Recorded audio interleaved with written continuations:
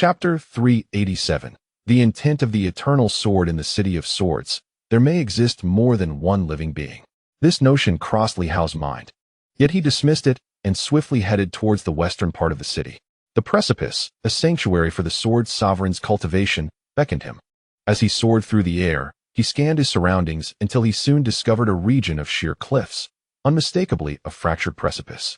Ascending with haste, he reached the summit where a faint essence of sword intent lingered, undying for 100 millennia, enveloping the entire cliff. However, it was not the sacred ground he had envisioned. It appeared rather simple, unadorned, merely a broken cliff with a hint of sword intent, lacking any extraordinary features. As Li Hao approached, he quietly attuned himself to the pervasive sword intent, finding it similar to the essence of the sword's sovereign he had previously comprehended.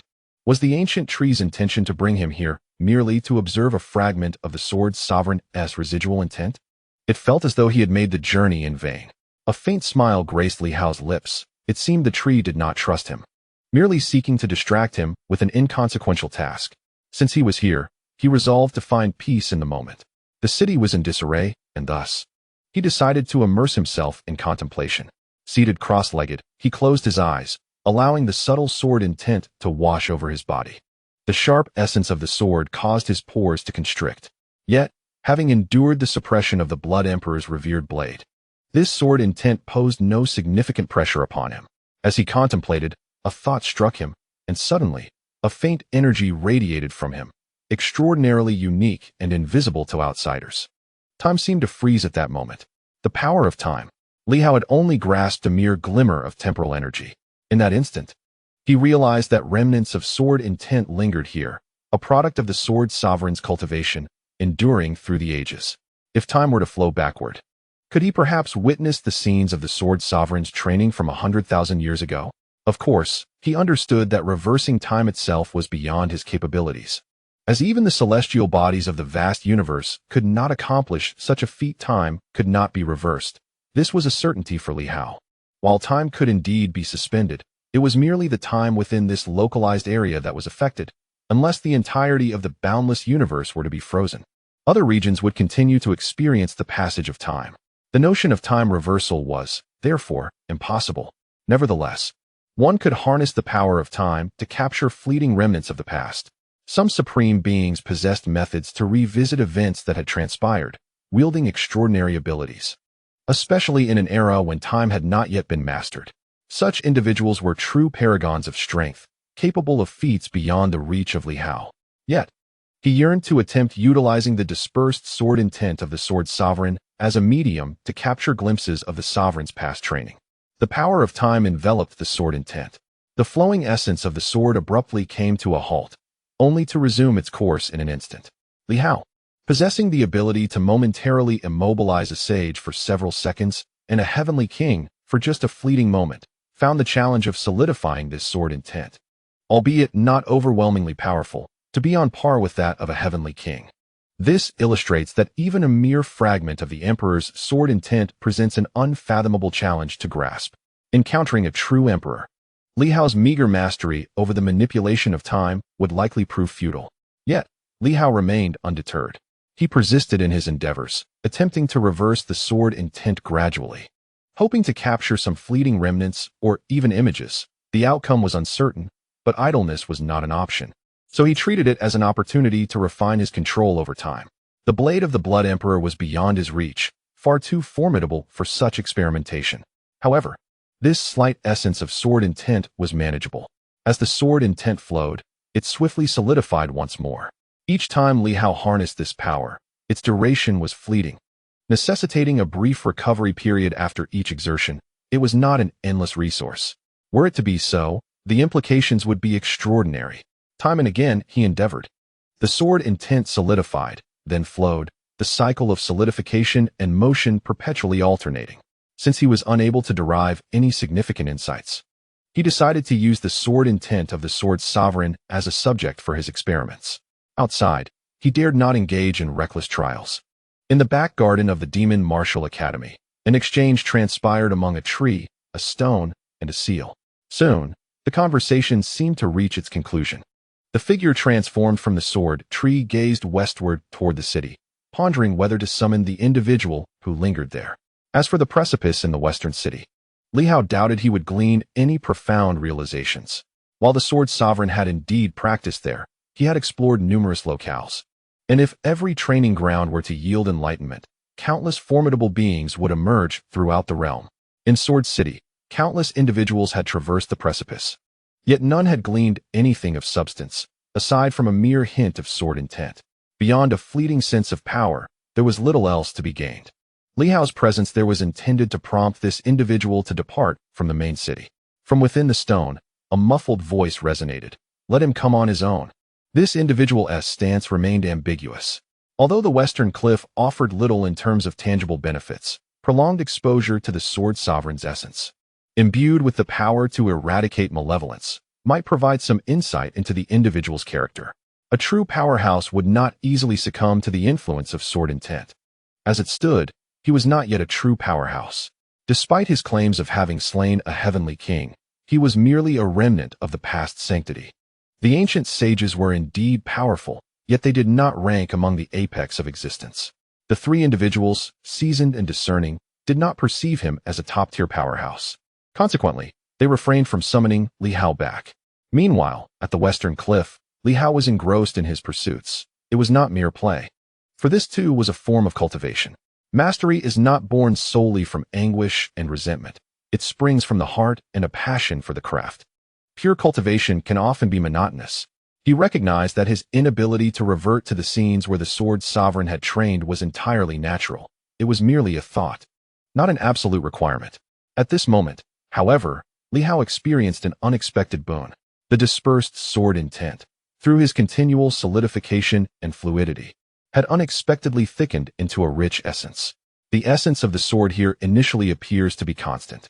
However, as Li Hao persistently solidifies the flowing energy, the sword intent intensifies, gathering in density. At first, it merely pricked the skin, but now, this flowing sword intent can actually pierce through the flesh. Is this even possible? Li Hao murmurs, pondering whether, if he were to infinitely cycle through this process and continually accumulate sword intent, he might ultimately restore the prowess of a sword sovereign's strike. Of course, by that time, he might find himself overwhelmed by the very intent he seeks to master. Yet, it seems Li Hao has stumbled upon something remarkable.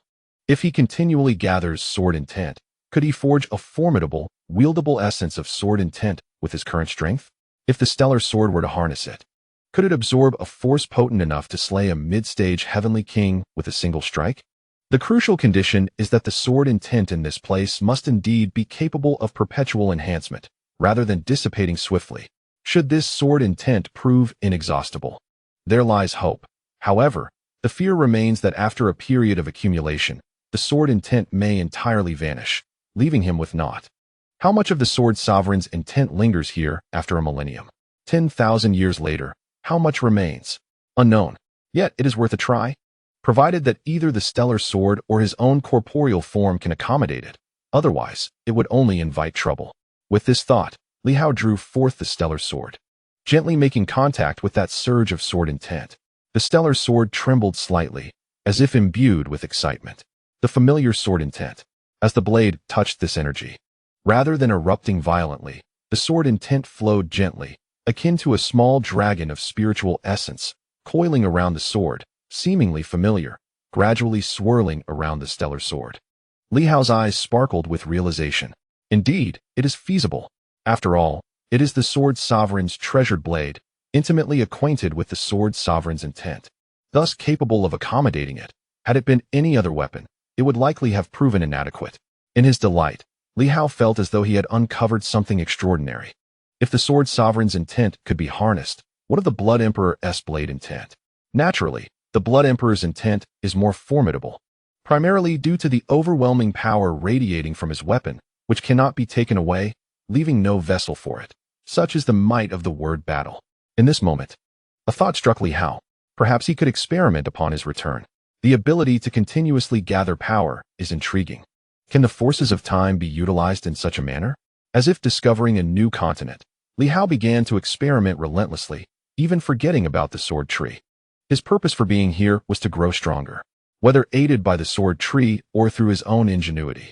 The ultimate goal remains the same: since there exists the potential to forge a mighty strike, perhaps even the complete essence of the sword sovereign, be it for use or comprehension, presents an opportunity.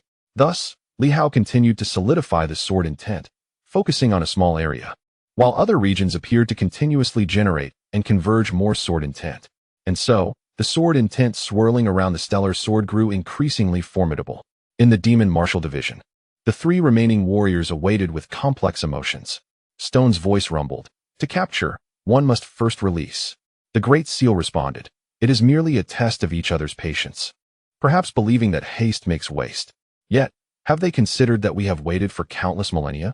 How could a young person endure as we have? Jianshu pondered for a moment and nodded. There is no rush. It has only been a day. At the precipice, there is truly no opportunity to speak of.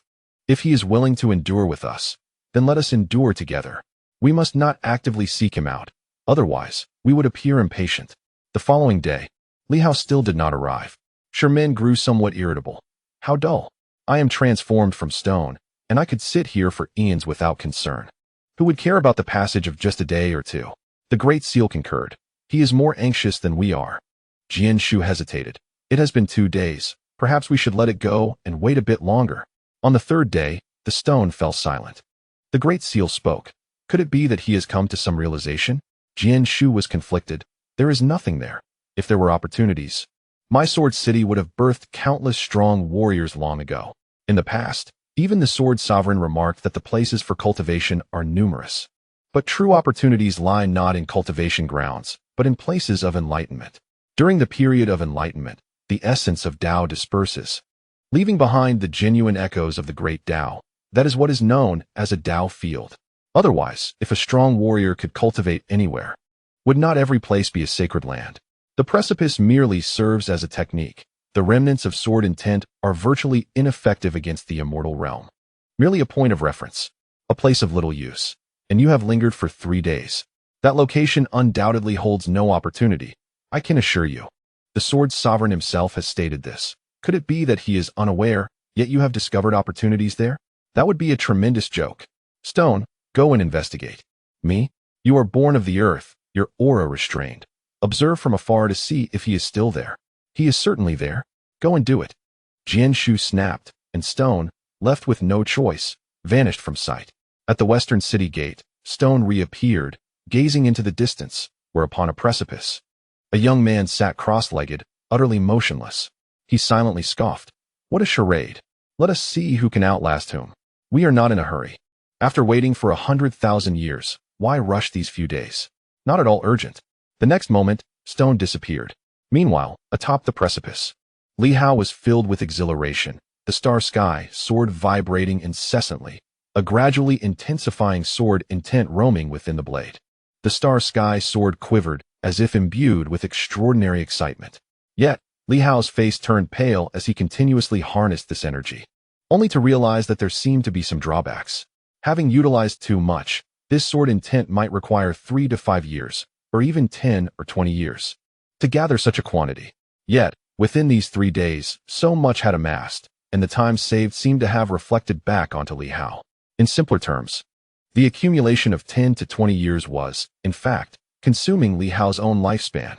It was as if he had waited 10 to 20 years here. So that is how it is, Li Hao murmured, his heart swelling with joy. This was only natural. Otherwise, if such power were truly mastered to perfection, it would be terrifying. Unrestricted usage could potentially freeze a person for millennia, yet doing so might result in severe backlash against oneself. It is merely a trivial span of 10 or 20 years. Presently, Li Hao is uncertain of how long he can endure. As his essence merges with the river of time, the question remains, how long can the river persist, and consequently, how long can he? The precise duration before he meets his demise at the hands of another is an enigma known only to fate. While he does not dare claim an infinite lifespan, Li Hao firmly believes he can outlast those saints. If they can endure for 100,000 years, how could he possibly perish? In this moment, the sword's intent grows ever more powerful, and Li Hao's gaze shines with clarity. It has all been worth it. Without uttering a word, he has discerned even the slightest influence of temporal power, a monumental gain indeed. The gathered sword intent now feels, perhaps, even mightier than his full-fledged assault. Moreover, It possesses an exquisite purity, imbued with the authority of a sword master. This singular strike might indeed have the potential to vanquish a pseudo-king, particularly those residing in Thunder City. Remarkably, only 3 days have passed. What if he were to continue this gathering? However, the sword intent that has emerged appears somewhat diluted, indicating that the sword intent here is not inexhaustible. The sword master may have trained in this locale, yet it is uncertain whether he has done so for an extended period. Perhaps seeking the next training ground of the sword master would yield a more rapid accumulation of sword intent. Nonetheless, for now, he must complete the gathering here first. Li Hao pays no mind to the sword tree and presses on. In the blink of an eye, 7 days have elapsed. At the western city gate, a stone, a tree, and a seal simultaneously materialize. The stone grumbles, "I am but a stone, not he. I have traversed back and forth 7 or 8 times. Yet that man has not moved an inch." In truth, they possess great patience and resilience, but the condition is that Li Hao had not previously visited this place. When the city is shrouded in silence, their endurance wanes, leaving them to languish slowly. Yet, with Li Hao's arrival, he speaks of cooperation to assist them in vanquishing their formidable foes. Though he verbally declines, his heart is stirred. Consequently, a certain man, akin to a cat, professes his feelings and proposes, only for her to respond with a request for consideration, after which he disappears without a trace. Such anguish is beyond the articulation of outsiders. One cannot approach to inquire, "You proposed, I accepted, yet you do not return?" At this moment, the 3 beings resemble such women. Li Hao has made his declarations and proposals, then abandoned them, leaving them to suffer in unbearable torment. Had he not confessed, would their hearts have been swayed? Yet, this scoundrel has proposed. What pretense of holiness remains? The 3 fragmented warriors are consumed with rage. Curse that scoundrel! The art of feigned neglect. What a charade! How fickle! They endure, determined to see who can outlast whom. After 7 days, Li Hao appears somewhat haggard compared to a week prior, weariness evident in his eyes. Yet his spirit remains remarkably vibrant. At this moment, the celestial sword quivers incessantly. The surrounding sword intent seems to have been entirely concentrated and extracted. Previously, the sword intent remained unfettered, enduring for eons due to its perpetual flow. Yet now, that cycle has been severed and drawn forth. Over the course of these 7 days, it is akin to Li Hao having gradually extracted the essence of several decades. After all, this is merely a place of training for the sword master, not the sword master himself. Presently, the surrounding cliffs are devoid of any emerging sword intent. In the starry sky sword, the essence of the sword intent is remarkably sharp. Just how formidable is it? Li Hao did not attempt to wield it, but upon sensing its presence, as his spirit delved into the starry sky sword, he encountered an unparalleled strength that was almost overwhelming. Li Hao found himself compelled to forcibly suppress this sword. He sensed that this strike would surpass any previous bursts of power he had ever unleashed. It was reminiscent of that day when the emperor's blood erupted. A formidable being at the level of a heavenly king was instantly obliterated. The moon goddess, who had appeared that day, was no less powerful than a heavenly king. Yet she was annihilated in an instant. Had it not been for Li Daoheng's intervention, she would have surely been killed. This moment bore a striking resemblance to that experience. Li Hao was ecstatic. Although his own strength had not significantly increased, he had gained a formidable trump card. Moreover, there were no hidden traps. This was the pure sword intent of the sword sovereign, and he could still grasp its essence. As a swordsman himself, he had previously found the sword intent too elusive to comprehend, yet now he began to perceive the myriad pathways contained within it, destruction, rebirth, and a complexity that was overwhelming. He felt an urge to study it further, to apply the combinatorial methods from the Yuanping Chronicles, replacing the various sword intents with new principles to forge a true representation of the sword sovereign's essence. Perhaps this was the key to restoring the true nature of the sword sovereign's sword intent. In his exuberance, just as Li Hao was about to withdraw, a sudden crack echoed. He paused, turned his head, and in the next moment, he soared into the air. Just as he took flight, a thunderous explosion erupted. The precipice shattered instantaneously. Having lost the support of the sword intent, that cliff, which had already endured cycles of sword intent and barely maintained its balance, disintegrated in an instant. Boom! The deafening roar resonated as the cliff vanished entirely, giving rise to an even larger chasm. At that moment, the western cliff, the training ground of the sword sovereign, was inadvertently obliterated by Li Hao. Meanwhile, at the western city gate, 3 individuals were still lamenting the heartlessness of a scoundrel when the thunderous sound suddenly reached their ears. They turned in unison, and in the next instant, one of them exclaimed in astonishment, "How did the cliff explode? That is where the sword intent of the sword sovereign emanates. It shouldn't have shattered like this. Damn, what has that scoundrel done? Has he truly grasped something? Grasped what? Just a hint of sword intent. Did he deliberately destroy the cliff? Surely not. With his strength. To obliterate a cliff, he would need to unleash his full power, and I did not sense such an eruption from him. How peculiar. Could it be that he truly achieved something? A place that everyone has visited, yielding no results, and yet this newcomer, after merely 7 days, claims to have gained insights? Does he think we are fools? Is he the only one clever? Li Daoheng is astute. He too has visited the cliff and found nothing. After 7 days, he suddenly has insights? The sword tree declared, "This scoundrel is asserting his dominance." He deliberately destroyed the sword sovereign's training ground to demonstrate that deceiving him leads to this fate. Did he deceive us? He simply invited others to view the cliff. He never claimed there would be certain opportunities. The Great Seal, exuding immense authority, remarked, "Despicable." Regardless of whether this is the sword sovereign's place of enlightenment, it is undeniably a training ground of the sword sovereign, and yet he dares to destroy it so brazenly. As the words were spoken, a seal and a stone suddenly vanished in an instant. In the next moment, Li Hao emerged, soaring through the air, his smile radiating brilliance, albeit tinged with a semblance of frailty. Yet, his spirit was invigorated to an extraordinary degree. "Thank you for your guidance, Senior Sword Tree." The western cliff of the city, the sacred ground of the Sword Way, is indeed deserving of its reputation. The sword tree perceived this as mockery. How contemptible! However, at that moment, Li Hao was far from being sarcastic. He was sincere. "Let me seek it out myself. I am uncertain how long it will take to locate this esteemed place of cultivation for sword masters. The sword intent is not overwhelmingly strong, and given the city's vastness, it is not so easily found. Such a kind soul. No, such a benevolent tree." This time, the harvest was substantial. The swordmaster's intent was merely a secondary gain. The key lay in Li Hao's deeper understanding of the power of time. For a full 7 days, he had been harnessing this energy, becoming significantly more adept.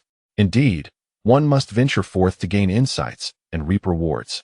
However, he felt remorseful, for in his overwhelming enlightenment, he had momentarily forgotten the existence of the cliff, resulting in its collapse.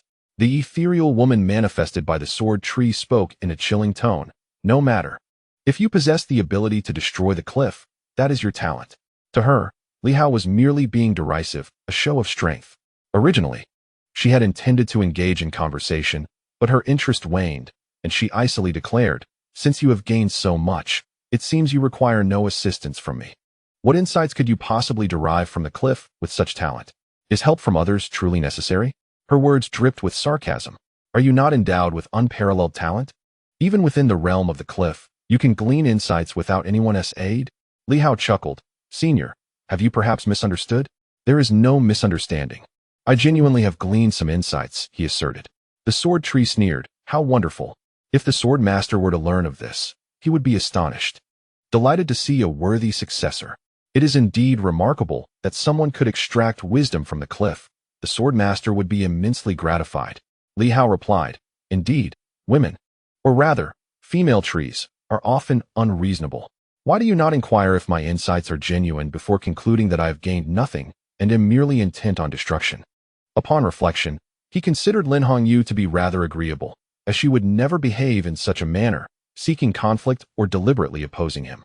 Li Hao chose not to elaborate further, offering a light laugh as the starry sky sword manifested, and with a gentle strike, he unleashed a blade of intent. Actions speak louder than words. Why engage in defense? The truth would reveal itself in action. As the sword was unleashed, the very atmosphere shifted. In that instant, the entire sword city seemed to tremble slightly, while the concealed stone and seal quivered, manifesting simultaneously. The sword tree's form shook violently.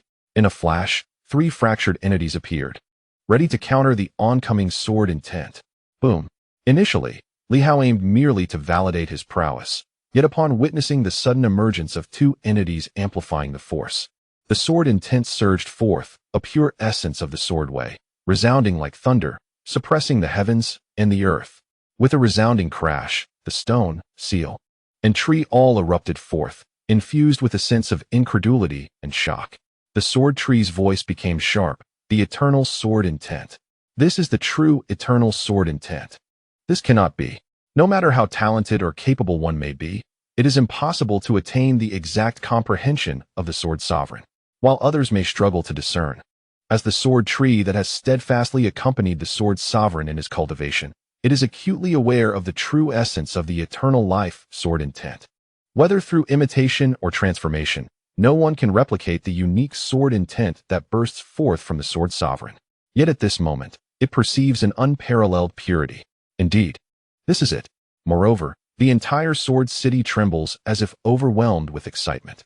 The stone and the seal also emit sounds of astonishment. The eternal life sword intent.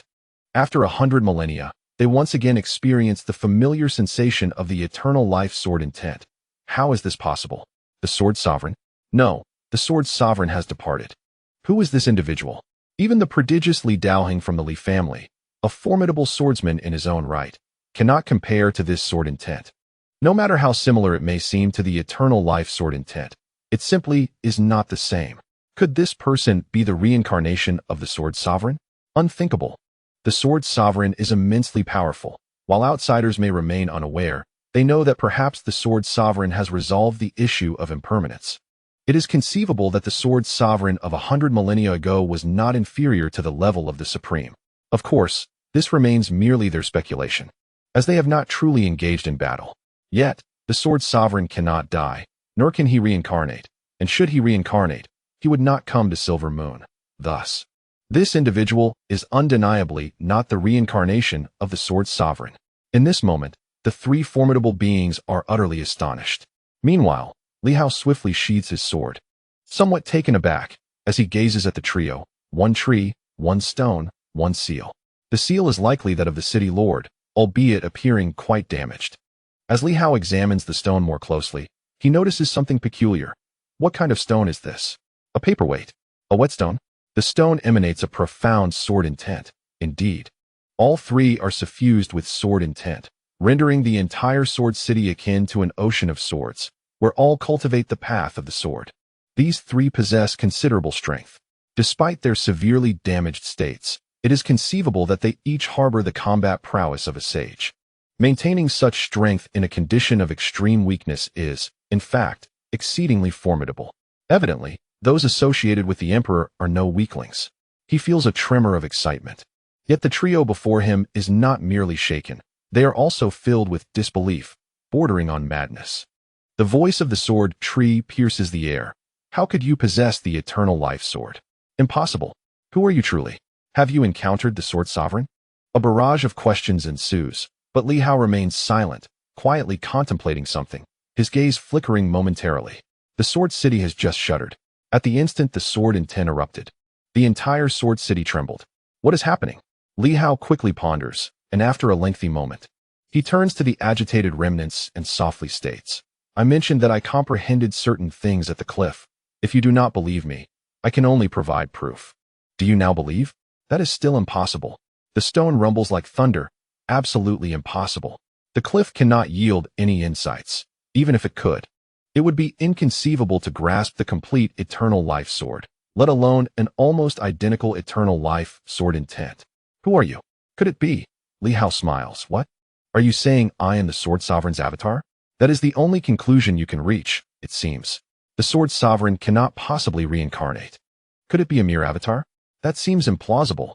The sword tree hesitated, inquiring, did you truly comprehend the essence of the eternal sword at the precipice? Even so, such comprehension is inherently personal. Who can truly replicate the entirety of the eternal sword? Do not deceive us with your insinuations, thinking we lack understanding.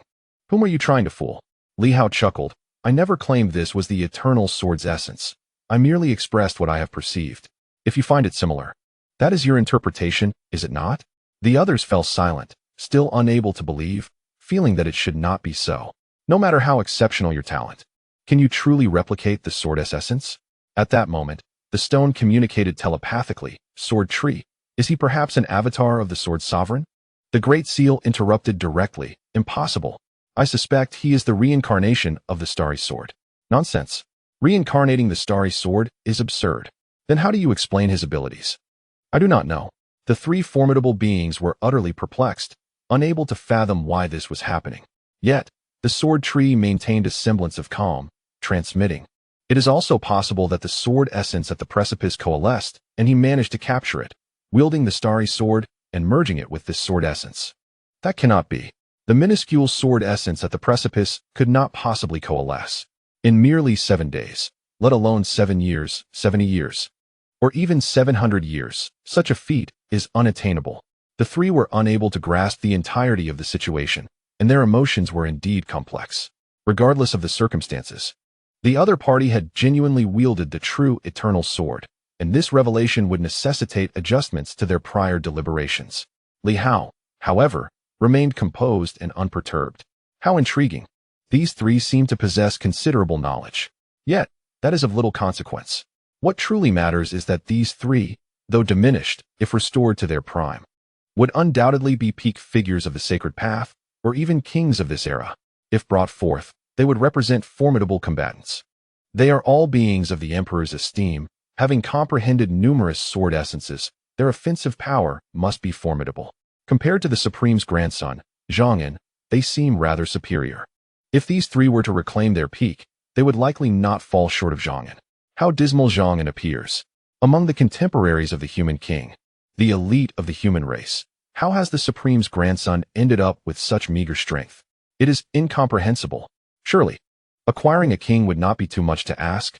Yet, contemplating the Book of the Tao, amidst the chaotic and numerous paths, perhaps this director Zhang is not as indifferent as he appears, but harbors grand ambitions? The will of the Supreme, the will of the human king, the will of the Blood Emperor, and the essence of countless top-tier experts have all been merged into the Book of the Tao. Does this individual aspire to ascend rapidly? Who can say? At present, the Book of the Tao seems average in strength, yet its potential is undeniable, provided that Zhong'an can unify these elements rather than disperse them.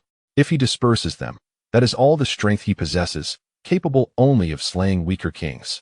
With such thoughts crossing his mind, Li Hao smiled and said, "Might I converse with the three of you? Or perhaps you could escort me to the true cultivation grounds of the Sword Sovereign, so that the eternal sword may once again grace the world."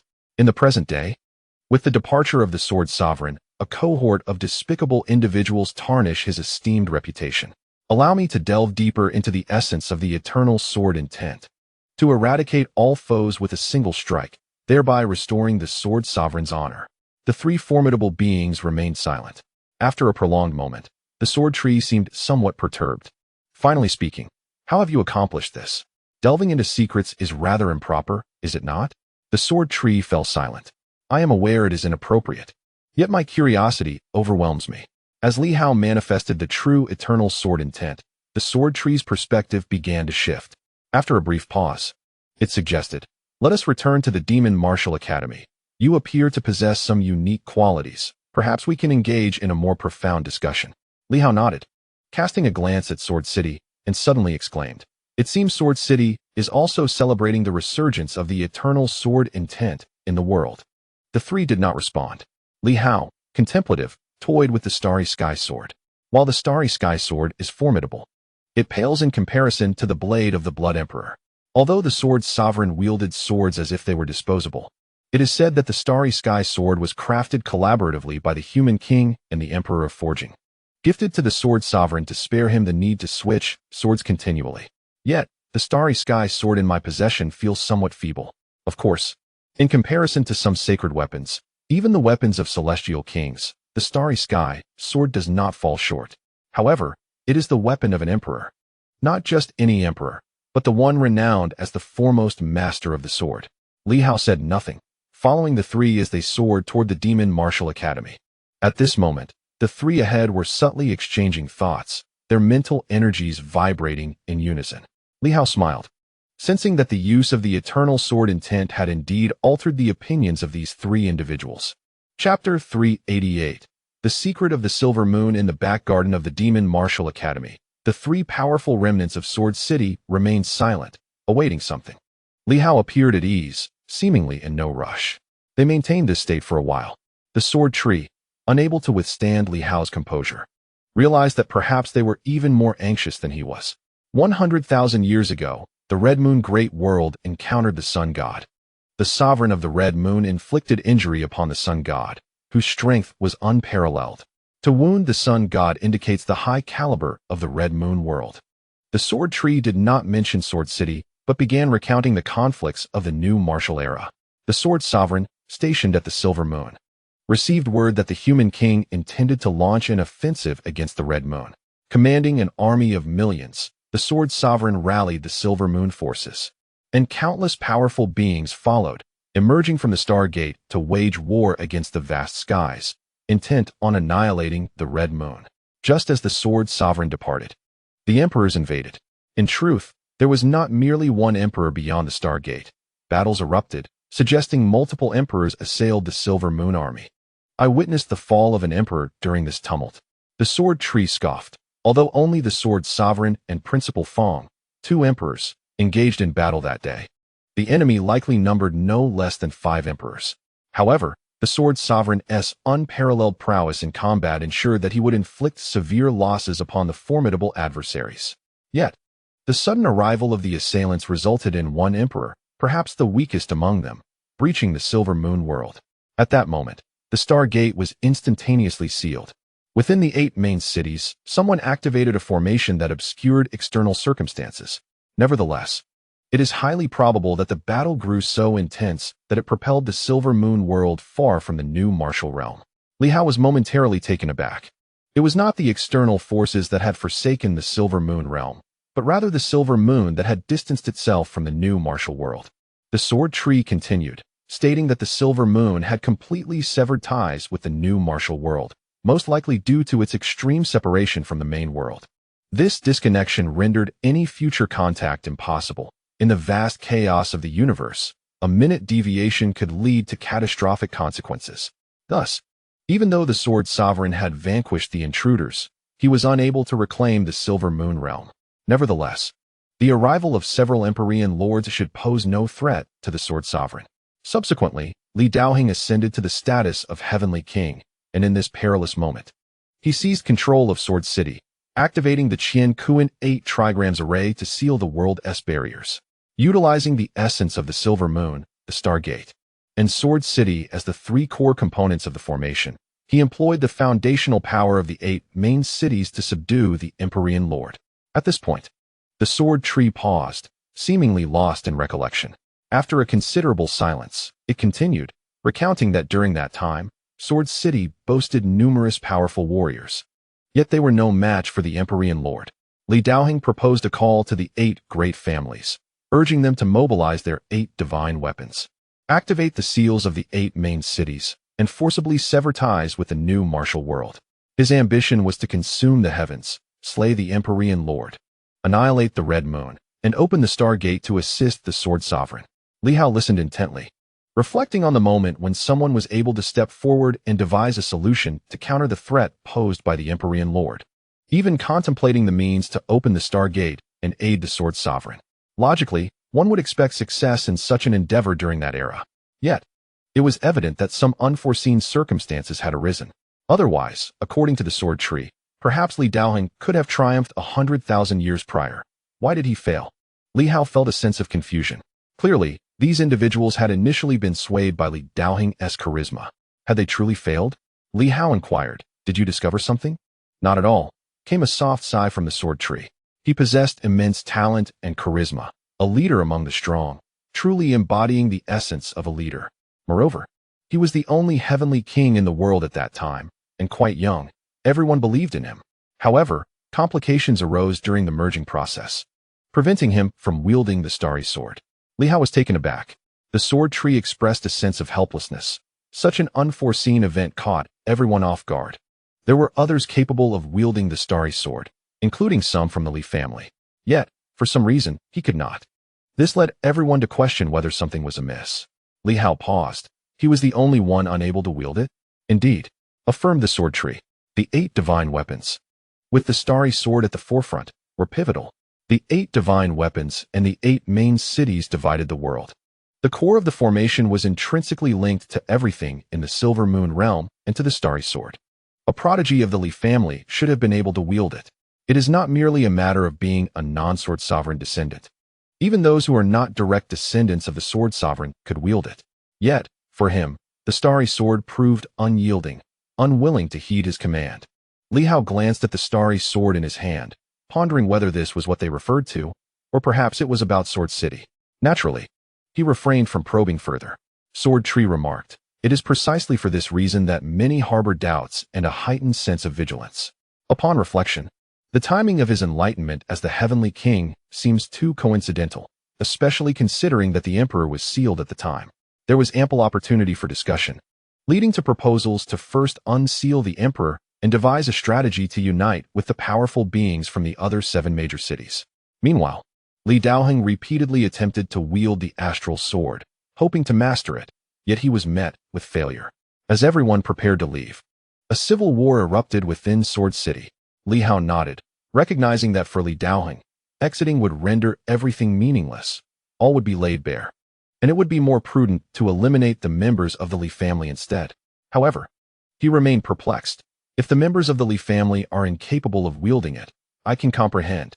Yet many among them can, and he alone cannot. Do you grasp the reason behind this? Why is it so? The Li family's bloodline had been directly instructed in the sword arts by the sword sovereign himself. Was it possible that the astral sword had a preference for its wielders? At that time, it was highly unlikely that the sword possessed any sentience or awareness. Such a notion seemed implausible.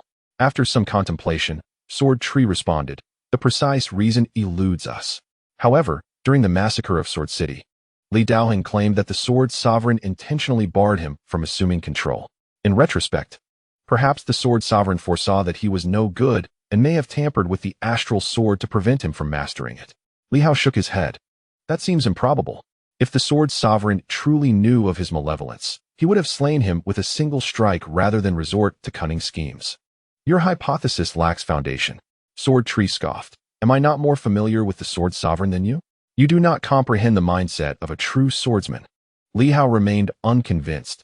Though you may be acquainted with the sword sovereign, based on the fragments of knowledge I possess, he is decisive in his actions.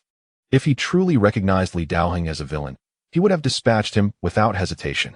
Li Daoheng could not have displayed his treachery in the presence of the sword sovereign. Perhaps he harbored ambition and intellect. But the sword sovereign would discern a heart that is not pure. He concealed his intentions well, and thus, prior to this, Li Daoheng would not have revealed anything that would draw the sword sovereign's attention, nor would the sovereign have left any deliberate traps within the astral sword. These individuals or creatures fail to understand the mindset of the sword sovereign, yet Li Hao does. Naturally, he interprets it through his own lens. Were he in a similar situation, he would not hesitate to eliminate someone with ill intent.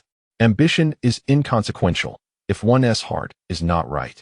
A swift strike would suffice, leaving behind any semblance of a trap for those with ambition, like Qian Wuliang, seems unnecessary.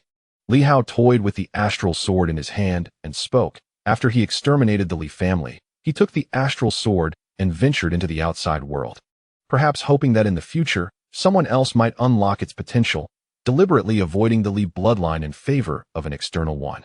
He seeks to understand why he is unable to wield it. Upon further reflection, it is possible that there are others beyond my family lineage who have once possessed the astral sword. Perhaps he conducted numerous experiments on various individuals in search of commonalities. As for why the other party could not wield the Starry Sky Sword, who can say? In truth, I too was initially unable to do so. Only the 5 animals secret technique could grant such ability. This technique is inherently linked to the new Tao. So, does this imply a connection to the new Tao? However, some members of the Li family were able to wield it before, yet they did not master the new Tao. Upon reflecting on this, Li Hao suddenly inquired, were there any distinguishing traits among those members of the Li family who could wield the Starry Sky Sword? Distinguishing traits? The Sword Tree was taken aback. They were all Li family members. What traits could there be? They all wield swords. Nonsense. Li Hao interjected, clarifying. What I mean is, when these Li family members wielded the Starry Sky Sword, what manner of usage are you referring to? The Sword Tree was momentarily perplexed. It's just normal usage. What kind of usage? Li Hao frowned, realizing he needed to articulate more clearly. as the intellect of the demon plant was rather limited. I mean, did they exhibit exceptionally formidable combat prowess when wielding the Starry Sky Sword? No, the Starry Sky Sword is merely a symbol. Nonsense. Li Hao retorted bluntly. The Emperor's sword is not merely a symbol. It is inherently powerful. Indeed, if it could be utilized effectively, I doubt they would struggle against Li Daoing. Thus, it appears that the so-called usage is merely a privilege bestowed upon certain individuals by the sword sovereign to activate the Starry Sky Sword. These individuals can wield it because of the sword sovereign's endowment, rather than their own capability. At this point, he continued, therefore, those who can wield it must occupy core positions within the Li family, individuals who are likely required to give orders in critical moments, correct? The sword tree pondered for a moment before nodding. Yes. Exactly. In truth, no one can wield the Starry Sky Sword except the sword sovereign himself. However, aside from him, there exists another group capable of wielding it, the practitioners of the new Tao. Li Hao suddenly exclaimed, I believe I am beginning to understand. Perhaps the emergence of the new Tao is indeed related to the sword sovereign. His refusal to consume the silver moon signifies a grander ambition. He seeks to cultivate the new Tao under the guise of unifying all paths. Yet, at that time, he had not achieved complete success and was confronted with war. It is not that Li Daoing is incapable of wielding it. Rather, the sword sovereign did not grant him such authority. However, once someone comprehends the new Tao, they may indeed be able to wield it. This has little to do with talent or bloodline. Li Daoing may have realized this later. But it likely took a considerable amount of time, perhaps even after I had acquired the ability to wield it. He grasped this connection to the 5 animals secret technique, which indeed pertains to aspects of the new Tao. My own teacher, having drawn from the wisdom of ancient and contemporary paths, merged them into a singular essence, forming a nascent version of the sword sovereign's unification of all paths, albeit in a rudimentary form. Yet, inadvertently, he aligned with this unification, giving birth to the 5 paths unification. Thus, he unlocked the gateway to the new Tao. The 5 paths unification pales in comparison to the brilliance of the sword sovereign, akin to the flicker of fireflies against the grandeur of the sun and moon. Nonetheless, it is indeed a nascent form.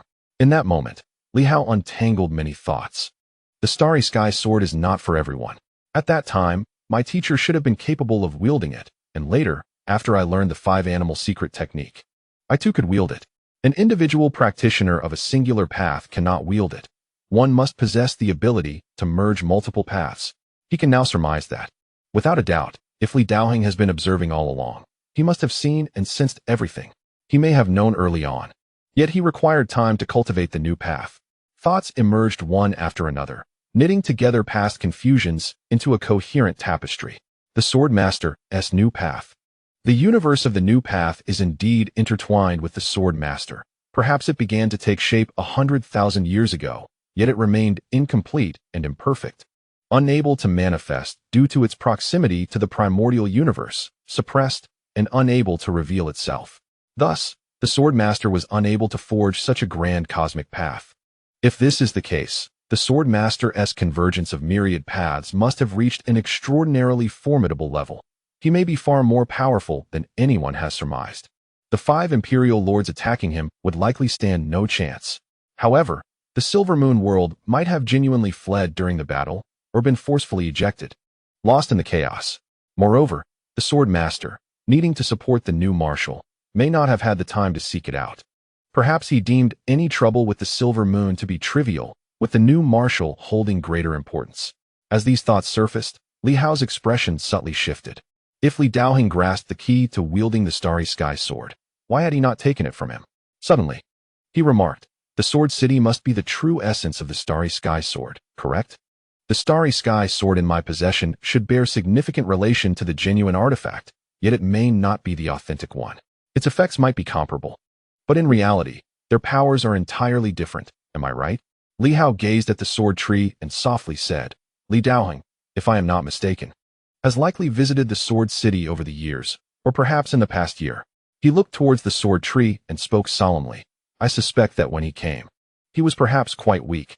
He began to cultivate the new path. He may have even experimented within the Sword City, attempting to seize control of it. Prior to this, there must have been several eruptions of sword energy, causing the Sword City to tremble. The 3 powerful beings remained silent, visibly astonished.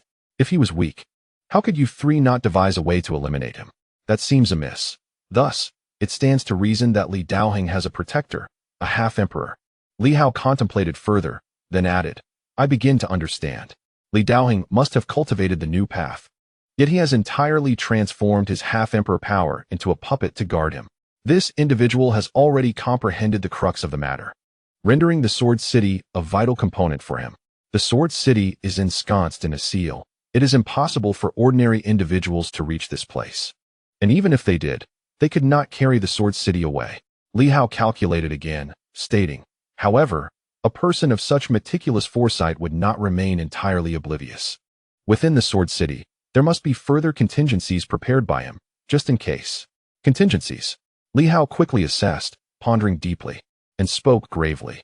There must be a crucial place within the city, the core of the Sword City, which he has either sealed or embedded something within. For the past 100,000 years, it is improbable that you three have merely restored this little bit. I suspect that you three have attempted to enter a certain area, only to be repelled, even suffering severe injuries.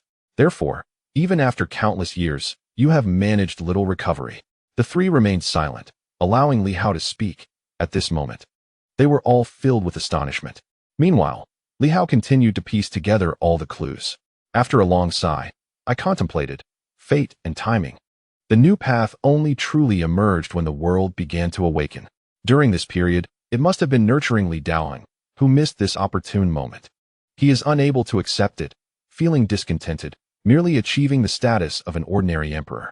Thus, he has been waiting for the emergence of the new path. Perhaps he has already discerned the truth. However, his understanding of the new path is still quite limited.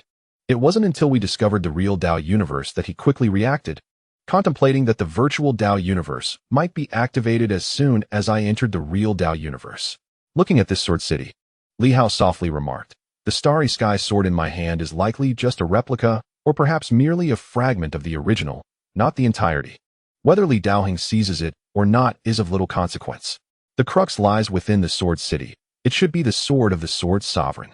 Upon this realization, Li Hao continued, therefore, the starry sky sword in my possession may serve as a key to unlock the true starry sky sword. Moreover, he has also indirectly tasked me with gathering the other 8 divine weapons along with the 8 main cities. This individual is quite proud. Li Hao murmured, the pivotal elements of the entire Silver Moon lie within the 8 main cities, the 8 divine weapons, the Dao universe, the Crimson Moon Sovereign, and the Star Gates. Each of us will collect a portion. Ultimately, his goal is simple, to defeat me. Consequently, everything within the Silver Moon will be assimilated into himself. In doing so, his achievements would undoubtedly surpass those of ordinary emperors, for such an opportunity is beyond the reach of the mundane. If emperors are indeed stratified, upon his success, he might ascend to the ranks of the top-tier emperors, second only to the likes of the human sovereign. He monopolized the conversation. The 3 remaining warriors stood there, momentarily at a loss for words. Li Hao, however, chuckled, somewhat resigned. I suspected that the Li Daoheng I easily outmaneuvered before was likely not the genuine article. The one thing he perhaps did not anticipate was the passage of time. Reflecting on this, Li Hao added, the Blood Sovereign is the reincarnation of the War Heaven Emperor. Let us not dismiss this. The Blood Sovereign has indeed visited Silver Moon. Did he come to see the Sword Sovereign? He did. Has the Blood Sovereign ever mentioned a desire to resurrect something? This remains unknown. The Sword Tree was somewhat flustered. It initially held the initiative, but now could only respond passively, as much of what it wished to convey had been articulated by Li Hao. Li Hao pondered for a moment, and then said, you have been in Silver Moon for quite some time. Were you present during the Eightfold Heavens? Indeed. We had just arrived with the Sword Sovereign. Li Hao nodded again. Was it not after the Eightfold Heavens that Silver Moon saw the emergence of the Great Departure? Or perhaps not the Great Departure, but rather a primal martial artist who occupied the north? Yes. Li Hao nodded once more. At that moment, the mysteries of Silver Moon seemed nearly unveiled to him. Indeed, that individual had come to resurrect the existence within the sword. The Blood Sovereign's schemes were merely temporary, not aimed at the Crimson Moon or anyone else, but rather to bring back the cat within the sword, harnessing a fragment of the world, gathering some faith power, and nurturing it with the formidable essence of the Blood Sword, while surrounding it with the energies of the 8 divine weapons. If the sword sovereign does not consume the heavens and the earth, then he shall take his time to nurture. However, should the sword sovereign devour the cosmos in an instant, it is conceivable that the world might erupt with formidable power in retaliation, perhaps even giving rise to numerous opportunities, potentially facilitating the revival of that cat. Yet, what kind of existence is it that even the emperor cannot revive? The Blood Emperor shares a close bond with the human king, who also cannot bring it back to life. Must it be confined to a lesser realm? This is somewhat perplexing.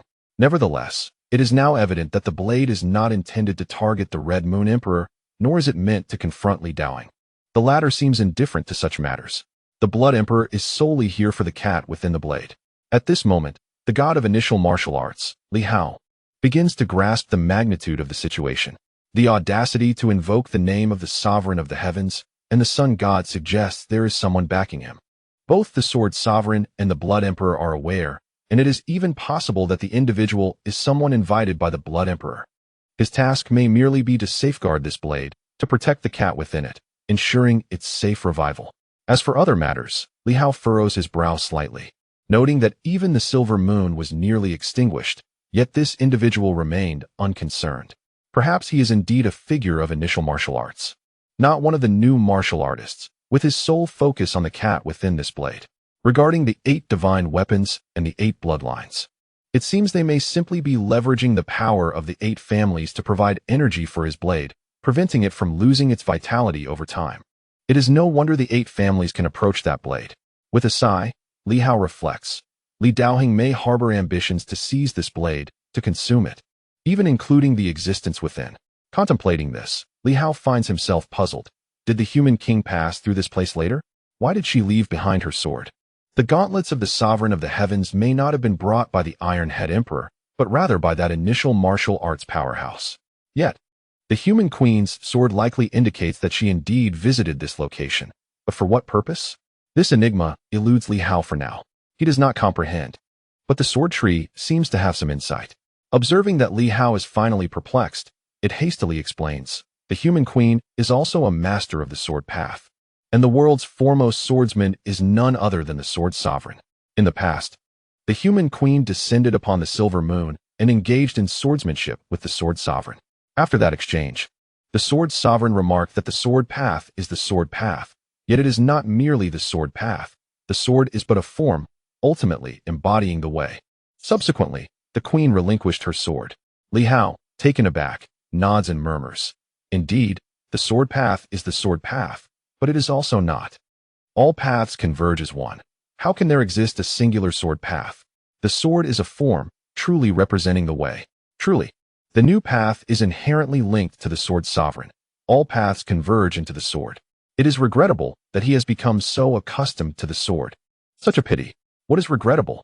The sword tree and others are momentarily bewildered, while Li Hao softly muses, "You do not understand." If only the sword sovereign were granted a bit more time, he might truly become a world sovereign, a master of the great way. In a meaningful sense, he could stand shoulder to shoulder with, or even surpass, the human king and others. Such a pity. Perhaps the sword sovereign is aware. Yet he is reluctant to sever ties with the new martial arts. In this moment, he begins to grasp a faint understanding. The sword sovereign may have already discovered a method to forge a new cosmic path. Yet this method likely requires a severance from the new martial arts. The sword sovereign had no choice. The sword tree and its companions exchanged glances once more. To be candid, they held an unwavering belief in the unparalleled strength of the sword master, even to the extent of rivaling the supreme. However, to entertain thoughts of matching the king of men, or even surpassing him, was beyond the wildest imaginations of these fervent followers. Was Li Hao merely flattering? It seemed inevitable that heaven is a sword, the Tao vein is a sword, and the galaxy is a sword.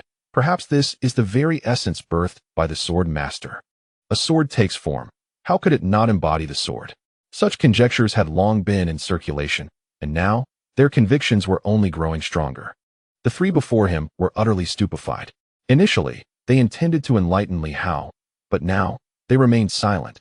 He had not posed any inquiries, and it appeared as though Li Hao had clarified matters for them instead. The irony was that many of the concepts he presented were, in fact, beyond their comprehension. The entirety of the silver moon was woven from 2 threads, one depicting the Sword Master's enlightenment and the other chronicling the Blood Emperor's revival of a cat. These threads did not interfere with the emergence of the Red Moon, yet they disrupted the plans of both individuals, resulting in the failure of their respective endeavors. The Red Moon universe truly wreaked havoc. At this moment, Li Hao seemed to express regret. Otherwise, on the day the Sword Master attained enlightenment and opened the grand cosmic path, the Blood Emperor's scheme would likely have succeeded, and both parties would have found joy in the fruition of their designs. Shaking his head, he lamented that the invasion of the Red Moon universe had led to the undoing of these two formidable beings. Li Hao felt a sense of pity for them. Despite the fact that the new Dao universe had ultimately benefited him, he mused that had the Sword Master forged it himself, the outcome might have been far more intriguing. The two parties may not have necessarily interfered with each other. The Sword Master sought to carve his own path rather than rely on what naturally emerged. However, the Sword Master's comprehension had progressed to such a degree that perhaps, over the years, he had indeed established a new Dao universe on his own. The Red Moon served as a pawn for the Red Moon Emperor, seeking to infiltrate the Silver Moon. For Li Hao, it was a means to weaken the Emperor while simultaneously striving to seize the Blood Emperor's treasured blade, the very cat itself. What role did Zheng play in this intricate web? He recalled an old ballad. The young master of the Zheng family drags his feet. If this refrain were to be disseminated by Li Hao, it would surely not be a mere casual remark. Perhaps there was genuine intent behind it. Who had Zheng hindered? The 8 great families. Or perhaps it was Li Hao himself. Or even others. This half-emperor, Zheng, only appeared increasingly foolish with each encounter. Yet could a foolish half-emperor truly attain such a status? How could he maintain a steadfast faction without any signs of upheaval? He had subtly protected the Red Moon all along, even indulging her. He was aware of the blade lurking beneath Starlock City. Yet he continued to permit the Red Moon's actions. The moment the flying sword immortal emerged from the city to save others was a result of his tacit approval. Perhaps he had long since realized that the flying sword immortal was, in fact, the Red Moon. Li Hao smiled, having discerned much, yet finding an increasing allure in the situation. He pondered the true nature of the young master of the Zheng family, and whom he had truly hindered. Unable to contain himself, the sword tree interjected, "Li Hao, what exactly are you saying?" Li Hao returned to his senses, shaking off his musings, and revealed a smile. "Sword City is a splendid place. My arrival here has unraveled many enigmas that had long eluded my understanding. My gratitude to you. Get lost." We scarcely exchanged a word. Li Hao chuckled. "What did Li Hao leave behind that has left you 3 in such dire straits?" Jian Shu remained reticent. At this moment, it was the stone that muttered, "You claim to know what he left without us saying a word?" Li Hao elucidated. "Li Hao must be aware of your existence. He has merely chosen not to eliminate you. You 3 are pivotal. One is the tree where the sword sovereign has long cultivated. Another is the sword grinding stone. And the third is the crucial city lord seal of the Sword City. In truth, he requires you to hone his sword. Over the years, you 3 have been tirelessly honing the very items he left behind, which essentially serve as tools for his sword refinement. The union of the 3 of you is a match made in heaven for polishing a treasured blade. A sacred weapon, when honed by your trio for 100 millennia, holds the potential to become an imperial weapon. The 3 were unable to accept this notion. Jian Shu, filled with indignation, retorted, "Nonsense. He could never have discovered our presence. In his eyes, the sword stone is but an inanimate object, the city lord's seal is shattered, and my Tao has been severed. Resurrection is utterly impossible." Hence, he could not fathom Li Hao's assertion. "We have honed Li Hao's sword for 100 millennia. This cannot be true." Li Hao spoke softly. "Consider this. Perhaps Li Hao does not wish to wield a sword forged by another. He may have concealed a sword of his own.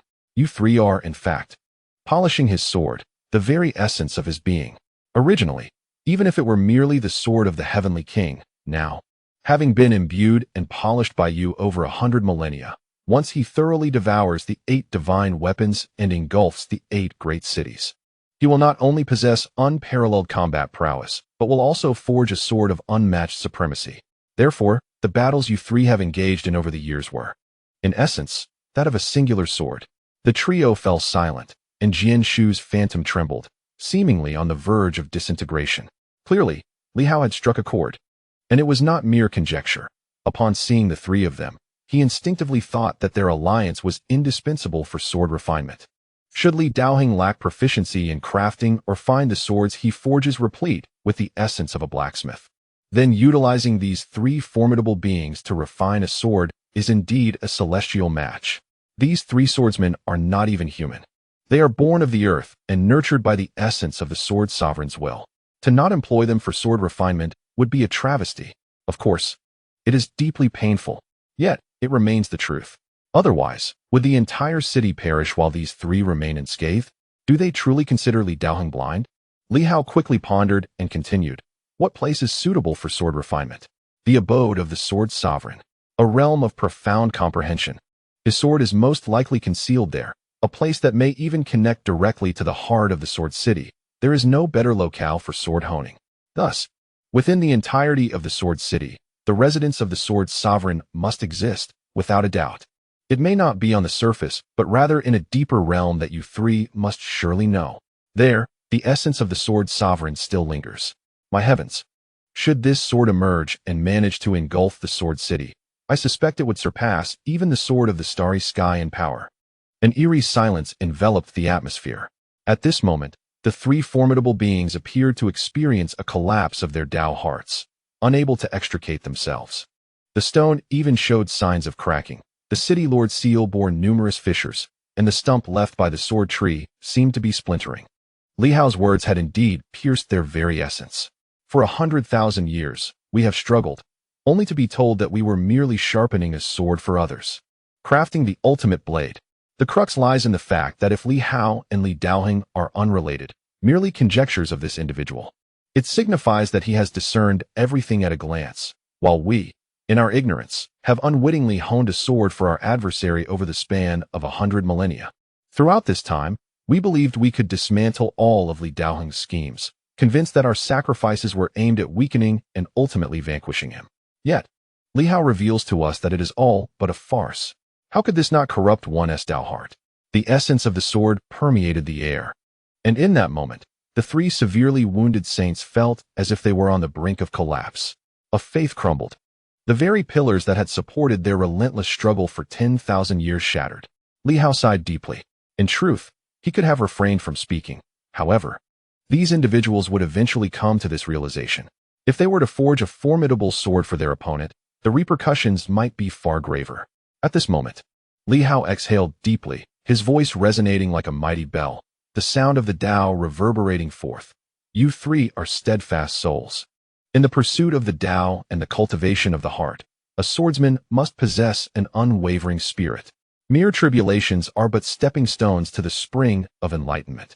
Their plans remain unfulfilled. Should they attempt to thwart these designs, seize his sword, and with it, slay him, they would only ensnare themselves.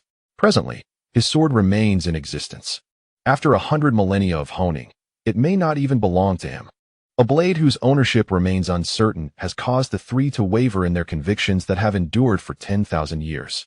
Should the swordmaster learn of this, he would surely be disheartened. The sound of the Tao reverberated. In that moment, the three began to awaken.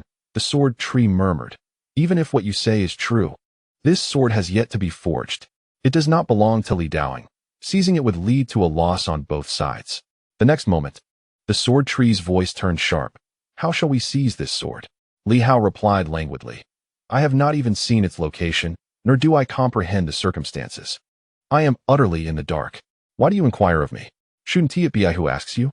Where is the sword master's abode? Where lies the sword? What is his strength? Does it possess spirit? The sword tree suddenly expressed profound bitterness. You truly discerned all this merely from our simple words?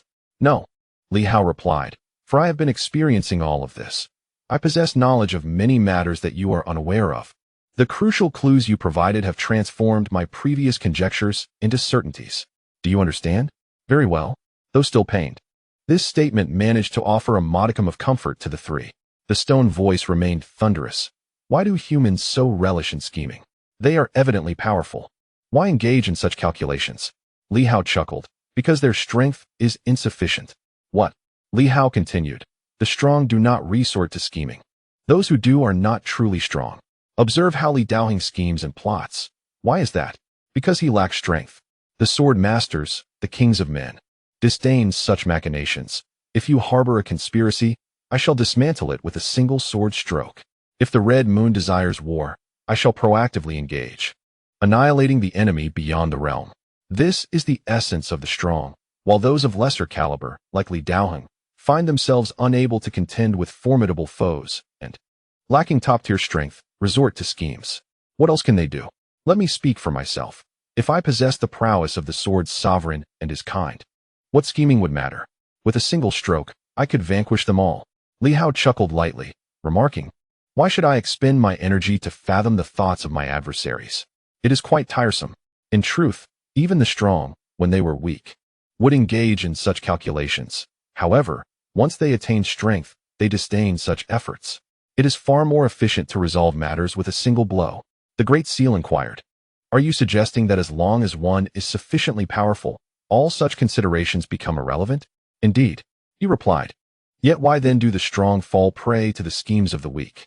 The Great Seal retorted, "The strong are indeed formidable, yet they can still be ensnared by the cunning of the weak. When they were weak, they too devised strategies. Why, upon gaining strength, do they become susceptible to the machinations of the weak?" Li Hao was momentarily taken aback, pondering deeply. How insightful. Perhaps it is because the strong have not yet reached their utmost potential. They grow complacent, believing themselves invincible, leading to their downfall. You, having traversed many trials, must comprehend this. Why do heroes emerge in tumultuous times? In chaos, everyone fears for their safety, prompting them to devise strategies. Why is it that such figures are rare in peaceful eras? Because they become complacent. The trio reluctantly accepted this reasoning. The sword tree then sighed.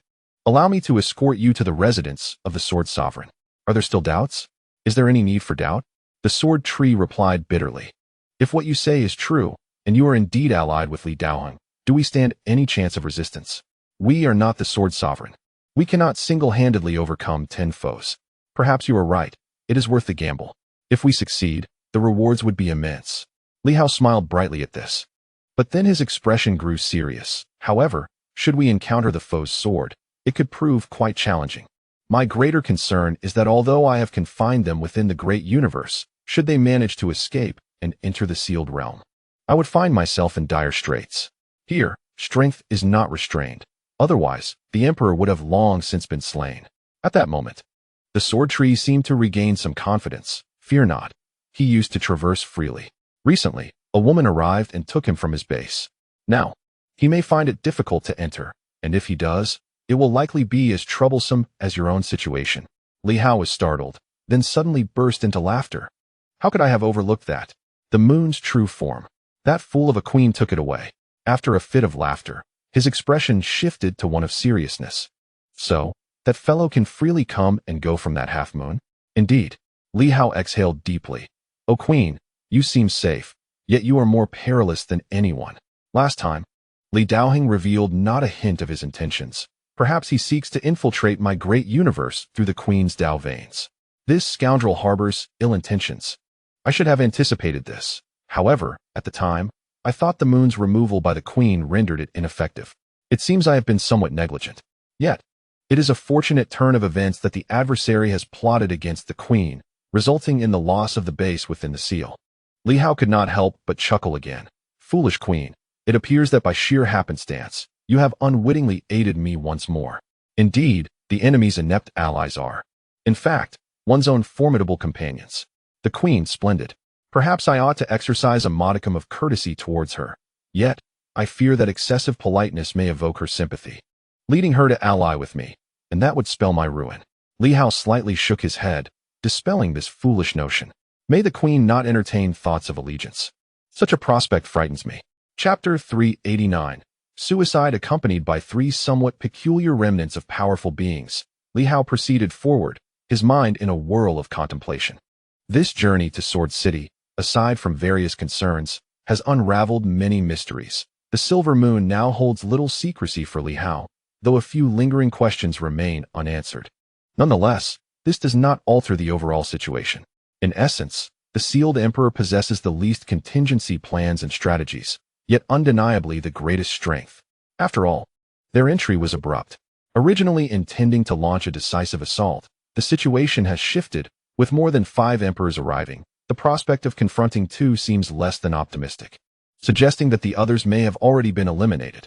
Beyond the Star Gate, it is highly probable that the new martial faction emerged victorious. Had the Red Moon triumphed, they would have long since infiltrated and counterattacked the new martial homeland. Only if new martial has prevailed might the front lines require the Sword Sovereign's support. Yet the Sword Sovereign has departed. Of course, all of this remains mere conjecture. The external conflict may have concluded long ago. What truly incites fear is the possibility that these individuals are still engaged in battle beyond the gates. This is not the troubling part. What is truly alarming is the prospect of a skirmish occurring just outside the Stargate. It is said that the flow of time and the chaos differs. Should 100,000 years pass here while merely days elapse outside, if those emperors are still embroiled in combat, bursting forth could lead to catastrophic consequences. Li Hao shook his head, almost amused by his own overthinking. Presently, myriad troubles abound within the Silver Moon, and here he was, pondering matters external to it.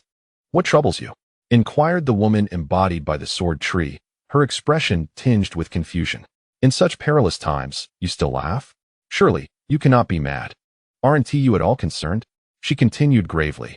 "That sword undoubtedly possesses spirit. We three have battled the opposing side for many years, and as you noted, they grow increasingly formidable while we diminish in strength. This sword requires no wielder. It possesses the power of a king, perhaps even greater. It may be that, according to your reasoning, it is simply allowing us to hone its capabilities, thereby enhancing its strength. A weapon imbued with spirit could indeed be regarded as a genuine cultivator. For instance, the Xuangu shield of the Wang family, which you must have encountered, exists at the level of the sacred path. In previous times, it was merely a sacred weapon. Now, do you believe this sword to be a king's weapon or a half-emperor's? Weapons lacking spirit, without a master to control them, are inherently feeble. Even a king's weapon or an emperor's weapon, such as the blade of the Blood Emperor, remains merely an emperor's weapon without a master. Though it may exhibit great strength when wielded, its true potential cannot be unleashed in solitude. The king should possess the hope of seizing it directly. However, if one possesses spiritual essence, akin to the fully enlightened ancient tortoise, the celestial soldiers embody the might of heavenly kings, while the sacred weapons represent the strength of saints. And imperial weapons may, in some instances, be slightly inferior to those of the same tier among human beings. Nevertheless, a heavenly king can undoubtedly contend with a saint. With the presence of spirit, one may be regarded as a true cultivator. Without spirit, however, it is merely a genuine weapon, requiring a master's manipulation. Li Hao nodded in agreement. Indeed, if it were true that only weaponry defined him, it indicated Li Daoheng's immense confidence. No one could seize this weapon from him. Such confidence suggested that this sword possessed at least the power of a heavenly king, which might be an underestimation of the opponent's capabilities. The mid, late, or even peak stages of heavenly kings were not out of the question. Presently, Li Hao had nearly completed the third integration of the Tao, mastering 108 meridians and 3 major circulations, placing him roughly at the late to peak stage of a saint. Of course, as a newly initiated Taoist, coupled with some clever tactics, he could handle a pseudo-heavenly king with relative ease. Thus, previous encounters with heavenly kings had been resolved through one-on-one confrontations. This exemplifies Li Hao's combat prowess. The initial stage of a heavenly king was not particularly formidable, compared to certain prodigies. Li Hao's ability to fight beyond his tier had always been underwhelming. It is said that ancient kings could engage in battles spanning several levels and still emerge victorious against formidable foes. In truth, Li Hao seldom fought beyond stages. At the peak of the late saint level, he had only engaged a few early heavenly kings. This perspective was inherited from his teacher, who had once advised that as long as one's realm is elevated, there is no necessity to fight beyond stages. As long as one plans effectively, one's opponents will always be of the same or lower tier. In terms of realm, one could easily overpower them. Consequently, Li Hao's battles have consistently been remarkably smooth. To date, the most perilous encounter he faced was during the conflict against saints at the Sun-Moon level, attacking the Boundless City, a time when there were no strategies left to devise. Today, his adversary is at least an early heavenly king. However, he now possesses a trump card, a sword imbued with the essence of true longevity. Yet, whether this sword can resolve the matter of another sword remains uncertain. Where exactly does the sword sovereign reside? Li Hao inquired. The sword tree gazed ahead, where devastation lay scattered amongst ruins, and replied, "The residence of the Sword Sovereign is concealed within the formation, to prevent disturbances and due to many seeking an audience with the Sword Sovereign. A formation obscures the dwelling. Furthermore, this abode connects to the genuine core of the Sword City. Is the Sword City truly the Stellar Sword? I cannot say." The Sword Tree shook its head, not deliberately withholding information, and explained, "The Sword Sovereign has not wielded a sword for quite some time. At the late stage of the new martial era, there has been little combat. The Sword Sovereign typically refrains from using a sword, and even when he does, it is usually the very sword you hold. However, under normal circumstances, it is employed primarily to guide some juniors rather than to engage in battle. Therefore, when you inquire whether the Sword City is indeed the Stellar Sword, I cannot provide you with an answer." Li Hao nodded slightly, no longer wielding a sword. At this level, indeed, a sword becomes a constraint. Everything can serve as a sword. Yet, Li Hao was resolute in his belief that the Sword City was, most likely, the true Stellar Sword. As Li Hao contemplated these matters, the three extraordinary beings were observing him, filled with curiosity. Despite previously feeling desolate at the thought of laboring for an enemy for eternity, even contemplating death, the words of this individual offered some solace. Now, witnessing their remarkable calmness, even sharing a laugh moments ago, I began to realize that perhaps it was not such a daunting situation after all. This fellow exuded an unshakable composure. Was Li Hao truly formidable? They had just engaged in a brief skirmish with him, and he did not seem overwhelmingly powerful, at least from their perspective. He was of comparable rank and strength, perhaps slightly superior. Did he truly remain unfazed? The Sword Tree refrained from questioning, but the stone, with a rather loud voice, inquired, "You are Li Hao, correct?" "Indeed," Li Hao replied with a smile, "but I have yet to learn the names of my three esteemed companions. Just call me Stone. I am known as Sword Seal. Everyone refers to me as Sword Tree. The name matters little." Li Hao nodded slightly, smiling as he remarked, "One must be open-minded. A name is merely a designation." Stone then probed, "Are you the most formidable among the human race in this era?" "That should be the case," Li Hao chuckled. "Perhaps there was one who could once stand shoulder to shoulder with me, but that is no longer true. Discounting the ancient ones, I believe I am the strongest. As for the queen, she has not proven a worthy opponent. Regarding the great Li King absorbing the bones, well, even if he has, he remains no match for me. Whether at the same level or slightly stronger, as long as one is not well-rounded in both martial and literary pursuits, there will always be a chance for miscalculations." The Sword Tree remarked, "You have only been cultivating for a year?" "Yes," Li Hao affirmed, adding, "However, one should not measure by mere time. The preceding 100,000 years, when the world lay in silence and the great Tao extinguished, can essentially be disregarded. They hold little significance. Some individuals ascend as the times change. Time is not the sole factor. Though my cultivation period is brief, I am disinclined to compare it in such a manner. It merely serves as a bargaining chip for those who doubt themselves. What is termed as 1 year of cultivation today may well equate to the past 100,000 years. This era is one of record-breaking achievements. With the revival of the world and the awakening of myriad paths, everyone possesses an innate Tao body, resulting in extraordinarily favorable conditions. The cumulative essence of 100,000 years begins to rebound, manifesting in remarkable ways. Stone questioned, "Do you truly have confidence? If not, should we not discuss strategies for coping? Shall we proceed without a plan? Are we simply to charge in?" He added, feeling slightly anxious from Li Hao's words. Li Hao maintained his smile. "Let us first observe. There is no need for haste. The opponent has yet to refine their skills, and given my current level, the likelihood of them launching a full-scale assault to eliminate us is low. At worst, we may sustain serious injuries, as long as we do not perish. We can always deliberate again." What kind of talk is that? Li Hao thought to himself, believing that mere theoretical discussions held little value. He simply needed to grasp the general situation of his adversary. Furthermore, did the three of you truly comprehend the nature of that sword? The intelligence you provided may not be entirely reliable. If I were to take it at face value, that would indeed pose a significant problem. Soon after, the four of them arrived at a somewhat spacious location, where the Sword Tree spoke. "This is where the formation resides." Li Hao activated his sword eye and nodded slightly. He observed a protective barrier enveloping the vicinity. Approaching a transparent section of the barrier, he pointed and asked, "Is this the entrance?" The three individuals gazed at him with eyes gleaming like gold. Coupled with his earlier display of the Sword of Longevity's essence, their emotions were now a complex tapestry. This was the hallmark of a sword sovereign, and if one were to assert that Li Hao was the reincarnation of such a being, they might indeed believe it. The sword's aura, the essence of the blade, and the sword he bore. You three, please proceed. Initially unperturbed, the trio now hesitated slightly. The sword tree casting a doubtful glance. Was he truly formidable? They had been fearless before, yet now a hint of trepidation crept in. Li Hao smiled and declared, "A swordsman shall forge ahead without hesitation. Let us advance." Upon hearing this, the three ceased their vacillation, emboldened by his words. The formation activated, and the three powerful beings seamlessly integrated into its fabric. Li Hao followed closely behind. There was no tumultuous upheaval this time.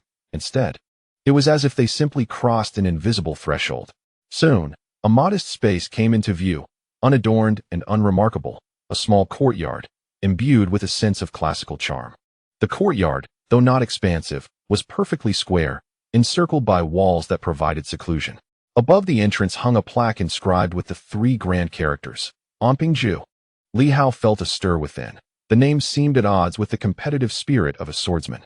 Beneath these characters, a faint line of smaller text emerged, barely legible. Only when he summoned the sword could he discern it, not seeking unmatched swords, but desiring an invincible longevity for the eternal ones. Invincible ones? Li Hao was taken aback. Such audacity. In the next moment, as if struck by a revelation, his heart trembled. The monarch of humanity. The audacious, imperious monarch. This must be their handwritten testament. Had the monarch once graced this place? It felt akin to the dawn of creation, where the monarch had sought to reclaim this world but ultimately relinquished it for the sake of the sword sovereign. Such grandiosity. Of course, the monarch possessed the gravitas to claim it. Ju. It did not yearn for the excellence of the sword path. Rather, it sought the sword sovereign's boundless longevity. The signature bore the weight of invincibility. Anyone who beheld this plaque would harbor but one thought. The inscriber was warning all to tread carefully, regardless of whom they were. Behind this individual stood an unmatched powerhouse. Should one wish to confront this person, they would have to face me. Such an audacious proclamation, declaring to the world that this individual was of utmost significance, where combat prowess mattered not, but longevity was paramount.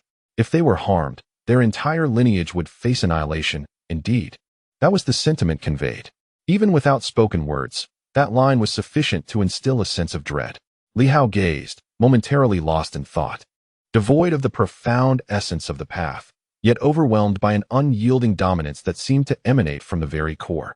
Dare you challenge the sword sovereign? He stood there, momentarily entranced. Dare you confront my mentor?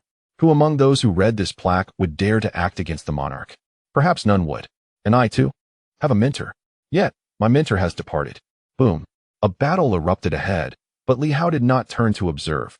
He remained transfixed by the plaque. In that moment, an overwhelming sense of anguish gripped him, a heart-wrenching ache he had previously wished to avoid. Yet now, he found himself adrift in a haze, lost in reverie. It is said that the sword sovereign and the human king supported one another through countless tribulations. In the South River Chronicles, it recounts the new martial era and the South River War, where the human king descended into the depths of the earth, risking his life to rescue the nearly doomed sword sovereign. In turn, the sword sovereign, in his unwavering commitment to protect the human king, confronted gods and Buddhas alike, leading the charge in battles across the realm, daring to draw his sword against the supreme. Subsequently, the human king entrusted his sister to the sword sovereign, tasking him with escorting her to another universe for refuge. Accepting this grave responsibility, the sword sovereign ventured into the chaotic unknown with Zhang Un and the human king's sister, standing vigilantly alone in her defense. Throughout their journey, fraught with challenges, the sword sovereign seemed to endure, unlike the supreme, who had perished once, only to be resurrected by the human king. In the entirety of the new martial era, few remained unscathed by death. An overwhelming tide of thoughts surged within him at this moment. The path of the great is devoid of compassion, yet it is not entirely indifferent. I failed to protect my mentor, while he unwaveringly shielded me, leaving me incapable of safeguarding him. In this moment, Li Hao felt a sense of disorientation from a mere line of text, perceiving the ancient human king as a true man of honor. And what of myself? As reflection swirled, a sense of loneliness enveloped him. He had lost many along his journey. Countless individuals who had cared for him, all departed. Human king, why does your writing evoke such self-doubt within me? A bitter pang of envy stirred within. In a fleeting moment of daze, he ceased to regard the words, realizing they bore no profound meaning, merely intended for adversaries to observe. He understood well. Could one truly leave traces for foes? It was merely a tool for intimidation. Who could breach the sword's sovereign's stronghold and behold those words? They would surely reconsider. Ahead lay the Tri-Remnant's great sword. In the courtyard, a long sword, reminiscent of the starry sky's sword yet distinctly unique, gleamed with an unsettling brilliance. At that moment, countless spectral swords emerged from every direction, encircling the three formidable figures.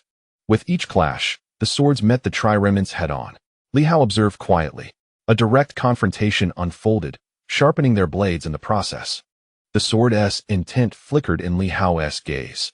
It was evident the blade was not exerting its full power, relentlessly engaging the three combatants, exchanging blows to refine its edge.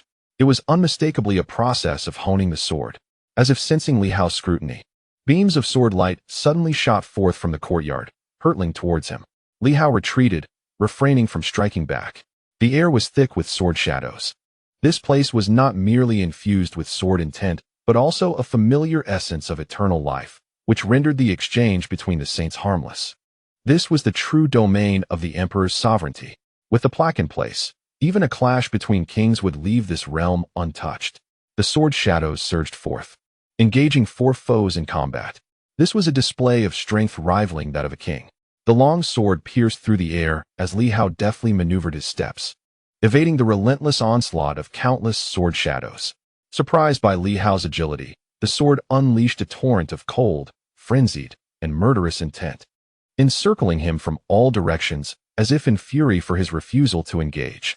Within the courtyard, three formidable beings continuously uttered shouts, yet the sword remained eerily silent, devoid of sound, as if it were merely a soulless entity capable of unleashing sword intent solely due to the formation's influence. With a series of sharp, piercing sounds echoing, Li Hao's eyes gleamed with intensity as he directed his gaze towards the small courtyard. In that moment, he discerned a golden sword, poised atop a meditation cushion, seemingly practicing like a sentient being. A tremor ran through Li Hao's heart. Suddenly, the sword on the cushion seemed to awaken, erupting with a fierce aura of slaughter. As if it had sensed his scrutiny, Li Hao's expression shifted, a sense of foreboding washed over him. Could it be that this sword had been refined by Li Daoheng into a separate incarnation? Retreat, he whispered urgently, extending his hand as the void shattered. Inside the room, the long sword struck out, sensing something amiss, intent on delivering a lethal blow to Li Hao.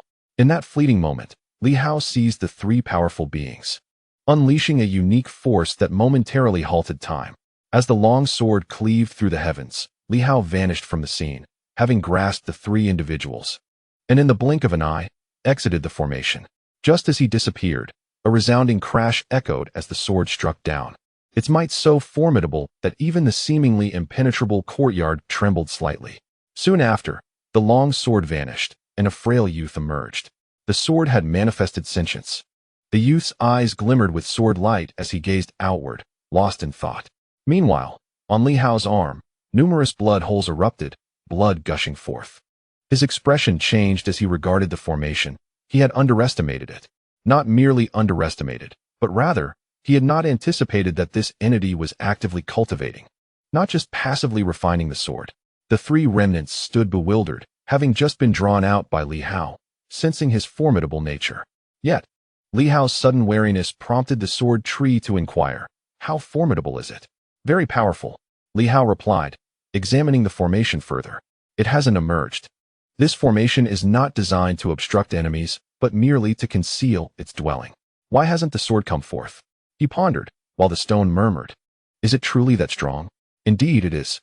As Li Hao spoke, a troubling sensation stirred within him, causing his expression to shift once more. "This sword isn't consuming the astral sword, is it? Why hasn't it emerged? Could it be that the sword city is being devoured? If so, this could lead to significant complications, far exceeding my expectations. At the very least, its power rivals that of the late-stage heavenly king, perhaps even the peak." Upon hearing this, the three remnants were instantly shaken. "Is it that powerful?" Although Li Hao had previously contemplated such speculations, could it truly be that formidable? What then? Despite having known Li Hao for less than a day, the three individuals presently regarded him as their anchor, which is a rather intriguing shift. Of course, they were oblivious to this change, and so was Li Hao. As he had grown accustomed to it, Li Hao swiftly began to calculate. This sword must be drawing upon the power of the Sword City. The residence of the Sword Sovereign is likely genuinely connected to the core of the Sword City. Within that abode, the essence of the Sword Sovereign pervades, and it is probable that the adversary has also absorbed much from it. This sword is more than just a sentient weapon. It is, most likely, a manifestation of Li Daoheng himself, capable of autonomous cultivation, something that is exceedingly rare among divine weapons. Even the old turtle struggles to grow stronger. Its only recourse is to be reforged. With its materials fixed, transformation necessitates the expertise of a master craftsman to recreate its essence, making it more powerful. And it must then devour vast amounts of primal energy or other forces to have any hope of advancement. What a treasure! Li Hao murmured. A divine weapon capable of self-evolution is a coveted dream for countless souls. The three remnants were nearly beside themselves with anxiety. You ought to devise a strategy to confront it rather than merely extolling its virtues. What good will that do? Can flattery vanquish it? Li Hao licked his lips and smiled, his laughter bordering on madness. Difficult to contend with, indeed. Have I underestimated this adversary? Are the three of you not terrified? The sword tree urgently interjected. Speak of serious matters. Confronting it is both arduous and straightforward. It may even lead to death. Just say it. Subdue the Emperor Sovereign. Understanding dawned on the three formidable beings in an instant. Their very essences trembled. Had another one gone mad? Li Hao chuckled. Let us test the mettle of the Emperor Sovereign. This is one aspect. Secondly, this sword is indeed challenging to handle. It may have even fused with the Sword City. I suspect it has already invaded it substantially. Only by delivering a severe blow to this sword and the Sword City will we have any hope of severing the connection. We must act swiftly. It has already sensed my presence. Although I may appear weak, it could swiftly emerge to trouble me. Li Hao felt a rush of excitement and anticipation. Let us hastily convene and prepare for action. I am curious about the true might of the Emperor Sovereign, even after a seal of 100,000 years. What strength does he still possess? You are mad. The sword tree could not restrain its roar. It will lead to annihilation. The true Emperor Sovereign is astonishingly powerful. If he were so easily dealt with, he would have been slain long ago, and we would not be in this predicament today. Li Hao licked his lips once more. No, I must test this. It is not madness. Rather, it is a probe. If this entity indeed is a manifestation, then there will be amusement to behold. Perhaps that individual will personally arrive. At this juncture, his eyes gleamed. Previously, the harm inflicted upon him was but a trivial matter. Should this sword be destroyed, he might truly be unable to restrain himself. With that, he swiftly turned to the others. How do we manipulate the Sword City to return it to its original state? The three spirits exchanged pained glances, each tormented by the question. Enough of this. The Emperor Sovereign. I cannot contend with him. Li Hao spoke candidly. If it were in the early, mid, or even late stages of the Heavenly King, I would still take my chances. However, at present, it seems that the opponent has merely tested the waters. They may indeed be on the verge of demi-empirical status, a level beyond my capabilities to contend with. I shall not risk facing them alone. The sword tree lamented. Is there truly no other option? Indeed, came the response, followed by a sigh. Currently, the sword seal can still control the Sword City, but will it retaliate to impede our progress? Li Hao shook his head. The probability is low. Yet there remains a slight chance. This individual may have entered a pivotal phase, one crucial for the devouring of Sword City. He chose not to elaborate further and turned his gaze to the Great Seal. We must act swiftly. Let us return to our original position near that esteemed emperor and, upon proximity, directly enter the realm of the Bagua array with a suicidal charge. The Great Seal trembled slightly, and in the next moment, Sword City suddenly began to fly back. Previously, due to Li Hao's presence, Sword City had been soaring deeper into the cosmos, distancing itself from the emperor. But now it was returning. In the small courtyard, the young man wielding the long sword seemed to sense this shift, furrowing his brow slightly. A formidable sword intent emanated from beneath his feet. Although he was inclined to step outside, he hesitated upon glancing at the small dwelling. To venture out would be to abandon years of endeavor. He had finally breached the core, and moreover, Sword City itself was in rebellion. Damn it! The youth, transformed into a sword, pondered incessantly. Who was this person? What energy was it that thwarted my instantaneous strike? Though not wielded with my full strength, my blow possessed the might of a heavenly monarch, yet it was effortlessly intercepted, as if the very fabric of space had solidified. Newcomers had indeed arrived at Sword City. He murmured to himself, his gaze shifting. At this moment, he could surmise who among the stars had ventured to Sword City. However, the last time his true form had visited was ages ago, and he remained oblivious to current affairs. He understood that this newcomer must be a product of that experimental subject or their lineage. Yet, the fact that they had truly entered Sword City was astonishing. In this critical moment, had heaven and earth conspired against him? Or was it a backlash from the remnants of the Sword Monarch? He uttered a low growl, tinged with anger. After so many years of tranquility, just as he stood at the brink of his most crucial moment, this individual had arrived. Now Sword City was on the move. Where could it be heading? To the Emperor's place of confinement? Could it be? If so, did they intend for us both to perish together? Thoughts raced through his mind like fleeting shadows. Should he step outside and eliminate these intruders? Or remain and pursue his own plans, ensuring they do not resort to self-destruction? The Emperor, the strongest among the Silver Moon. If Sword City truly surged into the fray, clashing with the Emperor, the outcome could be dire. Should Sword City completely consume the half-imprisoned Emperor, perhaps there would still be hope. Yet, a new idea struck the youth. If he could seize the opportunity to inflict a grievous blow upon Sword City, would it not facilitate its consumption? Currently, Sword City's resistance was formidable. Over the years, he had only managed a partial invasion and had not gained complete control. Otherwise, Sword City would not be moving at this moment. Amidst the flurry of thoughts, a smile unexpectedly graced his lips. The smile and Li Hao share an uncanny resemblance, exhibiting a certain madness, akin to the frenzied disposition of a gambler on the brink of a reckless wager. If by chance the Sword City were to endure a devastating blow, could I seize the opportunity to consume the true Starry Sky Sword? The hope is substantial, yet the peril is equally significant. Outside, Li Hao remained restless, his sword in hand, the essence of the blade swirling around him, poised for action should his opponent emerge to obstruct him, ready to unleash a full-force strike. However, after a considerable wait, silence prevailed. Li Hao felt no joy. After some time, he murmured, "Li Daoheng, is your clone so mad, so heavily inclined towards gambling?" He likely grasped the intentions of his adversary. Imagining himself in that position, faced with the choice of halting the refinement or taking a gamble, he pondered whether the Emperor's severe injury to the Sword City might allow him to successfully absorb it. Undoubtedly, he would opt for the latter. The latter might save him countless hours. Li Hao's expression grew grave. This individual was not unprepared, but rather equipped with the same intent as himself. Such an opponent posed a formidable challenge. "Follow me," Li Hao commanded, leading three powerful beings who quickly fell in line, their anxiety palpable. "Where are we going?" "This is Sword City, our most familiar ground. Where are you taking us?"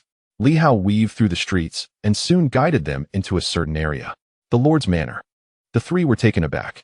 "What are we doing here?" Li Hao headed straight for the Grand Hall, and they hurriedly followed, still perplexed. Without uttering a word, Li Hao entered the main hall of the Lord's Manor and closed the doors behind him, declaring, "The Lord's Manor is typically the heart of the city. If our adversary decides to strike, they will undoubtedly target the manor first." The three spirits trembled. "We are aware of that. Is it necessary for you to mention it?" Li Hao continued, "The Emperor is usually exceedingly arrogant. I ask you, esteemed seniors, would you care to join me in a game of hide-and-seek?" "What?"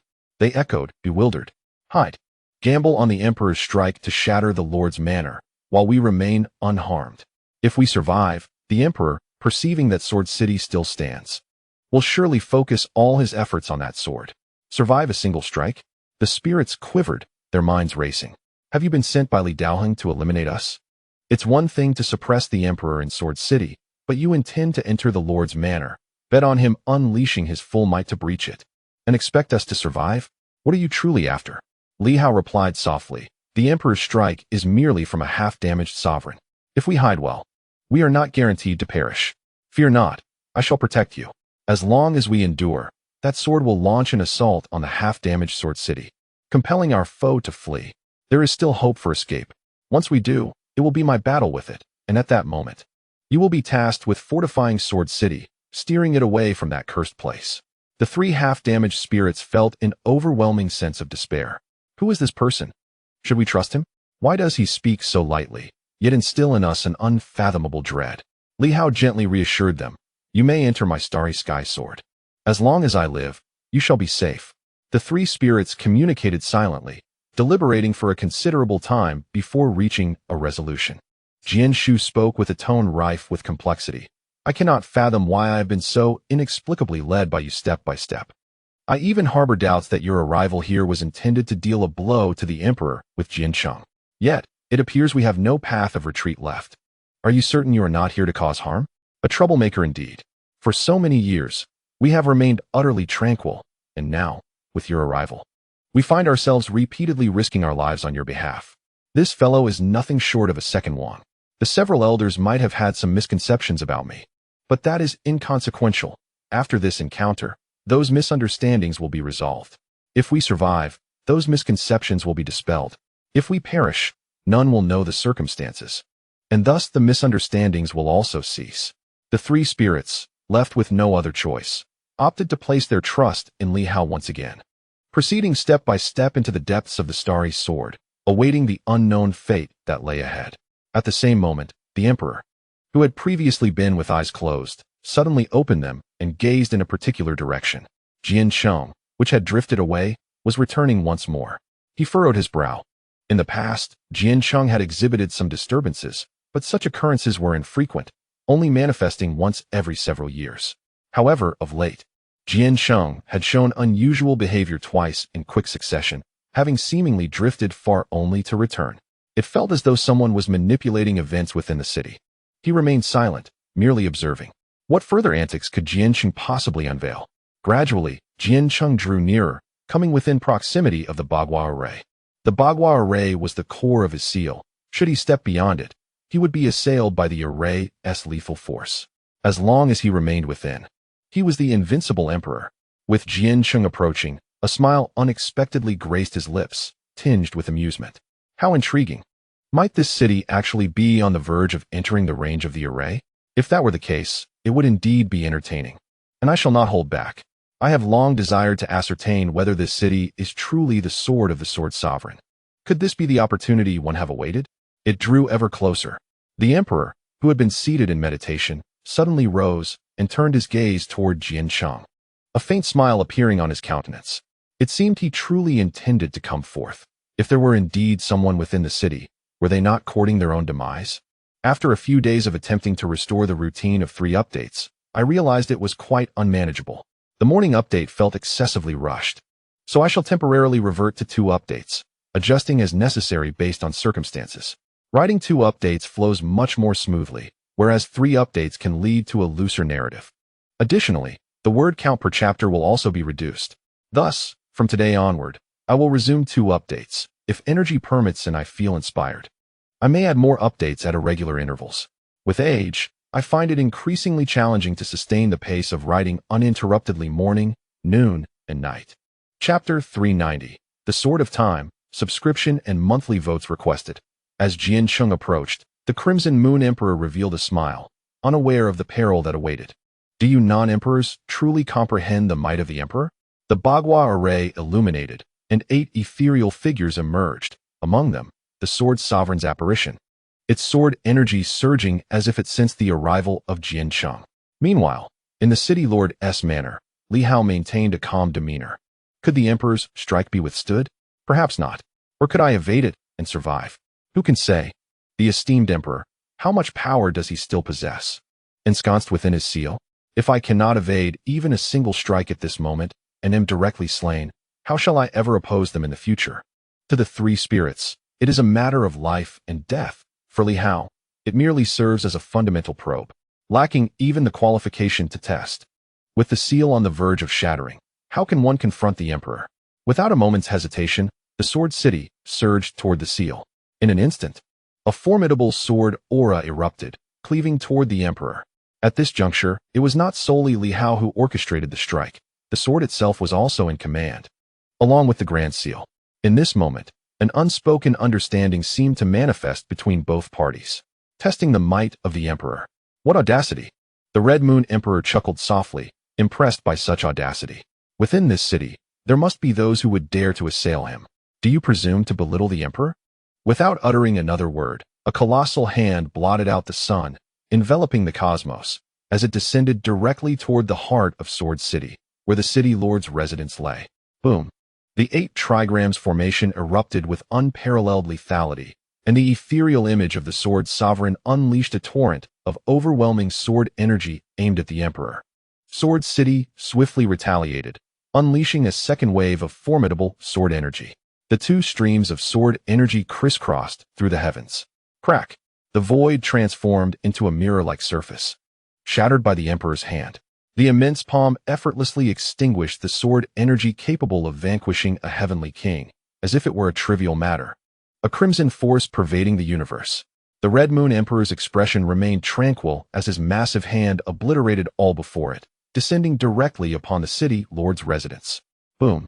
At that moment, a surge of sword energy ascended skyward as Li Hao swung his sword to cleave the heavens.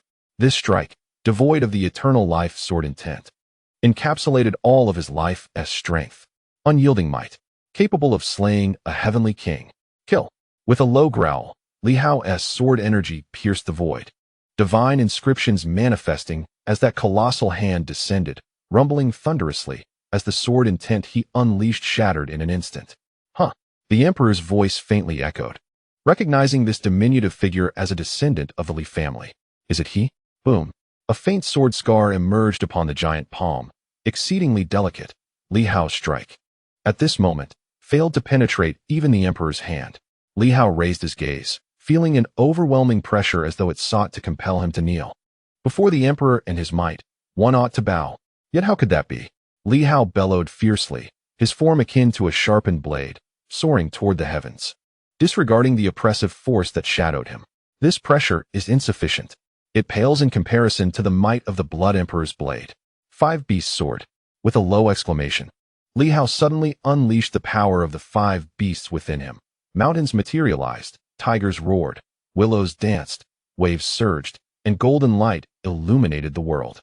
5 colossal dragons merged with the 5 beasts, embodying the 5 elements' path. Kill! Again, with a fierce shout, a sword cleaved through the heavens. Boom! Ants shaking the heavens, utterly unaware of their own insignificance.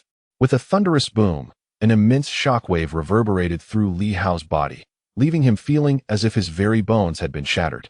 He was not merely evading. He was determined to charge forward and initiate an assault, like a mantis attempting to stop a chariot. His audacity took even the emperor by surprise, provoking a derisive smile. He had drawn his sword against the emperor. Such courage was commendable, yet alas, his strength was woefully inadequate.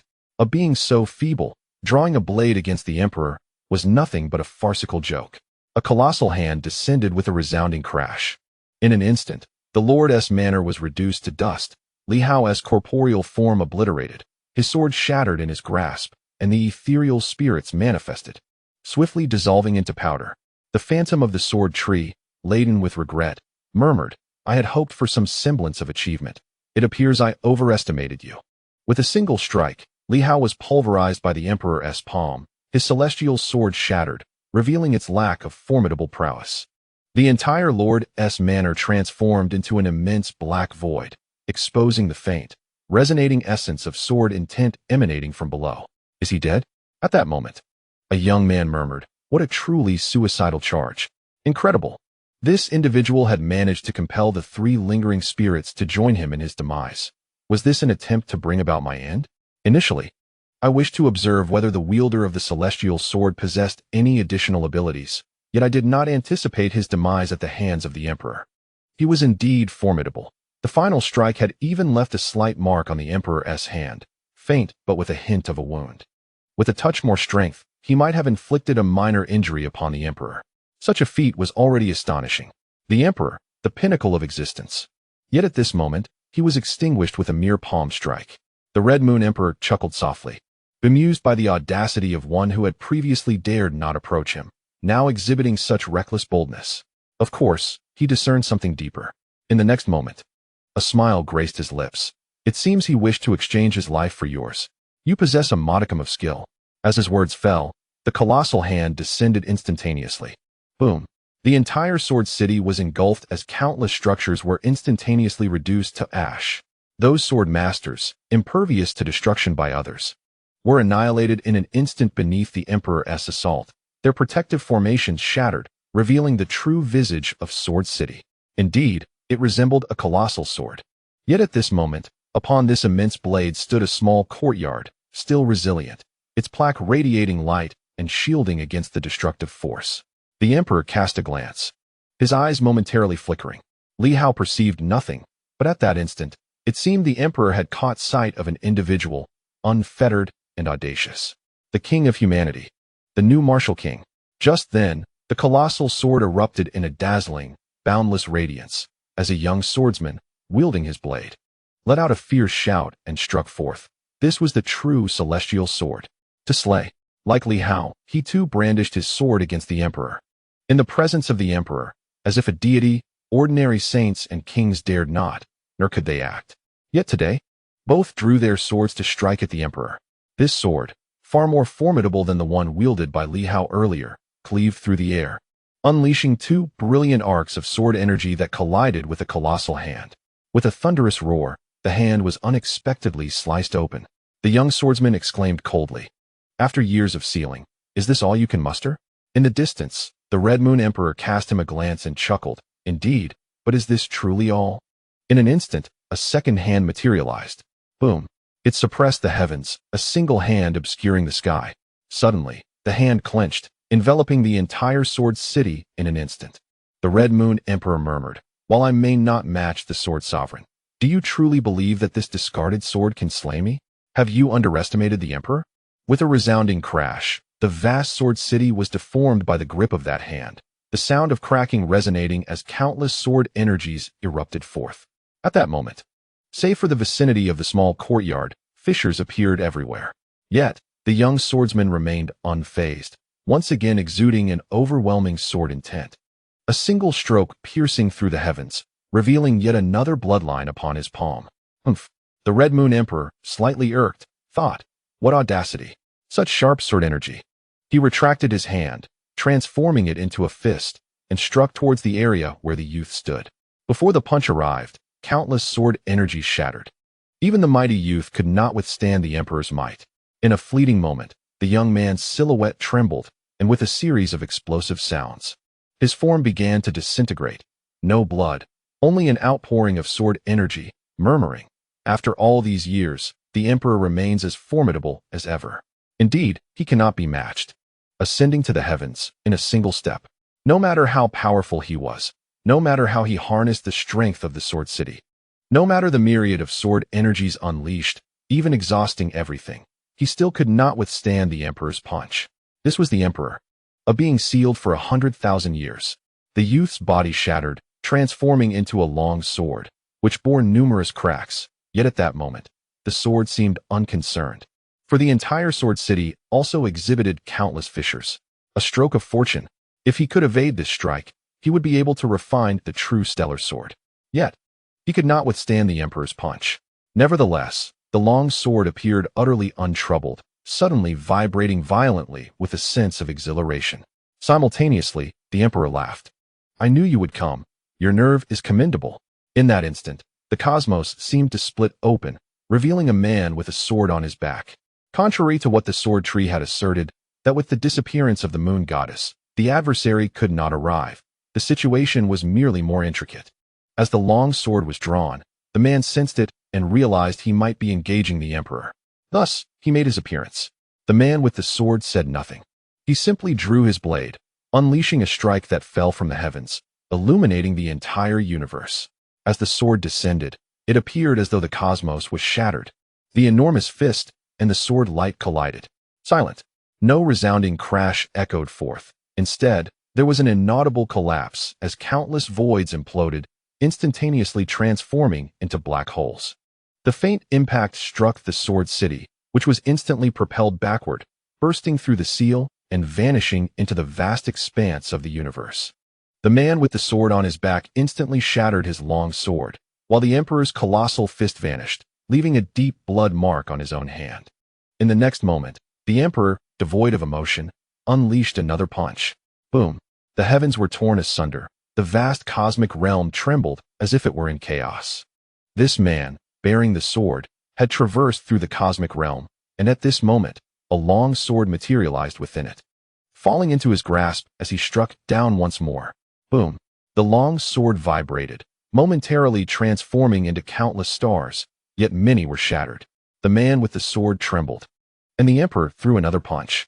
Li Hao, you are formidable, yet ultimately not the emperor, even sealed for 100,000 years. I am not one you can contend with. At their level, there was no need for embellishments. It was straightforward and direct. A punch transformed into myriad strikes, thundering forth. The man with the sword continuously coughed blood, his body fracturing as he staggered back, the cosmic realm quaking and swiftly closing. The emperor's gaze shifted slightly, soaring into the sky as if intending to breach the cosmic realm. In that instant, he abruptly turned, his expression altering. Behind him, the phantom of the sword sovereign seemed to have been gathering strength all along, suddenly drawing his sword to strike. Boom!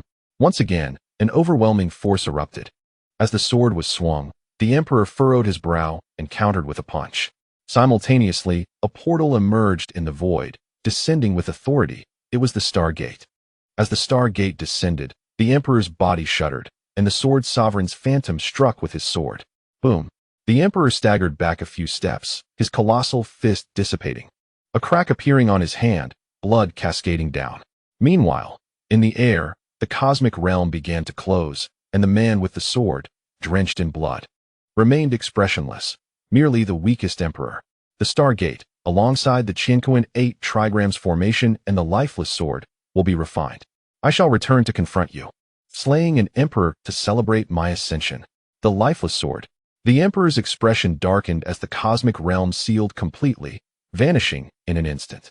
With a furious roar, the emperor struck the heavens, boom, shattering the sky. Yet, the cosmic realm had already disappeared. The Red Moon Emperor scoffed. Your words are sharp. But can that silver moon be saved? This time, the descent of the cosmic realm was facilitated through the moon goddess. The already wounded moon goddess once again acted as a coordinate, locking onto this location, tearing through the barriers of the world.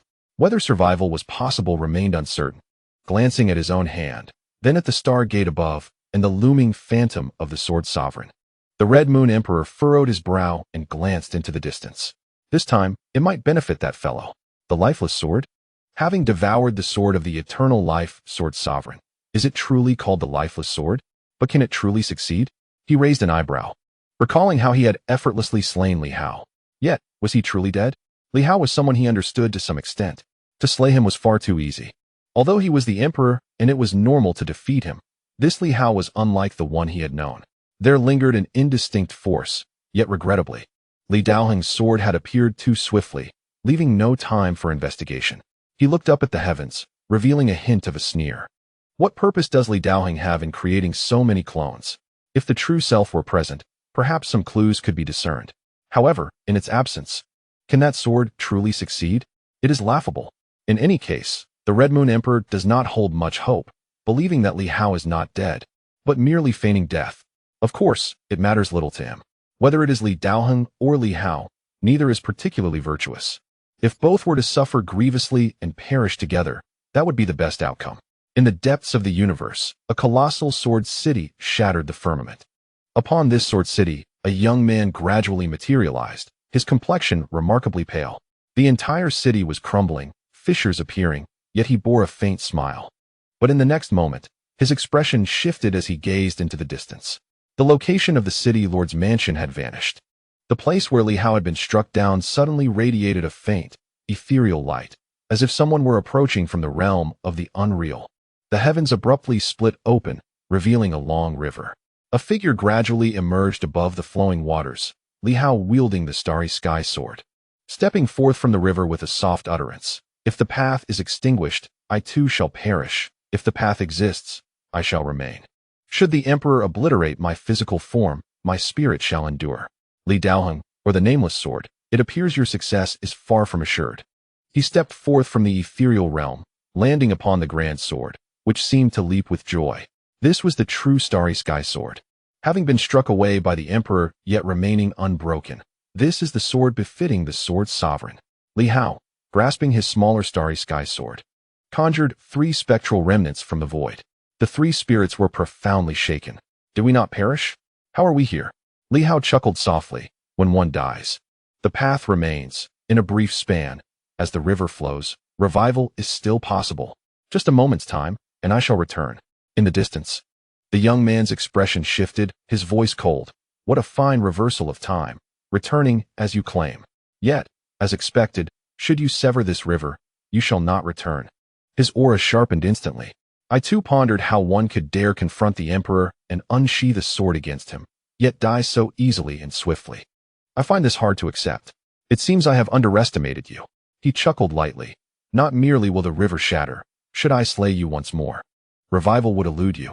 You possess a unique power. If this force is stripped away, your demise is certain. Li Hao nodded. Your insight is commendable. I must admit, without me, you might succeed in refining everything. To dare strike at the emperor with just your 2 clones is audacious. Should I succeed in unifying my 3 forms and devour all, mastering the great path, you would indeed become a sovereign in the vast universe. Yet why provoke me? As he spoke, he walked with his sword, traversing the void and drifting through the ethereal. Li Hao drew his sword, softly stating, Your realm surpasses mine. Your strength is greater. Even now you are stronger. I shall not take advantage of you. Do not take advantage of me either by severing the connection with Sword City. Do you think that is possible? The swordsman wielding the long sword chuckled, yet in the next moment, his expression subtly shifted. At that instant, Li Hao unleashed a strike. A surge of pure eternal life, sword intent radiating outward as his blade descended upon the Sword City. The city trembled violently, quaking under the weight of the sword intent that penetrated its very essence. Astonishingly, Li Hao did not wield this formidable force to vanquish his foe. This potent sword intent, painstakingly gathered over 7 days, was now instantaneously infused into the Sword City, causing it to erupt in a resplendent brilliance. With a thunderous boom, the sword intent detonated, sending the swordsman hurtling backward, a torrent of golden blood erupting from his mouth. Countless sword intents spilled forth, rendering his form momentarily ethereal, transforming him into a longsword. The once connecting phantom line to Sword City shattered in an instant. The lifeless sword's aura plummeted drastically, descending from a state that nearly possessed the power of a half-emperor, spiraling down until it hovered near the realm of the kings before stabilizing. The swordsman reappeared, visibly shaken. Have you mastered the eternal life sword intent? Li Hao did not employ this sword intent for slaughter. Rather, he merely awakened the true starry sky sword, prompting it to unleash a brief resurgence, driving away the lifeless sword and severing the process of consumption it had previously initiated. A smile graced Li Hao's lips. Now it seems fair. You are at the initial stage of the kings, while I stand at the pinnacle of the saints. I am a human, and you are a sword. I am the true essence, while you are but a projection. Though you may possess a slight advantage, I can still accept the lifeless sword. What do you think of the current circumstances? The silent sword chuckled. Fair enough. He appeared less despondent, nodding in agreement. Quite equitable indeed. That unique energy within you piques my interest. Naturally, you must also find me intriguing. What is your name? Li Hao, he replied, gripping the diminutive starry sky sword once more. He crouched down, gently caressing the still trembling Sword City. Calm yourself and arrange for us a suitable venue to engage in earnest sparring. Li Daohing's sword avatar must be formidable. Regardless of who emerges victorious, this sword lacking in spirit cannot escape our grasp. It must be said, the sword sovereign does not exhibit sufficient tenderness towards his own blade, failing to cultivate any spirit within it. Across from him, the longsword youth remained silent. In that fleeting moment, the world spun around them. The two seemed to materialize upon a colossal arena. Li Hao exhaled, gazing across. Shall we commence our sparring? As you wish. The longsword youth let out a soft laugh, instantly transforming into a black sword, silently manifesting above Li Hao's head. Li Hao swung his blade, clashing with the sword. In the distance, the 3 lingering spirits remained utterly bewildered. They had yet to comprehend how Li Hao could extricate them from death. Observing Li Hao engage with his opponent, they were poised to intervene, but Li Hao's voice rang out. No need. I shall vanquish him alone. Only in this manner can the starry sky sword in my grasp devour him entirely, transforming into a powerful blade. A swordsman's sword must learn to fight independently. I must hone my blade upon him. Perhaps, in the future, this sword that has followed me will no longer be called the Starry Sky Sword. Regardless of the outcome, this battle to sever the lifeless sword would serve as a profound trial for his own blade. The two swords intertwined, their intents tearing through the void. Sanling observed the complex dynamics between the two individuals before him. Had the sword master still been present, both would undoubtedly have been regarded as the finest heirs to the sword arts, bringing immeasurable joy to him. With these two in existence, the lineage of the sword would surely flourish. Yet alas, Li Hao was a traitor, having mercilessly slaughtered the bloodline of the Li family, a veritable madman, a demon. As for Li Hao, he did not seem much better. At the very least, he had not killed any members of the Li family. On the arena, their dual swords clashed incessantly. The essence of the swords surged across the battlefield, exuding an aura of lethal intent.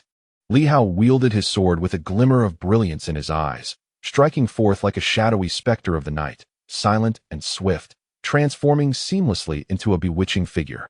With willow leaves dancing around him, grounding himself in unparalleled defense. At this moment, Li Hao employed various combat strategies: earth-subduing sword, heavenly sword, even the light sword, dark sword, willowwood sword, and azure light sword. Though the sword master's essence was formidable, Li Hao possessed his own legacy, his own path of the sword. The Silver Moon Master was his mentor. Opposite him, the whooshing sword had but one defining trait: ruthlessness. Every strike was lethal. As their blades intertwined, blood streaked across Li Hao's body, deep enough to expose bone. Each collision left behind a trail of wounds, the essence of the sword surging within him, erupting in bursts of crimson. There was no further exchange of words. None was required. Li Hao displayed the sword techniques he had mastered, each flowing effortlessly from his grasp. Regrettably, their lethality seemed insufficient. The Starry Sky sword in his hand appeared less than sharp, revealing faint cracks. How could the techniques of a group of martial masters possibly compare to the prowess of Li Hao, a swordsman adept in the sword master's intent? They appeared disordered and flamboyant. Did Li Hao realize this? Indeed, he was aware that while he possessed a multitude of techniques, they were not particularly strong. Some were even quite ineffectual. At this moment, the light and dark swords erupted in unison. The dual swords merged. In the next instant, the five elements sword exploded forth as the five swords fused. The cold, indifferent voice of the whooshing sword resonated. You are quite audacious to use me for your training. Aspiring to merge the myriad paths of the sword? The sword master's sword embodies the myriad paths as well. Do you think you can start anew and integrate the diverse paths of the sword? Such grand ambition. But will you succeed? Li Hao responded with a smile. Step by step, I have already named my sword techniques. The Hao-US sword. It branches into 10, then 100, then 1,000. And ultimately the myriad paths of the sword. In the Silver Moon realm, with the Hao-US shining overhead, 10 swords can slay early-stage kings, 100 can fell peak kings, 1,000 can defeat half-emperors, and the myriad can conquer emperor lords. What do you think? Speak only when you have achieved it. As their blades intertwined, light erupted. Li Hao closed his eyes, 7 swords converging into one. At this moment, the power of the 9 forgings erupted, unifying into a singular force. Though these were the most fundamental of secret techniques, in Li Hao's hands, they manifested unimaginable effects. Wind, thunder, light, darkness, and the 5 elements combined in an instant. The 9 swords merging into one, striking forth. Boom. For the first time, the whooshing sword was sent flying, a faint mark appearing upon its blade. Yet, the unification of 9 swords may still prove insufficient. The unborn sword vanished once more, only to erupt with dazzling sword intent in the next moment. A single strike cleaved through the void, piercing Li Hao. As it turned to attack again, Li Hao raised his sword in defense, the stellar sword trembling violently. Indeed, only the 9 swords were present, which were also the 9 divine abilities frequently employed by Li Hao. The 10th sword seemed unattainable. Around them, several saints grew impatient. And the sword tree, well versed in matters of the sword, hastily declared, the 9 swords united with the eternal sword intent. Fusing the eternal sword intent is bound to annihilate him. What are we waiting for? Fuse it. Have you not been comprehending the eternal sword intent all this time? Can you not manifest it at all? With the 10 swords combined, we might just be able to slay this fellow. The unborn sword chuckled, its voice echoing with a haunting resonance. Eternal sword? Sword tree. How naive you are. The eternal sword is not a singular sword path. You have grasped far too little of the sword sovereign's essence. The eternal sword intent, embodying the convergence of myriad paths, is inherently a sword of unity. How could it be infused? Foolishness. Li Hao sighed in agreement. You speak truthfully. The 10 swords necessitate a pure and singular sword to meld with the eternal sword intent. Must it truly be so convoluted? The sword tree still lacks sufficient comprehension. After all, a demonic plant is neither human nor a true swordsman. The foundation of the 10 swords lies in their centrality. While the eternal sword intent does not reside solely in my sword heart, I shall not tread the identical path of the sword sovereign. Learning from him may confer power. Yet transcendence remains elusive. Unborn sword, tell me, what sword intent should I wield to command all swords? In an instant, Li Hao vanished, his smile radiant. What do you think? The unborn sword suddenly transformed into a young man, furrowing his brow as he regarded Li Hao with a grave expression. Your energy is quite feeble. You possess very little control. Do you dare to base your efforts upon this? Why not? At that moment, a unique energy emanated from within Li Hao. As if time itself had come to a standstill, Li Hao chuckled. I had been pondering which sword intent among the myriad could command all swords. Each bears its advantages and disadvantages. Until now, I have realized that time is the most formidable. The 10th sword, the sword of time. Boom. A distinct wave of energy permeated the surroundings, instantly freezing the void, as if time itself had halted. An invisible sword intent manifested, merging with the 9 swords, formless and intangible. The 9 sword paths, once at odds with one another, were now subdued by the sword of time, and in a fleeting moment, the stellar sword in Li Hao's hand transformed into a transparent hue. Li Hao appeared momentarily aged, only to quickly regain his youth. At that instant, the unborn sword seemed to awaken, striking forth with a long sword that unleashed in overwhelming power. Kill. Li Hao also swung his sword in retaliation, bellowing, die. Boom. The clash of sword intents caused the void to stagnate, and 2 forces surged across the heavens and earth. The 3 individuals on the periphery were instantly propelled away, unable to evade as they watched in horror, their bodies battered and bruised. Li Hao thrust his sword forward, and the unborn sword appeared ensnared in a quagmire. A faint crack echoing. The stellar sword plunged into the long sword, a wave of attraction radiating forth, devouring streams of essence. Dream on. The unborn sword roared, once again assuming human form. The stellar sword had already pierced his body. He grasped it with one hand, a fierce glint flashing in his eyes. You wish to consume me? In your dreams. This sword inexplicably amalgamates a peculiar energy that disrupts its operation, a truly terrifying phenomenon. Yet it falls short. That force remains somewhat feeble. At this moment, a tempestuous, devouring power surged within him, causing the starry sky sword to tremble violently, and in an instant, all the swordsmanship essence it had previously consumed returned. Moreover, even some of the essence inherent to the starry sky sword began to dissipate. The opponent's devouring power was unexpectedly more formidable than that of the starry sky sword. Thus, you are the sword, and I am the human. At this very moment, Li Hao suddenly let out a laugh, and in an instant, he seemed to transform into a mighty river, encircling the lifeless sword, torrents of grand pathways washing over it. The lifeless sword, which had just claimed the upper hand, suddenly bellowed. This is a battle of swordsmanship. Shameful. At this instant, he felt a surge of anger. Previously, Li Hao had embodied the essence of a true swordsman, yet now he shamelessly assailed him with the power of myriad paths. This was not the conduct of a swordsman. A swordsman? No, you still do not comprehend. The sword is merely a form, while the path is the essence. The myriad paths converge into one sword. This is the philosophy of the sword sovereign. You do not even grasp the true principles of the sword sovereign. How can you claim to be a swordsman? Do you dare assert that the sword sovereign is not a swordsman? The great river, is it not a path? Of course. It is. Absurdity. Boom. The great river surged violently, and although Li Hao's myriad paths were weak, they indeed began to take form. At this moment, the river surged against the youth, who transformed once again into a long sword, reminiscent of the day the emperor's blood was cleansed by him. At this juncture, the sword thrashed wildly within the great river, striving to break free from its confines. Yet, it was not so easily accomplished. Under the onslaught, the long sword continuously erupted with formidable sword intent, and at that moment, the starry sky sword entered the river and commenced its own assault. Boom!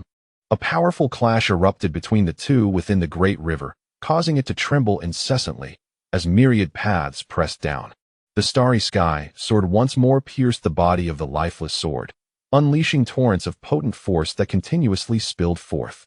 Soon, it was consumed by the starry sky sword.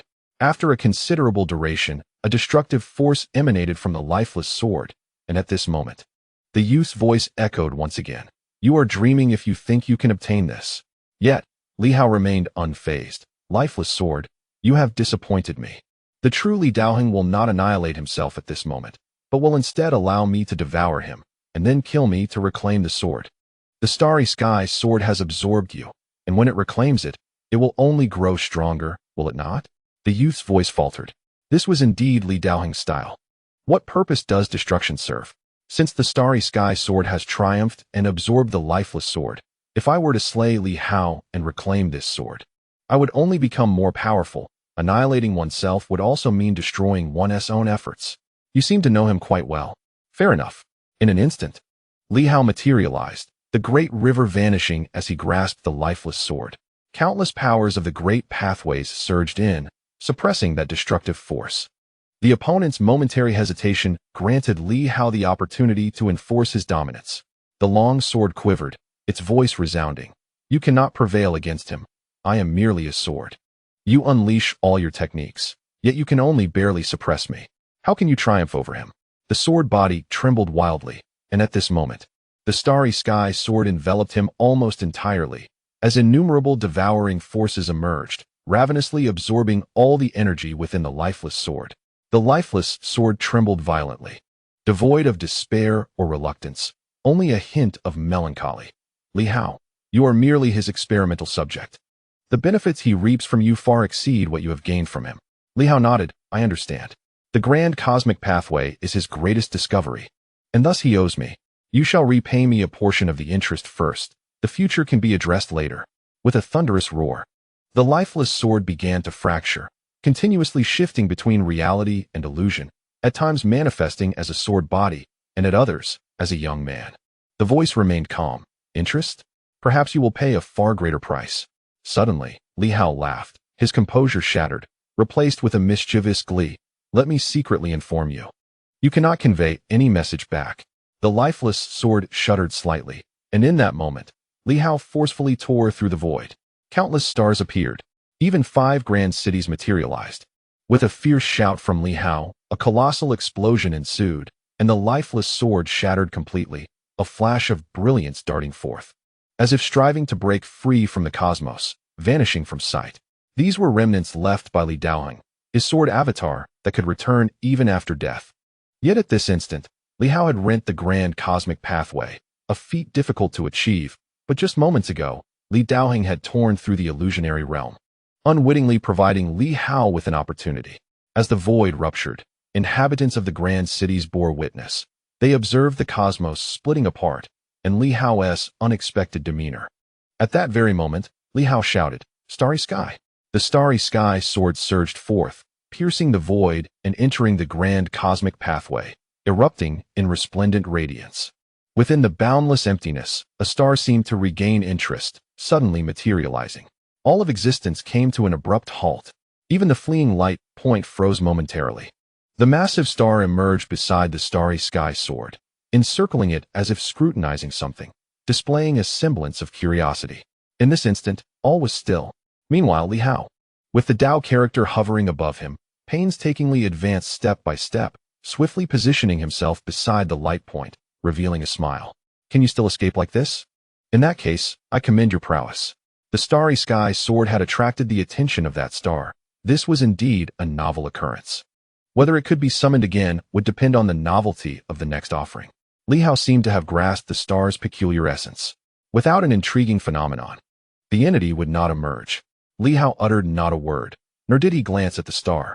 Without hesitation, he unleashed a punch directed at the light point. Boom!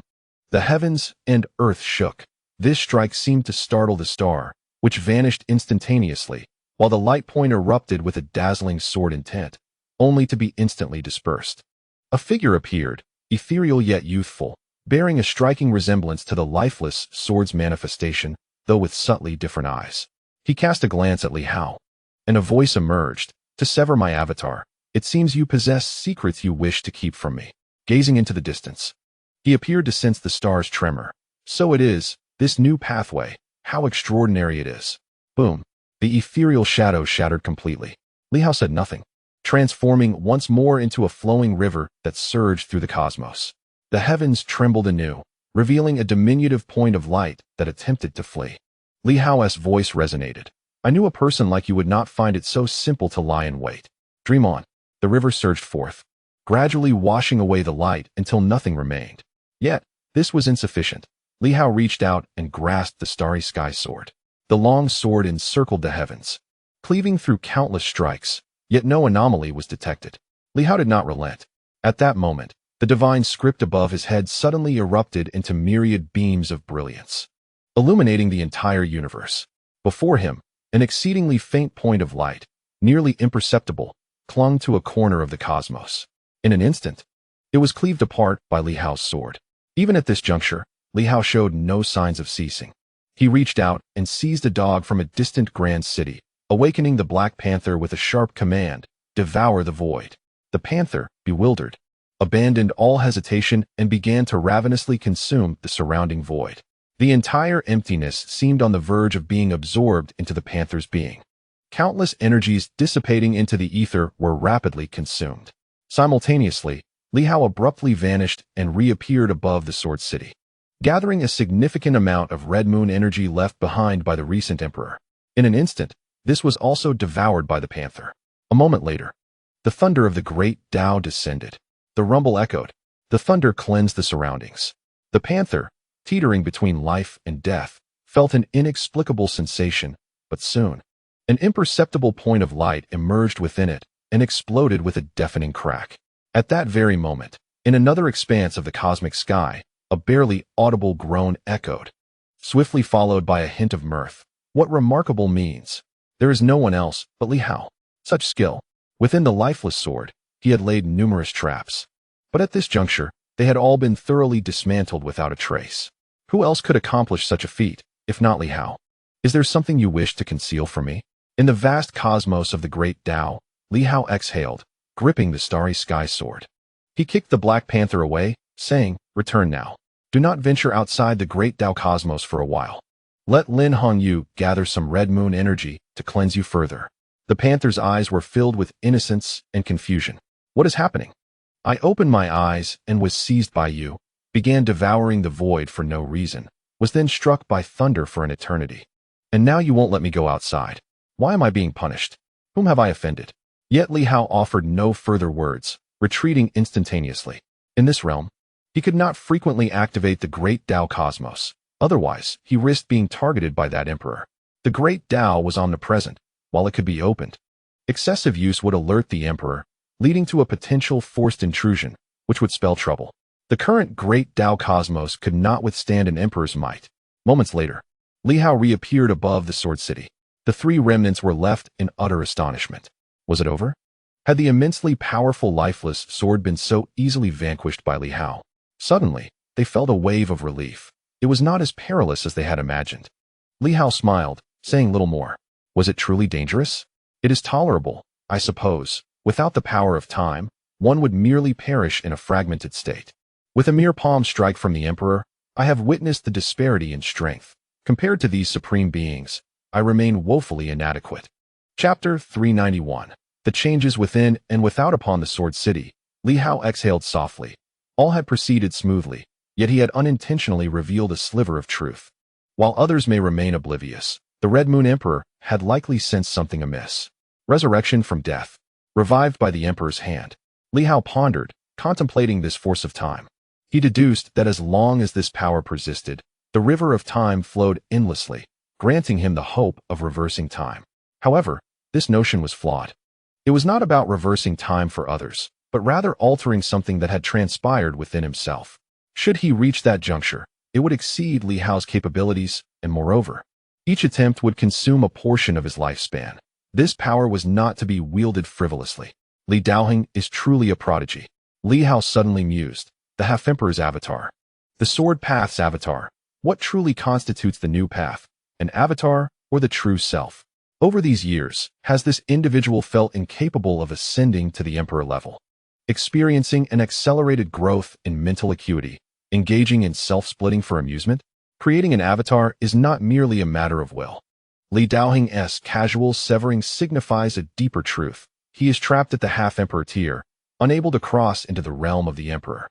Or perhaps he perceives that advancing to emperor at this moment feels insufficient, necessitating greater strength.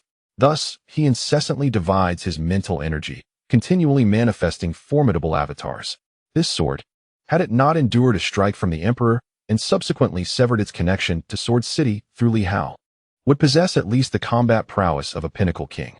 The entity that had previously withstood a direct blow from the emperor was likely an avatar as well, a half-emperor's avatar. At this moment, the strength of the new path's avatar remains uncertain, but it is assuredly at the level of a sage, or perhaps even more formidable, albeit currently unable to traverse the cosmic expanse. Is there anything beyond this? A king from 100,000 years past, a peerless genius, who has yet to ascend to the emperor level. Who knows how many avatars he has conjured? It is quite disconcerting. Li Hao, at this juncture, the sword tree hastened towards him. Its visage, with a stone on the left shoulder and a grand seal on the right, appeared increasingly fragmented. The spectral form of the sword tree trembled. Have you emerged victorious? Li Hao, with a smile, replied, I stand here. What do you think, esteemed one? The sword tree remained in a daze. Is it truly a victory? I feel no sense of triumph. It seems almost unbelievable that we have triumphed, especially given that it was crafted by Li Hao. And did we not just enter the emperor's domain? It could not help but inquire. Did we not just endure a strike from the emperor? Indeed, the sword tree murmured. Struck by the emperor, we remain merely sages, albeit sages of this era, not primordial sages, and yet we survive. The emperor, an existence of formidable incredibility, a being exalted above all in any age. In this silver moon realm, there exists but one such entity. Yet now, having been struck down by the emperor, we have returned to life. What manner of paradox is this? The sword tree, though not naive to the world, having accompanied the sword's sovereign and witnessed many supreme beings, recognizes that the Red Moon Emperor, while not exceptional amongst emperors, is nonetheless an emperor. It remains perplexed, pondering the nature of the force capable of resurrecting all. Even having experienced it firsthand, it finds itself unable to comprehend. At this moment, however, it cannot afford to linger on such inquiries, turning instead to gaze upon the vanishing Sword City. In that instant, they stand upon an immense long sword. This, indeed, is the true visage of Sword City, a colossal sword extending over 100 miles. This is the Starry Sky Sword. The sword tree murmurs, I have yet to behold the genuine Starry Sky Sword. It was only after the establishment of Sword City that it was planted there. Li Hao's heart stirred. Are you implying that you are, in fact, quite youthful, a descendant among the demonic flora, rather than a relic from the early days of the new martial era?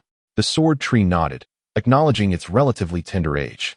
Indeed, otherwise, if I had been comprehending the path of the sword sovereign since the early days of the new martial era, I would have at least attained the status of a heavenly king.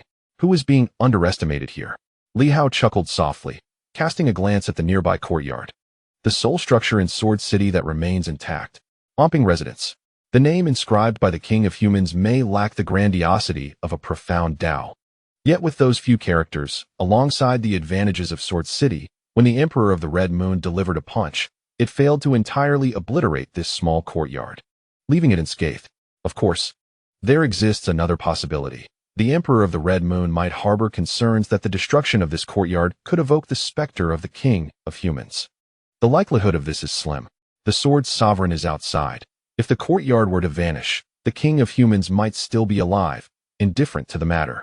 However, should the specter indeed manifest, the Emperor of the Red Moon would undoubtedly feel a twinge of apprehension.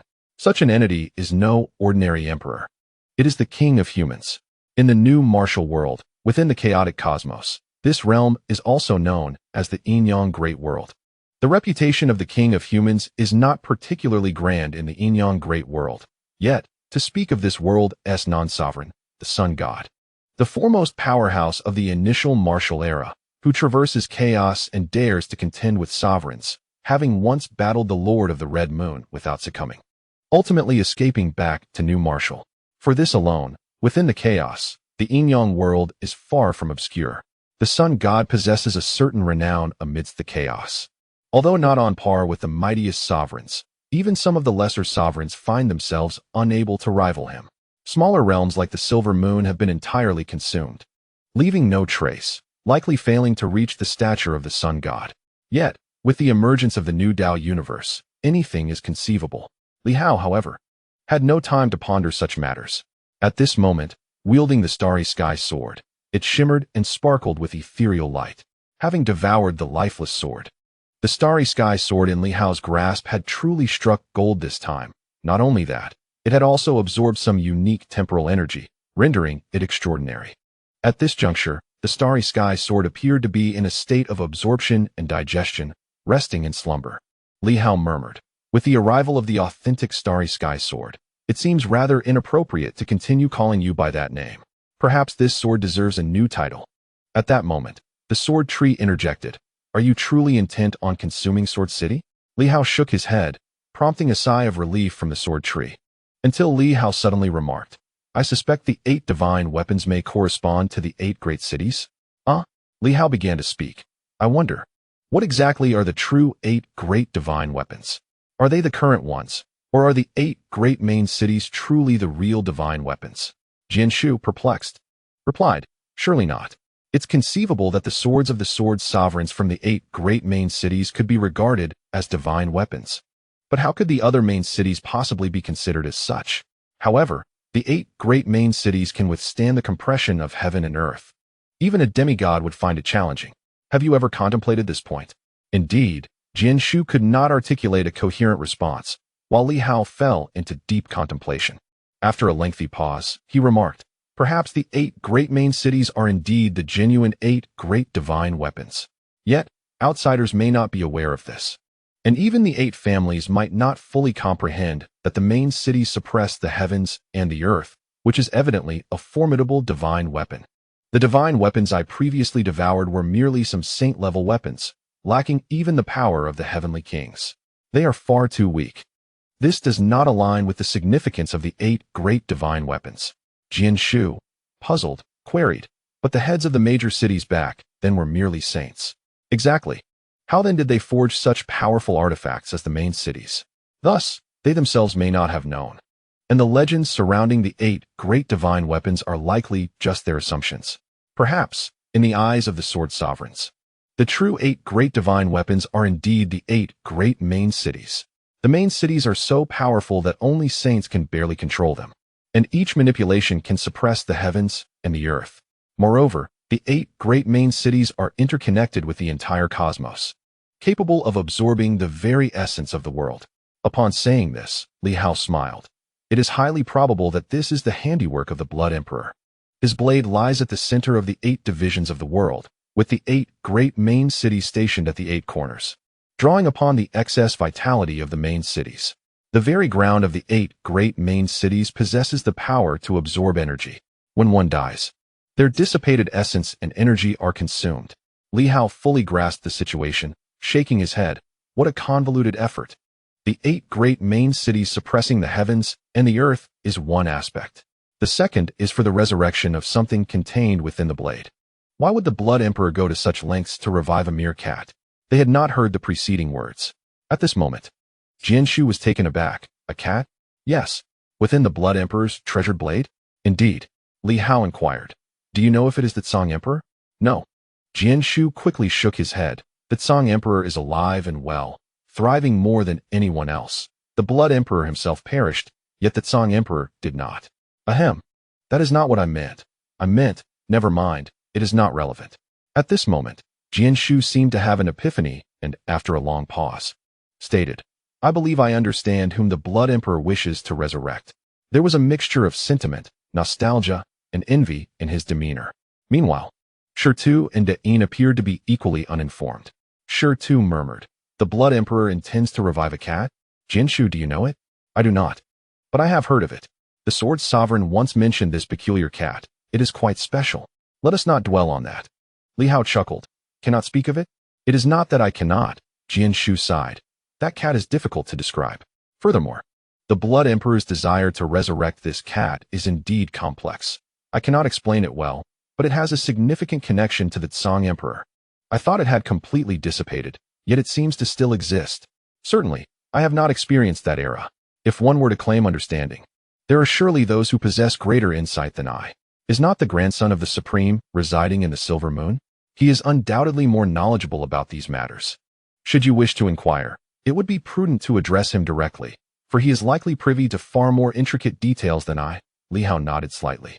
Thus, to you, the Blood Emperor's endeavors, including the resurrection of the aforementioned being, are deemed entirely reasonable? Indeed, Jianshu affirmed. Whether it be the Blood Emperor himself or his previous incarnation, the War Emperor, they are both beings of sentiment and loyalty. A truly refined and dignified emperor. The rise of the human king is attributable to the War Emperor's designs posthumously, as well as the Blood Emperor's early guidance. In truth, the human king's initiation into martial arts was under the Blood Emperor's tutelage. He is merely a year older, yet has consistently illuminated the path for him. This revelation was unknown to Li Hao. He pondered for a moment and remarked, therefore, in pursuit of resurrecting this feline, the Blood Emperor has relinquished his treasured blade and even several other formidable divine weapons, orchestrating an intricate formation to harness the dissipated energies, blood, and faith of the world. To you, this is merely conventional, devoid of ulterior motives? Jianshu chuckled. Conventional? Ulterior motives? Are you suggesting a betrayal of the new marshal? You ponder excessively. Moreover, in the eyes of the Blood Emperor, had the Silver Moon not belonged to the Sword Sovereign, he would not hesitate to exchange a silver moon for this cat's revival. Li Hao gained further clarity, nodding in agreement. He then inquired, what is the nature of the Blood Emperor's relationships with the formidable figures of the primordial martial era? I cannot say with certainty, Jianshu replied, shaking his head. However, the strong from the primordial martial era maintained amicable relations with him. As his previous incarnation was the War Emperor, one of the leaders of the primordial source era. Thus, the surviving strongmen of that era gravitate towards these notable figures. Very well. Yet, I am still unable to ascertain the identity of that god of the primordial martial. Li Hao glanced at the Sword City and contemplated. If the 8 principal cities are indeed divine weapons, then the Sword City need not be anxious. He then surveyed the small courtyard. May I enter this courtyard to cultivate for a while? Of course. Jianshu nodded, albeit hesitantly. However, what shall we do next? Your intrusion has already been noted by the Emperor. Should you wish to depart, you may have to traverse the seals, as they are aware of your entrance and your inability to leave.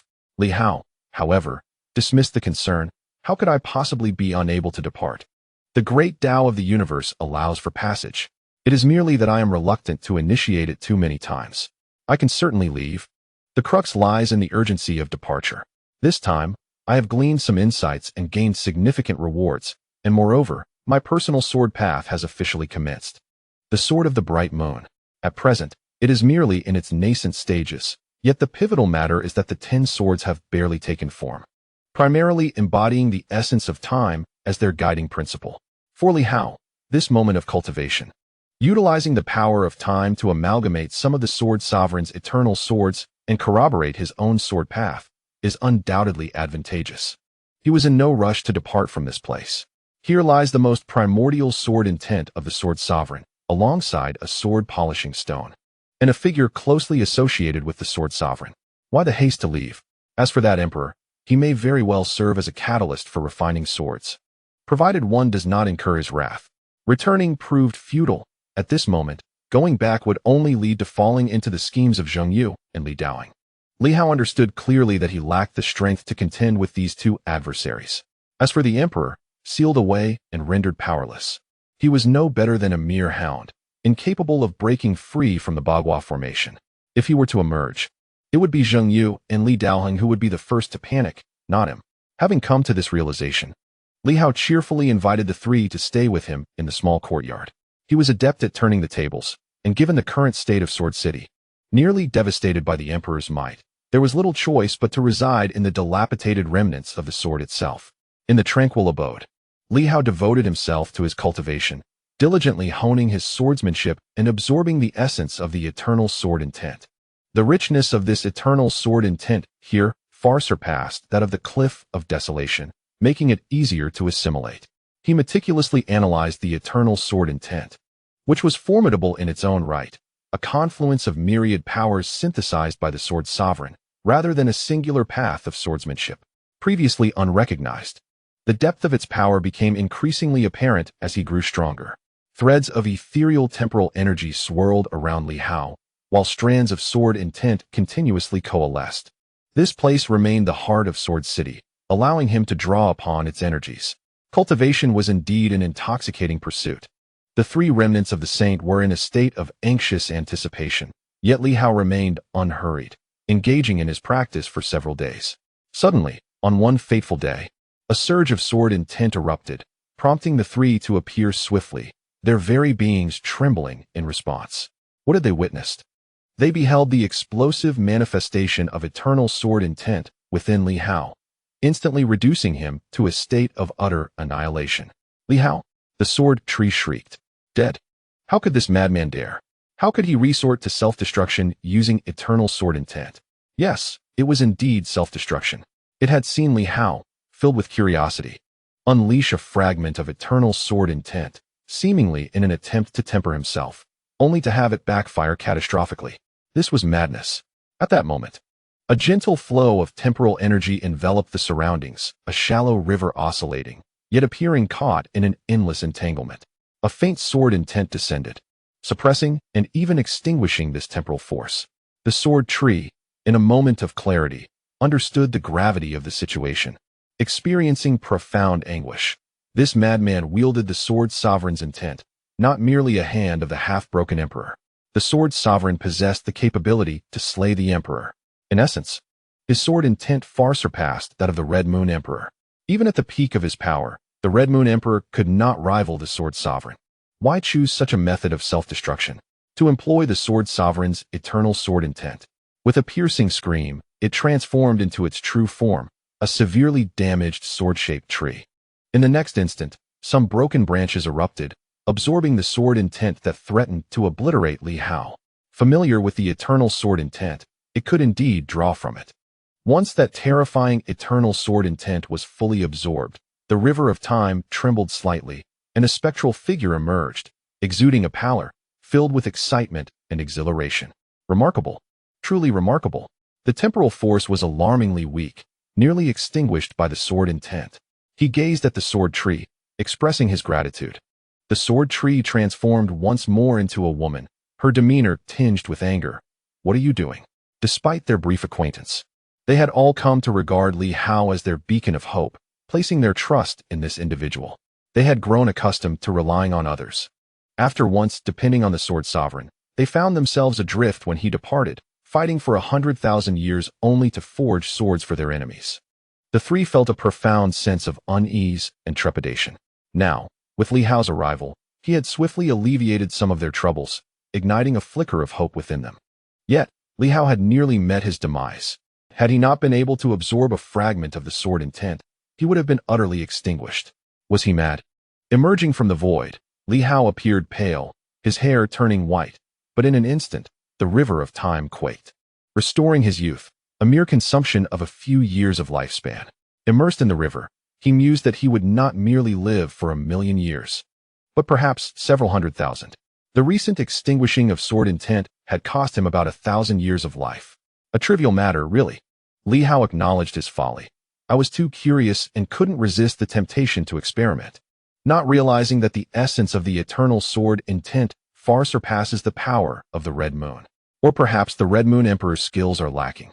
In terms of obliteration, he pales in comparison to the sword sovereign. Taking a deep breath, he reflected, it appears I am not an immortal entity.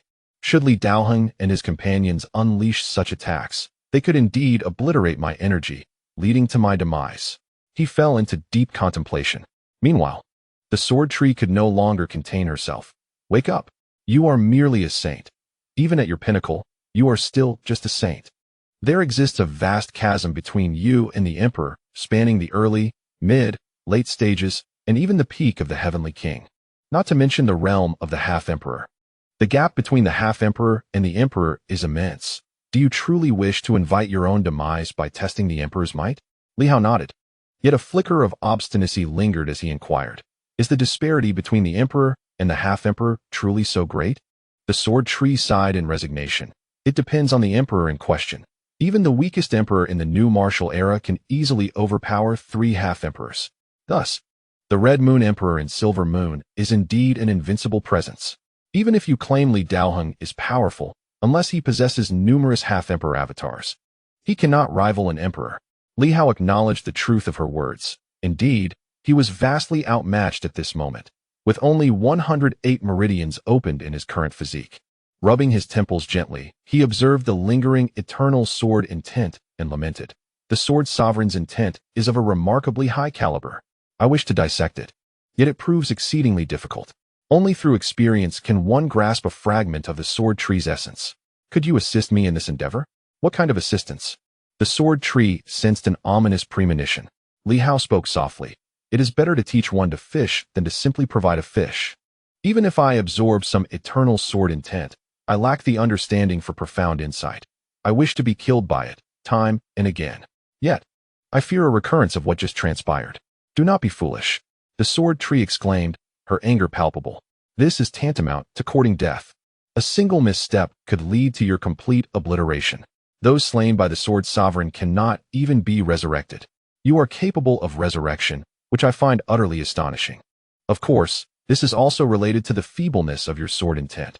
A single misstep could lead to your demise. He continued, expressing his discontent. Moreover, I am merely a shattered vessel now, incapable of absorbing much sword intent. With a huff, he lamented the encounter with a madman. How can one comprehend sword intent in such a manner? It is a matter of life and death. Li Hao sincerely remarked. I have discovered that absorbing some of the eternal sword intent actually serves a restorative purpose for the 3 of you. Your close relationship with the sword sovereign means that his sword intent, which is lethal to others, acts as a tonic for you. The stone itself was forged from sword intent, and the sword imprint connects to the sword city. You are rooted in the very space where the sword sovereign practices. The sword intent he exudes is drawn out by you. With the assistance of the 3 of you, I have this opportunity. Otherwise, no one could diminish the eternal sword intent. This is a chance. He wished to test it. Time and again, he faced death, and each time, he sought to comprehend this sword intent. The sword sovereign's sword intent is of such high caliber that his current strength can only grasp it through this extreme method, finding enlightenment amidst destruction. Only in this way can he continuously extract its essence. Otherwise, while he may wield it, he would never be able to catch up to the sword sovereign, knowing the phenomenon without understanding the underlying principles. It is only through this arduous path that he holds hope for progress in the sword path, to accomplish his myriad swords, hundreds, thousands, and even tens of thousands. To slay the emperor sovereign, perhaps one truly requires a multitude of swords, yet relying on oneself. Even if one comprehends a single sword intent per day, such a pace is nothing short of prodigious, requiring 30 years for 10,000 swords. But 30 years will pass in the blink of an eye. The human king attained the path to emperor in 3 years, and I have been on the verge of entering the martial realm for over a year now. Not to mention reaching the path of emperor, I have yet to even step into the realm of heavenly kings. The human king could vanquish the apex emperor sovereign in 3 years, yet I find myself facing the weakest of emperor sovereigns, one sealed for 100,000 years, incapable of withstanding even a single strike. In this comparison, Li Hao felt utterly inadequate. It is not that I should not measure up to the new martial human king. I should not fall too far behind either. A genius born from a small world is still a genius, is it not? The sword tree furrowed its brow, unable to contain itself. The eternal sword intent of the sword sovereign, though it sounds beautiful, is in truth one of the most destructive and lethal forces in existence. Each act of slaughter brings suffering to the core. The more you are killed, even if you can resurrect, the terror and anguish of that death will ultimately drive you to despair. As a tree of the sword path, having accompanied the sword sovereign for many years, it is acutely aware of the dangers involved and cannot bear to see Li Hao train in such a perilous and cruel manner. Li Hao, you have cultivated a new path, even acquiring some unique abilities. You could afford to take a pause. The sword tree urged. 10,000 years have already passed. It would not hurt to avoid this for a while. Li Daoheng, Zheng Yu, and the Red Moon Emperor Sovereign will inevitably clash. Even if the seal is broken, they will contend with one another. You still have time. Li Hao shook his head resolutely. No, there is no time. They may very well eliminate me, this unforeseen variable. And even if they do not do so initially, their reckless battles could lead to the annihilation of the entire silver moon.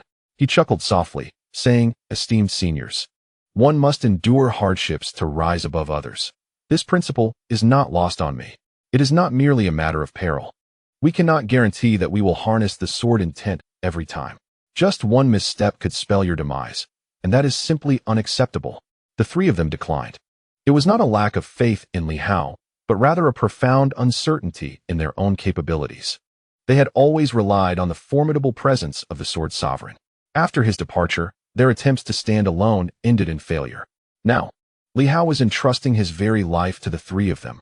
What if they failed in their endeavor? If Li Hao were to perish, would they then confront the emperor? The thought of the emperors might send shivers through them. Stone murmured, Li Hao, we have only recently met, and yet you place your life in our hands. The pressure is immense. It is not solely your burden, but ours as well. A single error could lead to your death, and we may find ourselves with no way out. The fate of us all hangs in the balance, and we cannot shoulder such a responsibility. Li Hao felt a throbbing headache. It was not that he feared death, but rather that these three were apprehensive about his demise and anxious about bearing such weighty pressure. It was truly a speechless predicament. The three were all individuals close to the sword sovereign. Stone continued, we have not truly experienced combat. During our time in the era of Silver Moon, there were hardly any battles to speak of. We have not witnessed the true new martial war. In this realm of Silver Moon, only a few, like Zhang, Un, and Li Daoheng, have participated in significant battles in the main world. Li Hao was taken aback. Are there battles in the new martial realm? Against whom? Stone replied, they are merely chaotic beasts that seek to invade the main world, but they are not particularly formidable. The kings of men do not concern themselves with them, treating them as mere training fodder, born in adversity, perishing in comfort, as the kings often say. Therefore, some warriors of the new martial have indeed taken part in external conflicts. A portion of the main forces of Silver Moon has also participated, although not all have experienced it.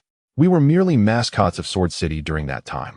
So do not mention any close ties to the Sword Sovereign. We are but mere mascots, hardly comparable to true warriors. They belittled their own status. Yet this was the reality. Their experiences were quite limited. However, over the past 100,000 years, they had been engaged in battles with that sword. It was not entirely as lacking as they claimed, for after such long years of combat, they were no longer mere mascots. Li Hao raised an eyebrow. In my estimation, within 3 to 5 years at most, or as little as a year and a half, this seal will surely break. As of now, I can contend with the average early-stage Heavenly King, but anything stronger becomes exceedingly difficult to handle. If the three of you are unwilling to assist, I fear that Silver Moon may well meet its end. The three were deeply conflicted. The sword tree expressed its agitation. We wish to assist you. But what if you truly perish? Li Hao replied with a smile. If I were to truly die, it would simply signify that I lack the ability to become your beacon of hope. This is merely a fragment of the sword intent left behind by the sword sovereign. If I cannot even bear this slight essence of sword intent, do you genuinely believe I can stand against those formidable individuals? Is there truly no alternative? Li Hao nodded, stating, indeed, there is a way. I shall slowly analyze the eternal life sword intent. I do not consider myself weak or foolish. Grant me a century, and I am confident I can dissect the eternal life sword intent. With a stroke of fortune, I may even achieve this in 30 to 50 years. This, undeniably, reflects extraordinary talent.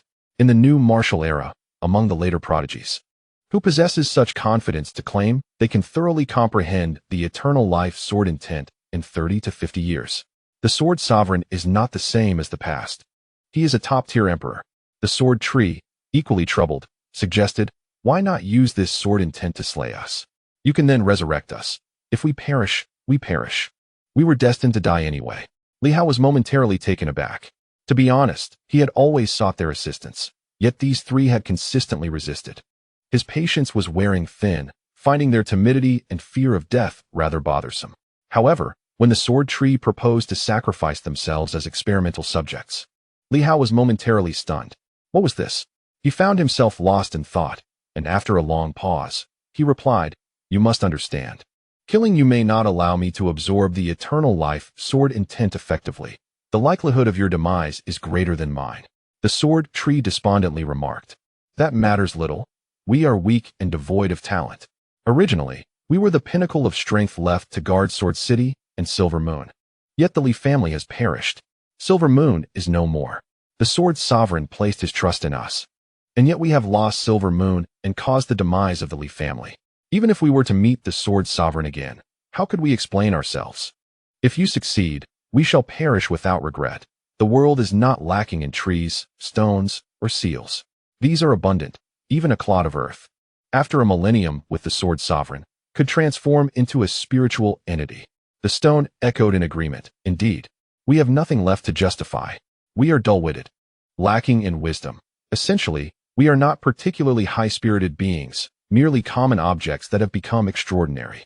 Our potential, talent, and intellect are all lacking. Otherwise, how could we have been toyed with by Li Daoheng for 100,000 years? If the Sword Sovereign were here, even if his power matched ours, he would have seen through us long ago instead of foolishly sharpening his sword against the enemy. Li Hao chuckled. Do not speak so. All things born in nature possess spirit. The intellect of humanity is greater because many strong individuals have emerged from the human race. If the demon plants gave rise to numerous strong beings, if stones birthed countless powerful entities, and seals produced countless strong ones, each generation would surpass the last. Therefore, the crux lies in the inadequacy of your ancestors. We have no ancestors, they replied. Li Hao coughed lightly. I meant, your kin, your kind. The demon plants form a vast kinship, do they not? He offered comfort to them, recognizing that their wisdom was indeed not particularly high. Of course, not in comparison to ordinary individuals, but rather to those of great strength. The stronger one becomes, the more potent their mental faculties. Thus, wisdom should not be lacking. In direct comparison, these three were indeed considerably less astute. Take the Beast clan, for instance. Beasts initially lacked wisdom, yet with many powerful beasts. I now know one capable of dominating the seas, and I believe its intellect is exceptionally high. Is it the Silver Moon's sea guardian? The sword tree nodded in acknowledgement, affirming that the water family possesses remarkable intelligence. Li Hao, observing this, remarked that as long as the clan gives rise to a few esteemed emperors, a transformation would inevitably ensue. When one achieves enlightenment, even the humble rise alongside them. The prerequisite for such elevation is, of course, enlightenment itself. After a brief exchange, Li Hao smiled and added that one ought to endeavor to explore the untried. Every great undertaking begins with difficulty. Once the initial step is taken, the path becomes much clearer. When fear is cast aside and confidence embraced, no challenge remains insurmountable. You are well acquainted with the Sword Master's sword intent. Why then should there be trepidation of errors? The more one fears, the more prone one becomes to mistakes. As he spoke, Li Hao continued, reassuring them that he would not perish. In truth, this is merely a projection of himself, while his true essence is elsewhere. A projection, indeed. Therefore, if this form were to perish, it would bear little consequence. The sword tree members stirred slightly, and Li Hao added that, of course, should true death occur, it would leave him severely weakened. Thus, he urged them not to become overly complacent, considering that death would be inconsequential. A calm mindset is crucial, should true demise occur. It would merely be a loss, yet he would still endure, which is not entirely undesirable, is it? At this moment, the sword tree appeared somewhat more relaxed, contemplating that if it were merely a projection, they could indeed test the waters. Could you truly return to life? Certainly. Li Hao nodded with a smile, internally dismissing the notion of a mere projection. This physical form, indeed, counts as a projection. However, the essence of the long river resides within. Otherwise, how could he cleanse the sword of nothingness? It was imperative to soothe these individuals. As for them, should a misstep result in death, it is not a dire concern. Fortune favors the bold. Knowing that they would not prevail against certain adversaries, it is only natural to seek alternative routes. Let us proceed then. The sword tree, now brimming with confidence, asserted that this sword intent could indeed aid in their recovery. Rest assured, we shall endeavor to avoid any blunders that might obliterate your projection. Li Hao replied, we must strive to prevent such an occurrence. Otherwise, I would be unable to pursue you, and should the projection be destroyed, the chase would become all the more challenging. Understood. At this juncture, it was Li Hao who began to feel apprehensive. Would his words lead them to become overly relaxed? Regardless, he decided to cast aside such concerns. As long as they survived the ordeal, they would push onward with fervor. Now, I shall begin to absorb the essence of the eternal life, soared intent. The concentration of soared intent here is rich. I can absorb enough to threaten my own existence once every 3 days. Is that acceptable to you? Certainly. Very well, let us commence. Li Hao ceased further discussion and began to draw upon the soared intent, utilizing it as a potent weapon capable of slaying even the celestial monarchs. Yet, ultimately, that which is external remains just that, external. His aim is to decipher the sword master's path, to distill the eternal life soared intent into something intrinsically his own. This is the essence of true advancement. From this day forth, over the course of 3 days, Li Hao planned to experience death on one occasion, by means of the eternal life soared intent. In death, he sought enlightenment and opportunity. Each death and subsequent revival represent a diminishment of vitality. However, Li Hao remained unconcerned with such losses. Should he fail, he might only live for 3 more years before the seal inevitably shatters. Yet, with ample lifespan at his disposal, should he succeed, he would only grow stronger and lengthen his vitality. Who would bemoan such minor depletions? As Li Hao embarked on his journey to experience death, 3 months had elapsed since he departed from the Haotian continent. As summer gives way to autumn, we find ourselves in the heart of this splendid season. The passage of 3 months signifies an immense transformation for the Haotian continent. Countless individuals endowed with extraordinary abilities are tirelessly developing the realm. And with the near annihilation of adversaries, the Silver Moon world has entered an era of unparalleled prosperity. Never before has there been such an abundance of extraordinary talents and martial artists thriving across diverse fields. It has been nearly a year since Li Hao initiated the literacy campaign, and in this significant span, a vast population has emerged from the shadows of illiteracy. The acquisition of knowledge has fostered the flourishing of martial arts and invigorated various industries. At the Tianqing governor's office, the very epicenter of the world, influential figures have once again convened. As time progresses, Li Hao has acquired numerous treasures, including various blood-divine seeds, sacred pathways, and an impressive collection of immortal-level artifacts, along with 99 Tianwang-level Tianxiang fruits. These treasures have enabled many formidable individuals to ascend to greater heights. In recent months, several practitioners at the harmonization level have emerged, including Zhao Shuguang and Qian Wuliang, who have both attained the Tianwang-level blood-divine seeds. A month after Li Hao's departure, they successfully achieved harmonization. Surprisingly, the 4th individual to reach harmonization was not one of the esteemed Silver Moon martial artists, but rather Director Wang Yi, the first martial practitioner of the new era to transition to a new path. He finally reaped the rewards of his efforts, achieving a level comparable to that of a sage. Overjoyed by his accomplishment, Director Wang sought out a mentor for an intense sparring session, only to find himself bested and left with a shaven head, retreating from public view for several days. In the 3rd month following Li Hao's departure, a 4th harmonization practitioner emerged, unexpectedly not among the anticipated champions of the Silver Moon. This 4th individual, once hailed as the greatest genius, is the previously understated Dao Jian. Who is Dao Jian? In the central continent, amidst a multitude of extraordinary beings, he was recognized as the foremost talent within the Night Watchman system and the preeminent genius of the entire Tianqing realm. Dao Jian remained humble, alongside his companions, the Big-Eyed One, the Long Spear, and the Battle Blade. Together, they represented the pinnacle of talent in the central region. Dao Jian, in a true sense, was the very first to cultivate extraordinary abilities and ascend to the level of divine powers. Unlike martial artists, he lacked a foundation in martial arts, having embarked solely on the path of extraordinary abilities, becoming the inaugural individual to reach the level of divine powers. In today's context, this level is akin to the realm of mountains and seas. However, following the arrival of Yao Si and his companions at the Tianqing governor's office, these talents were overshadowed by Li Hao, as Silver Moon martial artists dominated the world. Among those who excelled purely in extraordinary abilities, only Qian Wuliang truly thrived. Qian Wuliang, too, is a practitioner of pure extraordinary abilities. Yet, Li Hao, in his generosity, did not forget these individuals. Even Hu Qingfeng, who once narrowly escaped death in Baiwa City, has risen to the 7th level of the Sun and Moon. In a stunning turn of events, Dao Jian has surpassed the likes of Tian Jian and his peers, making a remarkable leap into the harmonization level. This is also Lin Hongyu, the earth-shattering sword, Black Panther, Zhao Shuguang, Qian Wuliang, Wang Yi, and Li Hao's seventh formidable ally of the Tao integration level born in this new era. In the governor's mansion, atop the main seat, Lin Hongyu silently gazed at Dao Jian, a person who embodies the essence of a gentleman, as serene and composed as jade.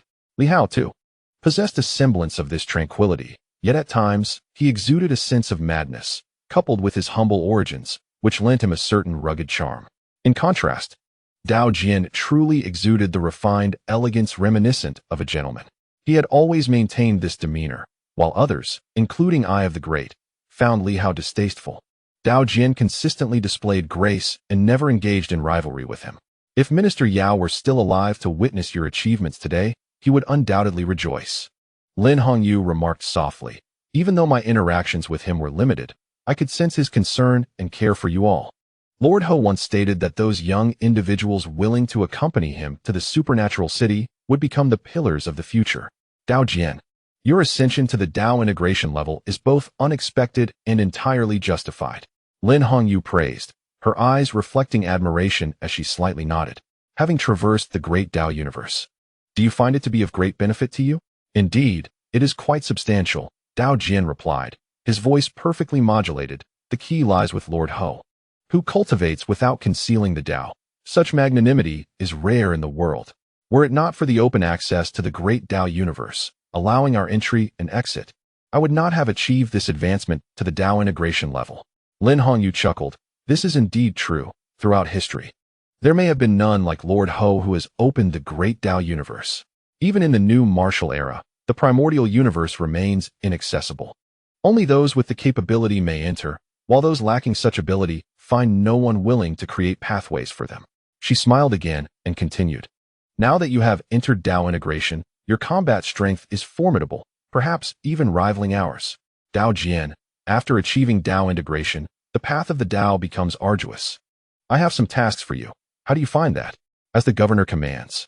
Dao Jian replied. Lin Hongyu nodded. Indeed, the will of heaven is currently concealed and difficult to discern.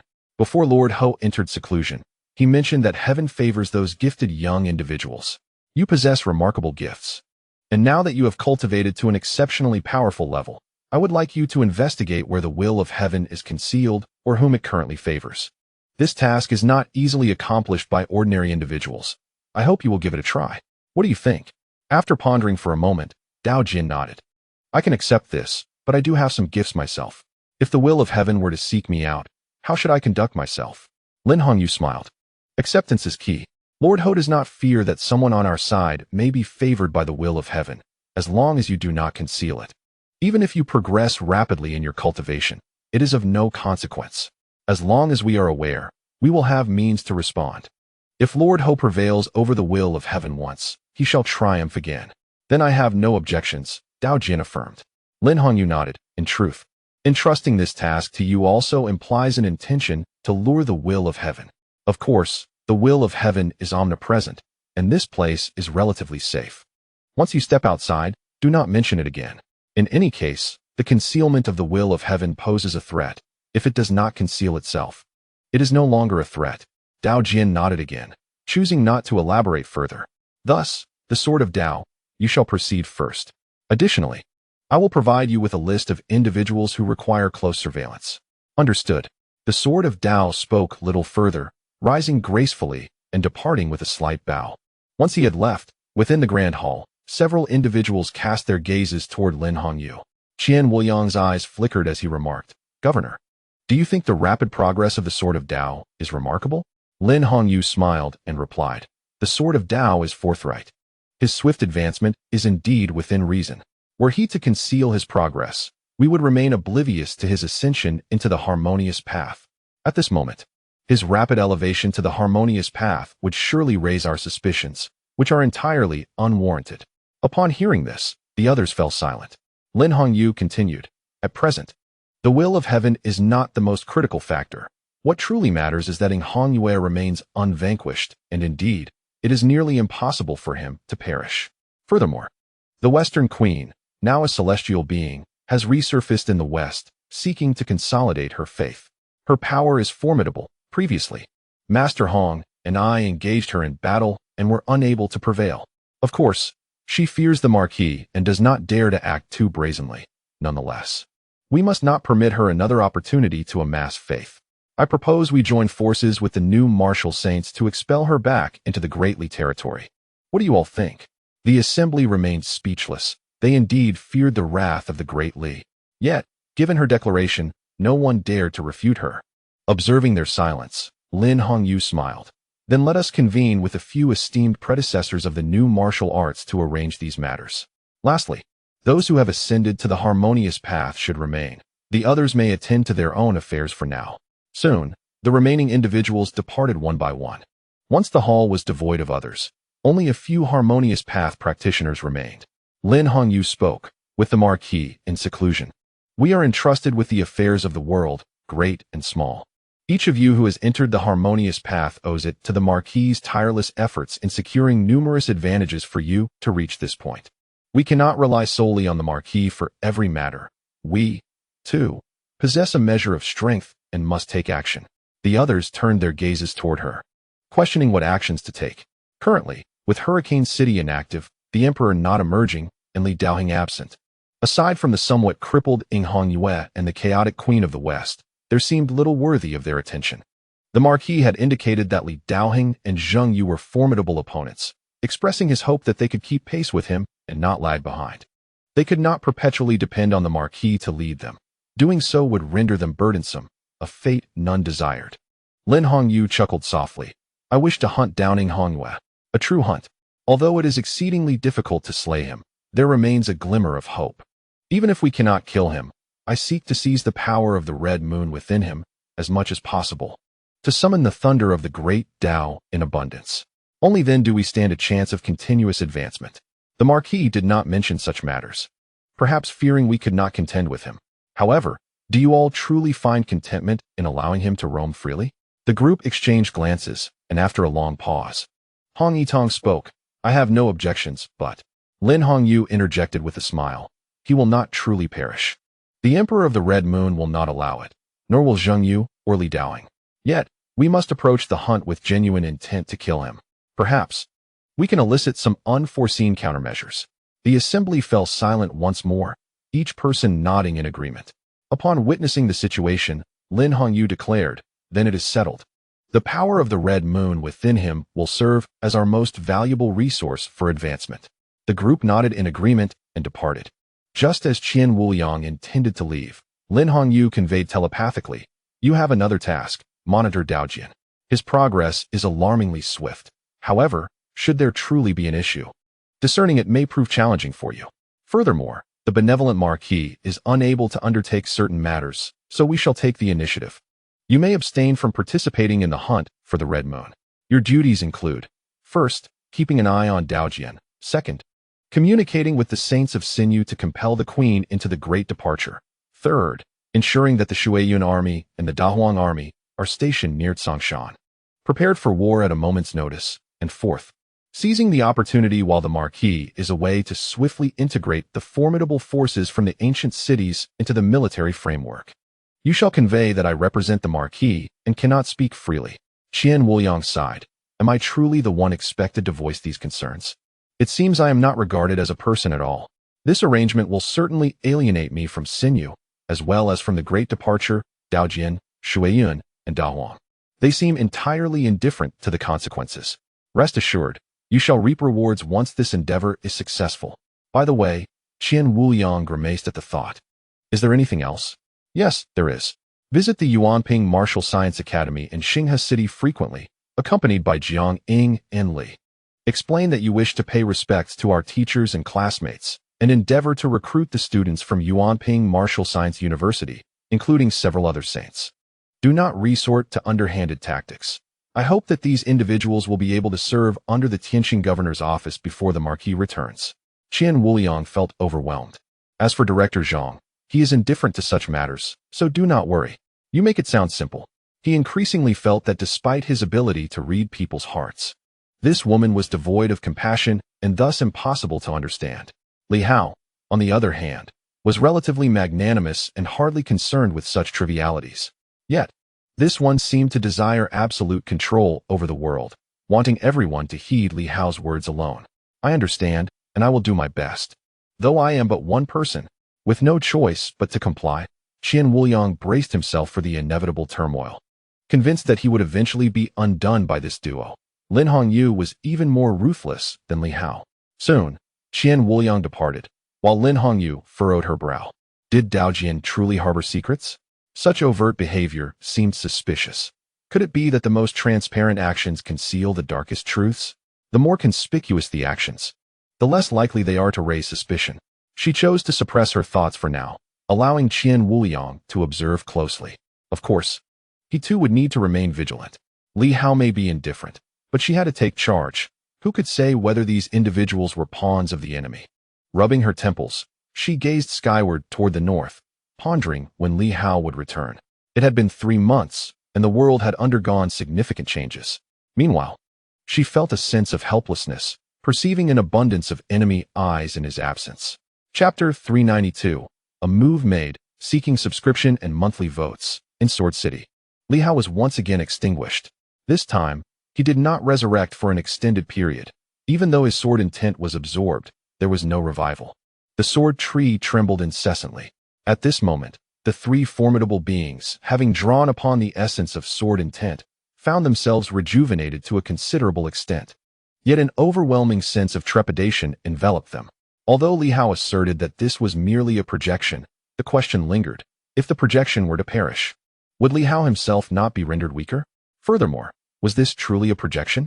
Their intellects, albeit slightly diminished, were overshadowed by the relentless cycle of death every 3 days. With each demise, a river of time flowed forth, reversing the course of existence. Could this Li Hao genuinely be a mere projection? If even a projection possessed such formidable capabilities, would the original not be rendered immortal? Why, then, had he not returned for so long? The 3 sages were wrought with anxiety, rendered silent, as the atmosphere thickened with tension. Had Li Hao met his end? Just as their apprehension reached a crescendo, the sword tree erupted with fervor, a moment of excitement unparalleled. Like a babbling brook, the air was filled with the sound of rushing water as a chaotic river manifested from the void, revealing a figure, fragile yet towering, complex and contradictory. As the river intertwined, Li Hao's form emerged, his voice calm yet feeble. How long has it been? Quite a while, the sword tree responded eagerly. Li Hao's image materialized further, softly stating, I mean, the specific time. 30 seconds. Li Hao nodded slightly, murmuring, 30 seconds, an ultimate duration. After a brief moment more, I might be utterly extinguished. To reverse one's essence reaches its limits. On that fateful day, the emperor had dealt himself a fatal blow, escaping to the Sword City. It seemed an eternity had passed. Yet in reality, it was merely around 10 seconds, a duration that felt interminable. Today, Li Hao endeavored once more, pushing the boundaries of time. After 30 seconds, he reversed his fate, yet those 30 seconds might have cost him a millennium of life. The longer the duration, the steeper the price. The sword tree, filled with urgency, inquired, Why did you take so long to return this time? Its demeanor resembled that of a wife awaiting her husband's return. Of course, Li Hao harbored no such sentiments towards a tree, yet the sword tree clearly displayed a loyalty akin to that of a pet yearning for its master. Li Hao chuckled softly. Let us see how long I can endure before returning. 30 seconds has already surpassed expectations. The battle of the strong is a tempest of change. If one can feign death for 30 seconds, it may alter many outcomes, provided the adversary does not obliterate your essence, for otherwise, true death awaits. Feigned death, however, is not without its perils. The sword tree refrained from further discussion on this matter and eagerly asked, Did you gain any insights this time? This marked Li Hao's 31st instance of feigned death. From an initial cycle of 3 days, he had progressed to absorbing sufficient sword intent approximately every 2 days, necessitating his own demise to unleash a complete manifestation of sword intent. It was imperative to kill him. Otherwise, inflicting grievous injury without achieving death would yield no significant results. After 31 deaths, had Li Hao truly garnered any wisdom? The sword tree and its companions could only speculate. They sensed that Li Hao appeared markedly older and wearier, likely aware that this consumption of life force was substantial, potentially costing him countless years. Even the mightiest of beings must ultimately succumb to the ravages of time. Even the cosmos shall face its day of destruction. At present, it may seem inconsequential, Yet when the day of demise approaches, one might reflect on the folly of squandering so much of one's lifespan. Li Hao nodded slightly, acknowledging a profound realization. The concept of the eternal sword, indeed, is unparalleled. He exclaimed, "What I have learned bears a resemblance to this. My techniques, such as the shadowless sword, the azure light sword, and the willowwood sword, all echo this essence. A prodigious talent. The sword master's erudition is beyond imagination, truly weaving myriad paths into a singular sword. His sword reigns supreme in the world." The sword tree, exasperated, responded, "We are aware of this. You need not reiterate. Simply share what enlightenment you have gained.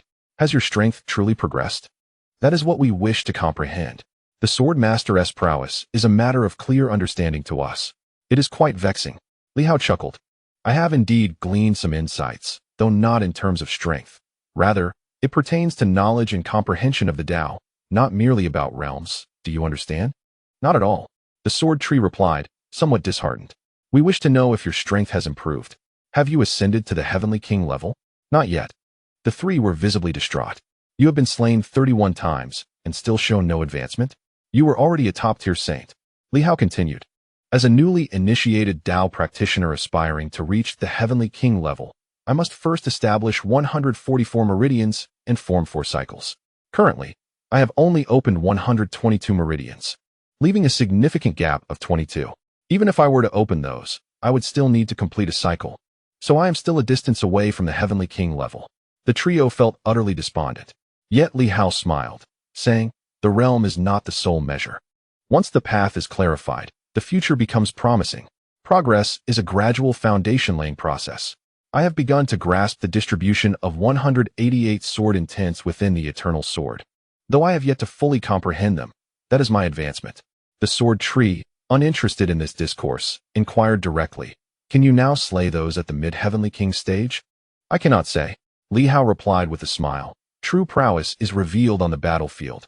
Mere theoretical discussions hold no merit." He continued softly, "Cultivation divides into 2 types. Presently, I am focusing on the tangible Tao, which pertains to the meridians. The sword intents, however, are considered the intangible Tao." Li Hao, unconcerned whether they understood, murmured, "The interplay of the tangible and intangible, the harmony of yin and yang. Sword intent and various realms are indeed the intangible Tao. Perhaps I need to open another realm to accommodate these intangible concepts within the intangible Tao universe, temporarily harboring them within, until the intangible Tao universe is activated. At which point I shall wield the myriad sword intents to decisively confront the intangible Tao universe. As for Li Daoheng, he must open the tangible Tao. Yet perhaps he has not entered the tangible Tao universe. One day, when the stars align, he shall obliterate my galaxy." His statements were complex, leaving the others perplexed. Li Hao paid them no mind. "In truth, it is quite simple. Sword intent is considered the intangible Tao, a path of the spirit. However, he currently hesitates to enter the intangible Tao universe, fearing to condense stars with sword intent. Similarly, the meridians within him constitute the tangible Tao, and Li Daoheng may have condensed numerous tangible meridians, yet he too fears entering the tangible Tao universe. Each harbors their own thoughts, waiting for the day they can break through and unite the stars in one singular moment. In the realms of the mind, there once existed a gate to the new martial triad. The cerebral domain, the most intricate of all, opens the sea of consciousness, accommodating the essence of the sword, creating a temporary sanctuary within the void of the cosmos. A makeshift universe is crafted, modeled after the true cosmos." Li Hao, with a smile, addressed the confusion. "What I mean is, I am currently unable to access the spiritual universe of another realm. Thus, I wish to construct a false universe within my own mind, serving as a repository for various sword intents, to avoid any conflict with other pathways within my body. In simpler terms, I aim to establish a mental cosmos, one that can house myriad swords, including my moonlight sword. The celestial pathways strengthen my corporeal form, while the sword path fortifies my spirit. When the day comes that both paths unite, I shall ascend to celestial heights." Sword tree paused momentarily. Yet Li Hao paid it no mind, reflecting instead on the earthly sword paths. However, the sword path he referred to was the essence of the Grand Way. After a brief exposition, a frown emerged as he remarked, "Of course, saying it is simple, but the execution is arduous. How does one open a spiritual cosmos? It is indeed a complex conundrum. Stone, feeling disheartened, inquired, Li Hao, just tell me plainly, will this endeavor enhance your strength? Certainly, he replied. Ah, then all is well. Stone nodded in agreement, expressing that if no strength were gained, such efforts would be in vain. Sword Tree, having gained some understanding of the new path, could not help but interject, your comprehension of the true path is profound. Why not focus solely on opening the pathways? If you were to concentrate your thoughts, perhaps you would have already ascended to the realm of the celestial kings. Li Hao chuckled, not at all. It is not a lack of focus. While opening pathways may yield quick results, understanding the underlying principles is essential. Rapidly opening pathways without comprehension holds little benefit, and my numerous pathways lead to an increasingly stable cosmic order, which in turn stabilizes the world around us.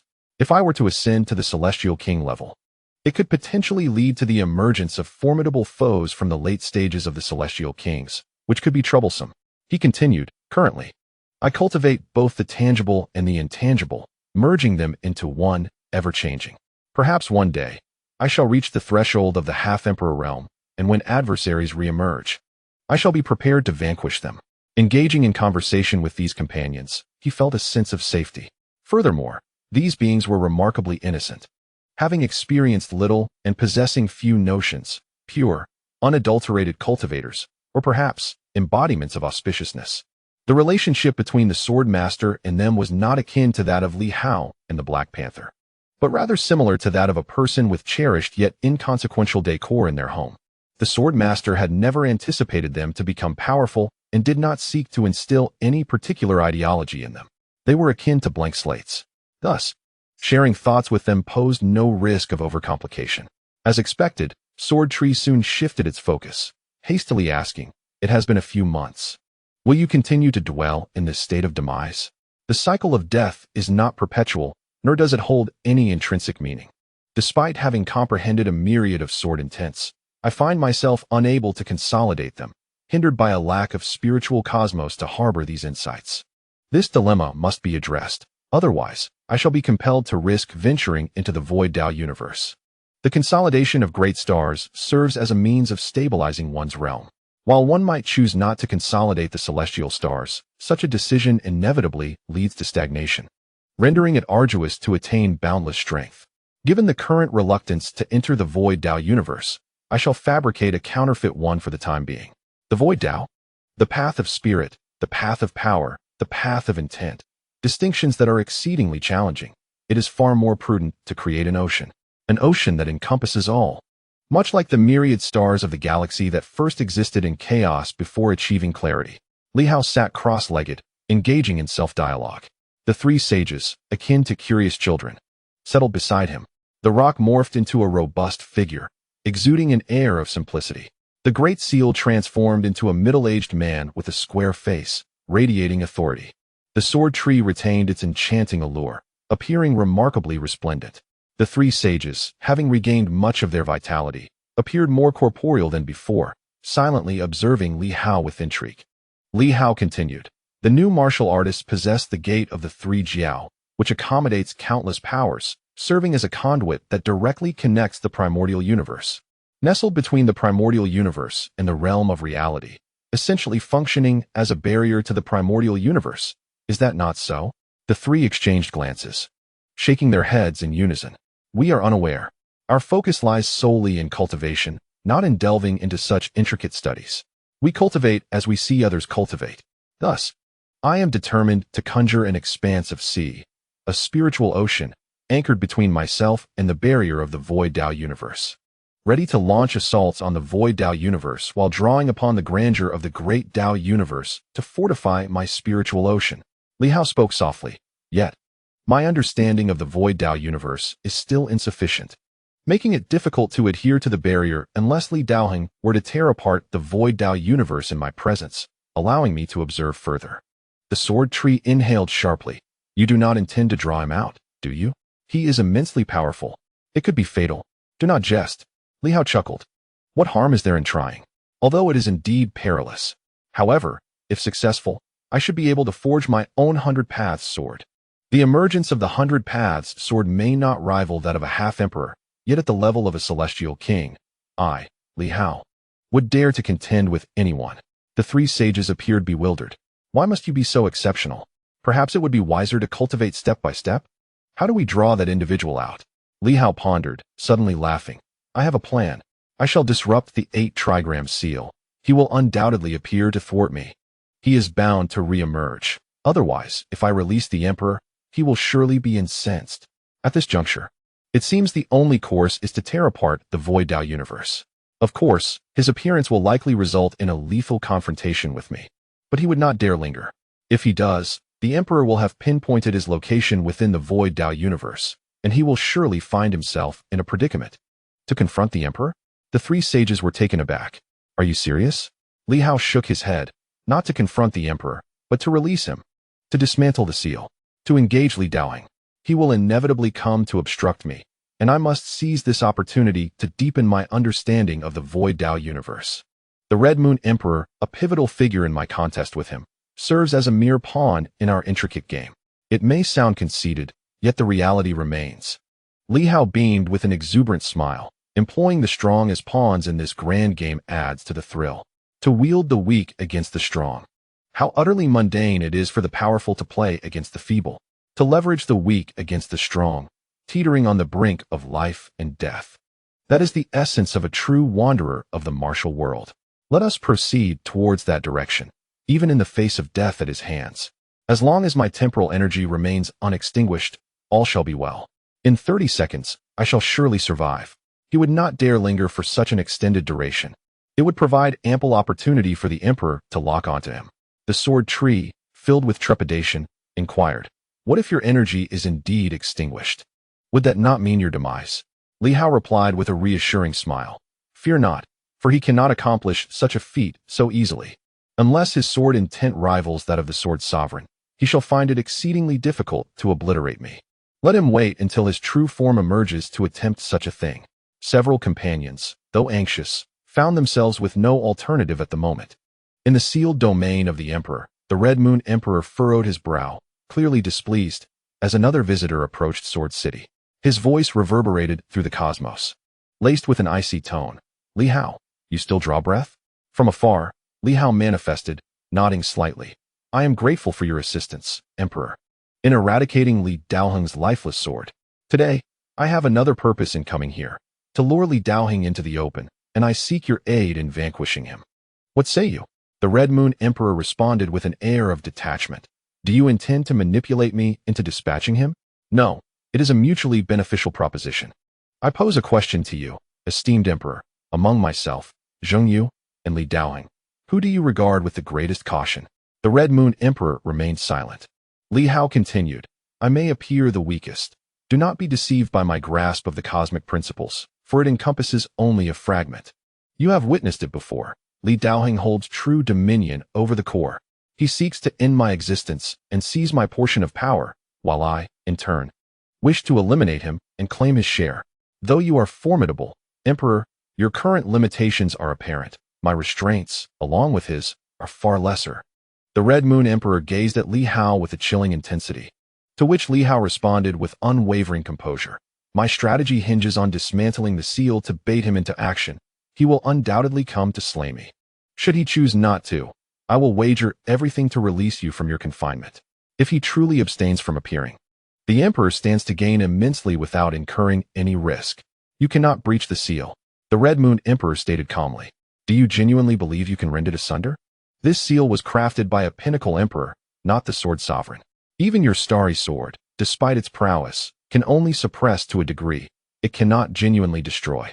Li Hao nodded, and in the next moment, two grand characters hung above him, emanating a peculiar wave of energy. Battle heaven. Boom. The 8 trigrams formation quivered slightly, and the expression of the Red Moon Emperor shifted. Li Hao whispered, "This formation was established by the Blood Emperor. The two characters above me are inscribed by the Blood Emperor himself. With these words as my focal point, I shall surely reverberate the seal. The Emperor's might can disrupt the seal, enabling a breakthrough." The Red Moon Emperor's eyes flickered. "You possess remarkable audacity. Truly remarkable." Li Hao remained composed. "It is not mere audacity. Were I assured of vanquishing the emperor or Li Hao, I would not take such risks. Adventurers are merely gamblers, their eyes clouded by ambition. If I were to possess vast wealth, why would I gamble? In a fervor, would one truly care about losing a little more? The Red Moon Emperor chuckled. How intriguing. He discovered that the arrival of this individual was not, in fact, a misfortune for him. In reality, the seal had loosened considerably compared to before. Each clash of wits with others, including the confrontation with Yue, albeit costly in terms of his Red Moon power, had ultimately granted him greater control over her. Now, in order to contend with Li Hao, this person was even willing to assist him in breaking the seal. Truly, a group of reckless individuals. The Red Moon Emperor chuckled lightly. If you fear nothing, proceed as you wish. Should Li Hao truly attempt to intervene, as you suggested, this will aid in breaking my seal, and I shall deal with him. I guarantee your survival. If you were to perish, would it not delay my efforts to break the seal? Naturally, for your safety, I recommend that you engage in the destruction of the seal from within, rather than from the periphery. Otherwise, should he appear from the outside, my ability to break the seal would be compromised, and I would find it difficult to ensure your safety. Enter the seal to destroy it. Upon hearing this, the faces of the three sages changed dramatically. Absolutely not. That would be akin to lighting a lantern in a toilet, seeking death. Li Hao laughed. Your Majesty, you jest. With your formidable might, how could I dare to offend the majesty of the emperor? I shall remain at the periphery, should Li Hao truly appear. Your Majesty could perhaps attempt to exert a modicum of power from your position. With your might, even a mere fraction would suffice to send him reeling. The Red Moon Emperor ceased further persuasion. It was entirely reasonable for Li Hao to decline entering, should he choose to do so. It would be an act of sheer audacity. With a deep breath, Li Hao suddenly transformed into a colossal figure, towering amidst the cosmos, seizing the Sword City. The vast celestial sword he grasped was, astonishingly, far larger than his giant form. Li Hao grinned. Your Majesty, I shall wield the true celestial sword, imbued with the essence of the words battle heaven, to fiercely assault the seal. When Li Hao appears, Your Majesty need not lift a finger, merely pinpoint his cosmic coordinates. And this individual will surely not linger in my presence. I, too, wish to test the might of a half-emperor. What audacity! The emperor's expression shifted slightly, truly impressed by Li Hao's boldness. If Li Hao were to survive prolonged combat, he would undoubtedly become a formidable figure. To dare to challenge a half-emperor with mere saint-level power was no small feat moreover. What intrigued the emperor further was the fact that this individual had previously dared to provoke him, only to be slain by his hand and subsequently resurrected. The emperor regarded Li Hao with renewed interest, sensing an unusual power within him. Perhaps it was this unique strength that Li Hao relied upon. What kind of power is this? Resurrection from death. To be slain by the emperor and yet return to life. This is no trivial matter.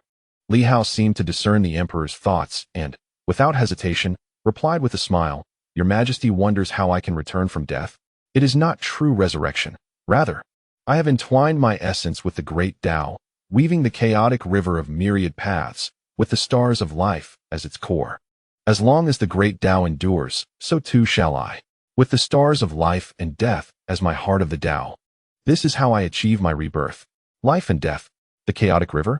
The emperor's heart stirred, and he inquired, Li Hao, why do you share this with me? Li Hao replied with a smile, Your Majesty's grandeur. What good is concealment? Since we are at this juncture, why not speak plainly? It would spare us from suspicion. Furthermore, as I govern the great Tao universe, should Your Majesty wish to slay me, you must first pinpoint the location of my great Tao universe. As long as I remain vigilant, how could you possibly locate me? The emperor smiled, remaining silent. You all seem to underestimate an emperor's majesty. Li Hao ceased his words, wielding a celestial long sword, gazing at the starry sky with a smile, declaring, Let the battle commence. I eagerly anticipate a confrontation with Li Hao.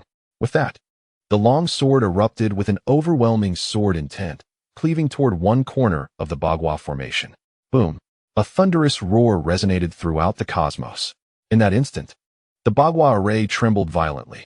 The corner struck by Li Hao corresponded to the Hong family, and suddenly, a muffled groan emerged, a sound tinged with pain. Remarkably, it was the voice of Yue. The corner of the Bagua, which once held a phantom representing an ancestor of the Hong family, abruptly transformed into the visage of Ing Hongyue, appearing just in time to witness that earth-shattering sword. In the next moment, she beheld the towering figure of Li Hao, filled with disbelief and rage, collapsing into despair as he bellowed, "Li Hao, are you shattering the seal? Have you truly lost your mind? You aim to release the emperor. Is this not madness?" Li Hao's voice thundered, "Anyone who seeks to thwart my path shall face my wrath. Ing Hongyue, pray for your survival, for I intend to make your existence worse than that of a dog." Boom! The great sword descended. At that moment, in the realm of the Silver Moon, in Silver City, the previously invisible seal suddenly materialized. The Hurricane City appeared in an instant, and not only that, the Star River City also manifested, revealing the fleeing queen. One by one, powerful figures gazed skyward. The Bagua Formation, with one corner under siege by an immense long sword, appeared as if a colossal giant floated in the air. At this juncture, Zheng Yu suddenly materialized above Hurricane City, looking up at the sky, murmuring, "You have a wife and a supportive mentor, yet you still seek destruction? I thought you had learned your lesson. It seems you have truly lost your senses." In Star River City, Zhang Yun's expression grew grave, even heavy with concern. Li Hao's intrusion into the seal was troubling enough, but his destruction of the formation left by the Blood Emperor to release the Emperor was catastrophic. This was no mere test, it was genuine devastation. Should Li Hao shatter a corner, it would spell disaster. He abruptly turned his gaze towards Zheng Yu, his face marked with urgency. "Zheng Yu, you must stop him. Were it not for your family's actions against his master, he would not have resorted to this." Zheng Yu chuckled bitterly. "Can you truly place the blame on my family? This is utterly unreasonable. My second brother and father were slain by this man. Yet I do not rage as he does. A mere master is not akin to a father. Where is the logic in this? Moreover, it was you who initiated the attack on Boundless City. How am I to stop him? He is inside the seal, not outside. If he were outside, I might have a chance." Zhang Yan commanded, "You must navigate Hurricane City into the seal."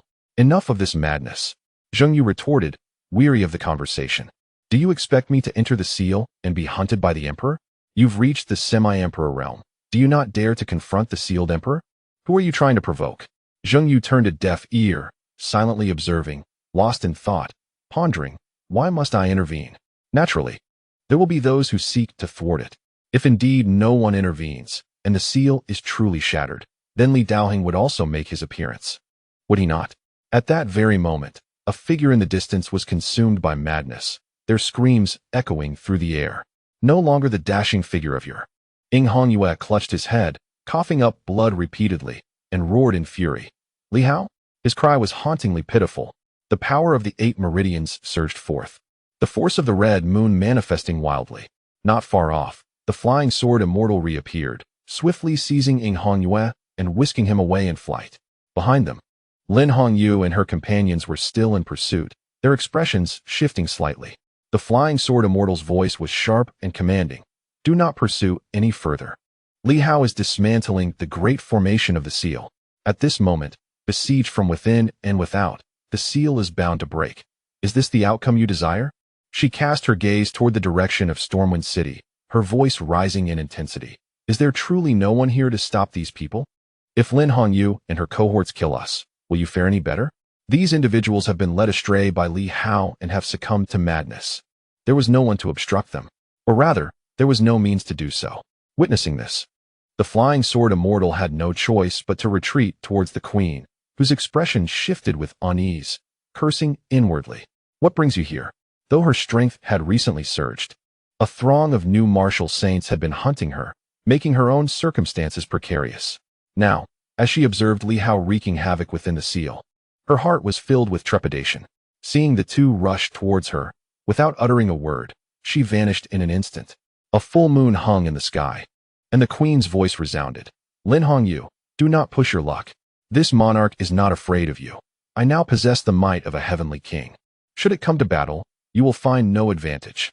Behind her, several saints materialized, yet none spoke, all awaiting the next command. Lin Hongyu gazed skyward at the vaguely discernible giant, observing him cleave the seal, and chuckled softly. "If my husband aims to shatter the seal, he must have complete confidence. We shall lend our strength to my husband, vanquishing Ing Hongyue, striking from both within and without to break the seal. Let us eradicate the roots of this menace." With her words, the saints soared into the void. Boom. The battle erupted once more, the heavens and earth trembling, while Ing Hongyue, ensnared by the flying sword immortal, felt his aura spiral chaotically, revealing a glimmer of wrath and despair in his eyes. Li Hao, are you truly willing to disregard everything? At this moment, a profound sense of hopelessness welled up within him. Is this the outcome you desire, Li Hao? To render me like a stray dog, with no escape? Li Hao? Ing Hongyue screamed in anguish. Even if you kill me, what will it change? Do you truly believe that by slaying me, you will achieve your vengeance? He howled at the heavens, as if raging against the injustice of fate. For the sake of success, he had sacrificed so much, far more than Li Hao could ever fathom. Yet now, it seemed that all had turned to dust. Behind them, Lin Hongyu cleaved through the void with her blade, her voice cold. A cunning rabbit has 3 burrows. Ing Hongyue, there is no need for pretense. The flying sword immortal remains the flying sword immortal, and you have yet to reveal your true self. Do you truly believe we would trust you? Whether you lament your plight or weep in sorrow. My husband once proclaimed that you would only find yourself at an impasse if either you or the sword immortal were to perish, or if you were to merge into one. Do you truly believe yourself to be the most astute in the world? Such a notion is but a delusion. As the moment unfolded, Lin Hongyu let out a light chuckle. You have achieved the unification of your 8 meridians, yet at this moment, my husband has merely breached 1 gate, and still, you find yourself in such a woeful state. The sword immortal remains unaffected. I am rather curious. Which aspect does the sword immortal represent? Perhaps you would allow us a glimpse?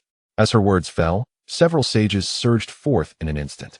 Ing Hongyue's expression darkened, and he turned to the crowd with an increasingly fierce gaze.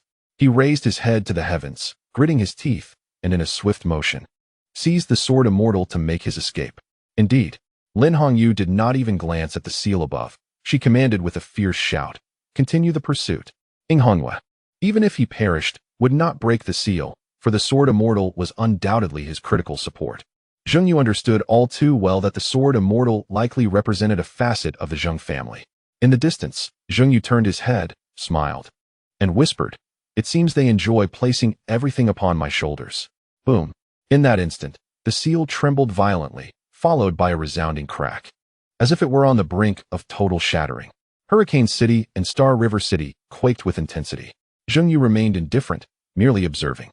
Zhang An's expression grew increasingly grave, while the others were filled with trepidation. Would the emperor emerge? What should be done? Within the confines of the seal, Li Hao remained silent, unleashing sword strike after sword strike, causing the seal to convulse violently. The ethereal image belonging to the Hong family trembled as if it were about to shatter at any moment. Other ethereal images, initially approaching, hesitated as the words "Battle Heaven" on the sword erupted with brilliance, rendering them unable to discern their course, for this was merely an array, not a living entity. Not far away, beneath the Stargate, the Emperor's eyes glimmered with a flicker of light as a faint yet potent force of the red moon began to permeate outward. A ripple surged within his heart. No one obstructed him. Today, I may truly break free from this seal. To his astonishment, neither Li Daoheng nor Zheng Yu made any attempt to intervene, and Li Hao was indeed on the verge of breaking the seal. Crack! The 8 trigrams formation had begun to reveal a fissure. Initially, the Emperor had hoped for Li Daoheng's emergence so he could strike decisively, yet at this moment, he fervently wished that the man would remain hidden. Continue your conflict. Do not emerge. Should you do so, Li Hao will undoubtedly have devised a trap to ensnare you. Do not emerge. Grant me a little more time, and I shall surely break free from this confinement. The star gate above shimmered with celestial light, as if sensing something, frantically radiating starlight in an attempt to suppress the Emperor. However, as the seal loosened, it appeared increasingly futile. Li Hao persisted. Boom. The ethereal image belonging to the Hong family was shattered by this strike. The Red Moon Emperor, even as an emperor, felt his heart leap to his throat. It is imminent. Crack. The void fractured. At that very moment, the void split open, revealing a figure bearing a long sword. His expression cold as he gazed at Li Hao. With a single sword strike, he remained silent, his demeanor resolute. The sword-bearing man stepped forth. The long sword cleaved towards Li Hao. Li Hao laughed heartily. I thought you truly dared. You do not possess the courage. Li Daoheng, you have disappointed me. Boom. Gripping the starry sky great sword, Li Hao swung it towards the heavens, roaring, Hongyue Emperor, why do you not make your move? Over there, the Hanyue Emperor secretly cursed. Here it comes. That damned fellow. Without uttering a word, he raised his fist and struck at the void. The sword-bearing man turned, countering with a strike. And soon another clash ensued between the starry sky sword in Li Hao's hand and his own. Boom. An overwhelming intent to kill enveloped Li Hao. The tremendous shockwave instantly shattering his arm, the force spreading like wildfire. The sword-bearing man spoke with a chilling voice. Li Hao, have you had your fun? When you are done, let's conclude this farce. This individual cannot be allowed to linger. If we wait too long, there will be no need for you to intervene. Others among us shall deal with him. Do not always present this fool as if he were a pawn in a life-and-death struggle. Upon hearing this, the Hanyue Emperor's expression shifted dramatically. In that moment, he felt a deep sense of humiliation. Clearly, both Li Daoheng and Li Hao regarded him merely as a tool. A punch surged forth. This blow extended beyond the seals. It overturned the very heavens and threatened the cosmos with annihilation. The sword-bearing man turned, striking the heavens with his sword. The firmament split asunder, countless stars plummeting. The clash of the long sword and the massive fist erupted with a resounding boom. The colossal fist shattered, the long sword fractured, and the sword-bearing man coughed blood, his countenance remaining cold, as another long sword manifested in his grasp, slicing forth once more. Boom. This strike pierced through the cosmos. In an instant, the towering giant Li Hao was pinned in the void, the long sword unleashing an unparalleled aura of slaughter, a thunderous roar erupting as the giant exploded. The sword-bearing man glanced at the disintegrating Li Hao, furrowing his brow slightly. It seemed he sensed a peculiar force. Once more, a long sword materialized in his hand. And behind him, the massive fist reappeared. His expression shifted, and he turned to unleash yet another strike. Boom. An unparalleled force collided again, sweeping across the surroundings. The long sword shattering, the massive fist vanishing. He looked up at the rending void, frowning slightly. He could not linger. If he remained here too long and allowed this emperor to lock onto his position, the seal would become utterly useless.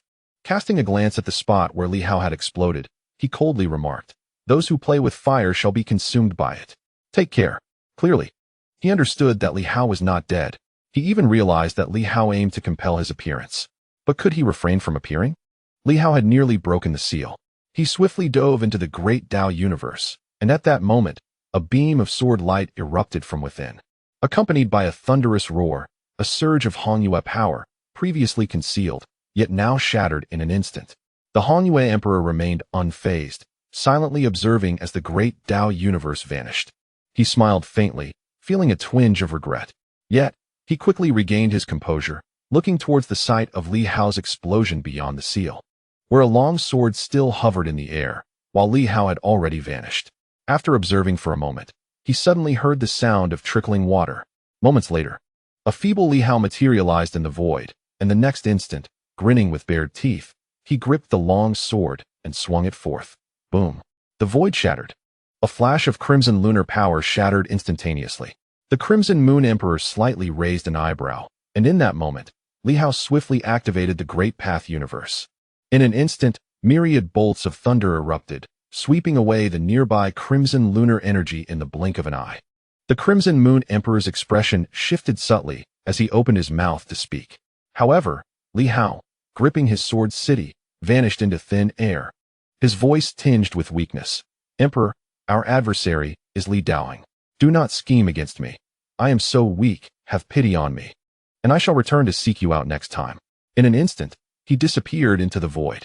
The Crimson Moon Emperor furrowed his brow slightly, but remained silent. In any case, he had not suffered a loss. Yet, both Li Daoheng and Li Hao were unworthy opponents, having exhausted their own strengths, fearing that he might escape. Nevertheless, a smile crept upon his face as he remained silent. His seal had weakened significantly. It seemed that his days of freedom were not far off. A few more attempts, and he could forcibly break free without their assistance. At the same time, Lin Hongyu abruptly halted, pausing momentarily before exclaiming, "Retreat," allowing Hanyue to regain some strength, so he can utilize the bloodlines of the 8 great families to deplete the crimson lunar power. Otherwise, the emperor will invade him. The crowd was taken aback. Were they jesting?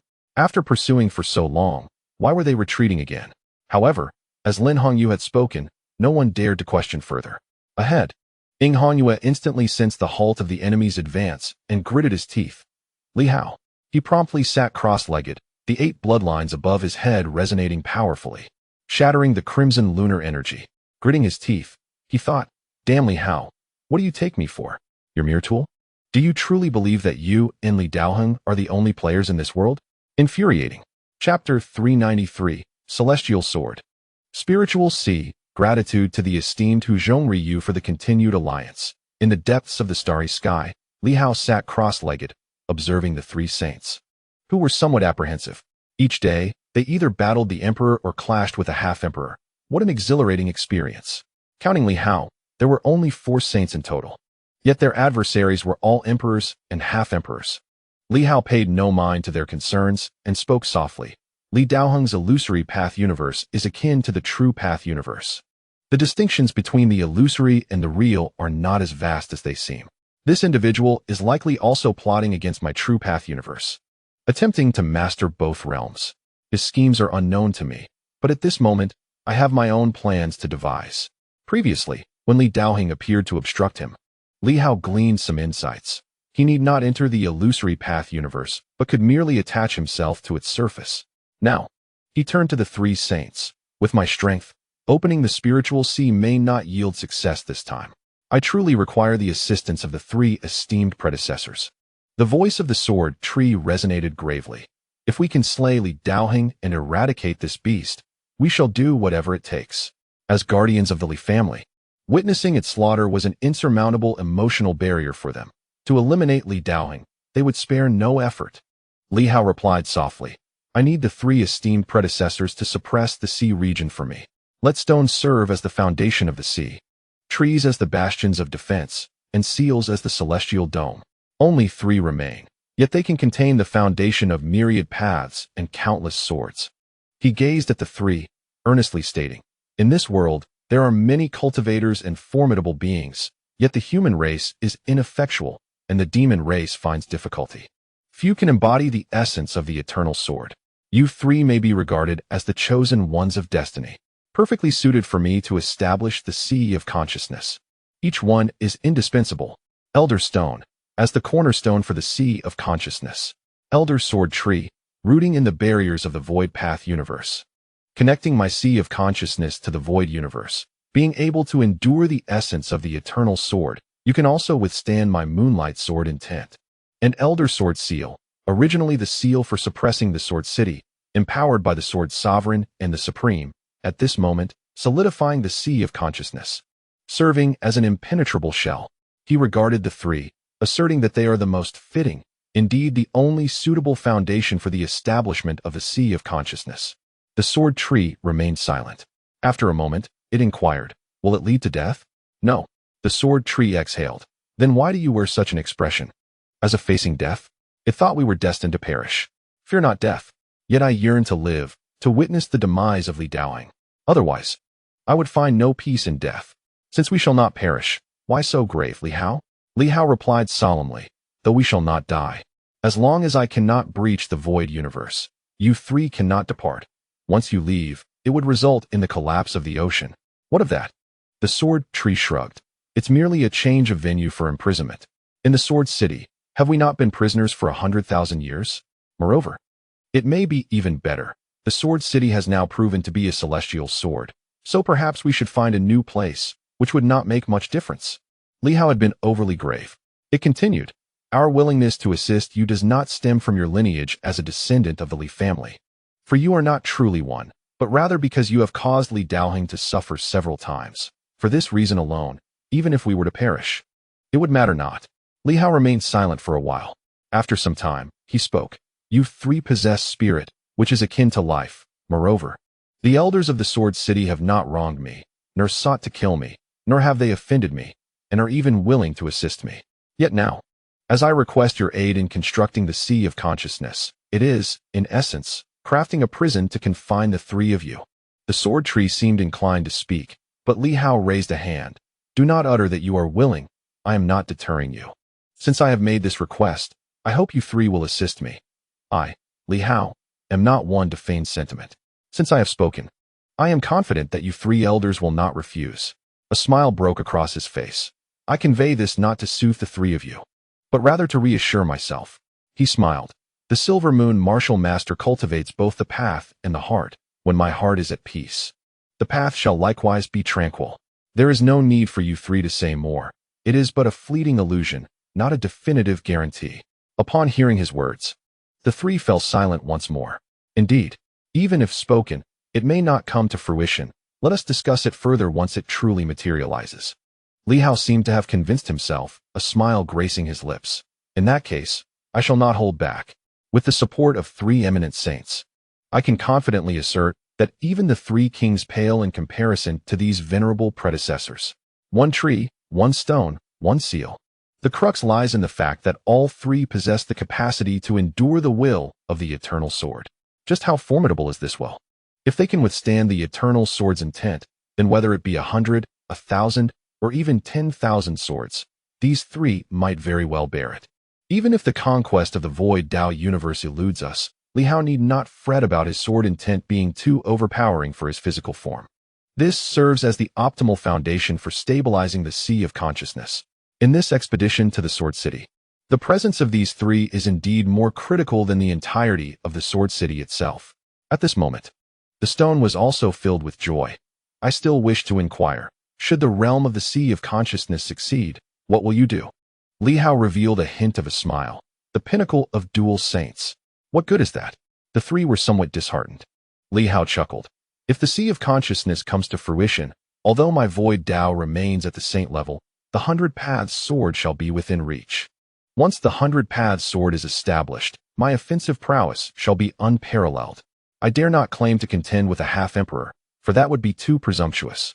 Beneath the half-emperor, I, Li Hao, shall fear no one." Really? The three found it hard to believe. The establishment of the 100 Paths sword, sweeping away the kings? At this moment, disbelief washed over the trio, while Li Hao's expression remained resolute. "If I succeed in manifesting the 100 Paths sword, my physical form shall achieve 144 meridians, reaching the pinnacle of the threefold path, not inferior to any ordinary king. Even upon achieving the 100 Paths sword, I still cannot simply dismiss the kings, as they have persistently provoked me, Li Hao, in recent times. Do they jest with half-emperors? I have faced true death countless times. Each instance was a genuine demise. Having paid such a heavy price and relying on the three saints as my foundation, should I succeed, I shall undoubtedly sweep away the kings." In that fleeting moment, the three formidable beings were utterly invigorated. "Then we are indeed worth it." The three saints rejoiced. At this instant, they felt no sense of impropriety. Even if death were to come, it would be worthwhile. Li Hao also smiled. "Then let us commence. The process may be somewhat painful, yet if the three esteemed predecessors can endure the will of the eternal sword without perishing and even absorb its essence, should we succeed, we may even draw from my moonlit sword's intent, ensuring a future of unparalleled brilliance." With that, he grasped the starry sky dagger, which was not the true starry sky sword. At this moment, the dagger transformed into a long river, encircling the heavens and the earth. Li Hao turned to the three.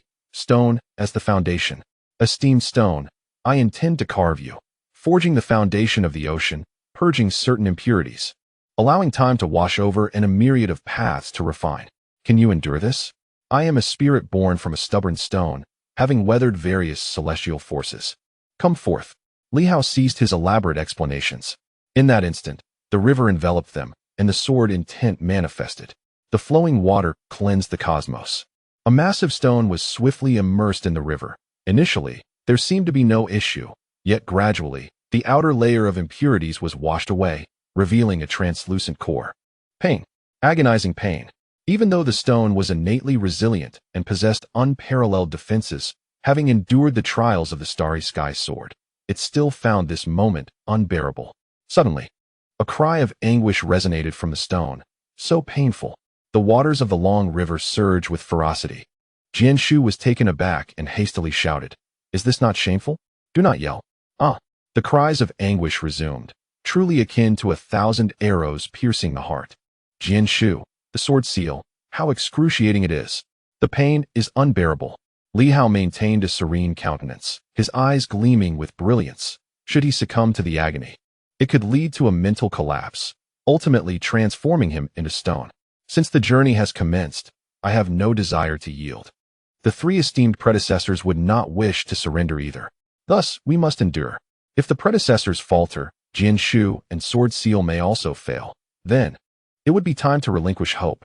I can persevere. The colossal stone emitted another agonizing roar. It is merely pain. I have weathered the vicissitudes of time. I am but a stubborn rock, yet the sword sovereign bestowed upon me life and strength. I can endure the eternal sword intent. How could I not withstand your Hao sword, Li Hao? Do you believe yourself more gifted than the sword sovereign? Do you fancy yourself as equal? The stone howled in torment. At that moment, the mighty stone was battered by the river, even beginning to deform, resembling a stone that was being forcefully flattened. Li Hao incessantly assailed the stone, speaking gravely.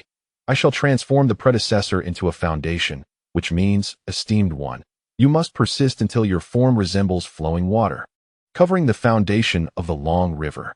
This is merely the beginning. The cries of agony resounded once more. Whether due to the sheer pain or Li Hao's words that this was just the beginning, needing to be molded into a pancake shape. Indeed, the stone comprehended. It was to be reshaped into the form of a cake. Is it truly that painful? Jian Shu, hearing its wretched howls, could not help but inquire. Li Hao replied, esteemed one, you may extend a root and test the waters. Jian Shu reached out a branch towards the river, and in the next moment, a piercing scream echoed through the heavens. How painful! Jianin, witnessing this, felt a mix of surprise and hesitation, cautiously dipping a small portion of itself into the river's waters.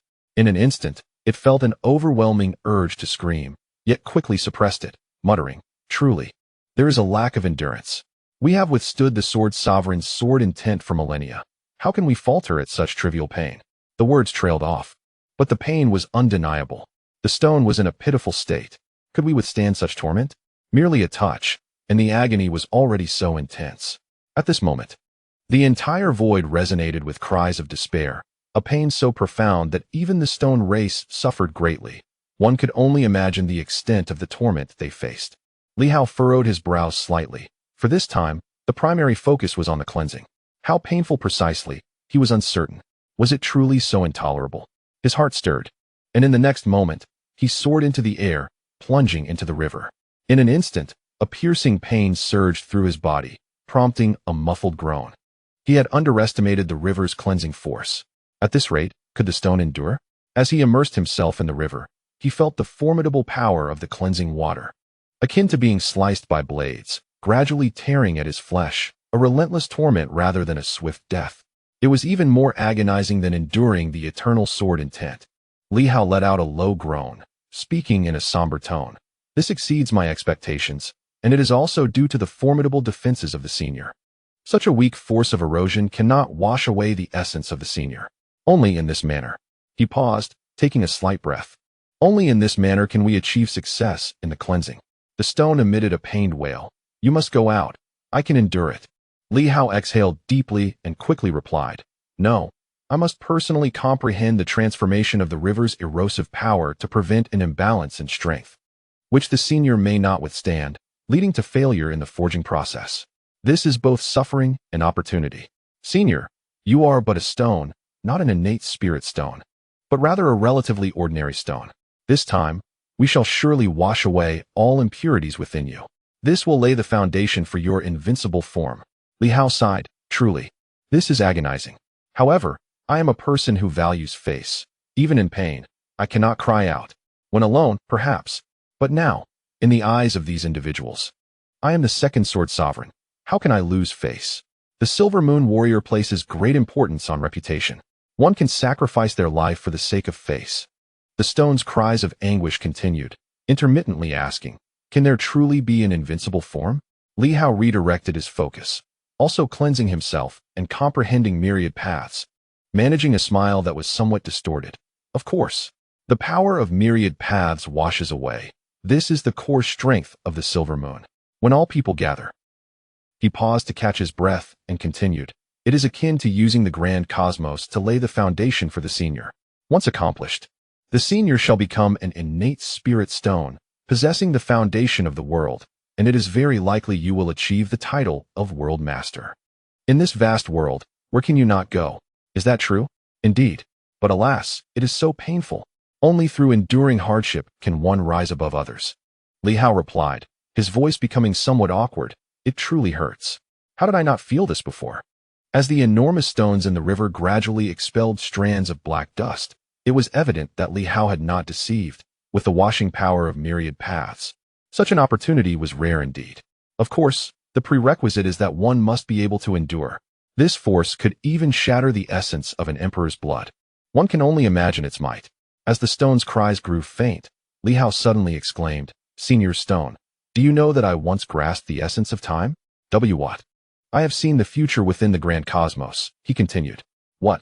In the future, there will be a stone that suppresses heaven and earth.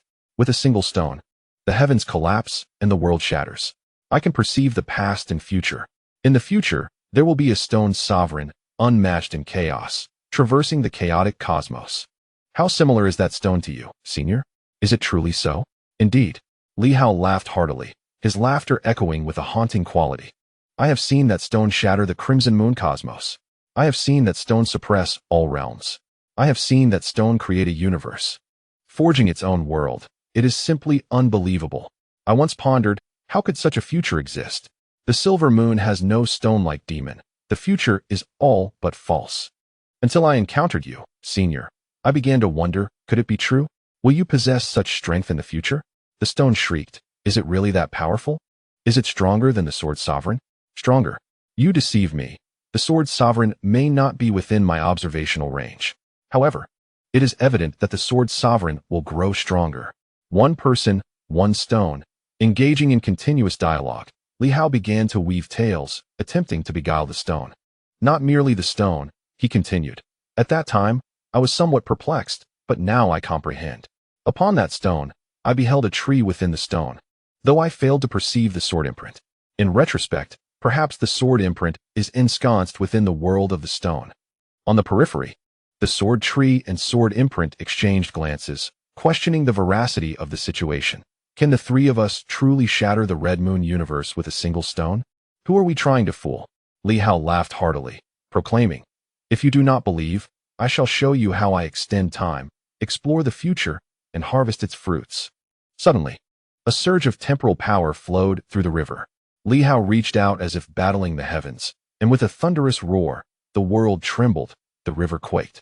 And in the next moment, it seemed as though another realm was unveiled, truly manifesting the future. A massive stone, with a single strike, shattered a cycle of the red moon. The three saints were astonished. On that stone, they could vaguely discern a tree. Unbelievable. With a resounding crash, the illusion shattered. And Li Hao appeared to be extraordinarily weakened. "Did I not say it would succeed? Did you see it, venerable stone?" "I saw it," he exclaimed, laughing heartily. In an instant, the giant stone in the river erupted with brilliant radiance, transforming into a flowing liquid in the blink of an eye. "In my future, I, Li Hao, shall be invincible across the world. I shall establish an unassailable foundation." With a thunderous sound, the giant stone flowed within the river, merging with the waters, while the stone exuberantly cried out. At this moment, does the distinction between reality and illusion truly matter? Though the three saints were not the most astute, they were not entirely foolish. Could Li Hao genuinely retrieve the future? Whether they believed or not, they had witnessed it and took it to heart. "I believe." The sword tree and sword imprint echoed with fervor, as if proclaiming, "Our future remains united, and we shall be invincible." Li Hao revealed a subtle smile. Did they believe? I do not know. Yet, regardless, we are all striving, are we not? As the stone erupted with an intense desire for survival, the river trembled, droplets of stone liquid merging into its depths, gradually enveloping the entire river. The stone's frail voice continued to resonate. "Without enduring minor pains, how may one grow strong? I am the sovereign of stones. The stone sovereign traverses the chaotic world." Upon witnessing this, Li Hao exhaled deeply and commanded, "Venerable sword tree, take root in the river." The sword tree immediately manifested, revealing its true form, with countless roots embedding themselves into the river. The intense agony caused its roots to quiver and shake, each root system trembling. In that moment, Li Hao suddenly unleashed a formidable sword intent. As if tearing the very heavens apart, he softly declared, "Today, I shall forge the sea of spirit, allowing my moonlight sword to flourish." I shall surely breach the star gate and traverse into chaos. My sword shall pierce the heavens. This sword is no longer merely the starry sky sword. It is the celestial sword. With a thunderous roar, the heavens quaked, and the universe stirred. Today, I shall no longer wield the starry sky sword. The sword in my hand is solely for rending the heavens. The heavens shall be torn asunder. In the vast expanse of the universe, a magnificent pathway seemed to manifest before him, though it remained elusive, on the brink of revelation. Li Hao bellowed once more, "Establish the barriers. Senior sword seal. Envelop the four corners, sealing the heavens and the earth while leaving but a single route passage." In an instant, the sword seal transformed into an immense stamp, suppressing the cosmos, encasing all within its embrace, encompassing the river of time. At that moment, the waters of the river surged wildly around the sword seal, creating tumultuous waves. The three saints cried out in agony. The excruciating pain assailed them relentlessly, forcing them to endure a suffering unlike any they had ever known. Yet they remained unbroken, for they had withstood the sword intent of the sword sovereign for millennia. This was the very foundation of their strength. Only they could contain the river's fury. No one else could bear it. At that moment, within the 8 trigrams formation, faint echoes of anguished wails could be discerned. The Red Moon Emperor perked up his ears, catching only the indistinct sounds of suffering. What could it be? Since Li Hao's entrance, the affairs had multiplied, with no respite in sight. Was this fellow preoccupied with those minor saints? Was he consuming them? Or something else? He wished to behold the spectacle, but the formation barred his exit, and no power could seep through. Perhaps it was best not to look. In the void Tao universe, the swordsman was mending several stars. A full moon, nearly restored, caught his attention. Suddenly, he furrowed his brow and glanced in a particular direction, swiftly teleporting deep into that sector of the cosmos. After a period of silent observation, he knitted his brow slightly. Was there an anomaly? Had someone invaded the void Tao universe? The Red Moon Emperor? Or Li Hao? Or perhaps another? He awaited in silence. Yet all that was evident was the trembling of stars and the tumult of the grand Tao, with no other peculiarities arising. He contemplated tearing through the void to investigate, but hesitated, fearing that if the adversary had not yet locked onto a location, his actions might inadvertently allow them to breach. In that moment of indecision, the universe seemed to settle. He observed for a while, memorizing the location, and just as he contemplated tearing through to see, suddenly, in many places, the forces of the Grand Tao began to emanate, swirling with intensity. Simultaneously, Li Hao commanded, "Do not concentrate on a single point. Senior sword tree, disperse. Establish routes at various barriers to avoid detection by the enemy. Once rooted, let the tendrils burrow into the barriers." With a thunderous roar, the Grand Tao universe appeared on the verge of vanishing, and Li Hao once more drew his sword to strike. The void split open anew. Li Hao trembled, and in the next moment, he soared forth, gritting his teeth. "Now, I shall integrate this spiritual sea into my mind domain. The three of you must not waver. Maintain utmost stability, lest I face the peril of downfall. Come, it can be done. Rest assured." The three great saints proclaimed in unison. Li Hao said nothing, and above his forehead, a Tao inscription appeared, resembling a red mark. With a fierce shout, Li Hao commanded, "Open." Instantly, darkness manifested within his mind, as he directly unlocked the domain of his consciousness. At this moment, Li Hao's physique expanded exponentially, gradually growing to a size that allowed the dark void on his forehead to encompass the entirety of the spiritual sea. With a decisive motion, he forcefully drew the spiritual sea into his cerebral domain. Seal. The Tao text quivered violently as 122 colossal dragons manifested, encircling the Tao text, commencing a blockade that forcibly incorporated this realm within itself. Thunderous roars echoed. Li Hao's head trembled violently. Suddenly, waves of sword intent erupted from his mind, breaking free from his consciousness, staining the void with crimson. Li Hao was engulfed in agony. He relentlessly suppressed the myriad sword intents. Bellowing once more, "I shall merge the sword intent and stabilize the world. Endure, my three venerable ones." Within his mind, that artificial realm suddenly revealed a surge of sword intent. Beyond the 10 blades, there emerged an additional sword intent. This too was derived from Li Hao's comprehension of the eternal sword. However, his physical form had previously lacked the fortitude to manifest such potent sword intent. Yet today, it emerged instantaneously, transforming into an aura of annihilation. Boom! The long sword pierced the void with a resounding crash, seemingly colliding with the barrier of sword seals, which echoed with muffled groans. Pain. And this was merely the first wave. Gradually, more sword intents appeared, destructive sword intent, shattering sword intent, void-severing sword intent, and life-giving sword intent. One by one, the sword lights began to merge into a singular essence, flowing into the river of existence. The sword intent converged. Suddenly, clusters of stars manifested in the sky, resonating with the various sword intents. These stars began to intertwine, gradually orbiting around the temporal sword intent. Surrounded by countless smaller celestial bodies, a long sword traversed this world, as if it had found its sanctuary, evoking an unparalleled awe. 30, 50, 70. After some time, the 100th sword intent was formed. At that moment, 100 converged, 100 stars aligned, 100 swords were forged. A magnificent sound reverberated throughout this universe, followed by a tremendous explosion as a long sword devoured the temporal stars. With a single strike, the resounding blasts continued, and the cries of the three saints echoed anew. To live is to succeed. Li Hao's voice resonated like a bell. To live means we are close to triumph. A mere 100 swords. If this sword cannot bear them, how can it withstand my myriad sword intents? Venerable ones, today, we shall forge our artificial world. Boom. The diminutive realm trembled violently, a grand tree exuding sword intent. While beneath, the transparent foundation quaked violently, and the barriers surrounding it resonated with ceaseless tremors. An artificial world. The three great saints were exhilarated and electrified. An artificial sword path world. An unprecedented spiritual realm.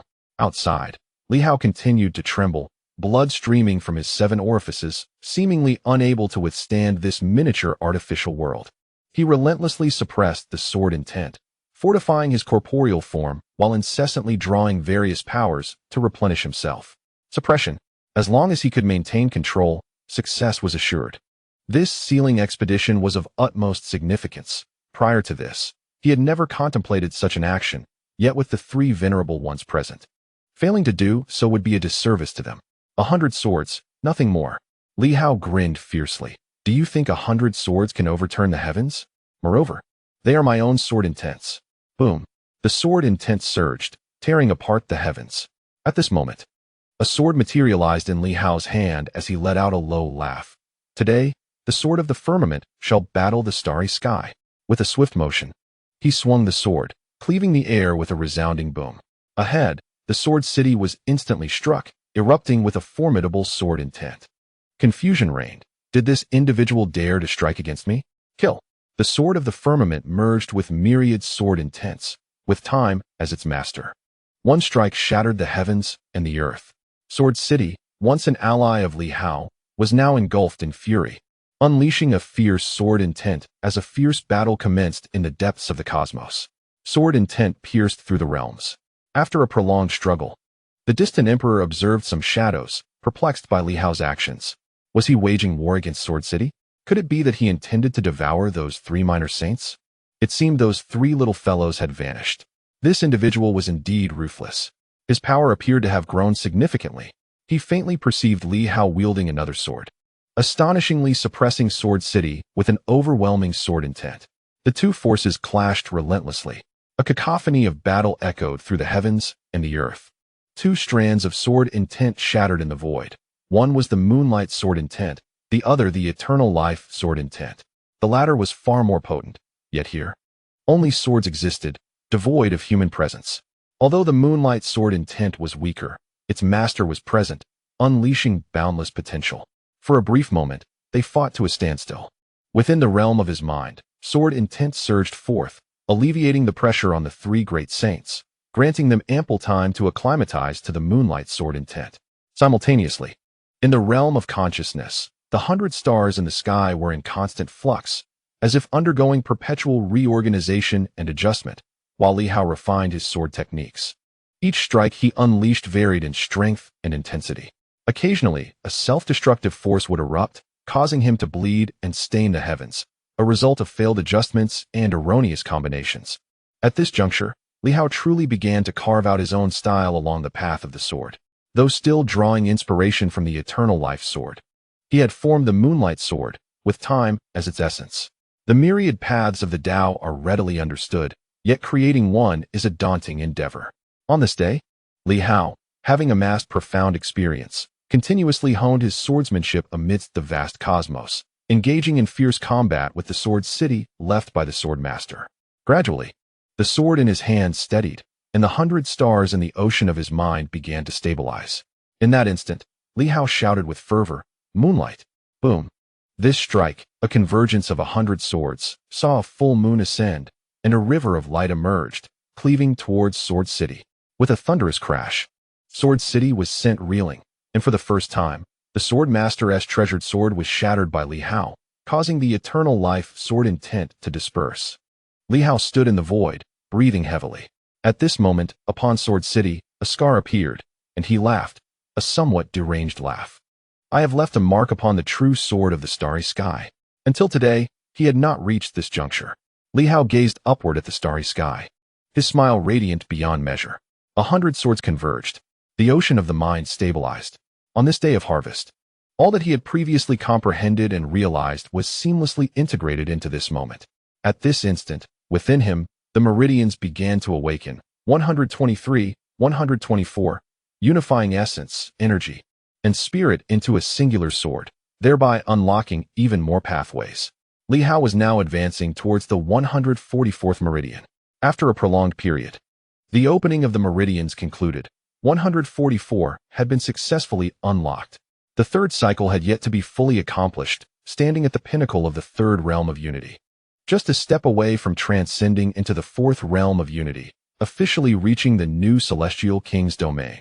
Li Hao halted his further breakthroughs. At this moment, he had yet to return. Should a Celestial King emerge now, it would spell trouble for the Silver Moon. Only through his own return could he truly break through and allow the Celestial Kings to step forth. At that time, should a Celestial King appear, he would eliminate them without hesitation. We have succeeded, 3 esteemed seniors. Li Hao grinned, reflecting that without the unwavering support of these 3, who disregarded their lives, he would not have attained such success. However, after a while, faint voices emerged from the sword imprint. We need to enter a deep slumber to stabilize this small realm, preparing it to bear your future myriad swords. Li Hao felt a stirring in his heart and nodded in agreement. It is inevitable. The 3 had expended tremendous energy and needed to stabilize this spiritual ocean, requiring a period of rest to avoid collapsing under the pressure from the myriad swords. At this moment, Li Hao gazed towards the distant Sword City, which seemed reluctant to approach him, perhaps angered by his prior aggression. He chuckled, "Sword City, the Starry Sky Sword, the sword of the Sword Sovereign. I have long used the name Starry Sky Sword. The Celestial Sword is derived from it. Since they are originally one, why not wait until my myriad swords are complete before you merge with my Celestial Sword?" At this juncture, it was not yet necessary. The sword was too powerful, which may not necessarily be advantageous. Currently, the Celestial Sword was sufficient to encompass Li Hao's 100 swords, even capable of slaying a Celestial King without significant strain. However, when it came to contending with a half-emperor or an emperor, the present Celestial Sword still required a bit more refinement. Should he manage to merge with Sword City at that time, it might suffice. Sword City remained unresponsive, floating in the air once more. Li Hao had nearly stripped Sword City of all it possessed on this visit, leaving behind only a single sword still intact. Within Sword City, apart from that small courtyard, there was nothing left. Not even a remnant could be seen. Li Hao, his smile radiant, stepped into the courtyard and declared, "I shall condense a bit more of the longevity sword intent. Soon, I shall be departing. You may remain here. Taking you out may not be a favorable prospect, as the objective is too grand." Sword City remained silent, allowing Li Hao to continue condensing his longevity sword intent. In Hurricane City, Zheng Yu suddenly looked up at the sky and, after a moment, slowly remarked, "Li Hao seems to have made some progress. It won't be long before the Celestial King emerges." Beside him, several Celestial Kings expressed surprise. How swift! This is far quicker than the natural revival of the heavens and earth. Has it only been a short time, and he can already accommodate a Celestial King? Yet, the Celestial Kings were not as jubilant as one might expect, feeling an urgency. Even if they could indeed accommodate a Celestial King, could they confront Li Hao? Would they not be courting death? Zheng Yu said nothing. If he could accommodate the heavenly king and Li Hao, it was highly probable that he could ascend to the fourth level of harmony. Once he achieved this, could the few before him contend with Li Hao? It seemed almost insurmountable. Perhaps it would merely lead to a futile demise. In the great Li, within the divine temple, the god of initial martial arts gazed at the starry sky, lost in contemplation. The sword city remained sealed. Should Li Hao enter this seal in pursuit of the starry sword, it would not bode well. If he were to shatter the balance of the 8 cities and seize the starry sword, the cat-nurturing scheme of the 8 directions and the heavens might be disrupted. What a headache! Not far away, the aura of the great Li King grew increasingly formidable. The god of initial martial arts felt a sense of helplessness. There was little he could do. The great Li King, engrossed in his cultivation, suddenly awakened and cast his gaze toward the temple. From within, a voice, cold and detached, echoed, "Your integration speed is too slow.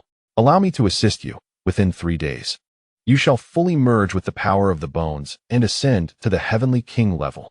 But you must perform a task for me." What task? The great Li King thought it necessary to clarify. Guard the ruins of Star City. No one must step foot there. The great Li King, somewhat speechless, after a moment replied, "But that is Li Hao's territory. If you send me to guard there, how can I prevent anyone from entering without risking my own life?" Despite the potential to ascend to the heavenly king, Zheng Yu, Li Daoheng, and Li Hao all seemed to have their sights set on that region. Will you comply? If you refuse, so be it. If you do not agree, your integration will take at least 3 years. The great Li King felt a sense of resignation. 3 years? Surely not. After pondering for a long while, he inquired, "What if Li Hao and the others launch a strong assault? Then hold your ground." With a clenched jaw, the great Li King conceded, "Fine, I shall comply, but if I cannot hold the line, do not blame me." The god of initial martial arts, uninterested in further discourse, conjured a large hand. In an instant, the bones fell into his grasp, and in the blink of an eye, the incredibly solid bones were crushed to dust. In that moment, a surge of power merged into the great Li King's body. He let out a pained cry. But the god of initial martial arts did not even glance back. Such pain was trivial. To forge one's body, one must endure hardship. How could one aspire to greatness without suffering? Forcefully, the god of initial martial arts integrated this power into the great Li King, who felt his aura strengthen significantly. After some contemplation, the god suddenly turned his attention to a figure shimmering with golden light in the distance. "You are a subordinate of Li Hao. I shall assist you in ascending to harmony, enabling you to contend with the heavenly kings." The 9 forged golden body. "Inform Li Hao that the 8 cities must remain unbroken, at least for now. I have no conflict with him, but should he shatter the 8 cities, I shall be compelled to intervene.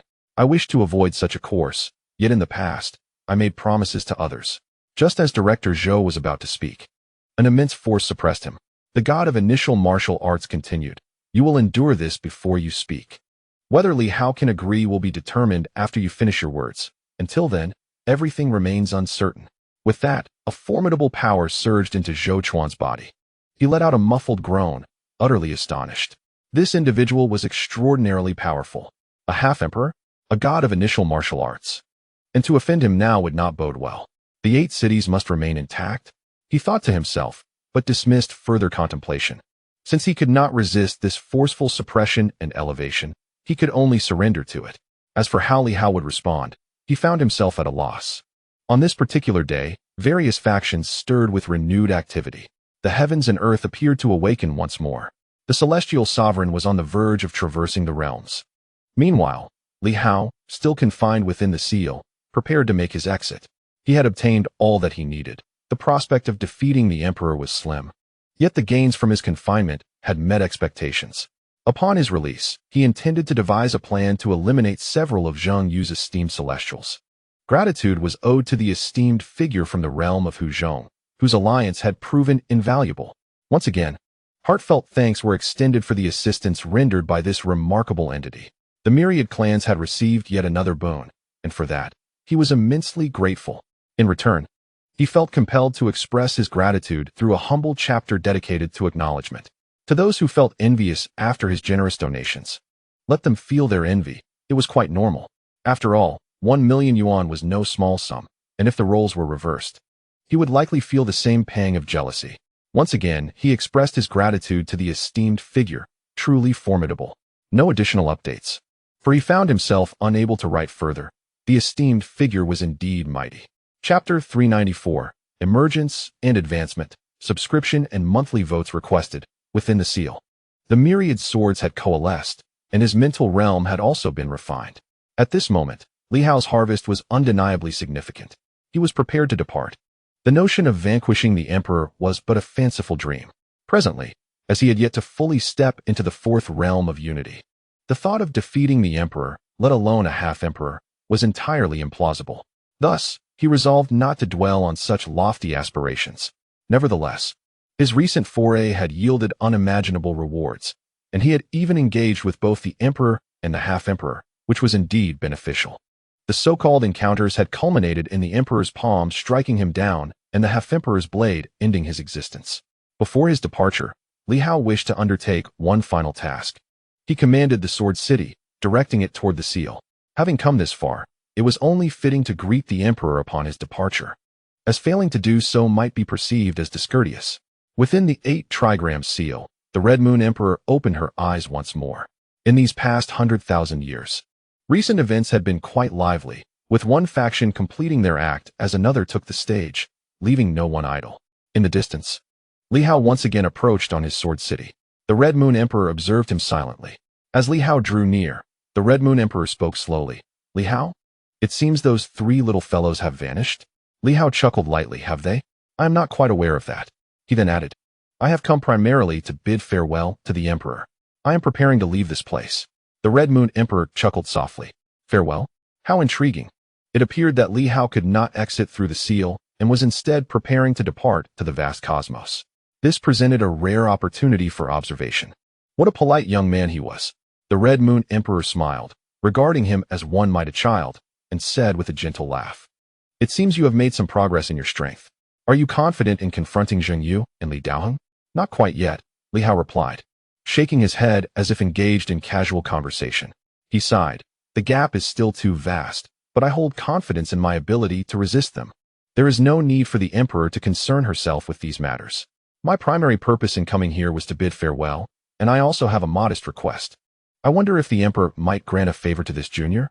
Speak on, the emperor replied. With sincerity etched upon his face, Li Hao declared, during our last encounter, I inadvertently took a drop of the emperor's essence, which greatly aided in my confrontation with the moon goddess. Today, I have come to seek a drop of your essence. Esteemed emperor of the Red Moon. The smile of the emperor gradually faded as he regarded Li Hao, remaining silent. What could this mean? To request a drop of blood? How would one go about such a request? Li Hao, with a serious demeanor, responded, Your Majesty, you have nothing to lose. I seek your essence solely to confront your adversaries, such as Li Daoheng and Zheng Yu, and one drop of your blood is insignificant. The Emperor of the Red Moon replied in his usual tone, Do you wish to enter and take it? Do you dare to step inside? Li Hao spoke with a calmness that belied the gravity of the situation, as if he were merely a lamb awaiting slaughter, a rather audacious young man indeed. Moreover, if I grant you my essence, do you have the courage to utilize it?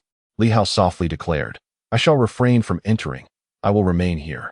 In recent days, I have focused on forging a sword, gathering the essence of eternal life within it. I wish to see if I can extract a drop of your essence. If successful, it would be a joyous occasion. If not, I ask for your understanding. Your words are bold. Let us see your resolve, the emperor remarked as he rose. Hands clasped behind his back, approaching the edge of the hexagram formation. The star gate above him shifted as an overwhelming pressure permeated the heavens and the earth. A mere saint dared to boast of extracting a drop of the emperor's essence. Without seals, he could be obliterated with a single punch. Leaving no trace of this weakling. What audacity! Li Hao remained silent, extending his hand to grasp, as the sword city transformed into a long sword, the starry sky sword. Upon it, streams of eternal life, sword essence converged. This time, Li Hao would not bring the sword city with him. The 8 great cities were peculiar, and its presence here might better maintain the seal. Taking it elsewhere could lead to unforeseen changes. Thus, to prevent Li Daoheng from re-entering, it was wiser to exhaust the sword essence within the starry sky sword. The sword would remain unchanged, but Li Daoheng would gain no advantage. Even if he were to forge another sword, the prospects would be slim. Such power should not be squandered. With the gathering essence of eternal life, Li Hao sought to demonstrate its might, to witness just how formidable the sword sovereign truly was. At this moment, Li Hao's vital energy coalesced. A surge of sword intent emanated from him, as his internal pathways began to manifest, encircling him until 144 pathways emerged, subtly forming 3 cycles. He was on the verge of entering the 4th level of harmony. Moreover, his spiritual sea stirred, and the moonlight sword intent merged with the starry sky sword. As the power of time flowed, revealing the essence of eternal life, the Emperor of the Red Moon remained unperturbed. In this era, he was an invincible force. Neither Li Daoheng, Zheng Yu, nor even Li Hao at this stage had any assurance of overcoming him. Had they possessed such capability, he would have perished long ago. Li Hao's reliance on external forces, even wielding the sword sovereign's sword and gathering sword intent, could not equate to the sword sovereign himself. The notion of harming him was utterly impossible. Even Li Daoheng's sword avatar, with his semi-emperor strength, could merely leave minor wounds on the emperor's fist, let alone extract a drop of essence. Li Hao was far too arrogant. In that moment, Li Hao continued to surge, his vitality intensifying, harmonizing his spirit and energy. With 2 imposing characters, Fight Heaven, floating within his mind. In this moment, those 2 characters seemed to emanate waves of energy. The entire Bagua formation quivered slightly. Li Hao closed his eyes, and instead of recalling the sword sovereign's sword intent, he remembered that day when the Blood Emperor cleaved heaven and earth asunder, dividing the cosmos into 8. It was the first time he had witnessed an unparalleled being unleash their power within the illusion. This was also the most formidable move he had encountered thus far. The phantasm of the sword sovereign had once displayed a sword intent capable of shattering the heavens. Yet it could not rival the shock of that single strike. At this moment, empowered by the words "War Heaven," Li Hao stood before the grand formation left by the Blood Emperor. Crucially, this formation was intricately linked to the 8 great divine weapons, suggesting a profound connection between them. This array had absorbed countless energies. The question lingered: where had all that energy gone? Li Hao had an inkling.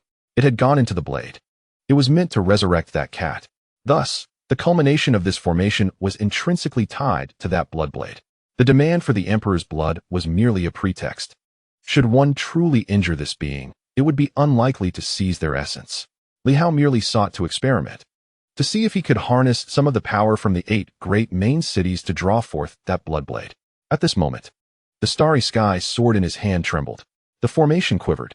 Moreover, at that instant, the 5 great cities under Li Hao's control seemed to resonate slightly. Just then, the heavens above him split open, revealing the vast cosmos. Like Li Daoheng, he feared being targeted by the Emperor, but a brief manifestation posed little danger. The 5 great cities suddenly erupted in a soft radiance, beams of light shooting forth, heading straight for the Bagua formation, causing the Red Moon Emperor to furrow his brow slightly. The Qian Kuan Bagua formation. This very formation had entangled with him for 100,000 years. Meanwhile, Li Hao had gathered his strength to a pinnacle. In the next moment, his figure flickered, as if the sword sovereign's phantasm had possessed him, indeed melding with Li Hao's essence. 6 beams of light flickered across the Bagua formation. Only the Hurricane City and Galaxy City exhibited little disturbance. With a fierce shout, Li Hao's voice resonated through the universe, seemingly conjuring a blood blade into existence amid the ethereal realms. At that moment, he bellowed, "Kill!" The sword radiance fused with the phantom of the blood blade, and in an instant, it pierced the void. The Red Moon Emperor frowned, but said nothing more, raising his hand to deliver a punch. This strike was immensely powerful. Its mere pressure threatened to dominate the cosmos. The stargate above flickered once more, suppressing the heavens. The Emperor countered the stargate's oppressive force with one hand, while simultaneously launching his punch. Silent yet potent, the collision of the fist and sword radiance unleashed a formidable force that swept outward, a tremendous backlash instantly shattering Li Hao's corporeal form. Despite his immense strength, he could not withstand this recoil. Yet at that moment, the Emperor's fist shadow also shattered simultaneously, revealing a beam of sword radiance, not the eternal life sword intent, but the lunar sword intent, piercing through the fragmented sword intent and swiftly embedding itself in the Emperor's fist. A resounding crack echoed. The Emperor withdrew his fist, revealing a faint trace of blood upon it. He lifted his gaze towards Li Hao, who stood as a solitary figure against the backdrop of a long river, resembling a mighty dragon that extended into the vast universe. Li Hao, too, materialized once more, traversing the void, a sword appearing in his hand, not the starry sky sword, but the celestial sword. Upon it lingered faint golden bloodstains, remnants from the recent thrust that had pierced the Emperor's fist. The Red Moon Emperor frowned slightly, observing silently, while Li Hao, without turning his head, sighed softly. I never expected the Emperor to be so formidable. Even the intentions of the Sword Sovereign and the Blood Sovereign merely managed to leave a barely visible wound. The Emperor's strength is indeed disheartening. The Red Moon Emperor continued to watch him, stepping into the grand universe, and suddenly spoke softly. You know I wish to probe the vast universe. Yet you seek to take a drop of my blood. Li Hao, are you audaciously ignorant, or do you harbor ulterior motives? Li Hao's sword had taken a minuscule amount of his blood, not significant enough to be considered vital essence. This small quantity, while not particularly useful, hinted at Li Hao's intent to invade the grand universe, raising questions as to why he would take such a trace of blood. Perhaps this visit was solely for that purpose. What could he possibly desire? This individual was far from foolish. He clearly had an agenda. The most notable difference between this blood and the previous vital essence was its freshness, carrying a trace of the Emperor's will to strike, yet it bore little significance. Did Li Hao seek to comprehend his own path? That would indeed be laughable. As the grand universe was on the brink of complete closure, Li Hao turned to the Red Moon Emperor, glancing back at the starry sky sword left behind, and smiled. Emperor, I harbor no malice. I merely wish to see if this drop of blood could serve as a remnant, sparing you from lingering here for 100 millennia after your demise, without leaving any lineage behind. The Red Moon Emperor chuckled lightly. The grand universe is about to seal completely. A remnant? How amusing, little one. The notion of leaving a remnant is sheer nonsense. I am unclear of your true intentions, but the audacity to take even a drop of my fresh blood right before my eyes is bold. The grand universe is opening before you. Do you not realize that I might very well lock down the entrance to it entirely? If I do, you shall find yourself in a predicament. Within the grand universe, thunder began to gather. The celestial sword trembled slightly, as if preparing for a baptism of thunder, and the droplets of blood might very well harbor countless powers of the Red Moon. Moreover, upon entering the grand universe, it seemed as though that blood sought to awaken. At that moment, Li Hao chuckled, and suddenly his spiritual ocean stirred, unleashing 100 sword intents, as a diminutive world manifested against the backdrop of the cosmic expanse. Would the stars descend? This was indeed a curious phenomenon. The spiritual ocean emerged. At that instant, as expected, something novel appeared for the first time within the grand universe. At the universe's edge, it seemed a star leaped forth. This was the heart of the universe, the essence of the grand path. As this celestial body emerged, the entire universe seemed to fall into an instant silence. Even the artificial realm of the sea of consciousness, an alien construct, ceased all movement in that fleeting moment. Not only that, the sky sword in hand, which had been trembling, abruptly became still. The droplets of blood upon the blade seemed on the verge of animating. Yet in that instant, they too halted. The distant grand cities fell silent, devoid of any sound. The world was tranquil. That star appeared, resembling a curious child, casting a glance around the sea of consciousness before suddenly diving into it. Li Hao's expression brightened. This was precisely what he desired. Previously, when this star had rolled through his river of time, he had gleaned some understanding of temporal power. Now, it was evident that the star had taken an interest, plunging into the sea of consciousness. Henceforth, the temporal star within that realm might become even more formidable. At that moment, Li Hao shifted his body, and the divine script of the Tao manifested before him. He struggled forth, determined to draw closer to the star. This celestial entity was half ethereal, half illusory. At this juncture, it seemed to exhibit a hint of curiosity towards the sea of consciousness, while Li Hao persevered, slowly advancing. In his grasp, the sky sword shimmered with a faint radiance, a subtle trickle of temporal power gradually coursing through it. Li Hao, with utmost caution, gently cast the sky sword, which bore a trace of blood, towards the star. He held his breath as the sword inched closer, perhaps due to the temporal essence it carried. The distant star, still playfully engaged, showed no signs of resistance, allowing the sky sword to draw near, even beginning to make contact. Suddenly, the sky sword exerted a slight force, as if piercing the star's interior, and a droplet of blood vanished, merging into the star's ethereal form. The star, as if startled, promptly disappeared from sight. In that moment, the world remained still. Li Hao held his breath, motionless, silently observing. After a lengthy pause, he exhaled deeply, grasping the sky's sword and inspecting it, suddenly breaking into a smile. This star undoubtedly existed beyond his realm as well. One half was tethered to his side, while the other half connected to the opposite. The question remained whether this trace of imperial blood could traverse to the other side. If so, Li Daoheng would likely rejoice, and that imperial figure might share in the elation. Perhaps he could pinpoint the location of the illusory Dao universe. A smile graced Li Hao's lips. He exhaled softly. It was a perilous gamble. If the connection to the other side proved unattainable, with the star having taken that droplet of blood, it might lead to his own position being compromised. Yet, if it successfully traversed, Li Daoheng would have quite the spectacle to witness. Glancing at his sea of consciousness, he observed that the transparent star above had seemingly swelled in power. Li Hao smiled once more. Indeed, it had absorbed further temporal energy. However, after pricking the star with the sky's sword and startling it, would it dare to reappear? The crux of the matter lies in the emergence of the spiritual sea. What novel enticements might lure the adversary forth next? At this moment, Li Hao surveyed his surroundings, and it felt as if the entire world had succumbed to a shroud of silence. He moved gracefully, without making a sound, and in an instant, he descended upon a grand city. Within its confines, soldiers and cultivators alike were ensnared in an eerie stillness, as if time itself had come to a standstill. Even the sage who presided over this realm found himself ensnared in this frozen state.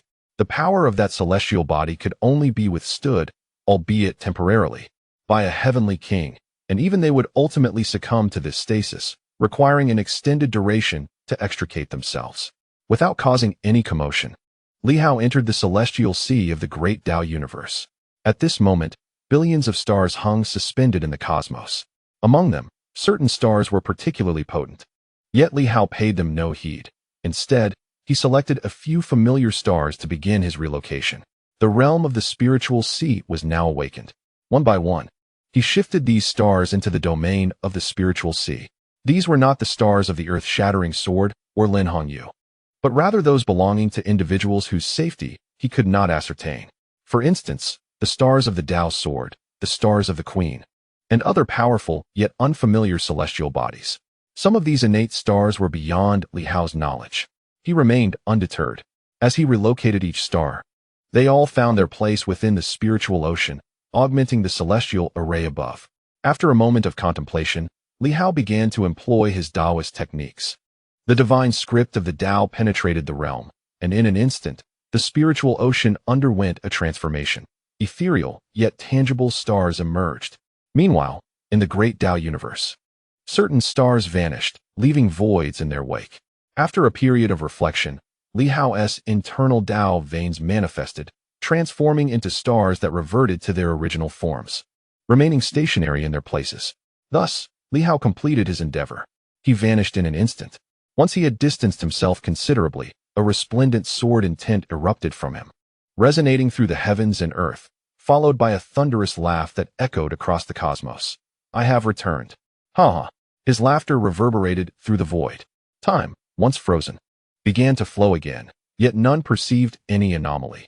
Even the sage merely sensed a fleeting moment of disorientation before hearing Li Hao's voice. A black dog bolted from the great city, brimming with excitement. Li Hao had returned. In the 5 great cities, many were present. Some had entered through the activated passageways, all filled with exhilaration at the return of the Lord. However, a few individuals cast puzzled glances at the starry river above, with billions of stars standing sentinel. The sight had become commonplace, yet a few felt an unsettling disconnection, as if their ties to certain stars amidst the multitude had frayed. As Li Hao drew near, the sensation swiftly dissipated, merely a fleeting moment that vanished as quickly as it had appeared. Gazing into the void revealed no changes, and no unusual occurrences were stirred. At that moment, a sage soared forth from the city. The redwood swiftly transformed into human form, visibly elated. Congratulations, my lord, on your return. Further still, your mastery has reached new heights. Li Hao suspected that it might have sensed his genuine progress. However, judging by its demeanor, it was likely just flattering him. Li Hao chuckled softly. Thank you, Senior Shangyi, for your kind words. Indeed, I have reaped considerable gains this time. Please spread the word. Today I shall advance to the 4th level of the harmonious path, stepping into a realm comparable to that of the new martial kings. And the cosmos may once again stabilize to accommodate their presence. Let all parties exercise caution and keep a close watch on Hurricane City. Congratulations, my lord. At this moment, not just Shangyi, but voices of congratulations echoed throughout the city. The 4th level of the harmonious path. How brief a span it has been. Although Li Hao had been away for quite some time, nearly 4 months, prior to his departure, he had only reached the 2nd or 3rd level of the harmonious path, and now he was poised to enter the 4th. At this juncture, progress was exceedingly arduous. The fact that Li Hao was about to advance once more filled everyone with immense joy. He smiled and said, "Thank you all. It is your unwavering support that has enabled my swift progress. Without further ado, I shall now commence my advancement."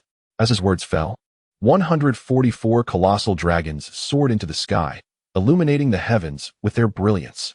These 144 dragons swiftly navigated into 144 of the 360 designated regions, and suddenly, 144 massive stars began to shimmer radiantly. Everyone looked up, utterly astounded. Each of the 144 regions glimmered with light. Li Hao's voice resonated throughout the cosmos.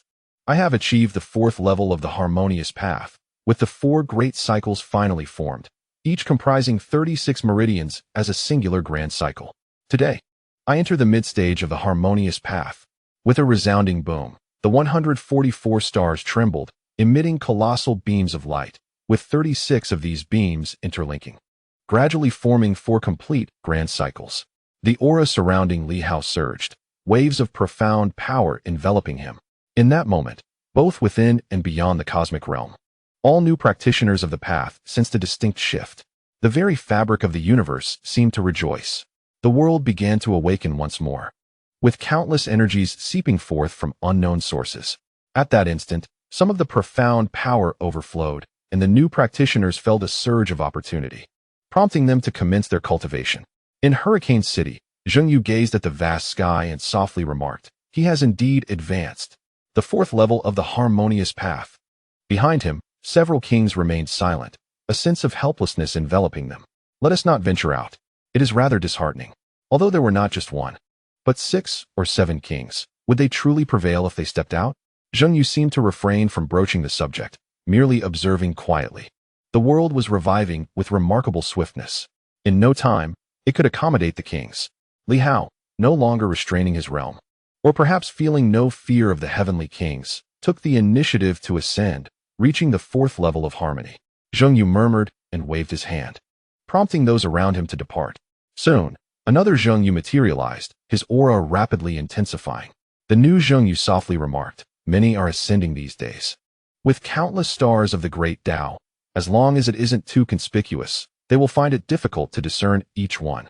Zheng Yu nodded slightly, his voice gentle and devoid of agitation, adding, "One must not be too conspicuous. Barring unforeseen circumstances, I am certainly not the only one undertaking this."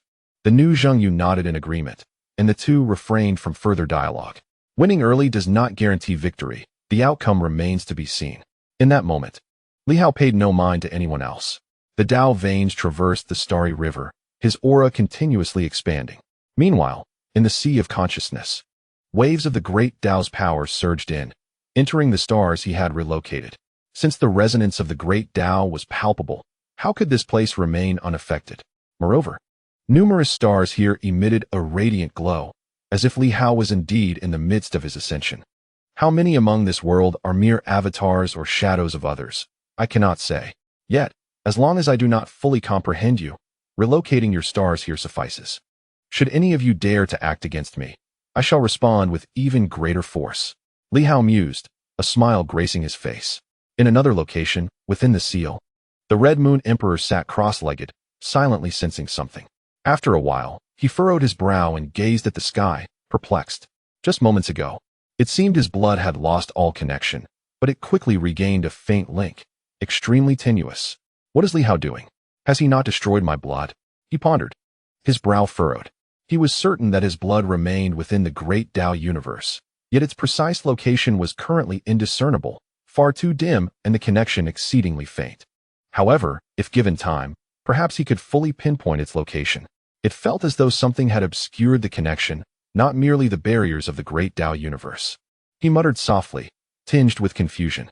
Indeed, he was not well versed in the intricacies of the great Tao universe, nor could he ascertain the reasons behind it.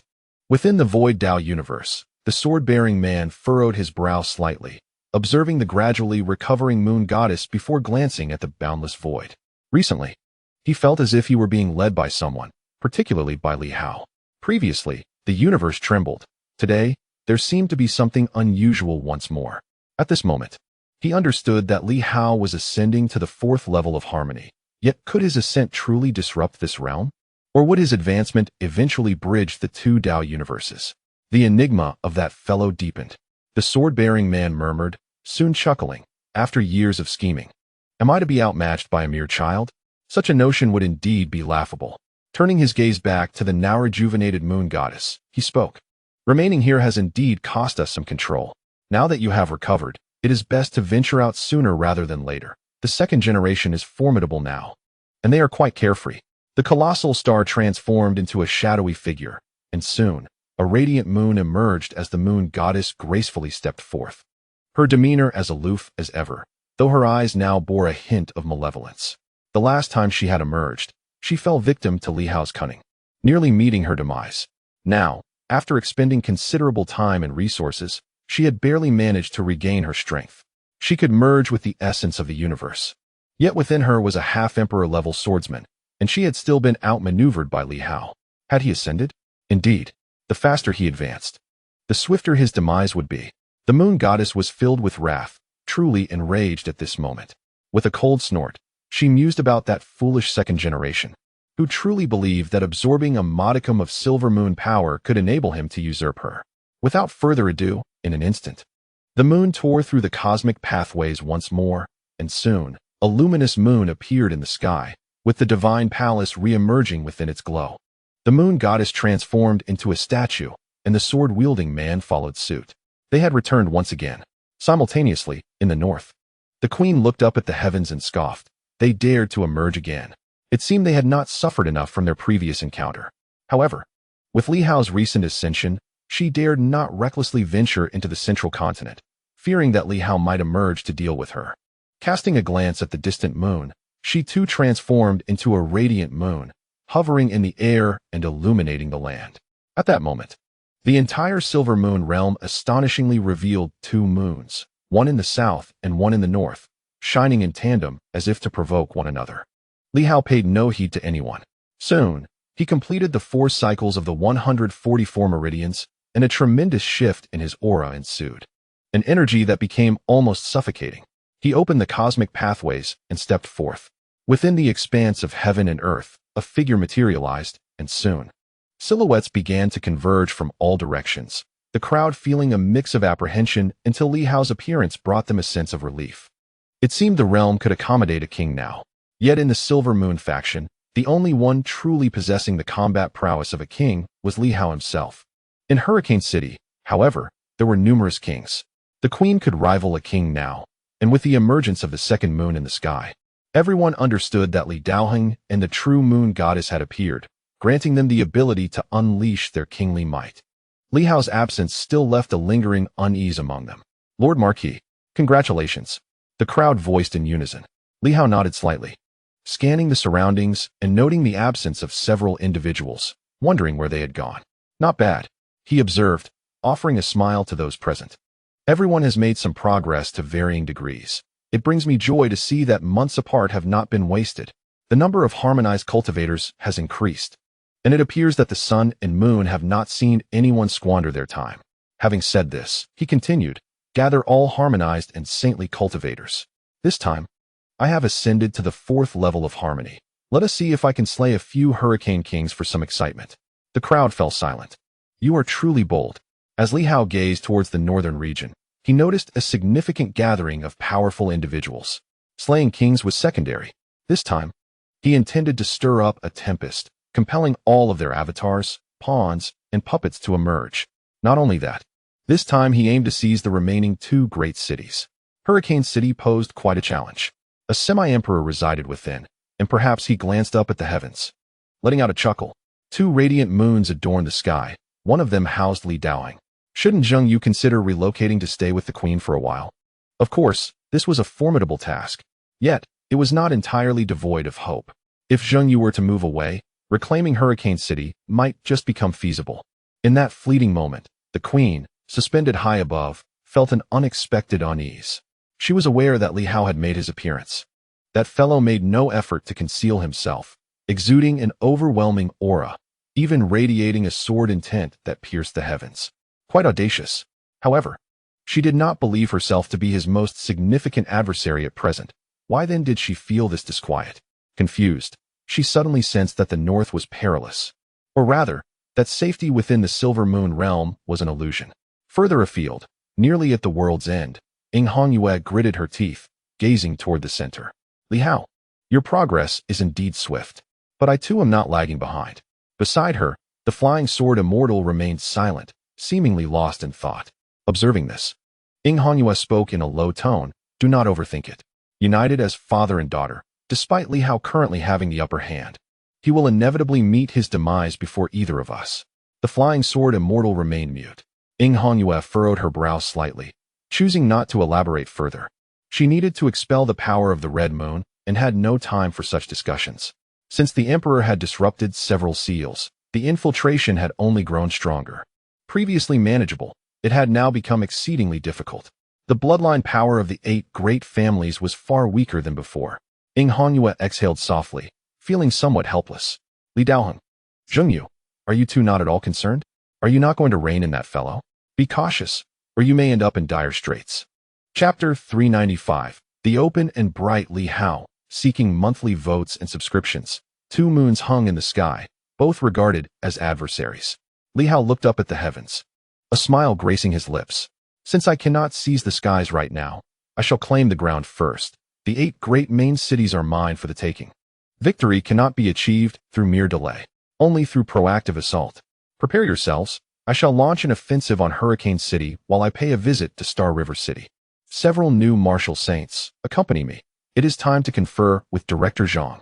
Li Hao surveyed the surroundings, his tone calm, yet imbued with a sense of superiority. The new martial saints felt a stir within their hearts, but said little, swiftly moving out. It appeared that Li Hao was resolute in his quest to conquer the 8 great main cities. However, even if Zhang and were to yield Star River City, what of Hurricane City? Naturally, that was not a dilemma they could resolve. An ancient city under the watch of a semi-emperor was not something anyone could easily capture. Star River City had not remained stagnant, yet it had always stayed within the purview of the Silver Moon. Zhang had not concealed his movements to avoid major disputes between both parties. Recently, Qian Wuliang had been frequenting Star River City. The saints here were relatively courteous, while Zhang chose to remain indifferent, not overly concerning himself with these matters. Within the city, some individuals were engaged in discussions regarding the resurgence of the heavens and the potential emergence of the Heavenly King, while Zhang, who had been seated in meditation within the Lord's manor, suddenly opened his eyes and gazed into the distance. A few sages, who were conversing with Qian Wuliang, soon turned their attention towards the same horizon. The void parted, revealing a river that appeared to descend from the heavens. As someone stepped onto the chaotic waters and floated down gracefully, exclaiming with a cheerful and scholarly tone, Director Zhang, I have emerged from my seclusion and come to explore the Star River. Do I receive a warm welcome? As Zhang's figure materialized, he cast a scrutinizing glance at Li Hao, who seemed to have undergone not only a rise in his realm, but also some other inexplicable transformations. There was an uncanny quality about him, almost as if at one moment, he emanated a boundless sword intent, and in the next, it was as if such intent had vanished entirely. It was elusive and hard to perceive. Here he comes. Zhang maintained his usual composure. Li Hao traversed the air, accompanied by several newly ascended martial sages, while a few sages materialized beside Zhang, old acquaintances indeed. Qian Wuliang hurried forward and bowed respectfully, stating, My lord, I have been preoccupied with affairs of state and have failed to properly welcome you. It is but a trivial matter, no need for such formality. Li Hao replied with a slight smile. Wuliang, there is no need to be overly reserved. Hongyu has informed me of certain matters. It is essential that one utilizes their talents to the fullest and confronts challenges with capability. The greater the ability, the heavier the responsibility. Do not feel burdened. If you perform well, the rewards will surpass those of others. Qian Wuliang nodded eagerly, refraining from further discourse. He remained as humble and modest as ever.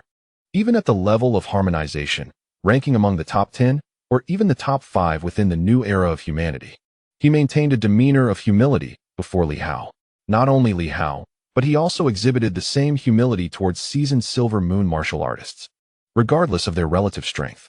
Despite the awe of his abilities, few dared to speak of anything else. Guardian Turtle, please engage in conversation with these esteemed elders. They are familiar faces from the past, and after years apart, we remain in a state of camaraderie. There is no need for undue caution. I am indifferent. And Director Zhang would not mind either. Zhang nodded slightly and replied calmly, let us engage in mutual exchange and reminisce. Feel free. And I shall not intrude if you have no objections. Truly, Director is broad-minded. Zhang smiled and said little more, gesturing lightly, let us proceed inside. Very well. Li Hao stepped towards the Lord's manor, while behind him, a group exchanged glances filled with apprehension, wondering if a conflict might arise. The old turtle and his companions were aware that Li Hao's purpose in visiting was to reclaim Star River City. However, with the 8 major cities, the Zhang and Zhao families, along with the sages still alive, had already ceded control of the main city to Li Hao. After a hard-fought victory over the Zhou family, they had taken Star River City, believing they had reached a point of benevolence. Yet now, Li Hao sought to claim the city itself. Historical cities could still hold significant value. For instance, during Li Hao's previous self-detonation of the Great Tao, had there not been a main city, would the sages not have perished? Moreover, the main city itself serves as a sanctified realm for the absorption of energy and cultivation, fortified by defensive divine weaponry. Within its confines, the infiltration of outsiders is exceedingly challenging, rendering it both a bastion of defense and an offensive stronghold. At this moment, relinquishing control of the main city poses a perilous dilemma for Zhang, and his companions. Though a sense of trepidation lingered among them, they refrained from voicing their concerns. The sage of the Zhang family and the 2 elders from the Zhao family were well acquainted, and Jin Gang Mu had shared survival with them for over 100,000 years. Their reunion was laden with complexity. In the Lord's Hall, Zhang slightly tilted his chin, inviting, please have a seat. Thank you. Li Hao settled into a chair below, while Zhang chose not to occupy the Lord's throne. Instead, sitting directly opposite Li Hao, a jade pot materialized in his hand. Tea or wine? He inquired. Wine, came the reply. Zhang paused, a smile gracing his lips. I presumed you would prefer tea. Young men like you, engrossed in martial arts, seldom indulge in wine. The king of men himself shunned it in his youth, too occupied with affairs to risk numbing his senses. Li Hao chuckled lightly. As a Silver Moon martial artist, I substitute wine for tea when I am abroad. Should word spread that I, Li Hao, abstain from wine in favor of tea, my South Fist masters would surely find it laughable. Zhang fell into silence, choosing not to respond further. South Fist. Not just South Fist, many others had met their demise. On that fateful day, Li Hao, Ho Xiaoqing, Tianjin, Hong Yitong, Black Panther, and several imperial guards were among the first to enter the Yuanping Martial Science University, yet now, Ho Xiaoqing was nowhere to be seen. Pouring a glass of wine for Li Hao, he filled one for himself as well. Raising their cups, they refrained from toasting and drank in unison. Zhang gazed at Li Hao. You still harbor resentment towards me for the battle at Boundless City, do you not? Not at all. Li Hao shook his head. That was my choice. Why should I resent the director? If I must blame anyone, it should be myself for my weakness and impotence. Moreover, I harbor no grievances against anyone. After that battle, I transitioned from passive defense to active offense. Following that confrontation, my fellow Silver Moon martial artists awakened. It was through the blood of my masters that we found our awakening. To this day, he held no regrets. Li Hao shifted the topic, in the Silver Moon realm. With the Red Moon Emperor, the god of initial martial arts, Zhengyu, Li Daoheng, and the embodiment of the Red Moon, as well as the Western Queen. If they constitute 6 formidable foes, I have yet to eliminate a single one. He sighed. For some, it is either impossible to kill, unnecessary, or beyond my capability. Such helplessness is truly vexing. Take the embodiment of the Red Moon, for instance. Had it not been for the seals, I would have dispatched him long ago. While I might claim to let him suffer, it is merely a pretext for my own inability. In reality, I cannot bring myself to kill him. Zhang nodded slightly. The embodiment of the red moon had slain Li Hao's parents and brothers. It was indeed difficult for Li Hao to find peace without avenging them. The fact that he spoke of the embodiment with such composure reflected a remarkable breadth of understanding. He pondered the king of men. Had he been in the king's position, perhaps he would have already dealt with the embodiment of the red moon without hesitation, not exhibiting such restraint. Unlike Li Hao, who was undeniably a person of profound patience. He contemplated, and then Li Hao remarked, "Winter is approaching, marking the 4th anniversary of my parents' passing. For years ago, during this very season, they tragically met with an accident, resulting in their untimely demise." Li Hao spoke with a serene demeanor. "On that day, I yearned to slay Ing Hongyue and pay tribute to my parents." Zhang An raised an eyebrow slightly. "Do you require my assistance?" "Indeed.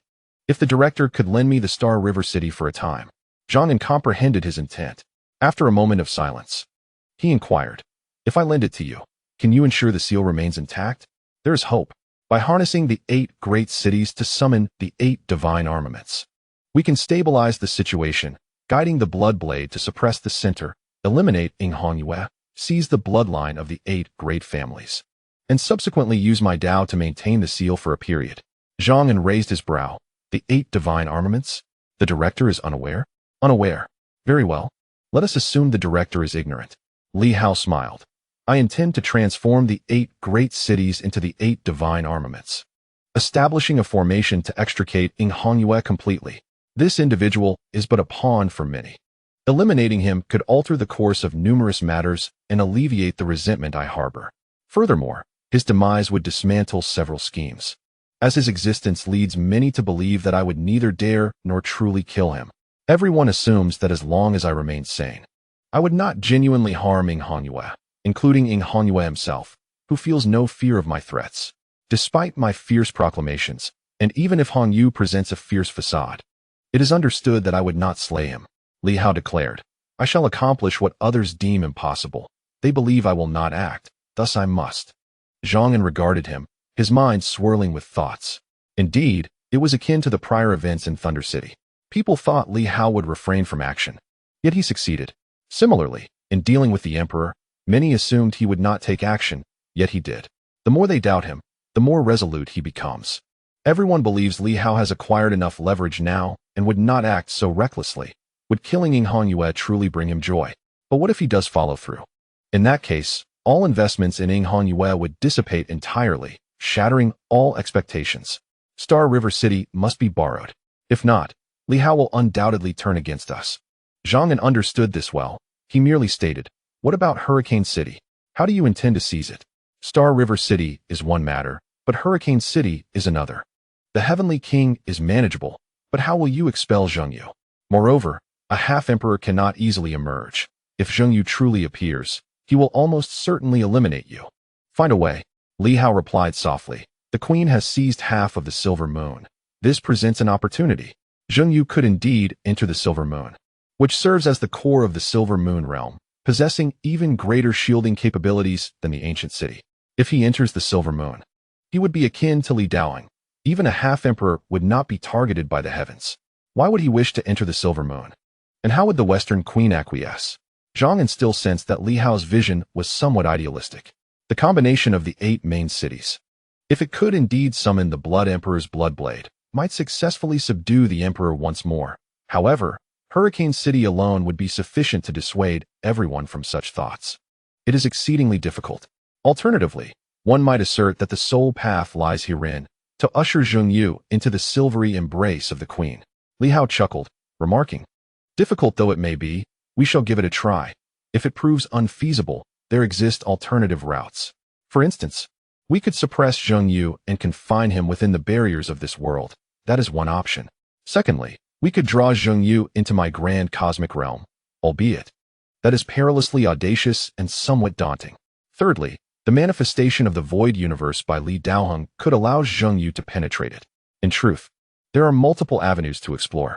Li Hao let out a soft, enigmatic laugh. "If all else fails, I shall simply pull him into my grand cosmic realm. Zhengyu would likely be elated to seize such a splendid opportunity. Do not act recklessly." Zhang An lamented, feeling a twinge of frustration. This madman could very well execute such a plan. Should that transpire, it would indeed be a spectacle to behold. A half-emperor entering the grand cosmic realm would spell doom for Li Hao. Meanwhile, Li Hao's gaze flickered momentarily, accompanied by a smile. To be honest, this method is considerably simpler. He could maintain an open grand cosmic realm, allowing Zheng Yu access. One could wager he would undoubtedly enter. As for any traps or ambushes Li Hao might devise, Zheng Yu would hardly entertain such thoughts in that instant. If one could wield the grand cosmic realm to vanquish him, whether today or tomorrow, it would be more prudent to enter directly. A half-emperor who cannot muster such confidence ought to forego cultivation altogether. Therefore, seizing Hurricane City seems rather straightforward. Li Hao would journey to Hurricane City, open the passage to the grand cosmic realm, and unwittingly allow a fleeting connection between the city and the passage. Zheng Yu would surely seize the opportunity. In that moment, Li Hao stroked his chin thoughtfully. Zhang En, however, appeared somewhat troubled, clearly aware that Li Hao was contemplating this very matter. He felt compelled to interject. Half-emperors are immensely powerful. While we currently possess numerous saints on both sides, even combined, we cannot hope to defeat a single half-emperor. Conversely, one half-emperor could effortlessly annihilate us all. He sighed deeply, and this is merely a half-emperor in the pre-origin era. In the origin era, a multitude of kings attempted to besiege an emperor, yet not a single strand of hair was harmed. In the early days of the new martial era, we tried repeatedly, with countless formidable beings joining forces against an emperor. Ultimately, we could not even nick a hair. To Zhang En, this was rather blunt, but it was the undeniable truth. Li Hao nodded slightly, stroking his chin once more. Perhaps there exists another approach. By once more enticing that celestial body, positioning its illusory side toward his passage. It would be ideal for Zheng Yu to surge into the void universe. Of course, there remains another method, the Sea of Consciousness. This realm actually clings to the edge of the void universe's barrier. Should Zheng Yu mistake it for the real universe and launch a robust assault, he might also breach the barrier and enter the void universe. In summary, Li Hao certainly has a myriad of strategies at his disposal, albeit all fraught with peril. The safest approach, however, would be for the queen to act benevolently and accept Zheng Yu. This would ensure safety and tranquility. These strategies he refrained from sharing with Zhang En, for it is wise to retain a measure of discretion. Zhang En would likewise withhold certain thoughts from him. Li Hao pondered. I shall devise the plans. I will seize Hurricane City. Director Zhang, aside from Xinghe City, there is one more matter I would like to request your assistance with. Speak. The god of initial warfare. Li Hao began. It is highly probable that the other party is here for the blade of the Blood Emperor and the cat that is on the verge of resurrection within it. Perhaps to protect it, perhaps to eliminate it. I am indifferent. Once I seize control of the 8 main cities, they may worry that I will disrupt their plans and take action against me, which would cause considerable trouble. As the grandson of the Supreme, might I trouble you, Director, to act as my envoy, at a critical moment, to the great Li, to meet this individual. I have no intention of undermining the Blood Emperor's plans, and I hope he does not need to worry about me causing any disruptions to avoid misunderstandings and conflict. A cat? Zhang En inquired. Li Hao nodded. Within the blade lies a cat in slumber. The 8 main cities, including the formations, essentially exist to resurrect this cat. Zhang En fell silent for a moment. Previously, he was unaware of this detail. Now, reflecting upon it, after a long pause, he nodded. I understand. Does the director also know of this matter? Zhang En hesitated for a moment, then nodded. Yes. Of course, I was not aware beforehand. But I do know of this cat. This cat is neither truly alive nor entirely a being, yet it can be considered so. In short, it is quite complex. The Blood Emperor seeks to resurrect this cat, perhaps feeling indebted to it. This cat is a projection of the Celestial Emperor.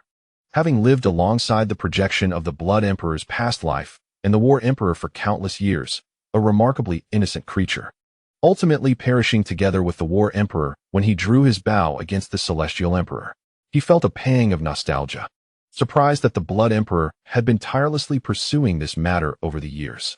Even the King of Humanity cannot resurrect this cat, as it does not qualify as a living being and lacks a source imprint.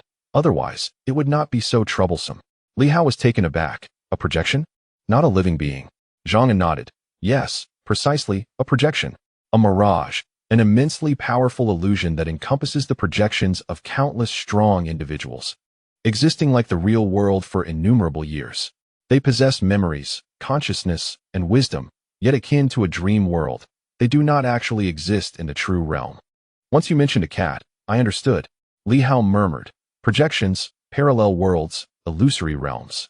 Zhang nodded once more. Yet Li Hao continued to mutter to himself. If projections can manifest as living beings, as you imply, a projection can even draw a bow against the Celestial Emperor. This indicates that projections possess boundless power. How can that be? Zhang replied, why not? As long as you are powerful enough. What does it matter if it is a projection? It too can transition from the unreal to the real. It is merely that it could not be achieved back then. Transition from unreal to real? Li Hao pondered, his gaze shifting. He murmured, projections exist in another space, transcending past and future timelines. Zhang furrowed his brow. What are you contemplating? Yet Li Hao was immersed in thought.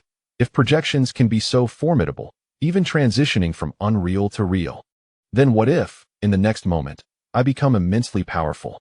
Could I draw forth the projection of that moment from time and integrate it into myself, thereby enhancing my strength? But from where would this power originate? Who would provide the energy support for this fleeting moment of the future? Energy, after all, is truly conserved. It does not grant you strength without reason. In the past, in the future, a moment emerged, igniting countless ripples within him due to the resurrection through projection. If projections can come to life, is it not entirely reasonable for me to harness the powers of the past and future? A multitude of thoughts surged forth. And Li Hao suddenly inquired, Director, according to your assertions, the War Emperor has been reincarnated as the Blood Emperor. How then does he still possess such formidable power? Capable of drawing a bow against the Celestial Emperor? The Celestial Emperor represents the most formidable adversary of the new martial era, which implies that this projection is exceedingly powerful. Does it not? I cannot comment on that, Zhang replied, shaking his head. The level is too elevated for my understanding. However, my grandfather did mention it briefly a few times. It should be the power of will. Although the War Emperor has perished and been reincarnated, his immense strength in life allows his will to persist. To summon the powers of his former self through sheer will is, in essence, a form of overextension. Hence, on that day, he will inevitably dissipate completely. Whether or not he releases that arrow, his willpower will fade. Li Hao felt a stir within his heart. At that moment, he fell into deep contemplation once more. Zhang, meanwhile, was oblivious to Li Hao's thoughts and found it rather peculiar, wondering what this young man was truly contemplating. As time passed, Li Hao finally spoke, then I shall disregard this matter. According to everyone's statements, the Blood Emperor is not the sort to engage in clandestine schemes. He likely intended merely to resurrect that cat. Unfortunately, before he could succeed, the incident with the Red Moon occurred, forcing him to leave. The director also believes that the Blood Emperor would not intentionally lurk within the Silver Moon, correct? Zhang was speechless, even feeling an urge to roll his eyes. After a long pause, he replied, You overthink things. Not everyone harbors such malevolence. The might of the Blood Emperor is unparalleled. Even the current Red Moon Emperor would not survive 3 minutes in his presence. If he truly desired the Silver Moon, the Sword Emperor would not even concern himself with your perceptions of his need to remain hidden. What are you thinking? To put it simply, these individuals operate on such a high level that, were it not for the resurrection of that cat, he would hardly bother with these formations and such. It is rather fortuitous that he happened to seal an emperor. Otherwise, without these formations and the 8 great cities, sealing an emperor would be a daunting task indeed. Li Hao pondered this and found it reasonable. He then asked, Do you know who the god of initial martial arts is, Director? It is difficult to say. Zhang mused. If the goal is to resurrect that cat, there are 3 individuals who might have remained here for 100,000 years without moving. However, it is difficult to ascertain. He furrowed his brow and continued. Moreover, the weakest among them possesses strength that is infinitely close to that of an emperor, while the strongest has already attained the rank of emperor. Li Hao opened his mouth to speak. Are you suggesting that this individual? Zhang frowned again. I am merely speculating.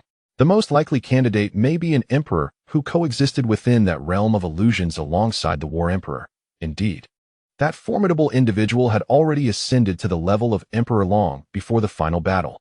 Furthermore, had he possessed such power, he would have acted to eliminate the Red Moon Emperor long ago, rather than allowing the situation to unfold in this manner. In his heart, vague silhouettes began to materialize. He remarked, regardless of the circumstances, allowing events to unfold naturally bears resemblance to another formidable emperor, though he is certainly not present here. With the eruption of the conflict between the Crimson Moon and the new martial arts, it is only logical for an emperor to be preoccupied elsewhere. Li Hao, intrigued, inquired, "Who might that be?" Zhang pondered for a moment before shaking his head. "I am merely speculating. It may not be him. Please enlighten me. Perhaps I have heard of this individual in the chronicles of new martial arts. The son of the Western Emperor from the primordial era, an invincible powerhouse among the 9 sovereigns and 4 emperors, who later ascended to become an emperor himself, possessing a dual emperor lineage. His temperament does seem somewhat fitting. Yet he should not be here." Zhang continued, shaking his head. "If an emperor truly were present yet refrained from engaging in the battle against the Crimson Moon, he would have long been vanquished by the King of Men. The king can tolerate the absence of weaker combatants, but this individual is a legitimate emperor. To abstain from battle would surely invite his demise." Li Hao chuckled softly. "Is the King of Men truly that ruthless? It is not ruthlessness, rather. He cannot abide their evasion of battle. This emperor, being of timid disposition and preferring to avoid trouble, would certainly refrain from involvement if he could. Hence, I say this initial god of martial arts bears some resemblance to him. However, with the Crimson Moon's invasion and an emperor ensnared, his evasion would be unforgivable. If the king were to learn of this, he could easily dispatch him." Zhang laughed. "He too harbors a certain fear of the king. So even if it were indeed him, it is highly likely he is merely a projection, not his true self, lacking the power to eliminate an emperor. Thus, he may well have lingered in obscurity for 100 millennia. Zheng Yu and Li Daoheng are associated with emperors, one linked to the Sword Sovereign, the other to the Emperor of Star Fortress. His indifference towards them is quite understandable." Zhang seemed to deduce something, chuckling. "It is highly probable that it is he. Otherwise, I cannot fathom who else could remain dormant for 100 millennia. However, it certainly cannot be his true self. Even if not, his strength should not be underestimated. Likely a semi-emperor." Li Hao's eyes flickered. "Then, might the director be able to?" Zhang interjected, shaking his head. "As I mentioned, this individual possesses an eccentric temperament. He prefers to avoid unnecessary entanglements, and since he is merely a projection, whether it be Li Daoheng or Zheng Yu, both are connected to emperors. Even if I were to ascend to sovereignty, he would still show no interest in our affairs. Unless we ultimately resolve these 2 matters and seek his aid to vanquish the Crimson Moon Emperor, he might intervene, for that would constitute external conflict. Whereas we are embroiled in internal strife." Li Hao, deep in thought, nodded and could not help but express, "After all, he is an emperor. Would he not still regard other emperors with some caution?" "It is not caution. It is a disinclination to involve himself. He wishes for the world to forget him, and he has no desire to engage with it." Zhang sighed. Both he and his father are invincible entities. Yet, regardless of the faction, they are reluctant to assist, wishing for all to forget their existence. During the new martial era, the Huai king, descended from General Huai, is similarly renowned as the most indecisive figure. He is a product of circumstance, lacking the strength to intervene, and this family clearly prefers to avoid meddling in affairs. Li Hao nodded, chuckling heartily. "If it truly aligns with your speculation, as long as I do not disrupt the Blood Emperor's revival plan, he will remain unconcerned about us? Indeed, one less adversary is one less concern. As long as we do not provoke him, he will remain indifferent to our actions." Zhang expressed his helplessness, remarking that there was little more to demand from this individual. If the true entity were present, matters would be more manageable. However, in the case of a mere avatar, even the King of Men could not compel him to act against his will. It was a matter of indifference. He could simply end the avatar's existence. And what could be done about it? Li Hao, intrigued, inquired about his name. "Is he the son of the Western Emperor?" The new martial 9 emperors and 4 sovereigns embody unparalleled strength across the eras of initial martial, primordial, and new martial, having maintained their might from beginning to end. Here, too, is a scion of theirs, and he is, in essence, an emperor himself. How ancient indeed! It is inconceivable, should he truly be the one. Even if an avatar is present, he would resonate with his essence. It is prudent not to speak too freely, lest he suspect you of plotting against him. Although he may be reluctant to intervene in trivial matters, he might still take preemptive actions to eliminate any perceived threat. Li Hao chuckled. "You are indeed the grandson of a sovereign. According to your assertion, he would never resort to violence against you." Zhang nodded in agreement. "True, but you are not in that position." Li Hao found himself at a loss for words, laughing heartily. Zhang An continued, previously, you suggested that I serve as an envoy to Great Li. Should he be merely an avatar? That would simplify matters significantly. As long as you ensure that the Blood Emperor's revival plan remains unscathed, he will not interfere with you at all.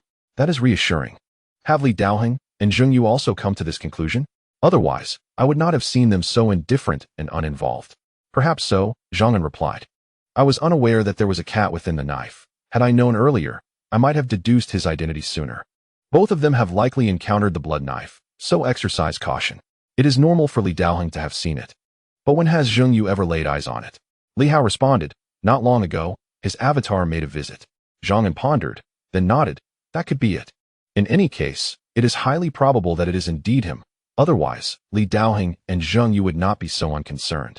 If the individual we suspect is indeed the case, they share our sentiments. Provided his plans are not disrupted, he will refrain from intervening. It is as simple as that. Li Hao sighed with astonishment. Such a person exists, one with power yet disinterested in affairs. How free they must live.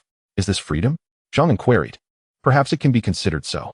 Nevertheless, from what I gather, he is merely an avatar. The other party still fears certain individuals, such as the King of Men. With the true entity present, he would not dare to remain indifferent, yet now he possesses an excuse. Very well then, Director, let it be settled. You need not concern yourself with the rest.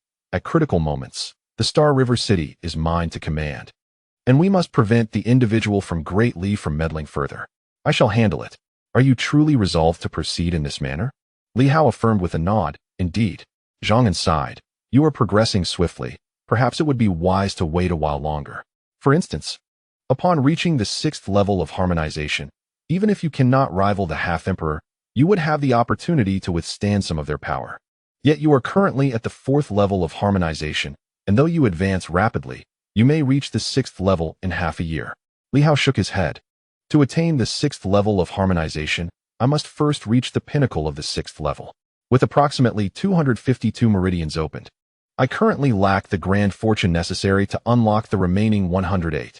Even if I were to open one meridian every 3 days, it would take a year. Given the current circumstances, how could I possibly manage even that? Zhang An hesitated, words unspoken. It sounded painfully true. What did it mean to say that even opening a meridian every 3 days would result in a year's wait until I could contend with a half-emperor? Truly vexing. You have agreed to the 2 points I mentioned. Is there anything else? Zhang An, feeling rather fatigued by further discourse, recognized that Li Hao possessed a clarity of mind far superior to others. Those who perceive him as reckless are, in truth, the ones courting danger. This individual likely has a plethora of contingency plans at his disposal. What may appear as recklessness often transforms into a remarkable escape from peril. Li Hao, a gambler by nature, does not merely stake his fate on chance. Rather, he meticulously augments the probability of his success until it reaches its zenith, at which point he acts. Such a person cannot merely be classified as a gambler.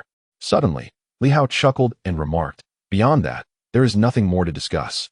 But given your enthusiasm, Director, I feel remiss not to propose something in return for your ardor. Might I borrow your tome of profound wisdom for a few days?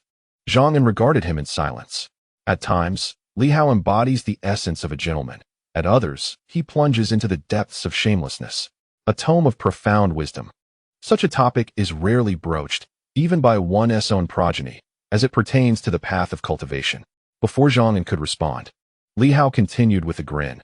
If you lend me your tome, I shall not be stingy in return. I will share the chaotic river of my essence for you to explore. You are aware, as observed previously, of the formidable strength and significance of my star river, which, although perhaps not on par with the paths of several new martial emperors, is certainly not the path of an emperor's tome. If it were a supreme's, exchanging would be unworthy. However, Zhang An is not a supreme, merely the grandson of one, his realm only that of a quasi-king. Thus, the exchange remains equitable, even advantageous. As he too is on the path of a new way, Zhang An cast a glance at Li Hao, his brow slightly furrowed. Do you regard your path with such indifference? Is it so casually shared? He spoke gravely. Sharing is, in essence, a manifestation of generosity. The new martial way has always been about collective sharing. Yet, when it concerns the core of one's path, it necessitates testing and is not something to be shared frivolously. Furthermore, By now opening your cosmic domain, you are somewhat erratic. Li Hao had shared his cosmic realm with Silver Moon, allowing core figures access, leading many to enter with ease, which in turn diminished the mystery surrounding his cosmic domain. If this continues, you must tread carefully. Li Hao laughed. I have faith in everyone.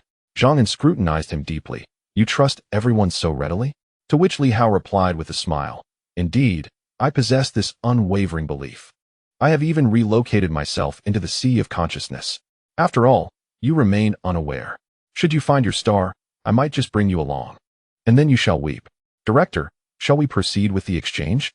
Zhang pondered in silence for a moment before nodding. Very well. Thank you, Director.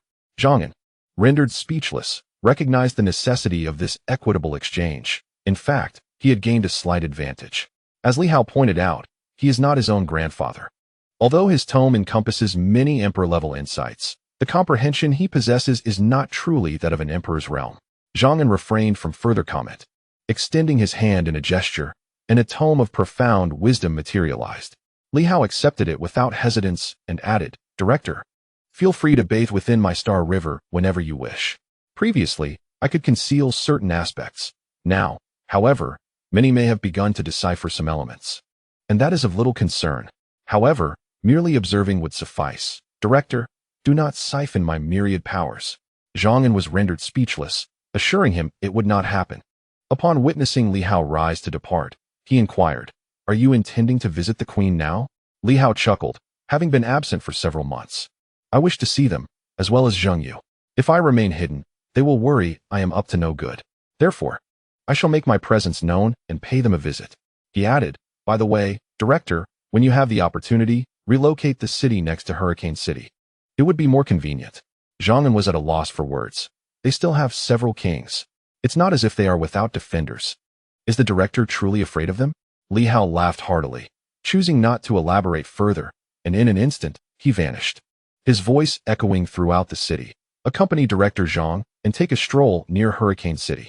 To all new martial saints, should any kings appear, slaying a few shall pose no challenge. Li Hao had already ascended into the ether. Once he departed, Zhang materialized, gazing at the direction of his exit, still frowning.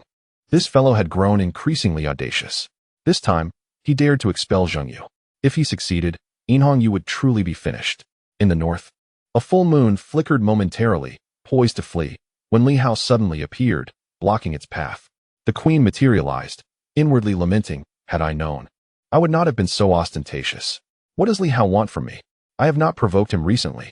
Li Hao beamed, Your Majesty. It has been quite a while. I have missed you dearly.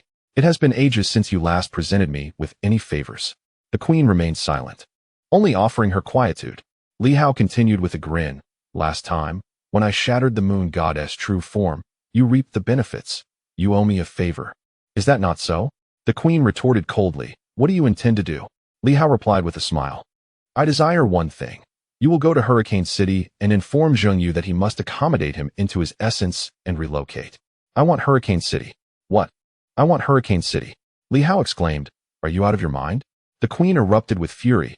What do you take me for? Li Hao furrowed his brow slightly. It is for your own good. Li Daoheng possesses the power of a half-emperor, residing within the true form of the moon god. As a mere initial stage king, how can you contend with him? Although Zheng Yu is also a rogue, he is inherently an enemy of Li Daoheng. Without the protection of a half-emperor, you will eventually be devoured, leaving not a bone behind. Do you think you hold any significance? Your strength is either borrowed or scavenged. The moon god can descend upon you at any moment and seize your power. Only with another half-emperor stationed can you avert this fate. Do you understand? The Queen's expression shifted. His words were not mere fabrications. In truth, she was aware of the situation, yet felt that others might not heed her plight. Li Hao spoke softly. You should persuade Zheng Yu, conveying my message. I require Hurricane City. Let him relocate. Otherwise, should the moon god take possession of you, it would spell disaster for Zheng Yu as well. He is astute enough to comprehend this. Conversations among intelligent individuals tend to be simpler. The Queen gritted her teeth. Impossible. I cannot allow Zheng Yu and his kin to settle as if you regard me as an object. Li Hao chuckled. The moon's essence does not belong to you. Do you truly believe yourself to be the moon god? Go and convey my sentiments, or I shall seize the opportunity to launch a forceful assault on Hurricane City.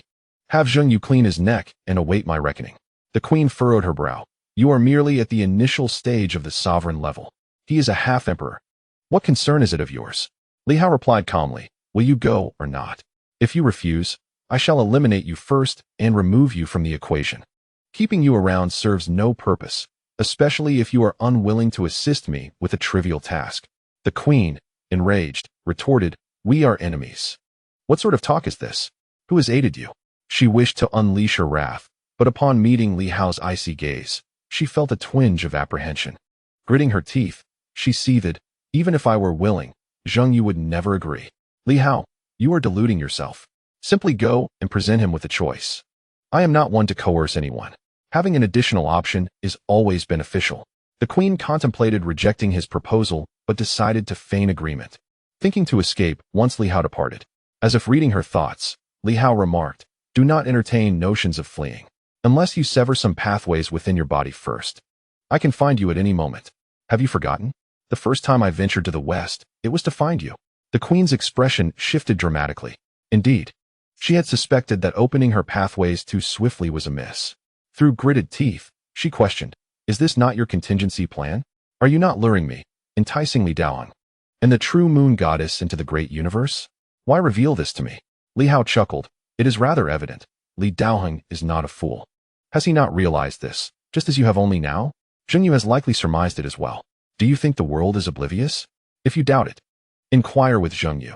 Would he dare to traverse the great universe through you? If that is the case, why should I fear others knowing? You are merely bait I have cast. Who would dare to take a bite? Li Hao, do not be so arrogant. The queen fumed. Do you think I must cultivate pathways to succeed? I can self-destruct. Li Hao replied nonchalantly, I do not hinder you. However, post-detonation, you may not retain your sovereign strength. In this era, devoid of even sovereign power, you would be utterly incapacitated. For now, at least you have a chance to resist. The queen ground her teeth in frustration, feeling an unprecedented sense of helplessness and insignificance. These scoundrels, what do they take me for? Everyone is manipulating their own fates. It is infuriating. Li Hao spoke candidly, showing no signs of concealment. You are merely a tool for my fishing endeavor. Though everyone is aware, I remain indifferent. After a lengthy silence, the queen appeared desolate. Li Hao, what do you truly desire from me? Li Hao, equally resigned, responded, Do not overestimate yourself. No one has any grand designs for you. You are simply a tool. Assess your own situation and see if you can find an opportunity to escape. Who truly wishes to dictate your fate? Enough. I have said all that needs to be said. Please expedite the completion of my request. With those words, Li Hao vanished. Boom. The queen struck the heavens with a fist, her rage uncontrollable. How infuriating. Such an immense humiliation. Seething with anger, after a long pause, she gritted her teeth and soared towards Hurricane City. Zheng Yu, let us unite and swiftly eliminate this scoundrel. Chapter 396, A Grand Scheme. Subscription and monthly votes requested. Hurricane City. The queen had indeed arrived. Rather than entering the city, she chose to convey Li Hao's intentions from outside its walls. Inside, Zheng Yu laughed heartily. Several celestial sovereigns were enraged, their fury uncontainable, feeling utterly insulted. To demand that they vacate the Hurricane City and relocate to the Queen's Moon. Was this a jest? Did Li Hao truly consider himself a ruler? Did he presume himself to be an emperor? One sovereign, unable to restrain his wrath, bellowed, Does he dare to set foot in Hurricane City? If the master permits him entry, will he truly enter? Does he really regard the semi-emperor as a fool? This was a statement Li Hao had the audacity to utter. Yet, this was not the crux of the matter. Astonishingly, the queen, in her folly, had indeed come. So, she feared Li Hao, but not the wrath of a semi-emperor? How bold of her to permit a semi-emperor to stay at her residence. Upon reflecting on this, even Zheng Yu couldn't help but chuckle. Glancing at the queen, You fear Li Hao, so when he summoned you, you complied without hesitation. Are you not afraid of me? The queen huffed in indignation. Would this sovereign fear him? It is merely that you are trapped here while he is outside, supported by many allies. Furthermore, the enemy of my enemy is my friend. Why should I fear you? Shouldn't we unite against him? Zheng Yu chuckled softly. Not afraid, yet you have arrived here. Attempting to persuade a semi-emperor to relocate? Do you wish for me to reside within the Silver Moon? Do as you please. The queen's mood was complex. How was she to know? Zheng Yu sighed lightly. Her declaration of freedom was, in truth, an indication of her fear. She recognized that Li Hao's claims held merit. With Li Daoheng on the moon god's side, she had nothing on her own. The presence of a semi-emperor would at least provide some semblance of safety. Focusing on the present rather than the future, Zheng Yu remained silent, gazing into the distance. Did he genuinely desire Hurricane City, or was he merely feigning intent? Li Hao, despite his youth, was often difficult to decipher. His bold invitation to the queen might not genuinely indicate his intent for Hurricane City. Just as before, when he had audaciously confronted the Crimson Moon, resulting in the devastation of Thunder City, even Li Daoheng suffered significant losses. This individual possessed a keen intellect. While the queen and Zheng Yu engaged in their discourse, Li Hao continued to traverse the lands of the Silver Moon.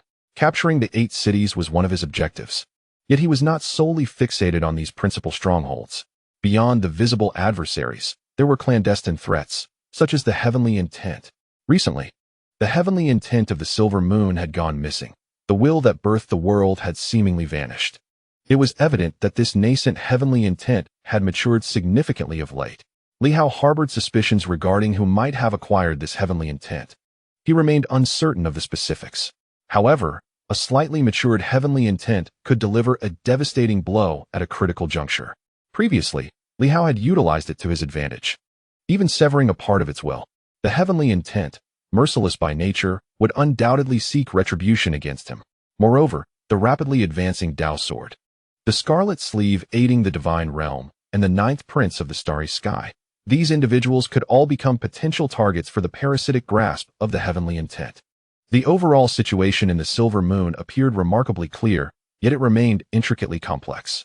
At this moment, Li Hao roamed far and wide, measuring the expanse of the world with his strides. Just how vast was this land of the Silver Moon? Where indeed lay the barriers of heaven and earth? What could possibly lie at the world's end? He possesses his own thoughts, which he will not divulge to anyone. However, the execution is exceedingly challenging. It is either to refrain from action or to act, and if he does, he must strive for excellence, laying a grand scheme that ensnares all. His greatest advantage lies in his ability to traverse the world freely. Although Zheng Yu and his companions may have avatars roaming the outside world, those avatars are not the true essence. Li Hao is all too aware that they lack the responsiveness of the original. This time, Li Hao remained composed and unhurried, dedicating a full 7 days to his endeavors. Given his capabilities, he could have circled the entire Silver Moon in a single day. Yet he chose to explore every corner of the Silver Moon over this span. He journeyed to all corners of the earth. At this moment, in the north, at the edge of the Great Li, Li Hao sat cross-legged in the void, deep in contemplation. It was challenging, especially so. Nevertheless, he yearned to give it a try. He gazed towards the distant Great Li, where towering mountains loomed and beasts roamed freely, a place where a formidable being, likely an avatar of the emperor, resided. Currently, Zheng Yu and the others could not step forth, yet this individual wandered freely outside, posing the greatest threat to his plans. Thoughts flickered incessantly in his mind. After a considerable time, Li Hao stepped into the air. He did not truly await the end, allowing Zhang En to intercept this person. If this individual was indeed as Zhang En described, perhaps a negotiation could be arranged. In the Great Li Temple, the god of initial martial suddenly materialized, casting his gaze towards the northern extremity, appearing somewhat displeased, as if this person continued to intrude upon his domain. Previously, when Li Hao measured the world, he was aware but chose to remain indifferent. Why had this individual returned? Moreover, it seemed they were heading directly towards him. Cursed be it. He glanced at the Great Li King, who was still absorbing energy and on the verge of an ascension, feeling a twinge of impatience, before vanishing from sight. In the north, at the edge of the Great Li, a fleeting shadow appeared. This time, the god of initial martial was far from polite, his demeanor icy. Li Hao, you must understand, my lack of intervention does not imply an inability to act. Do not overstep your bounds. The Great Li is but a small territory. Do you truly wish to conquer it? If you insist, I have no objections to the temple's domain. I have slumbered for many years. As long as you refrain from disturbing me, I shall pay you no heed. Predecessor, you misunderstand. Li Hao replied with a smile. I admire individuals like you. If you do not provoke me, I shall not provoke you. I have no intention of disturbing you, nor do I seek to win you over. As long as you maintain the status quo, there is no need for misunderstanding. I did not come to suppress the great Li, nor to recruit you. The god of initial martial paused slightly. What is your purpose? Li Hao responded. You are exceedingly powerful, and that is one reason. Secondly, beneath the ruins of Star Town. That blade is far too formidable. The 8 main cities draw upon the power of heaven and earth, absorbing all dispersed energy to nurture that blade and that cat. Are you threatening me? Li Hao raised an eyebrow.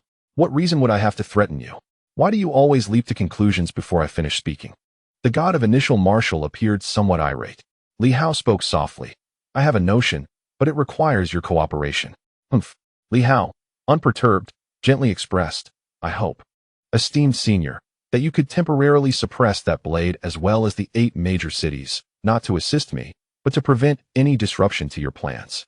I implore you not to hinder mine plans. The god of initial martial arts inquired with confusion. How do you expect me to exert such suppression? Speak plainly. I have no desire to engage in conjecture or judgment. It is far too taxing. Just be direct, for your ambiguity is utterly unhelpful. Li Hao chuckled softly. Very well. I shall be forthright. I envision establishing a grand formation to encompass the entire silver moon. However, I fear that some of the more powerful entities may elude my grasp. Those subdued may pose no threat, yet those unrestrained might breach my formation. A formation? The god of initial martial arts laughed. Are you jesting? Do you believe yourself akin to the Blood Emperor? Do you intend to devise a Qian Kuan Bagua formation across this realm? His singular formation could confine an emperor for 100,000 years.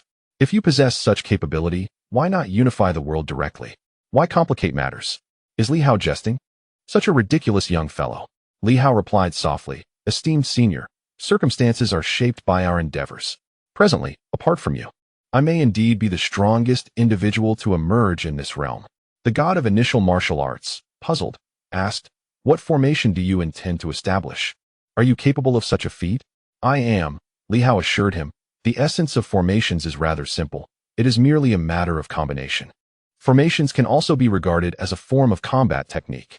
I have studied the Round Plane Chronicles, a martial art left by the sister of the King of Humanity, which encompasses the fundamental principles of the combat techniques once disseminated by the Heavenly Emperor. Li Hao gazed skyward and continued, In the coming days, I aspire to ascend with 100 stars, to envelop the heavens and the earth. I shall publicly declare the summoning of the great Tao universe, seeking its integration into the Silver Moon realm. The god of initial martial arts paused momentarily. You wish to summon the great Tao universe to descend? Surely you jest. Li Hao replied softly, What is there to prevent? Moreover, it is merely a public declaration. Whether it succeeds or fails, who can say? However, I must isolate you, esteemed senior, from that blade, as well as the cat that may awaken, severing ties with the sealed domain of the Emperor, the Hurricane City, and the moon in the sky. My current intention is to first envelop the lands devoid of strong entities and catalyze the evolution of the great Tao. A flicker of realization crossed the god of initial martial arts' mind. Wait, your public declaration implies that you do not simply aim to summon the great Tao universe? Li Hao smiled. Indeed, esteemed senior, your insight is commendable. Utter nonsense. You yourself claimed it was merely a public declaration. Li Hao continued. My true intention is to entice others to assault my great Tao universe, thereby causing them to self-destruct their Tao veins, disrupting the great Tao, and subsequently employing the forces of heaven and earth to eliminate them. The god of initial martial arts responded with skepticism. To suppress a half-emperor to death is a futile endeavor. They cannot be so easily vanquished. Their only apprehension lies in the potential of their emergence leading to the unbearable pressure of multiple powerful entities fracturing the seals and allowing the emperor to emerge. Do you truly believe that this Silver Moon realm could easily extinguish a half-emperor? You overestimate your aspirations. This young man continues to exude an unsettling sense of mischief. Li Hao chuckled softly. Esteemed senior, I shall leave that matter to you. My purpose in meeting with you is to ensure that you can evade my grand formation, thus avoiding any misunderstandings or complications. What do you think? The god of initial martial arts fell into contemplation, and after a moment, he spoke. Very well. I have no desire to meddle in your affairs. However, I must emphasize that should you dare to damage the core of the 8 cities or disrupt the Bloodblade's absorption, I shall not hold back. Beyond this, he had no further demands. As for Li Hao's intentions, he was disinclined to concern himself or inquire further. Do as you wish. Just do not disturb me. Li Hao beamed with a radiant smile. Thank you for your understanding, Senior. Should this plan succeed, I hope to seek your guidance in the future. With that, Li Hao gracefully departed. The god of initial martial arts watched silently, his brow slightly furrowed. Summoning the great cosmos and merging with heaven and earth? Nonsense. What on earth does this young lad intend to achieve? One thing is certain, his motives are far from benign. Just as the god of initial martial arts continued to ponder, several individuals received commands from Li Hao. At that moment, Lin Hongyu in Tianqing City, Qian Wuliang executing tasks outside, and Zhao Shuguang managing state affairs, along with several new martial saints, all received messages from Li Hao. Form the formation. The specifics of the formation remained unknown. At this instant, Li Hao was merely conveying orders. Zhao Shuguang, Wang Yi, and Commander Jiu stationed themselves at the western end. Qian Wuliang, Hong Yitong, and Li Fuhai took their positions at the northern end. Hong Shemu, Lin Hongyu, and Old Tortoise anchored the southern end. Jinggangmu, General Huai, Daojian, and Wang Yi settled at the eastern end. All forces under Li Hao's command sprang into action, unaware of his true intentions. Not only did personnel mobilize, but the 5 great floating cities of the great cosmos also began their movements. Boundless, Thunder, Martial Alliance, and Dingtian City each took their positions in the 4 corners. The floating Battle Heaven City hovered above the central continent, and dozens of demon plant armies were stationed above Tianqing City to oversee the operations. In the midst of the chaos, the 4 floating cities traversed the skies, with over 10 powerful saints commanding ancient cities and leading hundreds of thousands of troops at each corner. Such a monumental commotion quickly attracted widespread attention. Moreover, Battle Heaven City remained suspended, with Li Hao personally overseeing it. Accompanied by all non-integrated powerhouses from Silver Moon and hundreds of thousands of troops, suppressing the ancient city. Battle Heaven City hovered at an altitude of 10,000 meters, nearly enveloping the entirety of Tianqing City before finally ceasing its tumult. The magnitude of this occurrence even caught the attention of Zhang Un and his companions. What was Li Hao up to now? From all directions, countless powerful beings focused their gaze on him, and it seemed Li Hao harbored no intentions of concealing anything. On this day, the celestial curtain was activated once more. Across the entirety of the Hao Star continent, the sky was thick with the celestial veil. After months of absence, the once reclusive Li Hao reappeared in the heavens. Greetings, everyone. I am Li Hao. As was customary, his opening line rendered the world momentarily silent. Countless individuals either looked up or turned their gaze toward the celestial screen, while passers-by halted their steps and cultivators paused their practices. In this moment, Li Hao remained as calm and gentle as ever.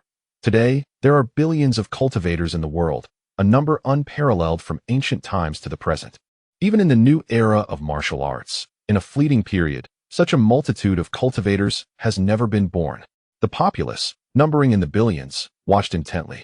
In the realm of the Silver Moon, the world we inhabit, we find ourselves in a diminutive sphere, now overwhelmed and unable to sustain a populace of billions in their pursuit of cultivation. The scarcity of energy, the deficiency of resources, and the lack of opportunities plague us. Although all may embark on the path of cultivation, the heavens and earth do not suffice to sustain our endeavors indefinitely. When shall we ascend to the mountains and seas? When shall we shatter the sun and moon? I yearn to strengthen our martial arts. Everyone aspires to greatness. Perhaps there exists but one solution: to open the way of heaven and earth and merge it with the path of existence. The vastness of the cosmos, boundless and infinite, holds the power of the great Tao, limitless and eternal. Li Hao spoke softly. Some may be aware that the path they cultivate is a new one, which I have dubbed the path of the bright star. This new path, entwined with the universe of the Tao, is the essence of the great Tao itself. I wish to share this with all, for the universe of the Tao must not become a sacred domain for a select few, leaving billions to draw only meager, insignificant energy to enlighten their minds. Thus, I aspire to summon the universe of the Tao, as I did in Silver City, to descend upon the Silver Moon and merge with it. Even if complete integration is unattainable, I wish to channel the power of the great Tao into our realm, amplifying its essence and alleviating our energy shortages. Cultivators of the Tao now stand firm in all directions, anchored by the 4 main cities. With the city of war as its core, I wish to establish this path eternally in the Silver Moon, allowing its inhabitants to bask in the sanctity of this domain. Just as I do, This endeavor requires your assistance. United in purpose, we can summon the Tao, allowing it to descend and heed my command. Only then shall we have hope of integrating the universe of the Tao into existence. This endeavor not only benefits ourselves, but also ensures that our descendants, for countless generations, will no longer need to fight for resources. Silence enveloped the world. Those who did not comprehend were perplexed, while those who understood were astounded. What is this? Summoning the universe of the Tao to merge with the silver moon? Is this a jest? How could such a thing be possible? Certainly, others may not grasp it. But certain informed individuals, including Li Hao, recognized that he had proactively opened the universe of the Tao, allowing some to enter. At this moment, he was not content with such a feat. The powerful figures stationed in the ancient cities were equally astonished. What?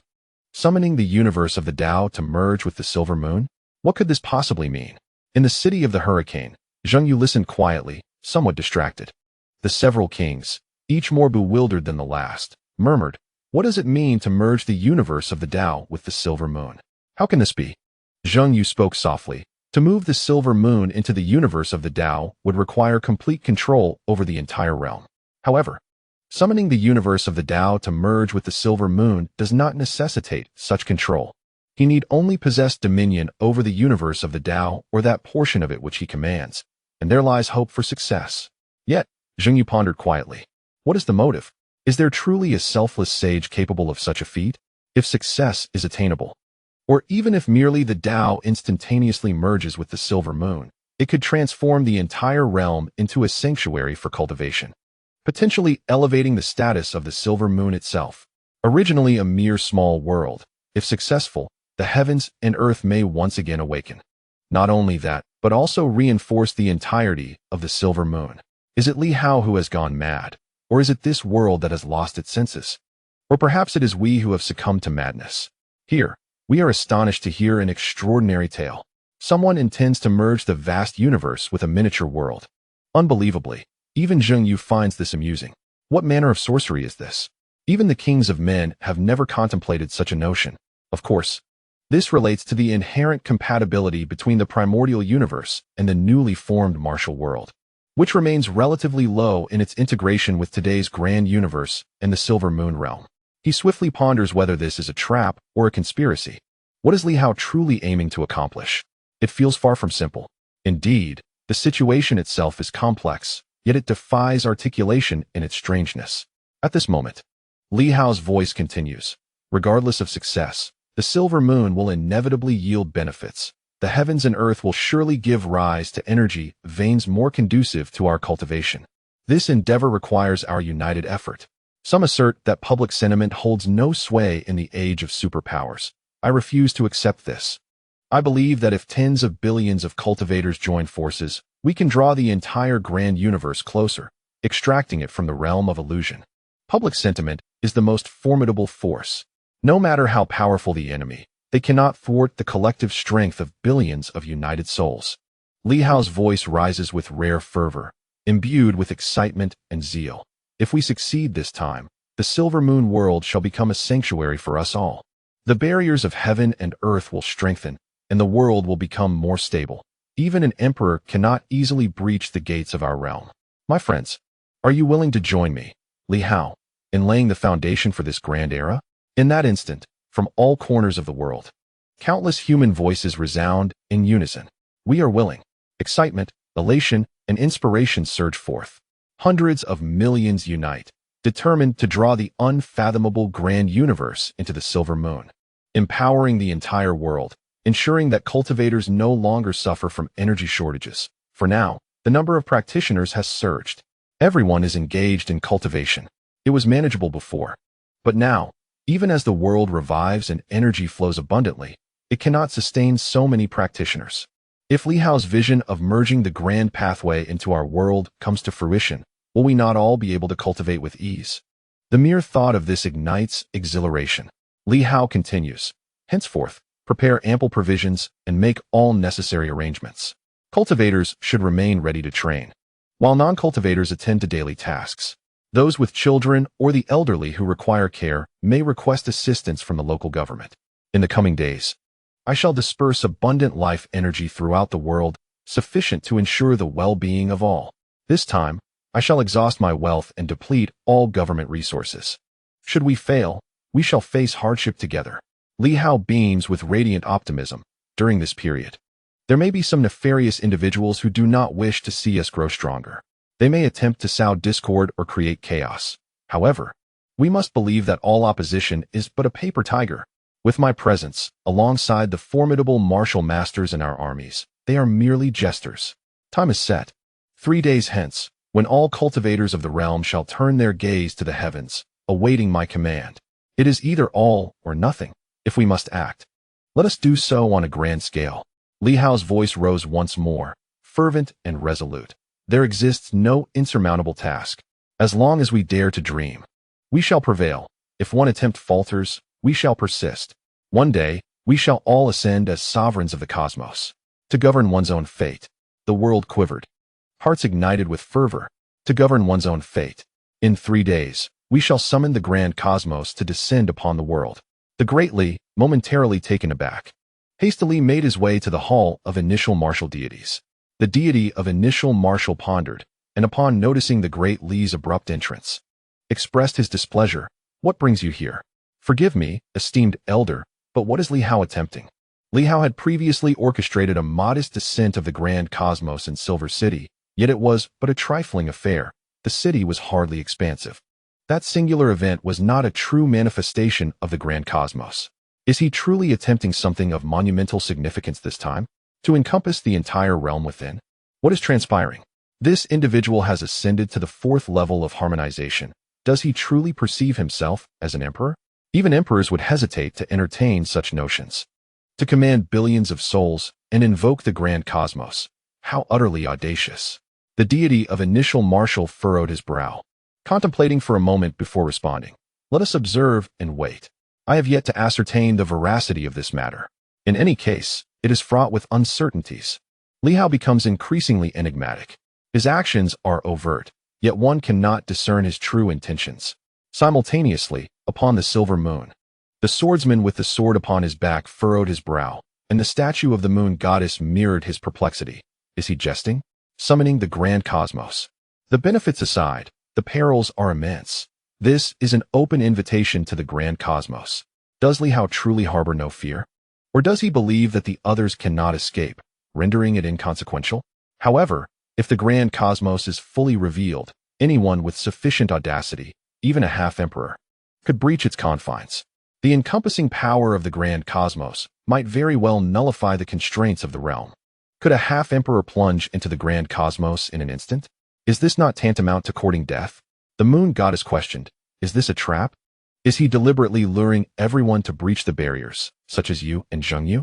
Once outside, he could swiftly retract the grand cosmos, leaving you vulnerable to the realm's suppression, resulting in shattered seals. There is indeed a possibility. Yet, if it were to descend, would he be able to retract it at will? If Li Hao truly possessed such power, he would not merely be at the 4th level of harmonization, but rather at the 9th. The swordsman with the sword upon his back fell into deep contemplation, taking a considerable time to respond. It is difficult to ascertain. Presently, there are scarcely any clues, making it indeed challenging to judge. At this moment, he too sensed that Li Hao had spiraled out of control, completely beyond reason. A person whose motives are utterly inscrutable, most likely ensnaring us within a trap. He would not be so reckless as to bring about his own demise. The swordsman murmured. He must be aware that, at this juncture, we possess a substantial likelihood of directly entering the grand cosmos. Even if he does not descend near us, it matters not. Your essence can traverse, and the city of hurricanes can move in an instant. Such an act is tantamount to courting death. But is Li Hao truly the sort to seek his own demise? Is he not acutely aware of the thoughts that dwell in the minds of others? He is indeed. Therefore, there must be a trap. The moon goddess hesitated. Could it be that he is employing reverse psychology, genuinely wishing for the great path to manifest, transforming the entire silver moon into a sanctuary for cultivation? Certainly, should the silver moon become a sacred ground, it would serve as an elevation for me as well. After all, I remain the heart of the silver moon in his eyes, and the benefits are not insignificant. A cadre of formidable beings is likely to emerge. At this moment, Li Hao's intentions elude comprehension. Across the world, countless astute minds are pondering these matters. Zhang En, Hongyue, and the god of initial martial arts are all engaged in speculation. They unanimously agree that there must be a trap, yet where lies the peril? Even those closest to Li Hao are currently engulfed in confusion. Qian Wuliang, Lin Hongyu, and Hong Yitong furrow their brows in deep contemplation. They too sense the looming crisis and believe that Li Hao would not deliberately seek his own end, hence there must indeed be a trap. The crux is that if one feigns danger, the strong can easily discern the ruse. If one were to act genuinely, it would be all too simple to bring about their own demise. Li Hao, what exactly do you intend? Above the city of heavenly stars, within the city of war. At this moment, Li Hao is accompanied only by a singular Tao harmonizer, the Black Panther, who, albeit not fully comprehending the situation, remains indifferent to understanding. Li Hao's voice reverberates throughout the city. All demon plants, at any cost, disperse the spring of life, spreading across the central continent. All expenditures, as long as I, Li Hao, remain, shall be returned to you all. The voice of the Imperial Guard echoes. We shall exert our utmost. Rest assured, my lord. The demon plant army will leave not a trace. With that, the demon plants ascend, dozens of them scattering in all directions. This time, it seems Li Hao is indeed prepared to act without reservation. If so, let us proceed with utmost diligence. Drops of the spring of life cascade from the sky, transforming into waters of vitality. In this moment, the world is rendered utterly astonished. This is not confined to a single location. It encompasses the entire realm. Even if dozens of demon plants exhaust everything, it is but a mere drop in the ocean. Simultaneously, in various locations, the reserves of divine energy stones and energy resources are being summoned forth by Li Hao's command. A multitude of energy stones shatter, releasing a torrent of energy. This spectacle is witnessed and felt by many, leaving them in awe. However, what of the future? With no reserves left, how shall the strong cultivate henceforth? For the strong, depleting reserves and then recovering is a cumbersome endeavor. Leaving no resources behind suggests that one intends merely to fight a single battle and conclude it. Yet Li Hao pays no heed to such concerns. He simply commands the powerful stationed in all directions to unleash all the energy within the city. Soon, the 5 major cities begin to release energy as well. Furthermore, Li Hao has commanded that, using the 5 great cities as foundations and focal points, all reserves be expended to fortify the heavens and earth, preparing for the arrival of the new cosmic path. At the northern edge, Hongyue frowns, lost in thought, murmuring, what is he truly planning? What madness drives this man? I do not comprehend. However, he was acutely aware that perhaps it was to undermine certain individuals, like Zhengyu and Li Daoing. Yet, how could he accomplish such a feat? Li Hao's intentions were written plainly on his face. Yet everyone remained oblivious to his true motives. This sensation was profoundly unsettling. At that very moment, in Hurricane City, Zhengyu gazed at the queen before him and softly remarked, perhaps cooperation is indeed necessary. The Star River City has targeted us, and if the Great Path truly descends, I might have to enter the moon. However, he turned to the queen, you are quite a troublesome figure. I fear that truly collaborating with you may lead me to a dire predicament. Zhengyu appeared somewhat exasperated. The queen, equally speechless, pondered his words. At this juncture, she inquired, are you suggesting that if the Great Path universe descends, you will join me in entering it, despite Hurricane City being unable to move? Zhengyu nodded slightly. The queen, with a grave expression, replied, does that not fulfill Li Hao's desires? Perhaps all this commotion is merely a ruse to entice you away from Hurricane City. Zhengyu acknowledged her concern. I understand. Yet if the opportunity truly lies before me, do you think I can refuse it? He murmured. I also realize that Li Hao may have ulterior motives for Hurricane City, but if the Great Path universe is indeed within reach, should I not take the risk? The queen contemplated for a moment and nodded in agreement. Indeed, if I were in your position, I too would seize the opportunity. Moreover, he is a semi-emperor, a formidable force. She continued, but what if the Great Path universe is but an illusion? Can we not discern reality from deception? Zhengyu chuckled lightly. Let us not forget, you possess the Star of Destiny. Since Li Hao has orchestrated such a significant spectacle, the likelihood of fabrication exists, though it remains slim. I suspect he has contingencies within the Great Path universe. As for a false Great Path universe, do you deem us semi-emperors to be blind? The world is watching. Deception is exceedingly challenging. The queen pondered his reasoning, finding it plausible. She remarked, I can facilitate your entry, but I shall not accompany you. Li Hao may harbor schemes. You are a semi-emperor and can withstand them, but I cannot. Even if it is indeed the great path universe, there may be immense dangers. Therefore, once I assist you in entering, I shall depart. Should you agree, I will acquiesce. At this point, she added, it would be best if Hurricane City could enter as well. Otherwise, I worry that Li Hao's intentions are solely aimed at Hurricane City, which has instigated such a disturbance. Though it may not appear so, who can truly ascertain? Zheng Yu contemplated, nodding slightly. However, Hurricane City was a vast metropolis, and its response time was not swift. Nearby, Star River City was watching him closely. The Zhang family, while not a match for him, could still complicate matters if entangled. Behind him, a king spoke solemnly. My lord, should you enter the Great Path universe, what if Li Hao comes to seize Hurricane City?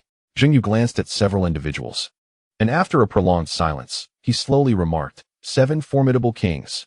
Even if Li Hao harbors schemes and ensnares me, does he truly believe he can seize all 7 kings without a moment's resistance? His voice grew heavy with indignation as he muttered, 7 kings in total. Li Hao is merely at the 4th level of the harmony realm. If he truly harbored any nefarious schemes, would he expend energy to contend with us? Over 10 new martial saints surround him from all directions. How many more allies does he possess? Even if Zhang and a few others are nearby. Just a handful of saints. Do you truly lack any confidence? He was on the verge of anger. Even if there were a conspiracy, I would be the one entering the great Tao universe, bearing the greatest risk. Can you, 7 saints, truly not withstand a single 4th-level harmonizer? How could such a question arise? Are you still worthy of being called new martial practitioners? In the era of new martial arts, the 7 kings dared to encircle and slay a half-emperor. Even in failure, they would never cower. Damned. Absurd. At that moment, he felt genuine ire.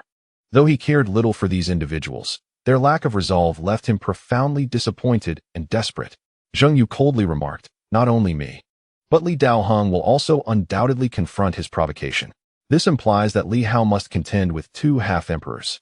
If he still possesses the energy to deal with you, then even self-detonation could vanquish him. Furthermore, this time, whether it be the Scarlet Moon or fate itself, they may exhaust all they have to confront him. He stands against all formidable beings in the Silver Moon realm. Li Hao's arrogance necessitates a confrontation. If the 7 kings cannot even protect Hurricane City at this juncture, what purpose do they serve? The kings exchanged awkward glances, feeling somewhat sheepish. New martial kings? Do we truly qualify? In the Silver Moon realm, what do we amount to as new martial kings? Moreover, having betrayed the new martial path, we should cease to call ourselves as such. We are merely a group that has never experienced the desperate battles of the early new martial period. The kings said little more, their hearts still tinged with unease. Meanwhile, the queen secretly scoffed. What a useless bunch of kings. Now, though she barely qualifies as a king herself, she still dares to resist Li Hao, despite her fears. I nearly killed Li Hao once. This fellow, with a mere casual gesture, causes both half-emperors and kings alike to squirm uncomfortably. In that moment, the queen also pondered why everyone feared him so profoundly. The world was rife with unrest. Li Hao's plan to summon the great Tao universe continued unabated. Everyone was watching, waiting.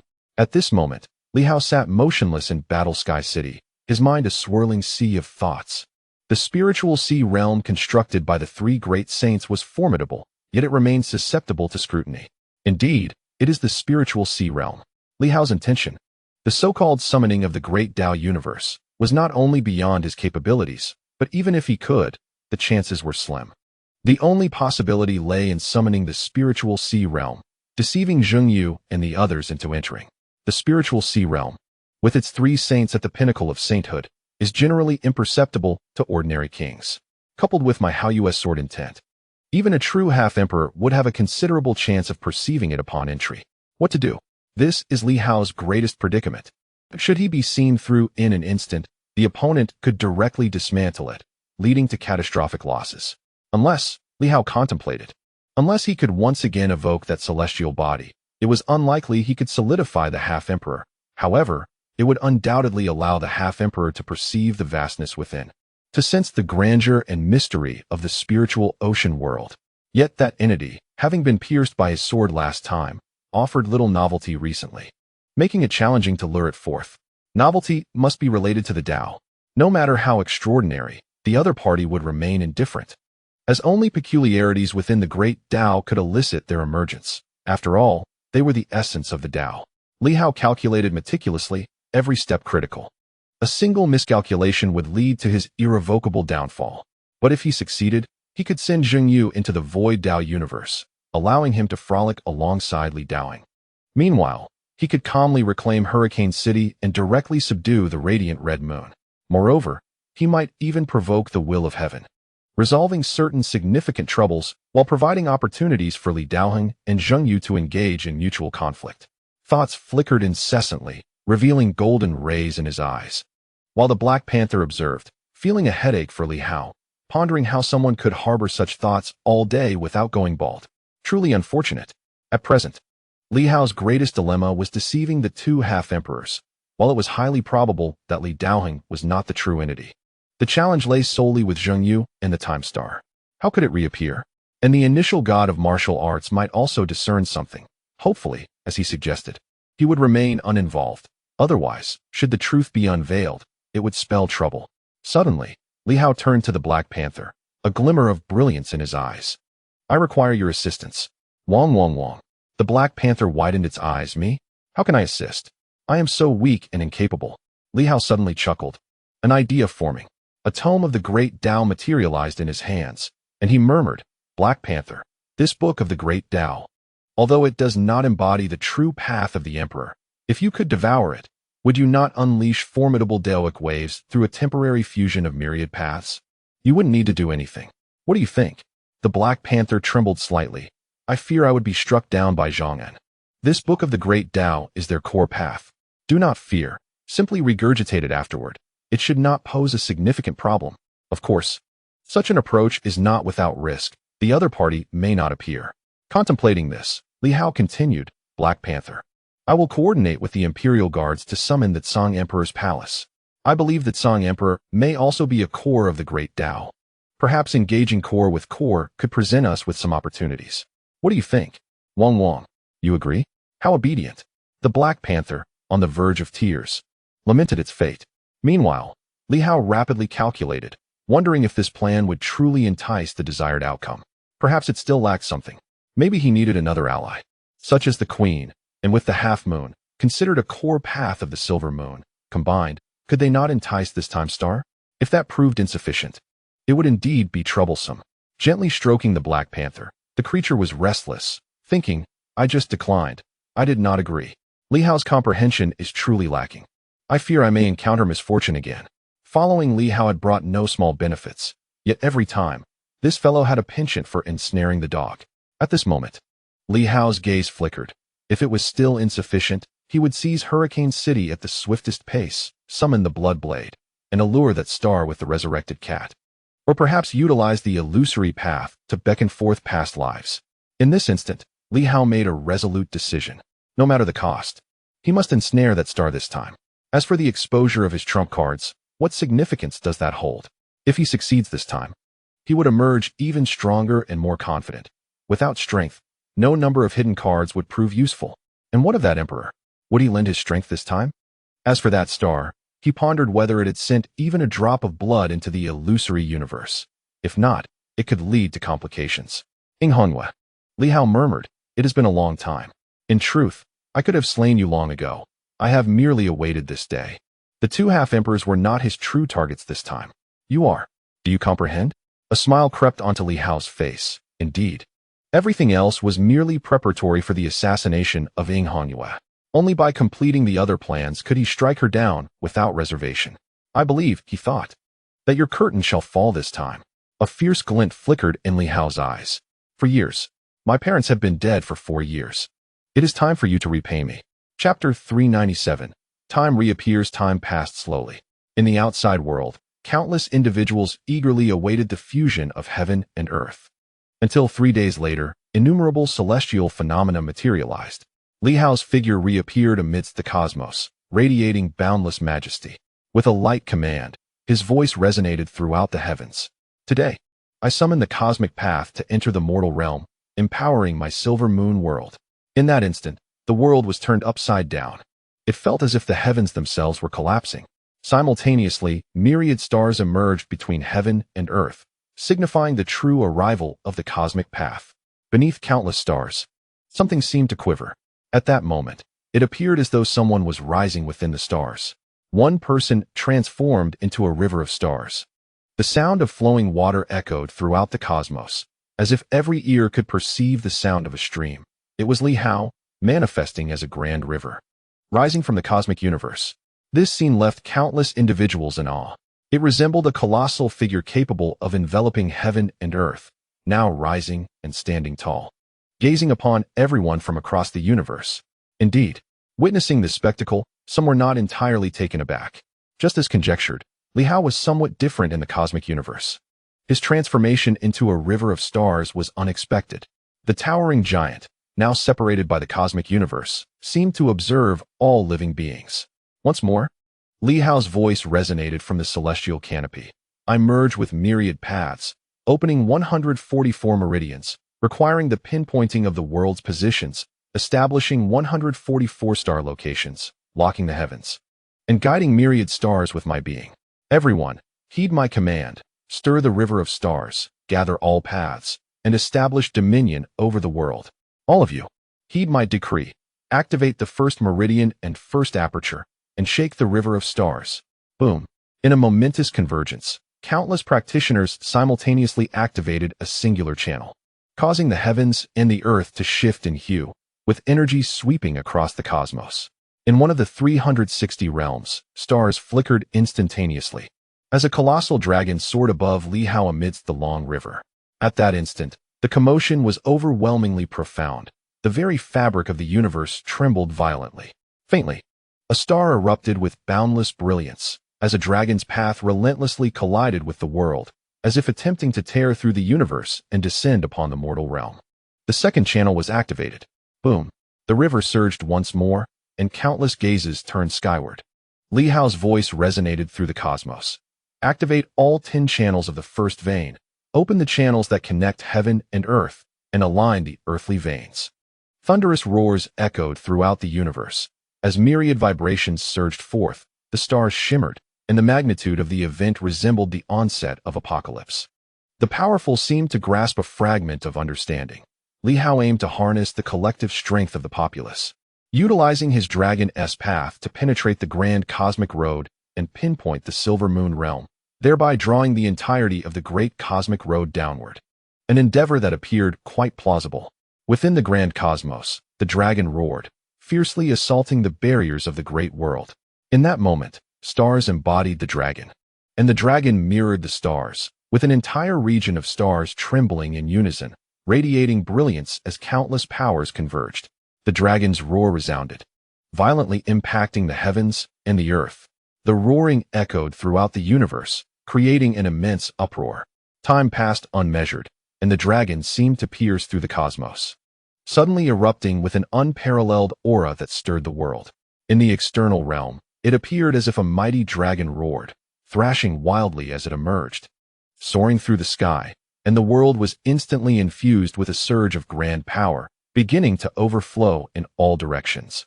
Li Hao's voice rose again. The first star is on the verge of breaking through.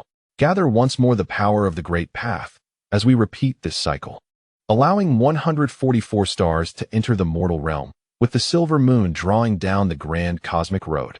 As he spoke, the heavens and the earth transformed, the dragon struggled, and the sky turned crimson, as if countless thunders converged. A gigantic dragon gradually morphed into an immense star, gathering the myriad powers of the great path. Suspended in the air, trembling violently, appearing both distinct and elusive. At that moment, Li Hao suddenly manifested in the sky. With an outstretched hand, countless energies converged. And in the next instant, a low shout pierced the air as a sword cleaved the firmament, seemingly tearing asunder the universe. With another grasp, he seized the tail of a dragon. Li Hao let out a fierce cry, forcefully amalgamating everything. Boom. At that instant, a colossal star, in its ethereal form, began to manifest formally, suffused with the essence of the sword. The first star emerged. Boom, boom, boom. The stars flickered with boundless sword intent, enveloping the heavens and the earth. Nearby individuals felt an unfathomable energy, monumental and astonishing. The 5 main cities united their forces, sealing off all directions, fortifying the cosmos. Li Hao's voice resonated once more. The saints in unison did not dare delay, rapidly unleashing potent strength to maintain the luminous circle emanating from the main city, suppressing the heavens and the earth. Although they could not fully comprehend the situation, one sentiment prevailed, a sense of profound awe. They could vaguely discern some truths. Yet certain doubts lingered unanswered, such as whether it was imperative to establish all 144 stars. Might it be that the descent is imminent, albeit at a greater cost? I find myself perplexed. If confusion reigns, then one must simply adhere to the command. In this moment, the entirety of heaven and earth, every soul, is but a pawn in Li Hao's grand game, each piece falling into place. Simultaneously, Li Hao orchestrates a celestial transformation. The stars above shimmer with the essence of the sword, not the stars of the great Tao, but those imbued with sword intent. The two are strikingly similar, with only a subtle distinction separating them. Furthermore, above the stars, a minuscule opening has emerged, channeling a torrent of Taoist power. Indeed, a portal to the great Tao has been unveiled here, not entirely illusory. The pure essence of sword stars alone cannot unleash such a rich infusion of Taoist energy. Is the positioning of 144 stars truly necessary? Not at all. Li Hao's intention is to manifest his myriad sword-intent stars, enveloping the sea of consciousness, creating a spectacle of considerable magnitude, too subtle, and it would easily draw attention. A genuine connection between the sea of consciousness and the cosmic Tao is essential. Otherwise, how could one entice the temporal stars to converge here? At this moment, countless eyes are watching. Zheng Yu, Ying Hongyue, the swordsman, and many others, all gazing upward, fixated on a star that resembles a sword, radiating its brilliance across the heavens. With sword intent flourishing and Taoist power permeating the atmosphere, their expressions tinged with solemnity. Can one truly draw the entirety of the cosmic Tao to descend? It seems this is merely the prologue. A star materializes, and Li Hao once again directs the masses. The second pulse stirs restlessly. 2 Li Haos exist, one within the silver moon, the other in the cosmic Tao, seemingly collaborating to traverse the universe, and indeed, they are genuinely piercing through the cosmic Tao. Apart from the final star that will be replaced by the manifestation of the sea of consciousness, transforming into the star above the silver moon, every preceding step is authentic. 9 truths and 1 falsehood. The most crucial and significant step is, in fact, the deception. Thus, even the formidable Zheng Yu and his companions, without first-hand observation and experience, would struggle to discern the truth from the falsehood, let alone the sword stars, which also represent the Tao's pulse, albeit with a hint of illusory nature. By utilizing the illusory pulse to supplant the real pulse, solidifying the sword intent, Li Hao believes that unless Li Daoheng himself appears to discern the truth, even Zheng Yu may find it challenging to differentiate. This considerable commotion is certainly not lost on him. The gaze of the world is upon him. It feels as though the entire realm is enveloped in the power of the great Tao. The 5 great cities have erected a barrier, sealing off the silver moon. The god of initial martial arts from greatly observes, and after a while, feels a sense of unease, though he cannot pinpoint the exact cause. His understanding of the new Tao is insufficient. Beside him, the king of Great Li and Jiang Li can only watch in a daze, entirely unaware of any discrepancies. The king of Great Li, racking his brain, muses, is there a trap?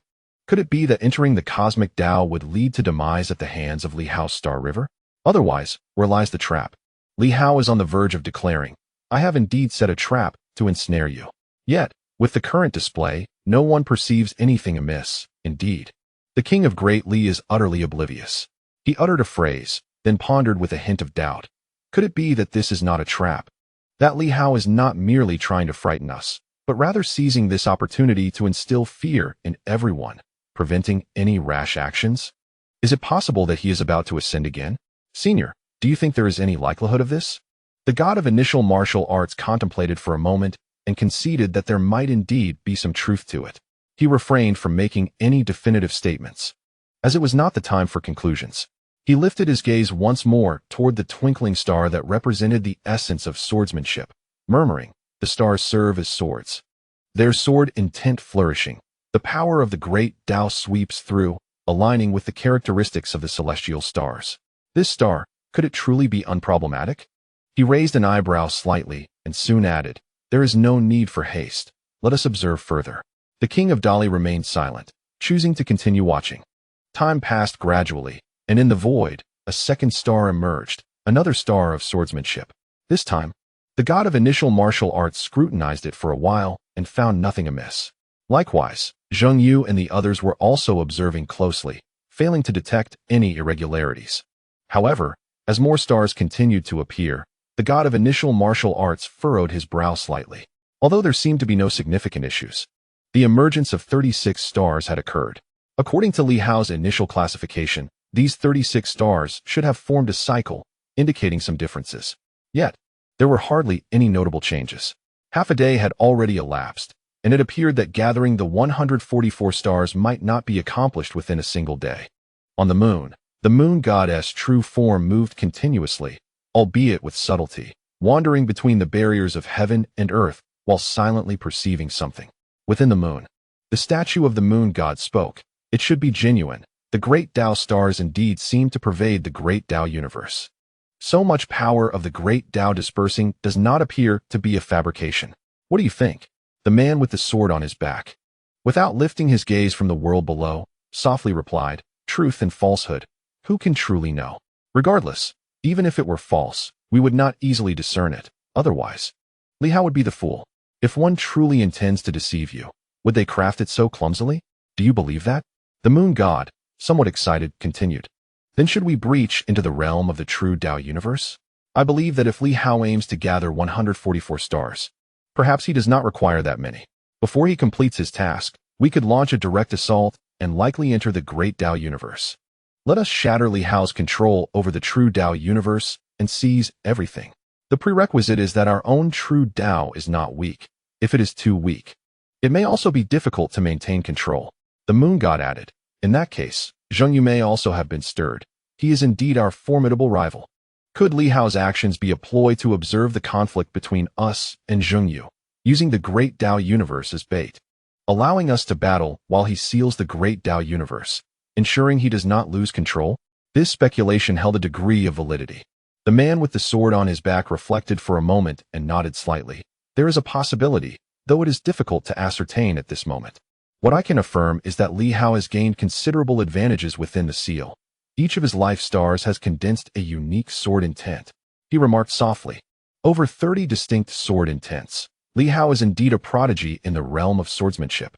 The essence of the eternal sword intent is, in fact, a confluence of myriad sword intents, culminating in the esteemed reputation of the sword sovereign. Although it pales in comparison to the sword sovereign, over the years, I have comprehended the eternal sword intent countless times. Yet, I am unable to achieve the amalgamation of myriad paths. Not only is the convergence of myriad paths unattainable, but even the synthesis of hundreds or thousands of paths poses a formidable challenge. How long has he lived? And how brief is Li Hao's existence? At this pace, even if he only grasps these 30 or so sword intents, within a year, he could attain the understanding of myriad paths by the end of 300 years. Of course, as time progresses, the difficulty will undoubtedly increase. However, for the strong, the further one ventures, perhaps the greater the insights gained." The man bearing the sword chuckles self-deprecatingly. "If all were to remain undisturbed, if the heavens and earth were tranquil, could Li Hao ascend to the position of Emperor Sovereign in 300 years? Alas!" A soft sigh escapes his lips. Perhaps it is the era that has shaped Li Hao. Yet, the ability to comprehend such a multitude of sword intents in such a brief span is undeniably thought-provoking. The stars continue to coalesce, each one emerging vividly. An abundance of the great Tao's power begins to permeate the cosmos, intertwined with streams of sword intent, causing numerous swordsmen to sense immense opportunities. Li Hao's sword intent, overall, may not rival that of the sword sovereign, nor even that of Li Daoing. However, each individual sword intent he possesses is profoundly understood, rivaling that of any other. In this moment, the swordsmen seem to immerse themselves in an ocean of swordsmanship, their eyes alight with indescribable joy. In the Silver Moon province, where swordsmen abound, individuals are continuously manifesting streams of sword intent, brimming with exhilaration. It is truly a paradise for swordsmen. Not only they, but even the likes of the Heavenly Sword and the Radiant Sword are quietly comprehending. Overwhelmed by the abundance of insights, feeling as though they have lived long enough to witness the absurdities of life. Once, Li Hao required their guidance, but now, he has astonishingly grasped such a multitude of sword intents. The heavenly sword and his companions feel this more acutely than others, for within these sword intents, they find echoes of their own practices, so familiar, yet so foreign. In War Heaven City, the heavenly sword and his companions are filled with mixed emotions, yet they also experience significant gains.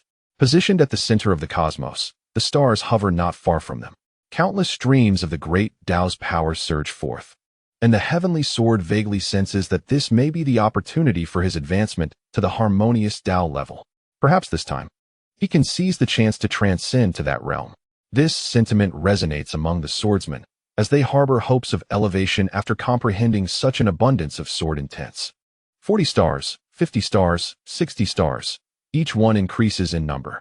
The great Tao universe seems poised to descend at any moment, an oppressive force rendering one breathless. These stars appear to form a sword in the sky, seemingly ready to strike down at any instant.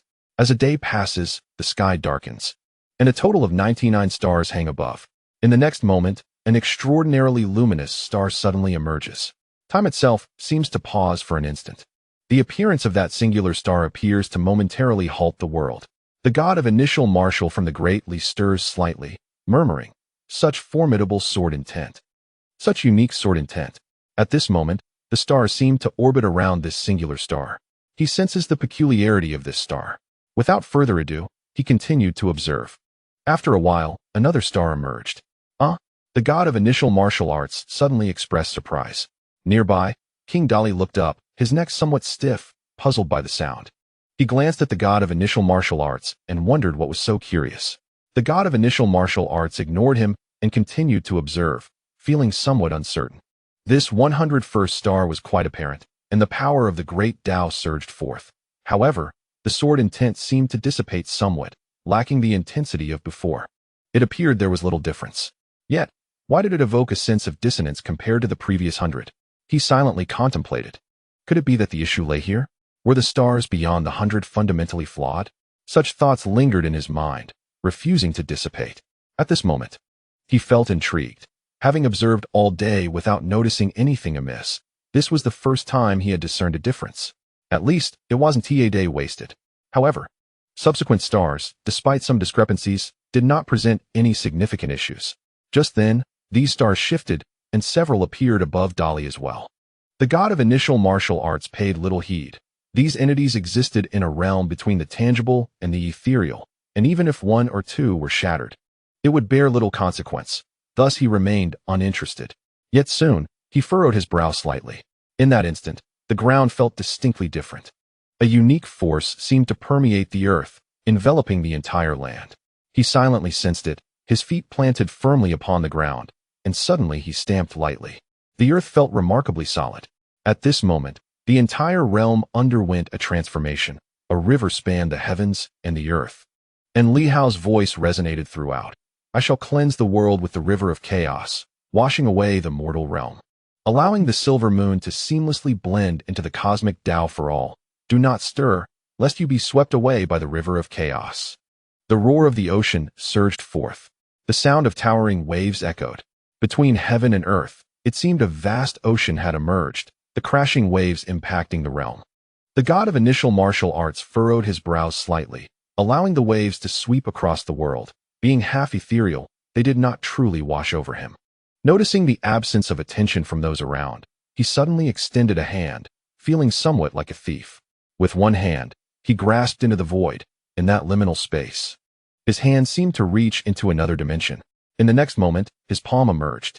In his grasp, there was a droplet of water, slowly dissipating. His eyes flickered, suddenly. He placed the droplet into his mouth, savoring it quietly, as thoughts flickered in his mind. There was a sensation of sword intent gathering, coupled with a certain will.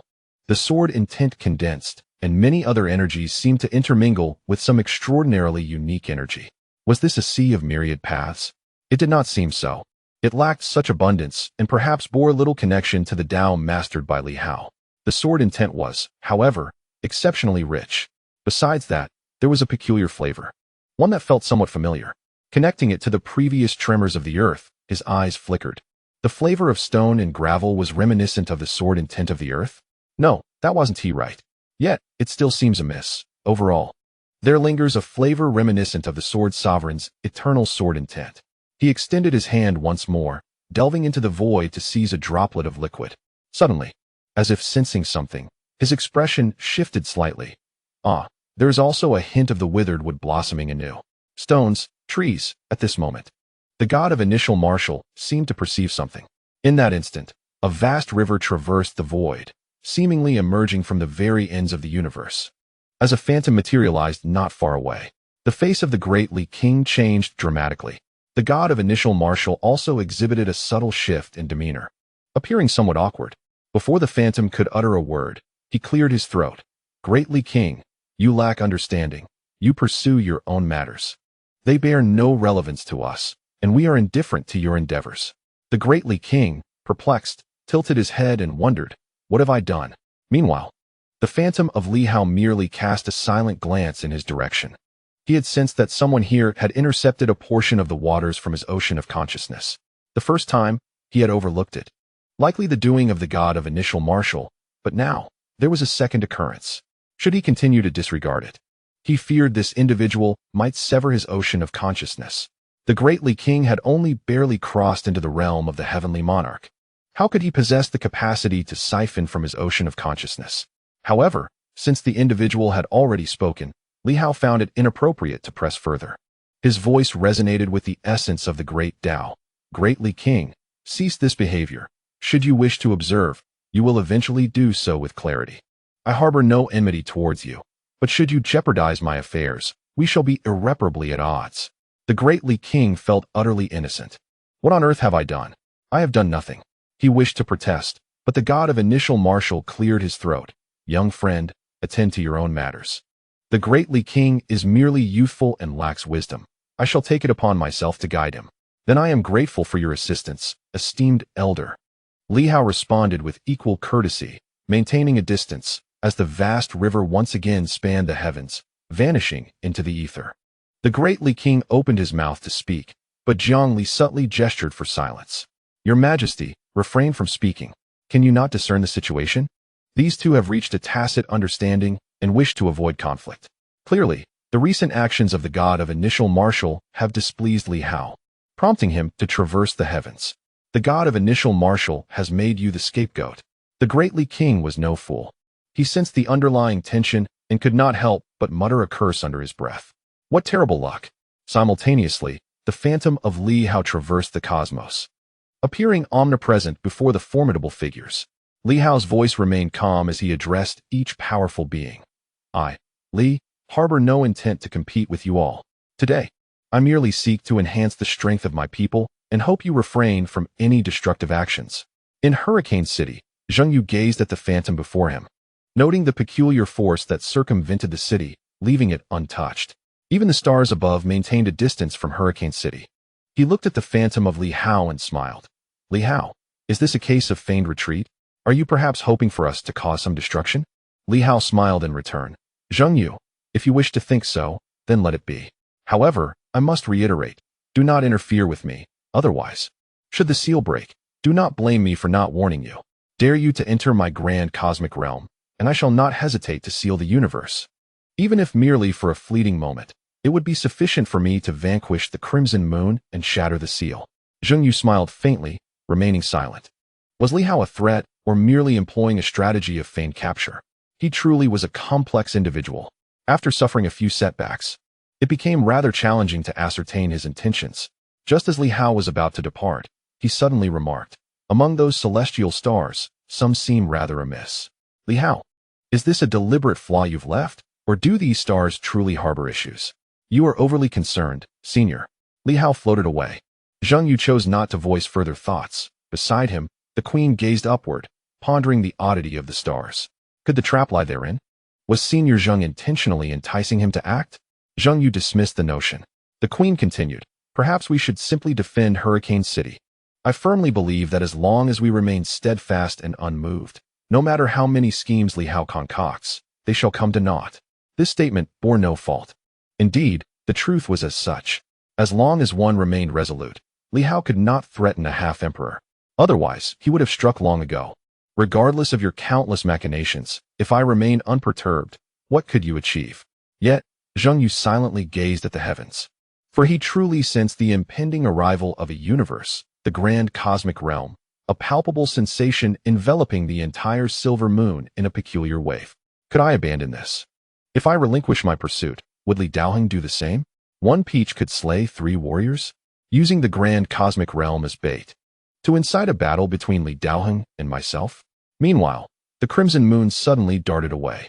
Li Hao's phantom materialized, silently observing her flight, and softly cautioned, "Crimson moon, do not bring trouble upon yourself. Otherwise, even if I cannot slay you, I shall ensure you suffer. Do not seek your own misery."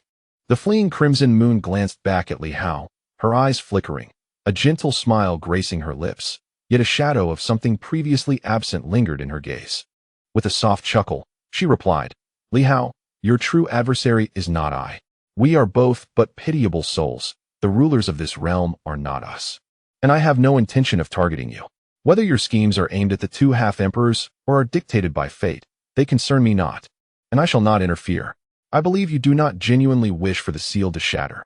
After multiple attempts, it has grown exceedingly feeble. If your people continue to pursue me, I fear I shall struggle to maintain my hold. If the emperor is released, you shall suffer even more than I." Li Hao paid no heed, vanishing in an instant. The crimson moon exhaled lightly, a cold laugh escaping her lips. Beside her, the sword fairy furrowed her brow. "I sense his malice. He likely yearns to kill you." "That is to be expected," the crimson moon replied calmly. "He certainly wishes to slay me. If not for my connection to the seal, do you think he would truly be incapable of ending my life? His words may boast of destruction and mutual demise, yet in truth, he is filled with trepidation. This is understood by him, by me, and by Zheng Yu and the others. Otherwise, the seal would have long since broken. Li Hao harbors intentions. He will not be satisfied until the seal is utterly obliterated, unless all hope is lost." After a brief silence, the flying sword immortal contemplated the risks involved in his audacious endeavor. Should the 2 half-emperors succeed in seizing his great Tao universe, would he resort to ruthlessly eliminating you without a second thought? The Red Moon pondered this and nodded in agreement. There was indeed a possibility. However, the traps laid by Li Hao might present some opportunities for victory. Yet it was prudent to exercise caution. All across the realm, stars twinkled in the night sky. The rivers of time ceaselessly washed over the expanse of the universe, while the ocean of consciousness seemed to envelop all existence. At that moment, the celestial bodies multiplied, adorning the heavens with a more magnificent and resplendent hue. Once again, Li Hao's voice resonated through the silver moon. "The stars are nearly gathered. Soon, I shall summon the entirety of the great Tao universe to descend. This time, the world shall transform into a sacred ground for cultivation." In that instant, countless individuals held their breath in anticipation. Soon, within the great Tao universe, a colossal river traversed the cosmos, manifesting above the city of war. At this moment, billions of stars flickered with brilliance. Li Hao, both his avatar and true self, converged into one. Between heaven and earth, only Li Hao remained. With a commanding voice, he declared, "Everyone, commence cultivation, draw upon the great Tao, merging it with the world." Boom. Millions engaged in cultivation erupted with fervor, as countless stars above Li Hao radiated dazzling light. In that fleeting moment, an entire universe seemed to descend into the mortal realm. The sound of rushing waters echoed, and the power of the great Tao permeated every corner of existence. At this moment, more stars appeared in the sky. Some shone brilliantly, while others remained dim. Some felt real, while others appeared illusory. As time passed, it seemed that an entire universe was on the verge of complete integration. However, neither the hurricane city nor the moon above stirred. They remained eerily still. Did they not intend to intervene? Such thoughts raced through the minds of many, filling them with tension. Even Zhang and in the Star River City felt a twinge of apprehension. Why was Zheng Yu not taking action? Was there something amiss that caused hesitation? As he pondered these questions, the stars began to shimmer intensely. Suddenly, an enormous golden dog materialized in the cosmos, exuding an overwhelming force that devoured the power of the great Tao surrounding it. That was not all. The golden dog erupted with myriad forces emanating from its being. Zhang Yin's expression changed drastically as he cursed inwardly. Realizing the gravity of the situation, his own great Tao book was being consumed. How could Li Hao dare to do this? The spectral forms that seemed to transcend the world were being devoured by the dog, merging into its essence. With a ferocious howl, the Black Panther unleashed an even greater swallowing force, consuming the universe and the stars above. In that moment, Zheng Yu and the others held their breath, silently observing this unexpected turn of events. But that was not the end. At that moment, an imperial palace emerged within the cosmos. The golden dog, once more, opened its colossal maw and swallowed the palace whole. Roar! The golden hound erupted with an unfathomable strength, yet Li Hao furrowed his brow slightly. It was futile. The celestial time star had not manifested. This was the most crucial step. In its absence, the entire realm felt somewhat illusory. Zheng Yu and the others refraining from action was undoubtedly tied to this sense of unreality. They were not like the uninformed Li Wang. Although the expanse around them appeared magnificent, it still left an impression of incompleteness. Just that slight deficiency was enough to compel two semi-emperors to continue their vigil. The celestial time star must be summoned. Otherwise, the arrival of this grand cosmos would lack its profound intricacies. Was it not sufficient? The colossal Black Panther roared furiously, casting its gaze towards Li Hao. It was in vain. The star had yet to materialize. Clearly, such trivial maneuvers failed to pique the star's curiosity. Li Hao took a deep breath. It seemed he had no choice but to attempt it himself. He ceased his chatter and levitated amidst the cosmos. Suddenly, a river flowed forth, the sound of rushing water growing ever louder. At that moment, the stars above were drawn together by Li Hao, among them the core star of the 100 swords, the somewhat diminutive celestial time star, which he consumed whole. The entire chaotic river began to exhibit changes. Whether this would succeed, Li Hao did not know. At this juncture, he spiraled through the heavens, murmuring, "I possess the past and future," capturing the bygone and grasping the infinite time ahead. In an instant, the world spun wildly. Countless eyes turned toward Li Hao, with Zheng Yu and his companions widening their eyes in anticipation. What trickery was Li Hao about to unveil? At this moment, a river transformed into a transparent hue, seemingly piercing through the fabric of space-time. With a thunderous shout, Li Hao declared, "I have the past, never to forget." Boom! Above the river, an incredibly ethereal shadow emerged, reversing time, altering the cosmos, the heavens shifting hues, as a phantasmal Li Hao appeared upon the river. With a fierce cry, a surge of temporal power erupted. The ethereal Li Hao instantly drew closer to his corporeal self.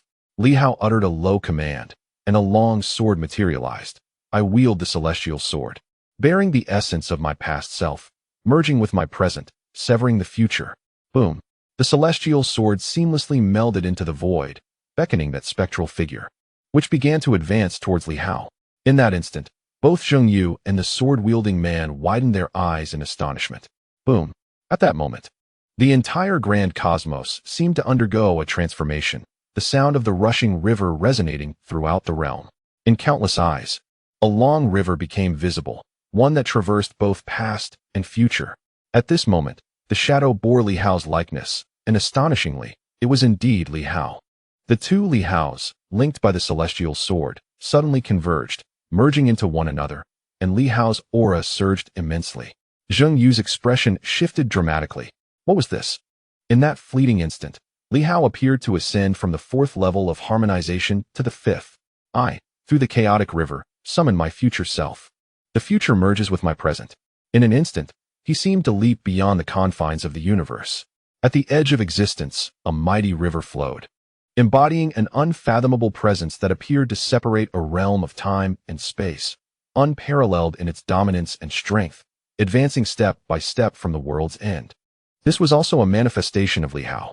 With a hint of weariness, each step appeared labored, yet his aura radiated with overwhelming power. At that moment, within the grand cosmos, a star suddenly materialized. It seemed to arrive from the depths of the universe, imbued with curiosity and uncertainty. As the star emerged, the world trembled, and an eerie silence enveloped the expanse. In the northern Great Li, the god of initial martial arts stood momentarily stunned, gazing at the elusive star, lost in a trance, until a spark of divine insight ignited in his eyes. In that instant, he stirred, as if ready to transcend the void. A mix of astonishment and desire flickered within him, a sentiment previously unknown. What was this? What was this fated star? It appeared to embody time itself. Li Hao had grasped the essence of time. He had, astonishingly, bridged the past and the future. In that fleeting moment, even he, who typically remained indifferent, felt an urge to rush forth, to behold, and even seize this star. In Hurricane City, as Li Hao summoned the past and the future, Zheng Yu could no longer remain still, astonished and alarmed. When the star appeared, several kings within the city seemed to freeze, and he could no longer contain himself. At that moment, the significance of traps faded into insignificance. The star of time, bridging the past and the future, commanding time. Instantly, he roused the queen. A thunderous command resonating in her mind. Charge forth. The queen, not daring to delay, sensed Zheng Yu's murderous intent and was taken aback. A brilliant moon emerged, soaring toward the heavens, yet it seemed to be enveloped by the star before reaching far, becoming momentarily suspended. Zheng Yu floated amidst the moon, his initial shock transforming into elation. Indeed, it was possible to freeze time. Even a sovereign like the queen was immobilized. He urged again, ascend. The queen, regaining her senses, was momentarily dazed before propelling herself toward the sky once more. Above, another radiant moon began to flicker. The swordsman with the blade in his hand, eyes gleaming with divine light, uttered a low command. Awaken, swiftly. The statue of the moon god oscillated between clarity and confusion. At this moment, nothing else mattered. They charged toward the gathering point of the star in the sky. There, a star, half ethereal and half substantial, cautiously approached both Li Hao's. In that instant, the entire world seemed to freeze. Aside from a few powerful beings, everyone else was immobilized. The god of initial martial arts shot toward the heavens. Yet his expression shifted as he glanced afar, gritting his teeth before turning back. No, my mission does not involve this. I must not interfere. Involvement will bring no good, especially with something so pivotal while I am merely a fragment of myself. I must not engage. I must not engage. Constantly persuading himself, he turned and fled. I want to return to sleep. I cannot look any longer. If I do, I shall be tempted. I have suppressed my desires for 100,000 years and cannot give in now. While convincing himself, he marveled, was that truly time? Is it possible that the new path revolves around the essence of time? Does this imply that potential must surpass its origin? In the skies, Li Hao merely gazed vacantly at his future self. Is this truly the embodiment of his future? He appears both frail and immensely powerful, as if forged through countless battles. That visage is steeped in the essence of slaughter, tinged with a hint of madness. Is this me? At this moment, he felt a fleeting disorientation, barely acknowledging the two approaching moons, instead silently observing that future self, seemingly just a step away, yet infinitely distant. Until the next moment, a star intervened between the two figures. Li Hao suddenly awakened to realization. The star of time had emerged. It seemed curious as it pierced through the void, drawing nearer to the future Li Hao, as if pondering, what is this? On either side, two colossal moons raced forth. Two streams of semi-imperial aura intertwined across the heavens. The swordsman and Zheng Yu exchanged a glance from afar. At this instant, did any traps truly matter? Not at all. Their aim was to eliminate Li Hao, seize the universe, and capture this star. Chapter 398. A peach slays three warriors. Zheng Yu had arrived, as had Li Daoing. Even knowing that Li Hao had undoubtedly set traps, they still approached upon the emergence of the star of time.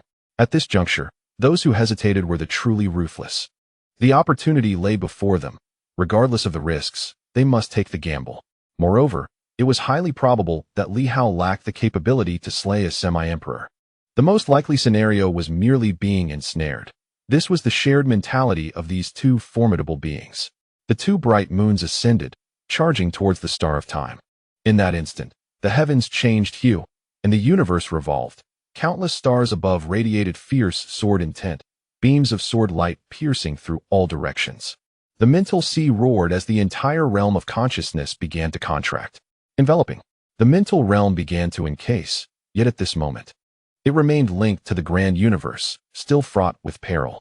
Should the two become aware of the predicament, they could shatter the firmament and head straight for the grand universe. This time, it was quite possible that the grand universe would fall before them. They were indeed cognizant of the threat, but at this moment, they disregarded all else, racing towards Li Hao and the star of time. Everything else was secondary. To kill Li Hao and claim this star was their singular objective. Zheng Yu's previously calm countenance now bore traces of madness. The past, the future, the present.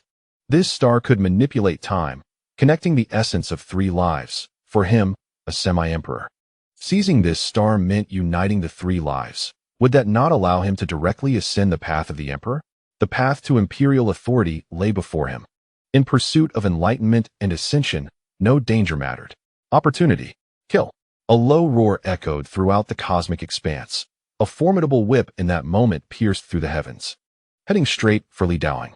Zheng Yu sought to impede Li Daoing, while the swordsman, silent, had already unleashed a strike.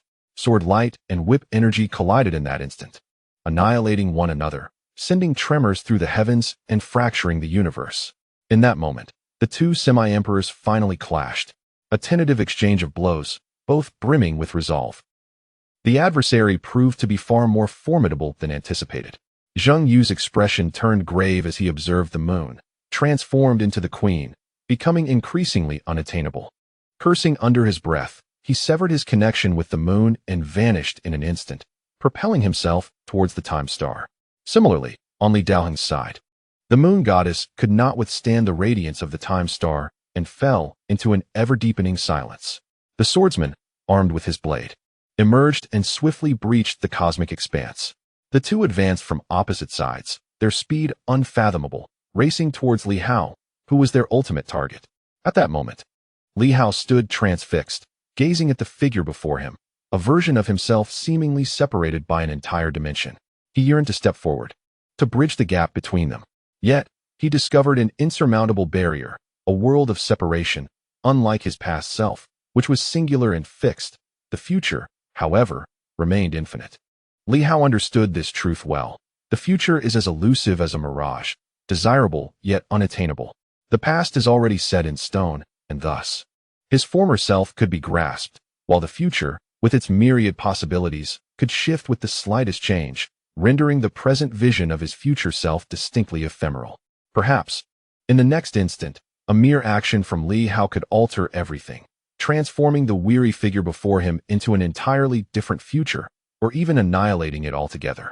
Thus, he could not reach out, despite his attempts to pierce through the chaos as if traversing the cosmos. He remained unable to touch the distant visage of his future self. The future remained out of reach. Meanwhile, the time star seemed to have touched the future, lingering there in curiosity and confusion, as if questioning the emergence of such an entity. Certainly, the time star possessed such capabilities, and Li Hao merely harnessed a fragment of temporal power. This was an illusory future. As the 2 formidable beings approached, Li Hao prepared to retreat into the vast cosmos when, unexpectedly, that ethereal future self glanced at him, and then at the stars, seemingly understanding something profound. With a peculiar look, it sighed softly, a sound resonating throughout the universe and echoing in the hearts of all. Reaching Li Hao's ears with a tinge of resignation, I knew well that gain always comes at a loss. Li Hao's heart jolted. You borrow from the future in this fleeting moment, while I am engaged in battle. In this instant, as you draw upon my strength, you must understand that you will owe a debt for this moment. Li Hao felt a tremendous shock within. I comprehend. At this moment, I summon my future self. And that future self draws strength from me. Yet as the adversary engages, this borrowed power signifies that the future version of myself may, at a crucial juncture, lose strength and fall to an enemy's hand. Indeed, at this instant, the future self began to waver, growing increasingly insubstantial. Accompanied by a somber sigh, every sip and peck represents merely a possibility of the future, yet at some moment, you will undoubtedly face a crisis, losing strength in an instant to fill this void. In this timeline, I have already been vanquished by an enemy. I hope you will not share my fate. Be wary of the inevitable crisis that awaits. Li Hao's heart trembled with realization. If so, this represents a facet of the future, at this moment. Recklessly summoning one's future self could spell doom for that very self. In this instant, the weathered Li Hao traversed the stars, as if emerging from the boundless expanse of the future cosmos. He crossed the chasm in a single stride. Suddenly, beside him appeared a bittersweet visage, his future self, slain by others, bearing an inevitable sorrow. For the present, Li Hao was drawing upon the power of a fleeting moment from the future. The intricacies of temporal energy, At that moment, the essence merged with Li Hao, a voice resonating within his mind. Cease employing this method.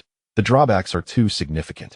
Perhaps once you may salvage the situation, but twice or thrice extracting future power will inevitably summon it at a critical juncture, rather than at will.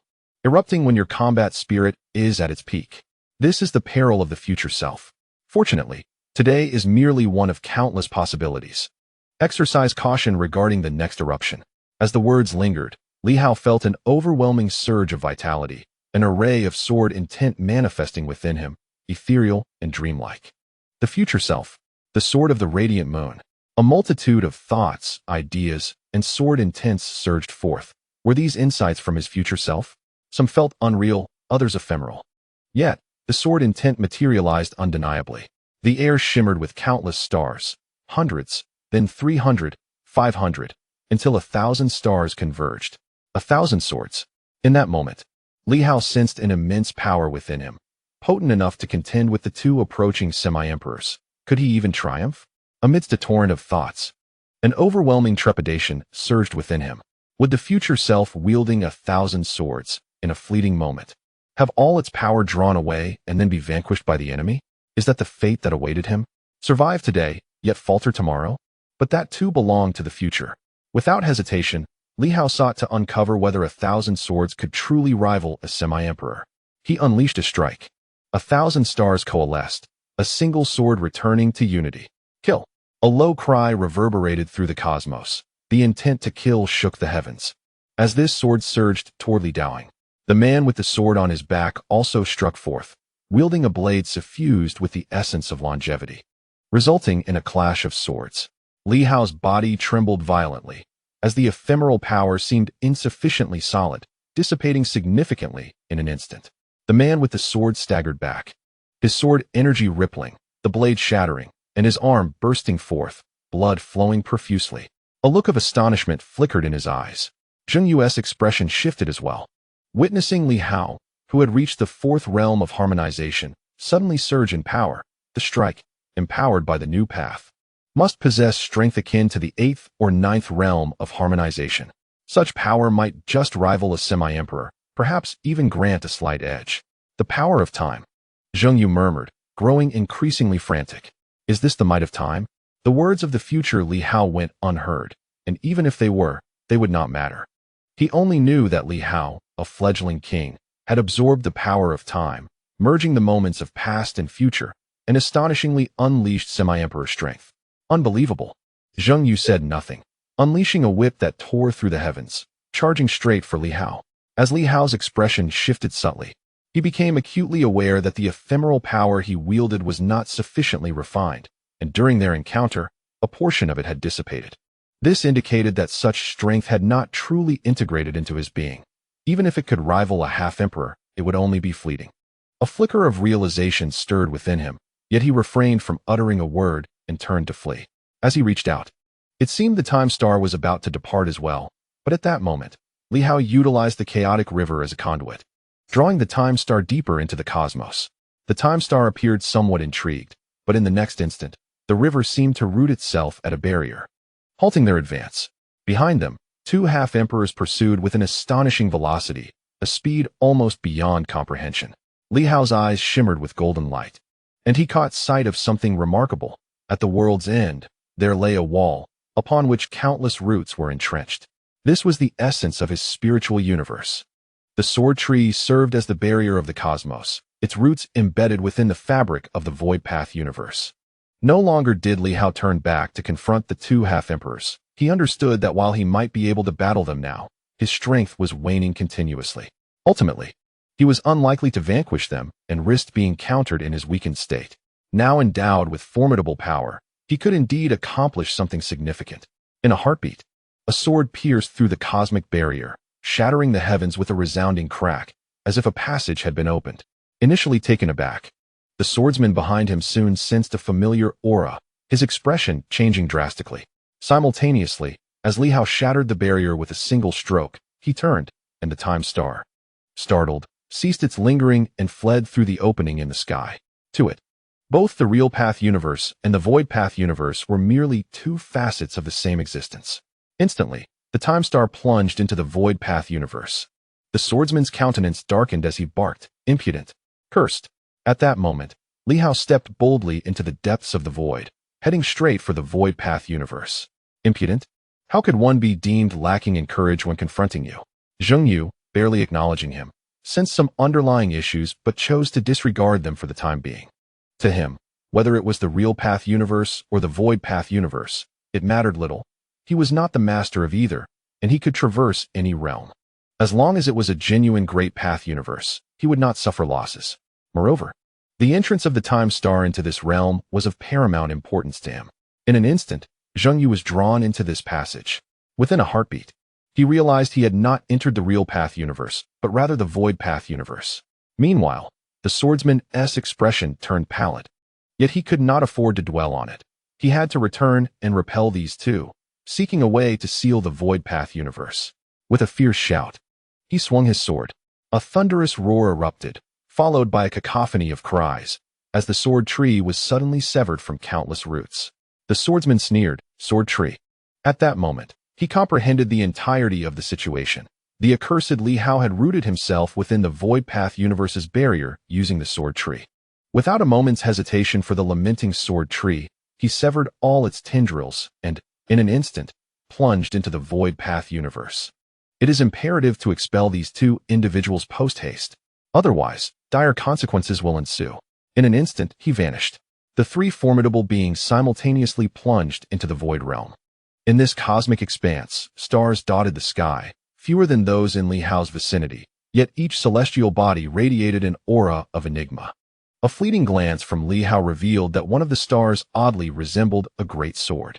As the trio entered, the sword seemed to morph into a figure. In the next moment, the sword transformed into a visage that bore an uncanny resemblance to Li Daoing. At this juncture, Li Daoing appeared remarkably nonchalant, casting a glance at Li Hao and his companions before shifting his gaze to the fleeing time star, which vanished in the blink of an eye, prompting him to pursue it. This indeed might be the true essence of the matter. Behind them, Zheng Yu was also fervently in pursuit, his eyes glinting with a frigid intensity, a hint of madness evident as he gritted his teeth and muttered fiercely, "This must belong to me, Li Daoing. Should you dare to obstruct me, I shall rend this universe asunder, leaving you all with naught." The demise of Li Hao is inconsequential. The crux lies in seizing that star. Moreover, this is Li Daoing's domain. Should he eliminate Li Hao now, he would inadvertently grant him an advantage. The swordsman behind, brandishing his weapon, roared, "Get out of my way. How dare both Zheng Yu and Li Hao intrude? Damn it, scoundrels!" Though that star is shrouded in mystery, Li Hao now gazed into the distance, perceiving faint traces of the star's movement, previously imperceptible. His expression shifted slightly. Could it be that he was truly being tracked? If that were the case, it would spell trouble. Observing the swordsman and Zheng Yu clashing amidst the cosmos, the very fabric of reality trembled and quaked. Suddenly, Li Hao vanished, thrusting his sword into the universe. This strike was immensely powerful. Crack! The void quaked. At this moment, Li Hao had reached the pinnacle of his might. His voice cold, "Create a passage for me to exit." In an instant, a black hole materialized beneath his feet. It was most fortuitous that Li Hao wished to depart. Li Daoing had no inclination to pursue him further. Moreover, Li Daoing's voice reverberated throughout the cosmos. "Zheng Yu, this is my territory. With Li Hao's departure, I shall annihilate those celestial monarchs and seize Hurricane City. You, here all alone, would be better off departing with him." Zheng Yu paid no heed to the warning. In a heartbeat, the void realm erupted with stars, each transforming into diminutive versions of Zheng Yu, surging towards him, infusing him with boundless void energy. Zheng Yu's presence intensified, as a long whip swiftly pierced the heavens and the earth, and in an instant, he vanished from his original position. Racing towards the distant star. What of celestial monarchs? What of Hurricane City? Today, seizing that star represents my greatest opportunity to confront Li Daoing. Otherwise, should he claim it, my demise is inevitable. In this moment, both Li Hao and Zheng Yu grasped the gravity of their thoughts. Yet, even in their understanding, they could afford no time for contemplation. As Zheng Yu sped away, he called out sharply, "Li Hao, you had best not flee. Delay that sword-wielding doppelganger for me, if only for a moment. Otherwise, this is the Void Dao universe, the domain of Li Daoing. Once I am vanquished by him, today, the time star will be seized, and your demise shall soon follow. Your plan succeeded, yet ultimately failed, you scoundrel, utterly foolish and short-sighted. Even if you were to slay several heavenly kings today and seize Hurricane City, the loss of this star is irreparable, especially at this moment. Still within the void Tao universe, your end is nigh. Li Hao, without a backward glance, stepped into the passage, his voice imbued with a chilling detachment. Therefore, Senior Zheng, you must thwart his success. Should Li Daoheng successfully claim the Time Star, which is the heart of the Great Way, mastering the entire cosmic realm and the power of time, he would rival even the Emperor. That would herald our doom. Zheng Yu was enraged. Is it truly worth it to kill a few heavenly kings? Li Hao, if you desire their deaths, I shall allow you to slay them once the star is secured. What of it? Do you grasp what is truly at stake? Yet, Li Hao had already drifted away. At this moment, Li Daoheng's voice echoed throughout the void Tao universe. Zheng Yu, Li Hao has departed. The heavens and earth remain shrouded under the Great Way. I offer you a chance to leave and return to Hurricane City, or you shall perish here. Zheng Yu's expression turned frigid. Li Daoheng, do you think I fear you? Boom. A formidable aura instantaneously enveloped the entire realm. Zheng Yu's presence surged, his blood energy roiling, causing the cosmos to tremble. His gaze icy. Since Li Hao has left, let us engage in earnest. If you wish to seize the Time Star, you must first seek my consent. With a swift turn, he unleashed a punch, shattering the heavens and earth. The man wielding the sword struck with his blade, yet it trembled and shattered, leaving a sense of shock in its wake. Zheng Yu's expression hardened. You think to kill me with a mere doppelganger? Li Daoheng, you are a dreamer. Stepping through the void, he surged toward the edge of the universe. Today, even if I cannot claim the Time Star, I shall not allow Li Daoheng to seize it. Li Hao, you are quite ruthless. How dare you expose this star? No wonder you are so confident that neither I nor Li Daoheng will intervene. At the same time, Li Hao materialized in the outside world. At this moment, his form was ethereal, his power dissipating, the force of the future overflowing. With a sigh, he pondered the futility of remaining in such a state, perhaps clashing with a half-emperor for an instant, but what significance would it hold? Thus, it would be more meaningful to undertake something of greater consequence while his strength still lingered. In an instant, he vanished from his location. Hurricane City. At this moment, with the disappearance of the Time Star, the heavens and earth trembled. The people had returned to normal, yet the heavenly kings were in a state of panic. Where is Zheng Yu? In that fleeting moment, he had dashed forth. They had caught a glimpse, but then he was sealed away, and now he was nowhere to be seen. In the sky, only two bright moons remained, now beginning to revive. Amidst their anxiety, a figure suddenly flickered into view. Li Hao. A thunderous shout resonated through the heavens and earth, as one of the heavenly kings was taken aback. How could Li Hao be here? Where have Zheng Yu and Li Daoheng gone? In that moment, Li Hao unleashed a formidable strike, a single sword that pierced through the heavens and the earth. The clash of 1,000 blades echoed like thunder, shaking the ancient city to its core, shattering the protective barrier that encircled it. A demon plant of celestial caliber trembled in fear, bellowing in terror, "Flee! The city of the hurricane quakes." Yet at that instant, Li Hao reached out with a hand, as if sealing the very fabric of existence. A tremendous force of suppression descended, and in the next moment, the grand cosmos seemed to manifest itself. The entire city was forcibly drawn into the vastness of the universe by his overwhelming power. The 7 celestial monarchs soared into the sky, with one roaring in defiance. Fight! Fight! Fight! We must slay him, or we shall all perish. Hold on, await our Lord's return. He shall not fall. Quickly, the 7 monarchs erupted with fervor. Realizing there was no escape, only the prospect of battle remained. Though Li Hao was undeniably fierce, they were resolute to confront him. Moreover, the 7 sovereigns cried out, "Lunar deity, celestial god, join the fray. If we do not fight, we shall meet our doom. Li Hao will surely hunt us down." 2 lunar forms, each imbued with the might of a monarch, emerged. Even should the 9 celestial monarchs unite against him, it seemed plausible to withstand Li Hao's formidable prowess, if not to vanquish him outright. Yet, the 7 monarchs harbored no confidence in their ability to withstand him, revealing the immense pressure Li Hao had exerted upon them in recent times. In the skies, 2 radiant moons stirred to life. Upon the moon, 2 figures materialized, one, the queen, and the other, the lunar deity. The lunar deity exuded an icy detachment, while the queen trembled in fear. contemplating the fate of Zheng Yu and Li Hong, who had seemingly been whisked away by Li Hao. An unsettling notion indeed. The decision to unite with the 7 celestial monarchs to eliminate Li Hao appeared sound. However, in an instant, the moon where the queen resided began to retreat. She could not fathom the reason behind her flight, nor could she discern the purpose of her escape. Yet, the urge to flee was overwhelming. The pressure Li Hao exerted upon her was unbearable. Should he desire for Li Hong and Zheng Yu to depart, they would indeed depart. 2 half-emperors were as mere playthings in Li Hao's grasp. How could she dare to ally with these monarchs against him? The lunar deity hesitated, acutely aware that these monarchs were not her allies. In her moment of indecision, Li Hao struck with a sword that transcended realms. This strike, reminiscent of a river of time flowing, revealed him as a future version of himself, imbued with profound wisdom and an overwhelming intent to kill. As he swung his sword, one celestial monarch's countenance shifted dramatically, roaring, "Kill!" The 7 celestial monarchs unleashed their might, their formidable power sweeping across the universe. Resistance was their only option.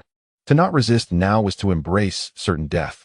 The immense force instilled a sense of dread within them, and the unparalleled sword intent evoked boundless terror. As if the sword sovereign had returned to the world, wielding a fearsome path of slaughter. Li Hao's sword was terrifyingly powerful.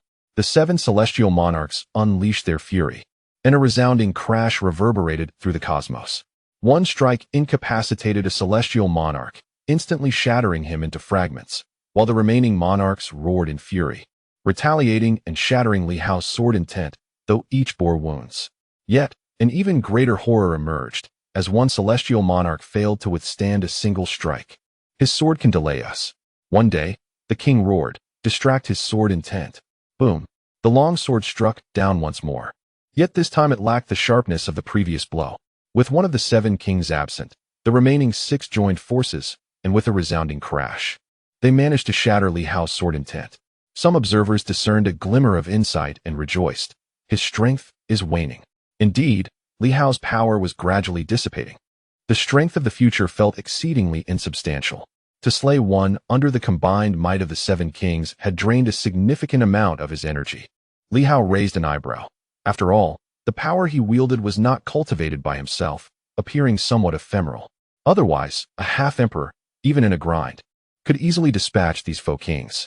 Fortunately, he had not remained in the Void Path universe to engage in true combat with the 2 half-emperors. Otherwise, with 3 strikes, he would have become a mere pseudo-half-emperor himself, and after a few more, perhaps even less than that. Li Hao remained silent. In an instant, the myriad stars within the great Tao universe converged, merging into his being. Not only that, but the cosmic river and the realms of the mind also fused within him. His strength surged once more. With a single sword strike, the power of time flowed forth. Several kings, however, erupted with vigor and broke free from the grip of time. After all, Li Hao's temporal strength was too feeble. While one could be managed, multiple kings united were challenging to contain. Yet in that fleeting moment, with a flash of brilliance, 1,000 sword intents erupted forth. Boom. Another king was obliterated by Li Hao. The remaining 5 kings were taken aback, and one bellowed in fury, gritting his teeth. His power is dissipating. Do not grant him the chance to recover, everyone. I still count as a half-new martial artist. Let us give him a taste of our wrath. In an instant, this individual charged forth, prompting Li Hao to take a slight step back. The next moment, an overwhelming force of self-detonation reverberated through the heavens and earth. Boom. The king's explosion engulfed the realm. Li Hao swung his sword to annihilate it. Yet the ephemeral power surrounding him crumbled significantly in that instant. The 3rd king had actually self-destructed. Li Hao's aura plummeted drastically. He furrowed his brow once more. Indeed, the power felt far too insubstantial, as the self-detonation of a pseudo-king had expelled a considerable portion of his turbulent energy. At this moment, 3 of the 7 kings had fallen, leaving 4 still standing. Li Hao sighed, and just then, his spiritual sea began to surge violently, and the pathways within him quaked wildly. He must not forget that while the external forces were unreliable, he himself was no weakling. Is it truly difficult to slay half-emperors? To vanquish you, is it really such a challenge?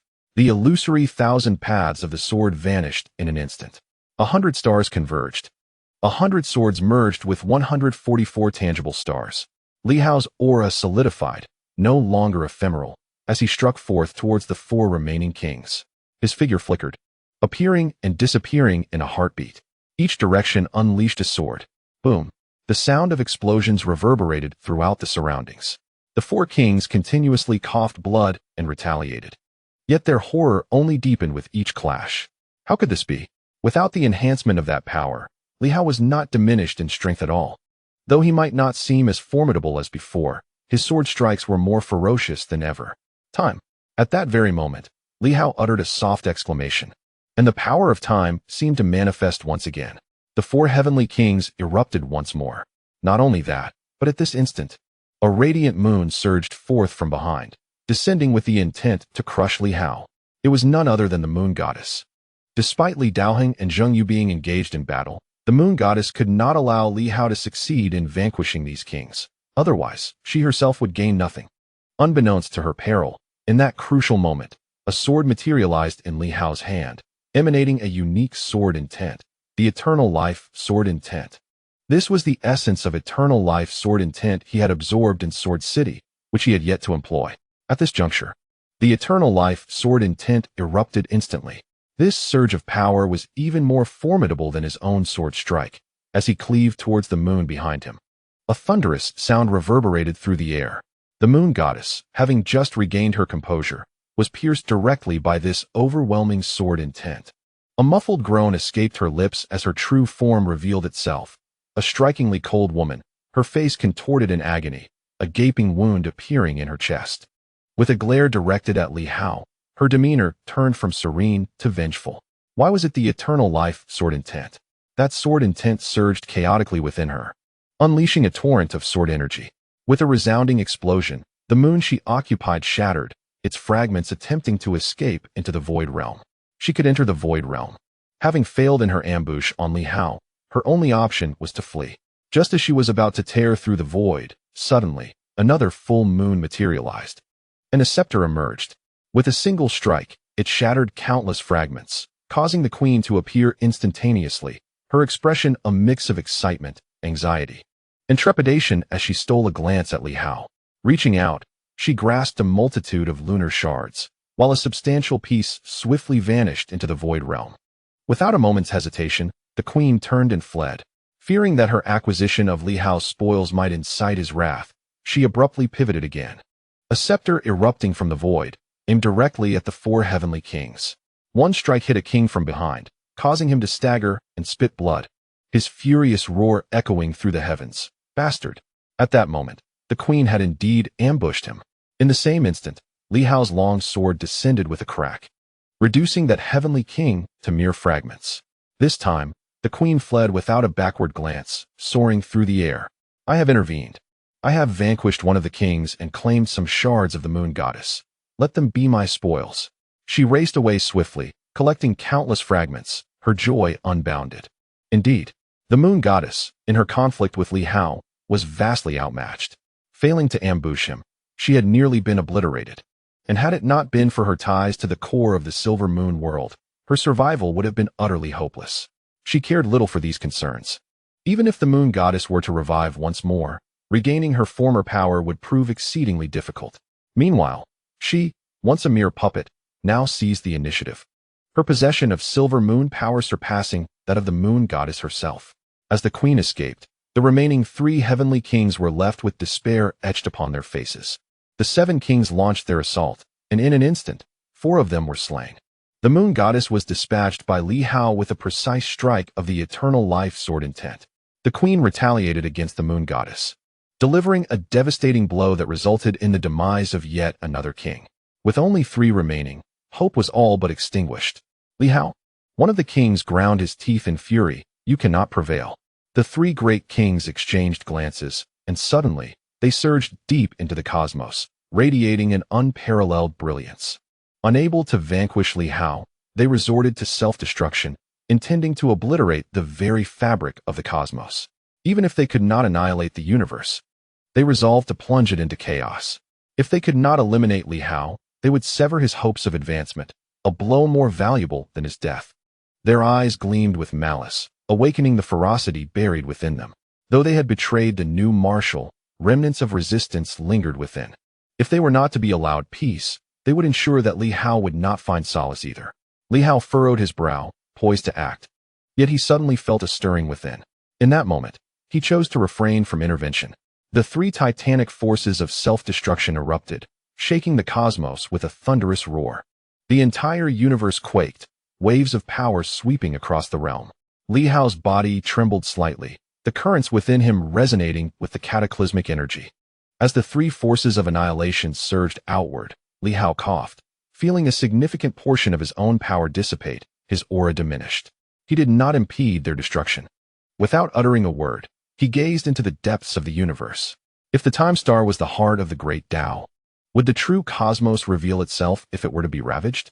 Would that star materialize, to quell the tumult of the great Tao? If he could lure the enemy back from the void Tao universe to the true Tao universe, it would be a delightful spectacle, allowing those two to engage in a futile struggle within the true Tao universe. This was one of the reasons he chose not to intervene. As for the slight reduction in strength, what significance did it hold? A glint of coldness flickered in Li Hao's eyes as he vanished in an instant. Allowing the tumult to unfold, he reappeared above Hurricane City. Within the city, remnants of life still lingered, and terror gripped their hearts. Someone shouted, "I surrender." Boom. The myriad sword intents erupted, sweeping across the heavens and drowning out the cries of despair. Not far away, Zhang materialized, casting a glance below and sighing in silence. They were all traitors. Their deaths were merely a source of regret. Why must they betray? In the blink of an eye, the entire city transformed into a domain of blood. Countless survivors were mercilessly slain, their screams echoing through the air. Li Hao's voice resonated like a thunderclap. All major cities converge upon this location swiftly. Massive cities tore through the void, and at that moment, some witnessed the unfolding events while others remained oblivious. All gripped by boundless shock and tremors. Hurricane City had truly fallen. Zhang sighed again, reflecting on the swift turn of events. Li Hao had proclaimed the capture of Hurricane City, and in an instant, it had indeed fallen into his grasp. According to their agreement, Star River City was now to be surrendered to Li Hao. Withdraw from Star River City. It is to be handed over to Li Hao. The heart of several sages within the city quaked at this proclamation. At this moment, silence enveloped the air as they beheld the scene, the mighty figures of the Hurricane City, all vanquished by Li Hao's hand. In that instant, any semblance of refusal dissipated. The colossal Star River City descended near Li Hao, and several sages materialized behind Zhang. Visibly shaken and anxious, Li Hao had indeed eradicated these foes. The insurrectionists of the new martial era were obliterated, and perhaps only Zheng Yu remained alive. In the distance, grand cities soared through the skies. Hurricane, Star River, War Heaven, Boundless, Martial Alliance, Settling Borders, Thunder. These 7 principal cities converged. At this moment, with the exception of Sword City still encased in its seal, the ancient cities of the 8 great families fell into Li Hao's grasp. Li Hao sensed the void, slightly raising an eyebrow as 2 formidable auras seemed to pierce through the fabric of reality. 2 semi-emperors were locked in fierce combat, without uttering a word. As the 7 principal cities gathered, Li Hao commanded in a low voice, "Arrange in the 8 trigrams formation of the universe. Await my return to capture our quarry." Capture whom? Honghua. Today marks the day of his demise. In an instant, Li Hao vanished. To the north, Honghua's expression shifted dramatically. He, too, glimpsed certain truths and, without hesitation, fled in a frenzy, fear etched in his eyes. He seeks to end my life. At that moment, clarity dawned upon him, and he gritted his teeth. He intends to kill me, gathering the 8 principal cities to suppress the seal. Li Hao seeks my death.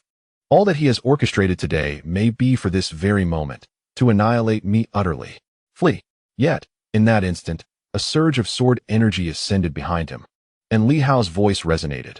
Honghua, I believe you have come to realize the truth. Li Hao? Honghua bellowed in anger. I, too, strive to survive. For the sake of Silver Moon. Only the unity of the 8 families' bloodlines can hope to shatter the conspiracy of these new martial beings. I act for Silver Moon. For our realm. Sacrificing a few. If I succeed, I shall be the savior. Dare you claim you have not slain the innocent? Your master has taken countless martial artists' lives. All innocent.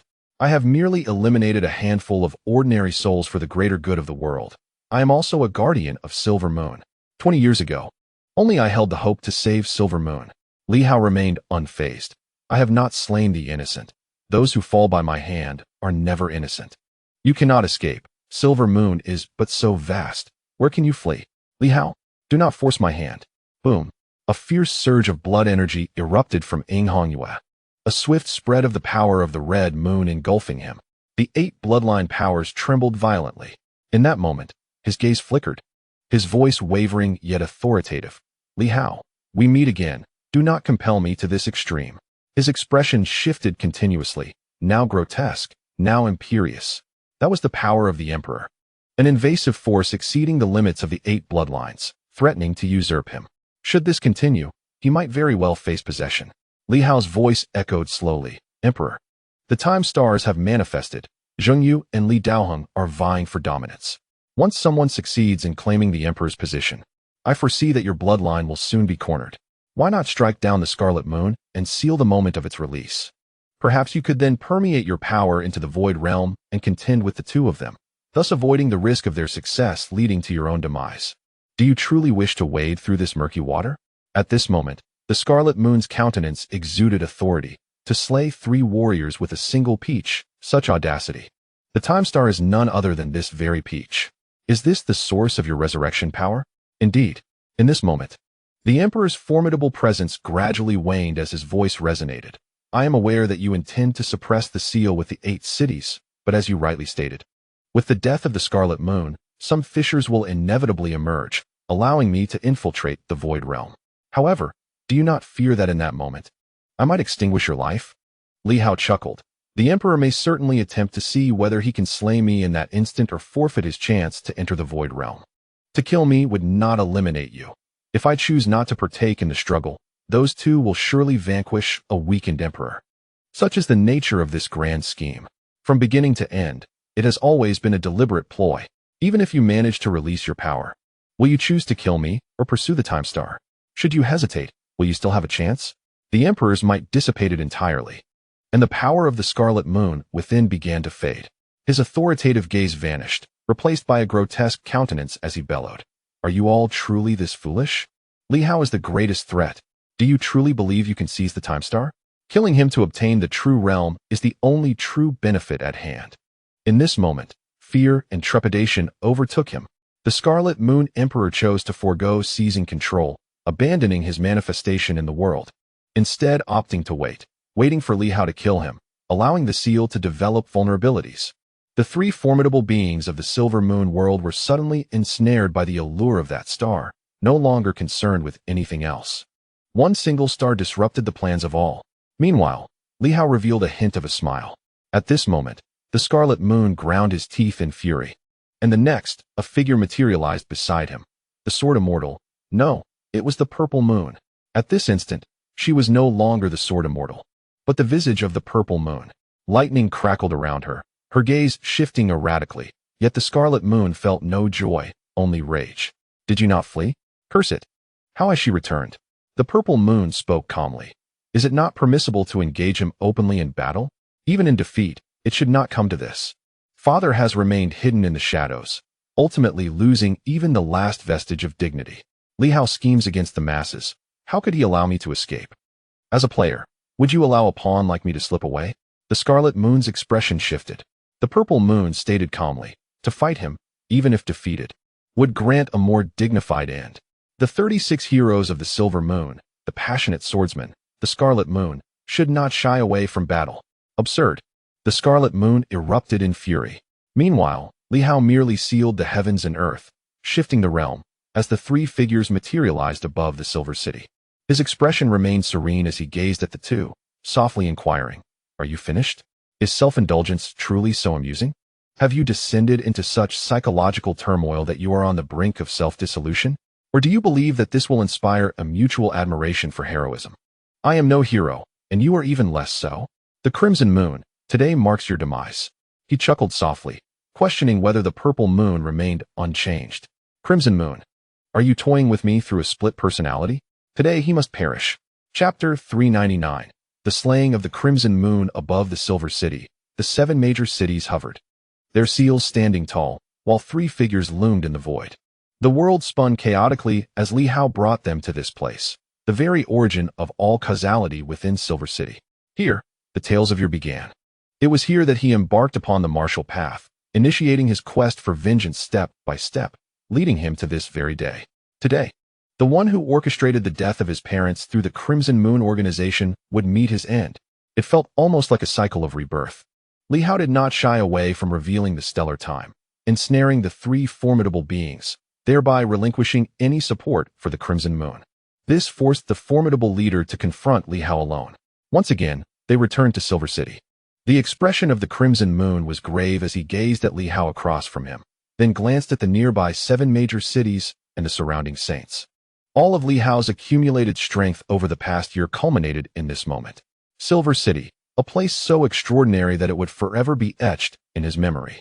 At this moment, he looked at Li Hao, then at the purple moon beside him, and suddenly smiled, as if transported back in time.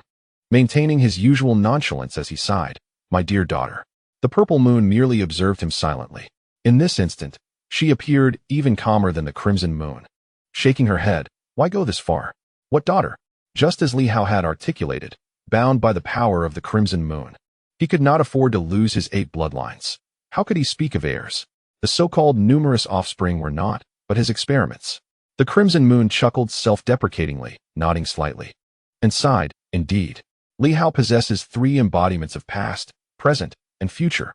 Li Daoheng has his sword path incarnation, the original incarnation, and the new path incarnation. That fellow Zheng Yu also has a new path incarnation and an original incarnation.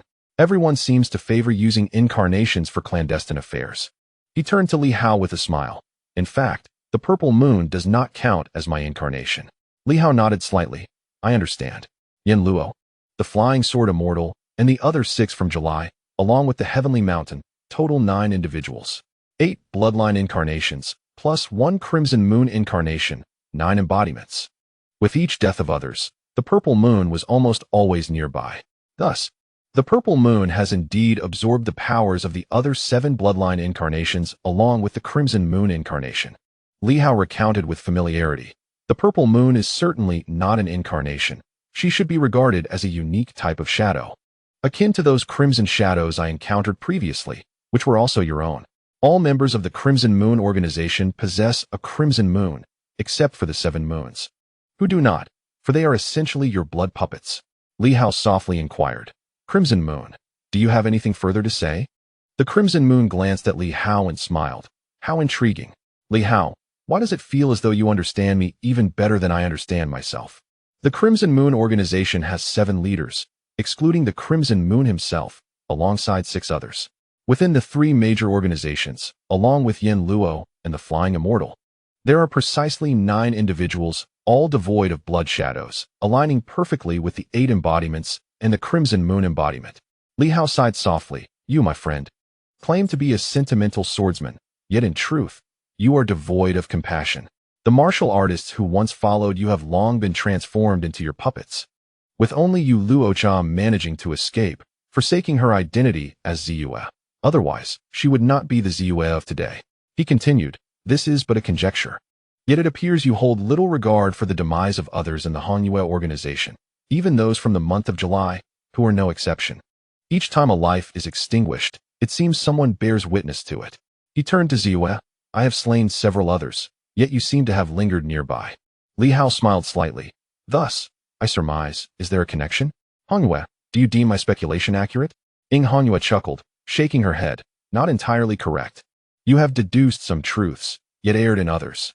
I have not crafted a doppelganger for Hongyue. Hence, Haotian is not among them. I have only forged 8 avatars, corresponding to the 8 great families. Have you forgotten my name? I am Hongyue. Indeed, I am one of the 9 avatars, the embodiment of Hongyue. The other individuals from July perished prematurely, which is quite regrettable. Thanks to you, the bloodlines of the 8 families did not fully mature, preventing my early absorption. Thus, I had to rely on Ziyue to assist." Hongyue gazed at Li Hao with a hint of regret. "Among these, the Li family's bloodline is the weakest, which I find particularly disappointing. Had I slain you sooner, or if a year and a half ago you had not resisted and permitted my hand to balance the 8 veins, all would have grown stronger. Li Hao, it should be I standing here today, guiding the tides of fate. He seemed to regain his fighting spirit, regarding Li Hao with a cold demeanor. For the sake of power, I have endured humiliation. Everyone claims you, Li Hao, are daring, yet you must understand the extent of my sacrifices for strength. I willingly became part of the seal, leveraging the trepidation of the three powerful factions to procure the greatest benefits, rendering myself an individual they would not dare to eliminate. Li Hao, had it not been for your incessant disruption of my schemes, would the situation be as it is today? Your master might not have perished. I emerged from the Silver Moon, having slain several Silver Moon martial artists. He glared coldly at Li Hao. I know better than you. They are the hope of our Silver Moon. Thus, even if I could have killed them, even your teacher, I refrained. Their deaths are your responsibility. At that moment, Ing Hongyue's aura intensified, while Ziyue appeared to find solace and liberation, her essence gradually dissipating, strands of power being absorbed by Ing Hongyue. Li Hao, however, did not intervene. He merely observed and listened in silence. Ing Hongyue remarked coldly, "Do you believe that your journey to this day, with all its sacrifices, is of my doing? No. It is the fault of those from New Wu. It is the creation of the Emperor of Hongyue. Not I. I too am a rebel. The sacrifices of the 8 families are necessary, as they are the consequences of their ancestors' misdeeds. Were Zhang En and his ilk virtuous individuals?" He scoffed derisively. "The tribulations faced by our Silver Moon today are of their making. Do you comprehend? You dare to collaborate with such individuals? You are the true traitor of Silver Moon. While I ought to have become its hero, whether it be the 8 families, New Wu, or the traitors, all are targets I seek to eliminate. And you, Li Hao? As of today, aside from eliminating a handful of insignificant figures, who else have you slain? You have indeed taken the lives of numerous Silver Moon warriors." His voice resounded like thunder. At this moment, the Crimson Moon appeared more righteous and assertive than Li Hao himself. "The lives lost are all on your conscience. He is a rebel, a guardian, a champion of justice. The Silver Moon warriors he barely touched. The necessary sacrifices were all for the future, for the uprising. Li Hao is the true villain of this realm." Li Hao merely observed in silence, absorbing the dissipating power of the 8 veins. The people of the Purple Moon were merely a part of his grand design. This individual was undeniably ambitious and capable. Long ago, he began plotting everything. Absorbing the power of the 8 veins, dispersing their essence, connecting the seals, traversing between 3 realms. If he truly succeeded in eliminating Li Hao, perhaps, with the culmination of the 8 veins, he could manipulate the 8 major cities, seize the Bloodblade, and ascend as a genuine top-tier powerhouse, standing atop the Silver Moon. Regrettably, Li Hao suddenly chuckled, and the Crimson Moon's expression turned cold. What is there to laugh about? It is merely a matter of victors and vanquished, and besides, I have yet to be defeated. Li Hao chuckled and shook his head. It is nothing, merely a thought about the books I have read, throughout history. Be it tyrants or fools, heroes or treacherous ministers, is there anyone who solely relied on schemes from beginning to end to ascend to the pinnacle of power? Li Hao gazed at him and remarked with a smile, "I have perused the annals of history, and while there are moments of dormancy, I find that those who have pretended to be fools, acted in plays, and manipulated schemes, seem to have all failed." Li Hao sighed. "Crimson Moon, do you aspire to be the first among them? Having endured in silence for decades, relinquishing everything, women, status, reputation, and pride, what have you truly gained? In the presence of the 3 great powers, you play the fool, ultimately becoming nothing more than a pig. In this world, how can a pig that has feigned ignorance for decades ever hope to devour a tiger? That is the genuine pig, not a fierce tiger." The expression of the Crimson Moon grew slightly grim. Li Hao chuckled lightly. To pretend to be a pig to consume a tiger, one must at least confront a tiger, right? Even if you cannot, at the very least, feigning some resistance like a dog would show a semblance of defiance. Yet, you have spent your entire existence imitating a pig. Why do I perceive you as nothing more than a true pig? He smiled brightly. "I too enjoy using strategies. But I fear not the world knowing. Zhengyu, Li Daoheng, and even the celestial Crimson Moon Emperor, at the very least, will not underestimate me, Li Hao. Comparing your pig-like head to mine, are you not overestimating yourself?" He understood that this person was immensely confident, believing that even at this moment, if not for Li Hao, he could control everything. But is that truly the reality? How delightful it would be to shatter the confidence of such a person. In an instant, the sword energy soared to the heavens. At this moment, the seal appeared to fracture, and Li Hao's smile radiated. Crimson Moon Emperor, come bear witness. Between the Crimson Moon and myself, who truly reigns as the sovereign of the Silver Moon? Who is it that you fear? In that moment, Li Hao seemed exceedingly naive. He was, after all, inviting his enemy to judge. Hongyue's countenance was one of utter indifference, as the voice of the Red Moon Emperor echoed through the void. Imbued with a hint of amusement and disdain, Hongyue, a mere jester who dares not even wield her true name, believes herself to be a master of schemes. Yet in our eyes, she is naught but a fool. Such individuals are a constant throughout the ages. Thank you, Emperor, for your discerning judgment. I shall ensure that you receive a greater share of power shortly. Li Hao responded with a radiant smile, his sword energy dissipating as the seal closed. Hongyue remained as cold as ever. Li Hao unleashed another strike, tearing through the firmament. Suddenly, the ethereal cosmos seemed to materialize, and from within it, a blade descended. As if intending to slay Li Hao, his voice resonated. Do not misconstrue my intentions. I have no wish to contest the time star with you both present. Grant me a moment to inquire. What manner of existence do you perceive Hongyue to be? Hongyue's expression shifted tumultuously. Meanwhile, the two formidable beings engaged in a fierce battle within the ethereal cosmos paused, momentarily taken aback.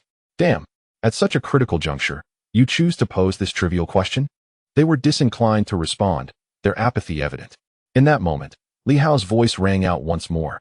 If you refuse to answer me now, I shall shatter the seal entirely and let the Red Moon Emperor entertain you both. Zheng Yu's laughter echoed forth. You are indeed tiresome, Li Hao. Is Hongyue truly of such significance? A self-important brat who believes everything unfolds according to her design, when in truth, we simply allow it. She serves as our means to weaken the Red Moon Emperor. This one has ambition, capability, and strength. However, the day the seal breaks will also mark her demise. Her so-called gathering of the 8 great bloodline avatars is merely a spectacle we observe. If it were not so, would it be so effortless to obtain the inheritance behind the stone gate? Did I not offer it to her willingly? At this moment, Li Daoheng's aloof voice resonated as well. Merely a pawn who fancies himself a player. There is no need for further discourse. Li Hao, do you wish to join us in this endeavor? Li Hao laughed heartily. Then I shall take my leave. Carry on without my interruption. Boom. As the universe sealed itself in that instant, a surge of sword energy erupted from the confined space, only to be swiftly vanquished by Li Hao. He chuckled, how insidious. I merely asked a question, yet you sought to assassinate me. Turning to Hongyue, he smiled. What say you? The aura emanating from Hongyue surged to its zenith. Her 8 bloodline powers, 7 of which had grown immensely. She gazed at Li Hao, her eyes icy. You are far too naive. Li Hao, do you believe their opinions can alter anything? Can they shatter my confidence? You are lost in a dream. The more they belittle me, the more it reveals their apprehension. Li Hao laughed. It appears you refuse to acknowledge your own ineptitude. Have you not reached your limits? Come, let us see what you can change. After all, if a pig plays its role long enough, it remains a pig. Have you ever battled against the emperor? Have you clashed with the kings? Have you faced off against a half-emperor? Aside from your slightly formidable aura and your resilient tongue, you are nothing. In an instant, sword energy soared into the heavens. The long sword danced through the air. The time sword emerged, cleaving the firmament asunder. As the crimson moon let out a low roar, at that moment, he fully harnessed the power of his doppelganger. The strength of the 8 meridians surged fiercely, his aura formidable beyond compare, and with a single stroke of his sword, thunder erupted. Li Hao's voice resounded once more. You, a worthless fool, at this juncture, your so-called martial techniques are merely a clumsy amalgamation of the 8 great families' combat skills. There is nothing unique about them. Your sword intent appears as mere illusion in my eyes. Boom. The long sword burst forth, piercing through the heavens and the earth. As time stretched, with a crack, a deep, bone-penetrating scar appeared on Hongyue's arm. Blood flowed forth. Hongyue's expression shifted slightly. At that moment, his battle prowess was undoubtedly at its pinnacle, and he felt that he could rival a late-stage king. His overwhelming strength even made the entire cosmos tremble. Yet, with a single stroke, his sword shattered, and his arm was wounded. Li Hao danced between the realms, letting out a soft sigh. Beyond your petty schemes, you have nothing else. You've progressed swiftly, even ascending to the level of a king in a short span. But against whom have you fought? How many true life and death battles have you experienced? Crack! The long sword erupted with 100 strands of sword intent, shattering the thunder with a single strike. Li Hao chuckled lightly. You belittle the 8 great families and yet rely on their combat techniques. Do you not find that laughable? He moved with an ethereal grace, as if emerging from the very fabric of time. The river of time surrounded the cosmos. At that moment, it enveloped Yue with sword stroke after sword stroke. How absurdly arrogant it is to consider oneself the greatest in the world. Li Hao struck again with his sword. A thunderous sound echoing as Yue was forced to retreat continuously. Li Hao's voice echoed again. You still have a trump card. You are not afraid of my killing you because you are cultivating a new path. Yet today, that new path remains silent. It appears you have a doppelganger of the new path. In this silver moonlit land, do you truly believe that even if you are defeated this time, you can rise again? Yue's face changed slightly, and he quickly counterattacked, but still found it difficult to keep up with Li Hao's pace. He was pierced by a sword, and blood splattered forth. Li Hao's voice resonated like a death knell. Why do you always underestimate the world? Do you truly believe you can manipulate everything? Li Hao wouldn't dare to claim such a thing. What gives you that right? A droplet of blood was drawn into the long sword. In an instant, a river of chaos materialized, that droplet of blood intertwining with the power of certain great paths. The river roiling as it spread into the void. Among the myriad stars, several twinkled with brilliance. In that moment, several stars shattered into fragments. Yue's expression changed drastically. Meanwhile, Li Hao spoke with a smile. Have you forgotten? I am the master of the great path. What are you?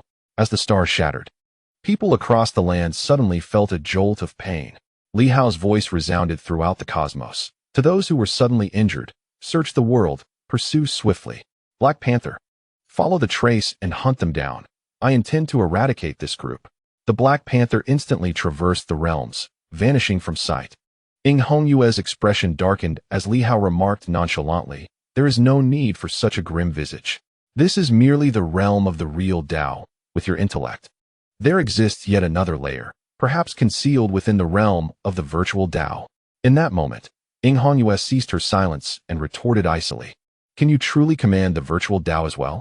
Even if you were to slay me and these avatars of the real Tao, the avatars of the virtual Tao will inevitably emerge as the next incarnation of me. I will not fall so easily to instill fear and caution in you. This individual was indeed ruthless, with countless avatars at her disposal, present in both the real and virtual Tao realms. Li Hao chuckled softly, declaring, I shall ensure your utter despair before I bring about your demise. Yue, I want you to witness the destruction of each of your avatars. None shall remain.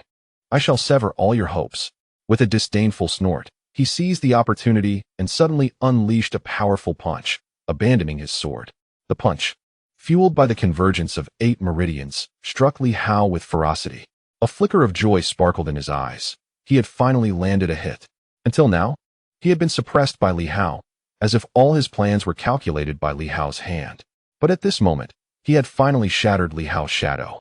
Yet, in the next instant, his expression changed dramatically. He staggered back, his vision blurred. The figure he had just struck was not Li Hao but a long sword, its blade radiating with fierce energy. With a thunderous roar, the sword energy pierced through his entire being, sending Yue hurtling backward, her face ashen. She let out a skyward wail, roaring, Li Hao, is this all your cunning and deceit can muster? Do you dare to engage me in a fair fight? In an instant, a river of chaos materialized around her. The mighty river roared, washing over the heavens and earth. Countless forces converging in a cacophony of thunderous impacts against her. Time and again, her flesh was incinerated, energy spilling forth.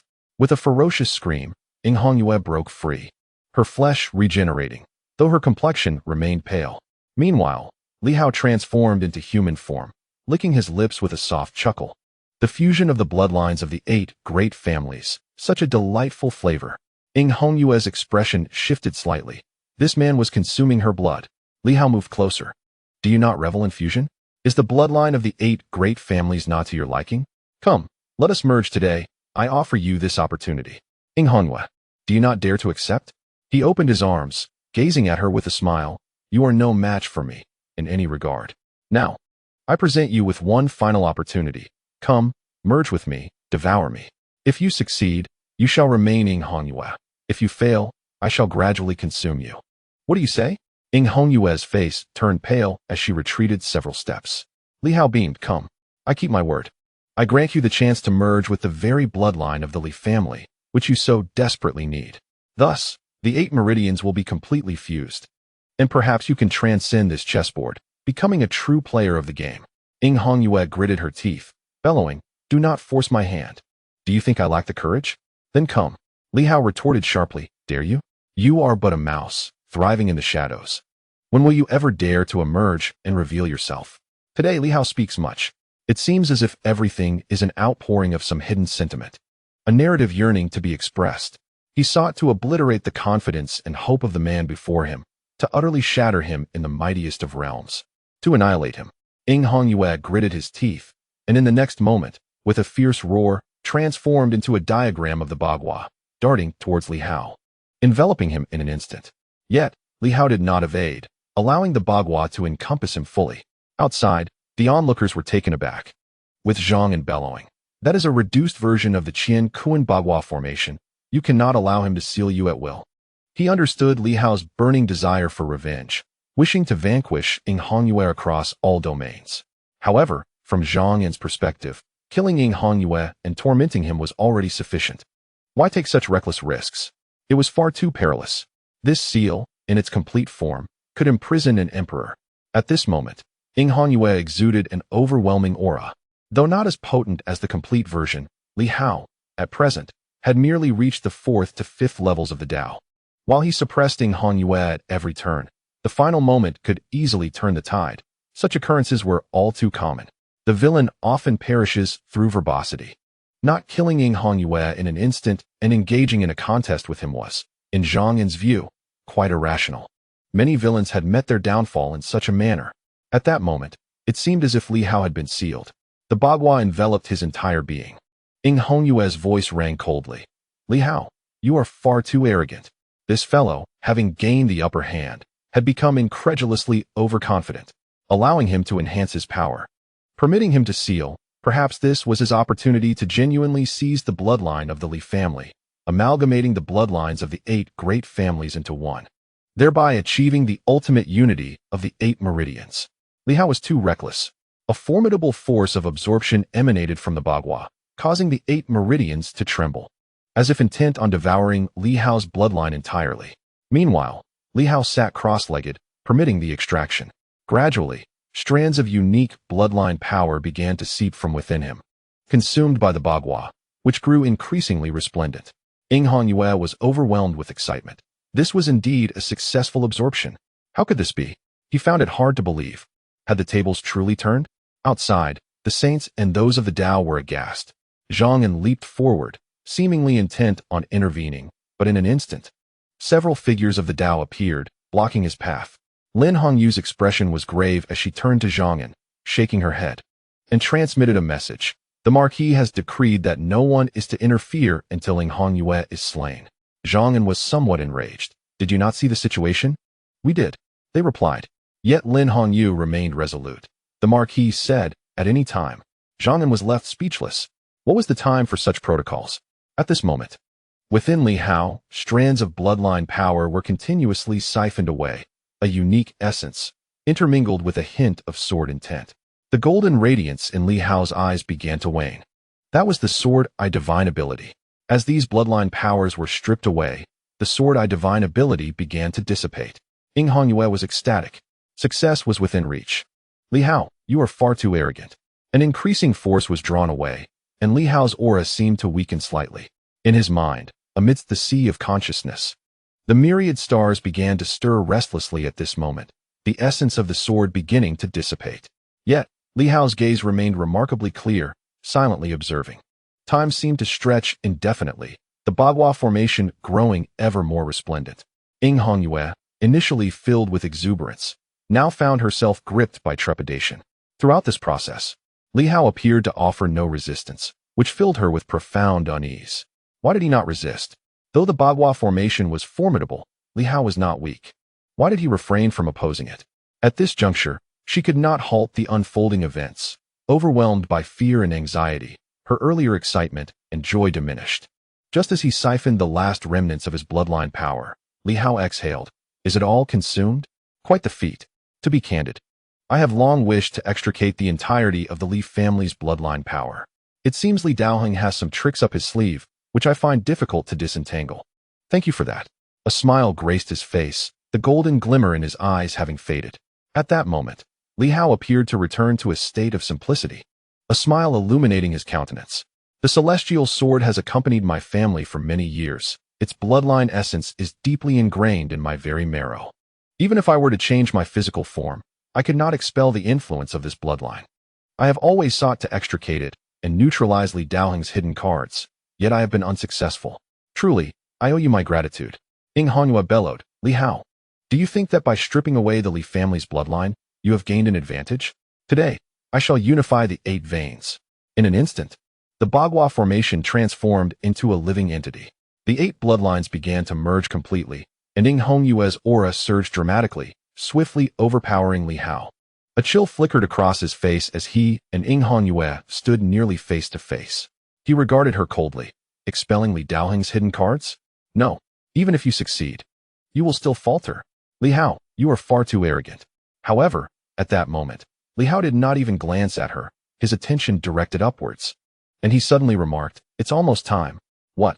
As this thought crossed his mind, the 7 great cities erupted in a brilliant radiance. And even the sword city within the seal burst forth with a dazzling light. The seals in the sky began to tremble violently. Above Li Hao, 2 characters materialized, War Heaven. As the 8 veins converged, he called out, summon the Emperor's blade. With a low shout, the world trembled. Suddenly, beneath the town of stars, a blood blade began to quiver. Li, not long after the god of initial martial arts had returned, his expression abruptly changed as Li Hao's voice resonated. I implore you, Senior, to summon the blood blade and nourish the Emperor's blade with Ing Hongyue's blood. The god of initial martial arts' countenance shifted slightly, and the next moment, gritting his teeth, he bellowed, unleashing a formidable surge of blood energy that resonated throughout the heavens and earth. In the distance, the blood blade beneath the town of stars trembled violently, and in an instant, it shot upwards as if bursting forth from another realm. A powerful presence emerged from the north, swiftly traversing the void, grasping the blood blade, trembling with might, and shattering the fabric of space as it rapidly ascended above Silver City. At this moment, the god of initial martial arts wore a complex expression. Below, Li Hao remained remarkably calm.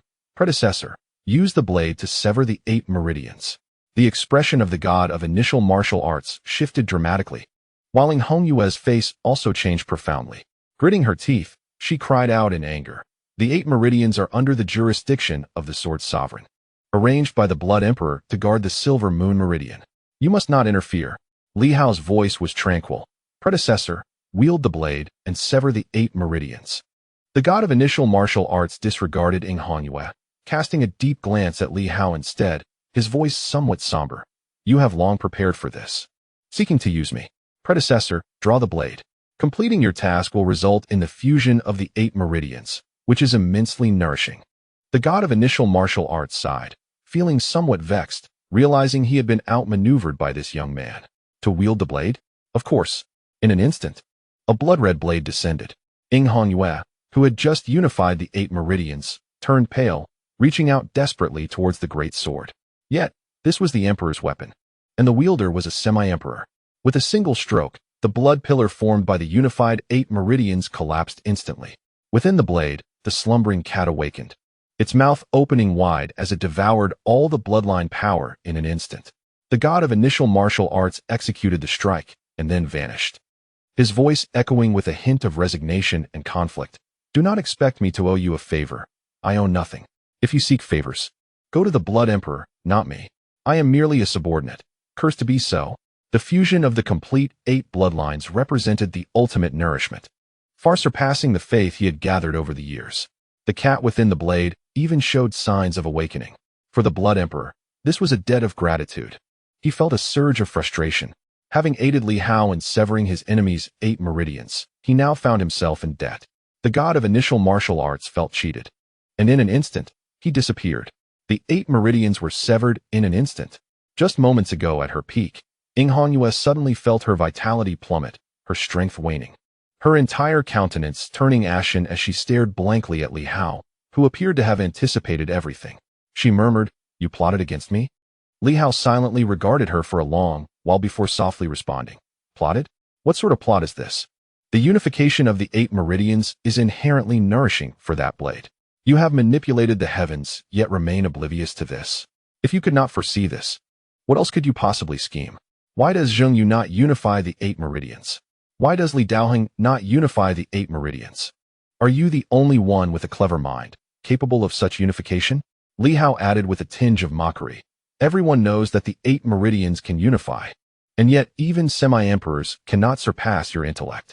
You believe that your singular focus on unifying the 8 meridians will instantaneously render you an invincible powerhouse? How astute of you." Ing Hongyue, utterly pale, murmured, "No, it is not like this. The unification of the 8 meridians allows one to control that blade. The Emperor's blade. Does it belong to you to command? Its master is still alive. The unification of the 8 meridians signifies that when the blade is drawn, the 8 meridians are consumed. For the Blood Emperor, who would dare to consume the 8 great families, is courting death, committing fratricide, and not meeting a grim fate." Li Hao continued to deride her. "Thus, the moment you unify the 8 meridians, or any individual who achieves such unification, is the moment your death is sealed. Do you underestimate those new martial emperors?" Ing Hongyue's countenance turned as pale as death, and in that moment, his spirit seemed to shatter utterly. After a lifetime of striving for the unity of the 8 meridians, one might have accepted failure, but at the moment of his success, when his aura even surpassed Li Hao's, inching ever closer to that of a half-emperor, he found that with a single stroke, all that he had fought for was irrevocably lost. Such a blow transcended the bounds of despair. He stared blankly in the direction where the god of initial martial arts had departed, murmuring, "Why? If the unity of the 8 meridians eludes me, must I approach that blade? Only with the unity of the 8 meridians could one dare to approach it."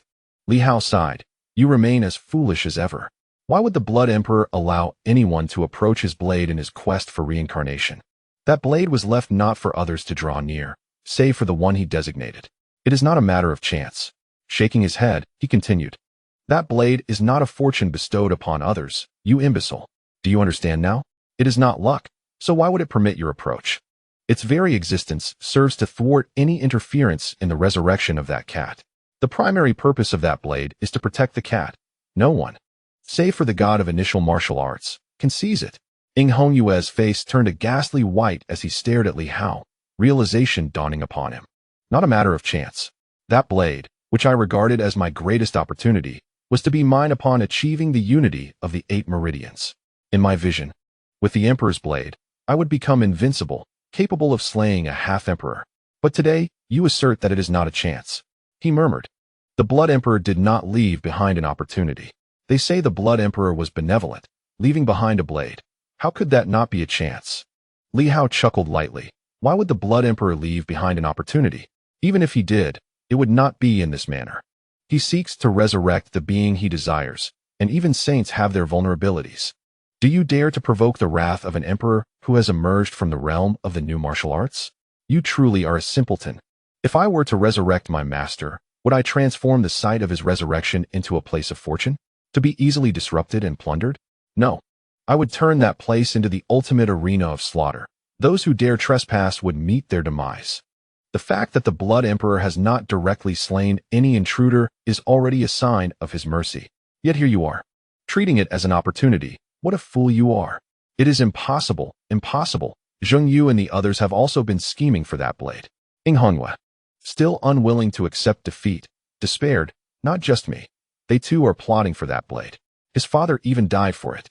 According to your reasoning, Li Hao, is Zheng Yu not also a fool?" Li Hao laughed, a radiant smile gracing his features. "They, like me, wish to nurture a being such as you.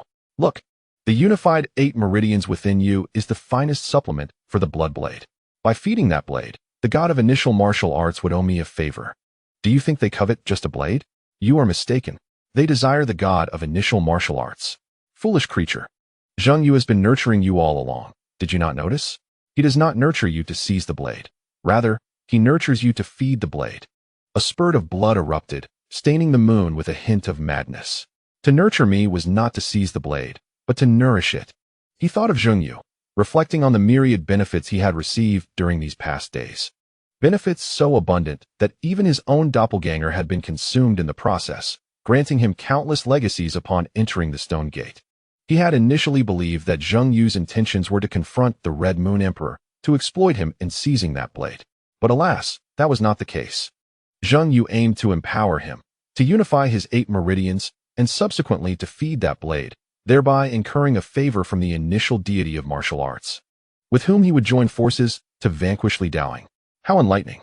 It became evident that they had no intention of wielding that blade. Even if they did, it would not be now, but only after attaining the status of Emperor of the Tao. Li Hao gently patted his face, chuckling softly. Even if you have refined the Silver Moon, they would not easily resort to that blade, would they? You are quite naive. They are actually contemplating how to assist the Blood Emperor in resurrecting that cat. Even if all the Silver Moon denizens perished, as long as they deliver that cat, the Blood Emperor would surely ensure their safety. Here, all are deemed less valuable than a mere cat. Even should the King of Men rage, the Blood Emperor's protection would dissuade the new marshal from targeting them. You still fail to comprehend. Outside, Zhang was momentarily stunned, his entire being rendered speechless. Li Hao's voice dripped with chilling intensity. Do you think everyone merely focuses on the present? On the Silver Moon? The new marshal undoubtedly still exists. Should the Blood Emperor's plans be irrevocably thwarted, once they step out of the Silver Moon, they shall face the relentless pursuit of an invincible emperor. Even the new martial emperor would hunt them down. Even Zhang, with his standing in new martial, pales in comparison to that deceased cat. Do you understand? Hongyue gazed at Li Hao with a dazed expression, to which Li Hao responded with a cold smile. So, why do you believe you can so easily wield that blade? Whether it be the 8 principal cities or the Silver Moon's miniature realm, all of it can be sacrificed by the new marshal. The only exception is the cat within that blade, which cannot be forsaken. He turned to Zhang. Smiling, Director Zhang, do you concur with my assessment? Zhang, taken aback, nodded after a moment's contemplation. Even if it were my grandfather, he has more than one grandson. If one perishes, so be it. Grandfather would forsake his own for the greater good. However, the Blood Emperor, though appearing gentle, is adamant about resurrecting that cat. Should the resurrection fail, and hope be utterly extinguished, a reincarnation of the War Heaven Emperor, a formidable being who shares both mentorship and camaraderie with the King of Men, could unleash a wrath so fierce that the new marshal may abandon their pursuit of the Red Moon realm, focusing solely on eliminating the one who disrupted the resurrection plan. Who would dare to act recklessly? No one would dare. Does the Blood Emperor truly possess the complete inheritance of the War Heaven Emperor's power? If he has fully inherited his grandfather's prowess, he would not be the opponent of the other. The invincible young god may well be a match of equals. In this moment, he felt a sense of disorientation. It seemed that all of this had never crossed my mind. Hongyue fell into utter despair. Confronted by an expanse of infinite darkness, Li Hao gently reached out, grasping his head and patting his cheek. Hongyue, I have told you. To kill you is but a fleeting thought. What schemes do you still possess?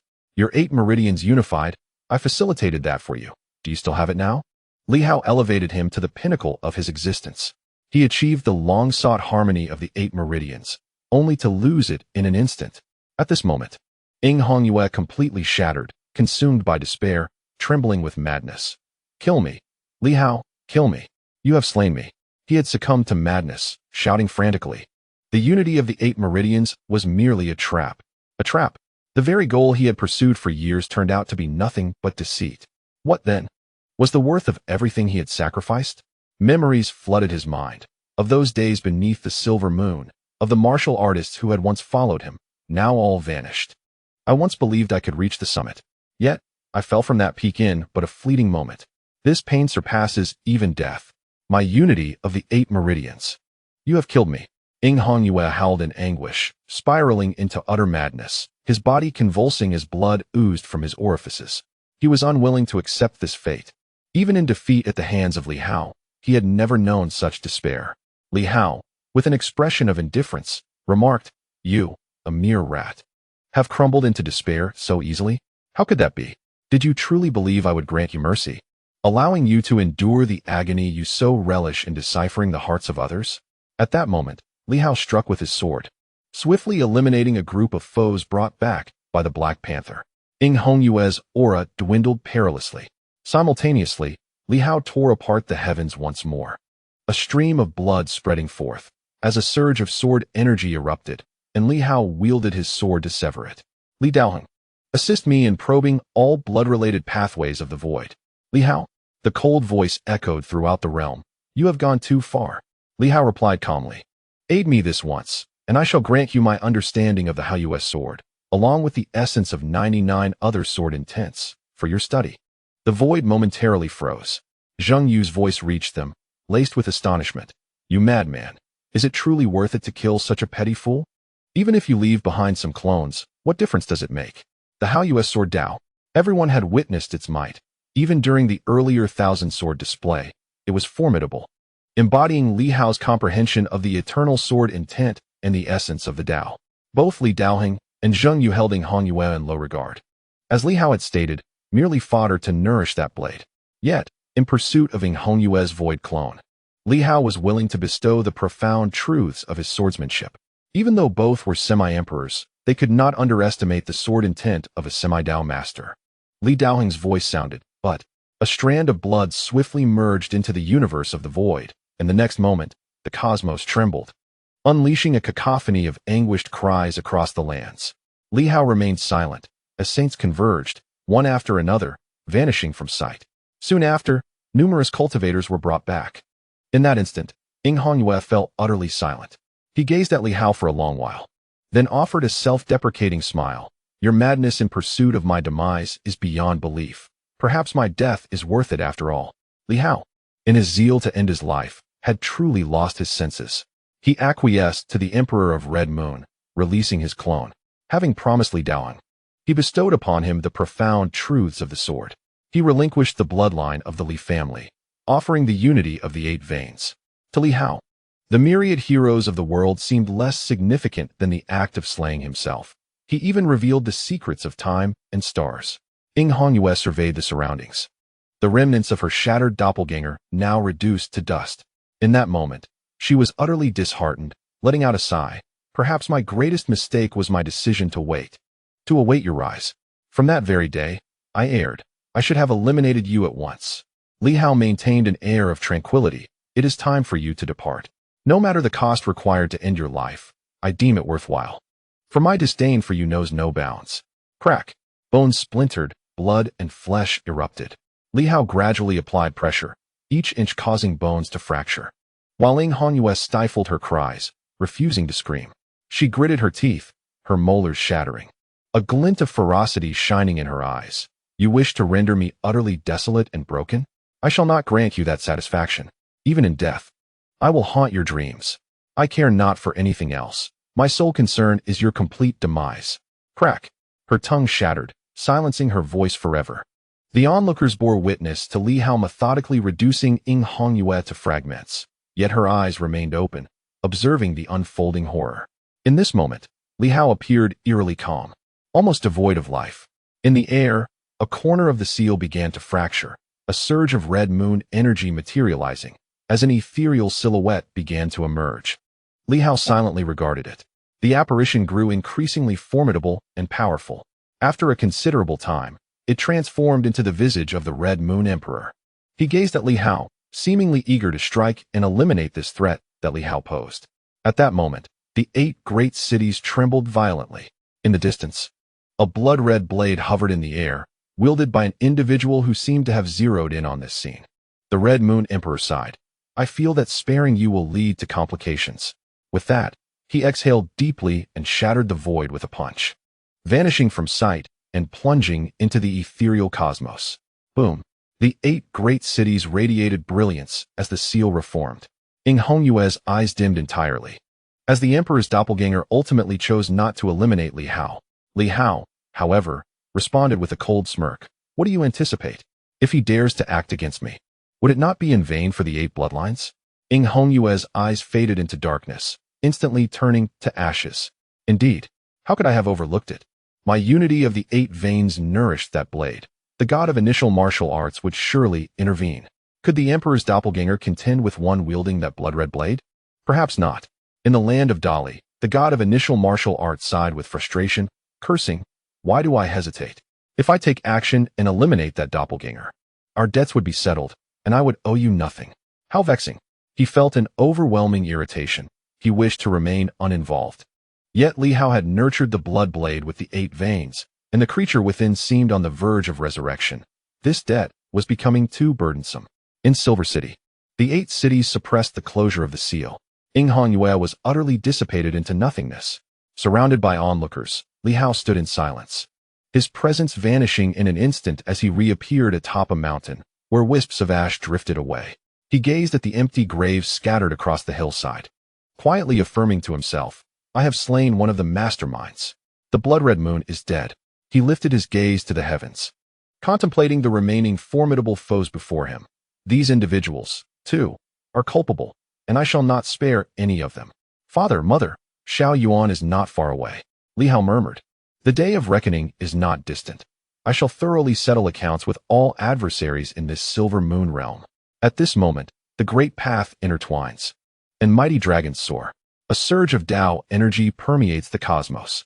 Li Hao's Tao channels reopened, rapidly ascending from the original 144. A smile graced his lips. For today, I have finally slain this nemesis who has long been the source of my hatred. Yet, a twinge of failure lingers. The shadows in my heart dissipated significantly at this moment. Chapter 400. After the battle, the blood-red moon is dead. From the day he departed Silver City, Li Hao resolved to eliminate this foe, to eradicate this executioner. Now, through meticulous plotting, he has finally achieved this goal. The true incarnation, the illusory incarnation, the original self. The 8-channel incarnation, Yue can be regarded as the most formidable adversary of this era. Zheng Yu and his companions had little prior engagement and had never truly clashed. On the few occasions they did meet, Li Hao had not suffered any losses, thus he bore no particular concern. However, it was Yue, whom he had long sought to confront but could never bring himself to kill. To slay him was more daunting than vanquishing a half-emperor. In this moment, the shadows within Li Hao have lessened considerably, and his Tao heart is untroubled. Cultivating both martial prowess and mental fortitude is characteristic of this era. With obstacles in the heart, the great path is difficult to traverse. Today, having cleared a significant impediment, his Tao flows ceaselessly. Though he appeared calm, Li Hao was anything but tranquil. Standing before the barren graves, his emotions swirled in complexities that none could comprehend. Who would have imagined that just over a year ago, he was troubled by the pursuit of the extraordinary, and today he has vanquished multiple kings and his greatest adversary, Yue? A smile began to form on Li Hao's face. Do you see this? Can you perceive it? Amongst the myriad stars, is there one that belongs to you? Perhaps not. He smiled, a mix of laughter and sorrow. Even if I wield dominion over the world, can I truly resurrect you?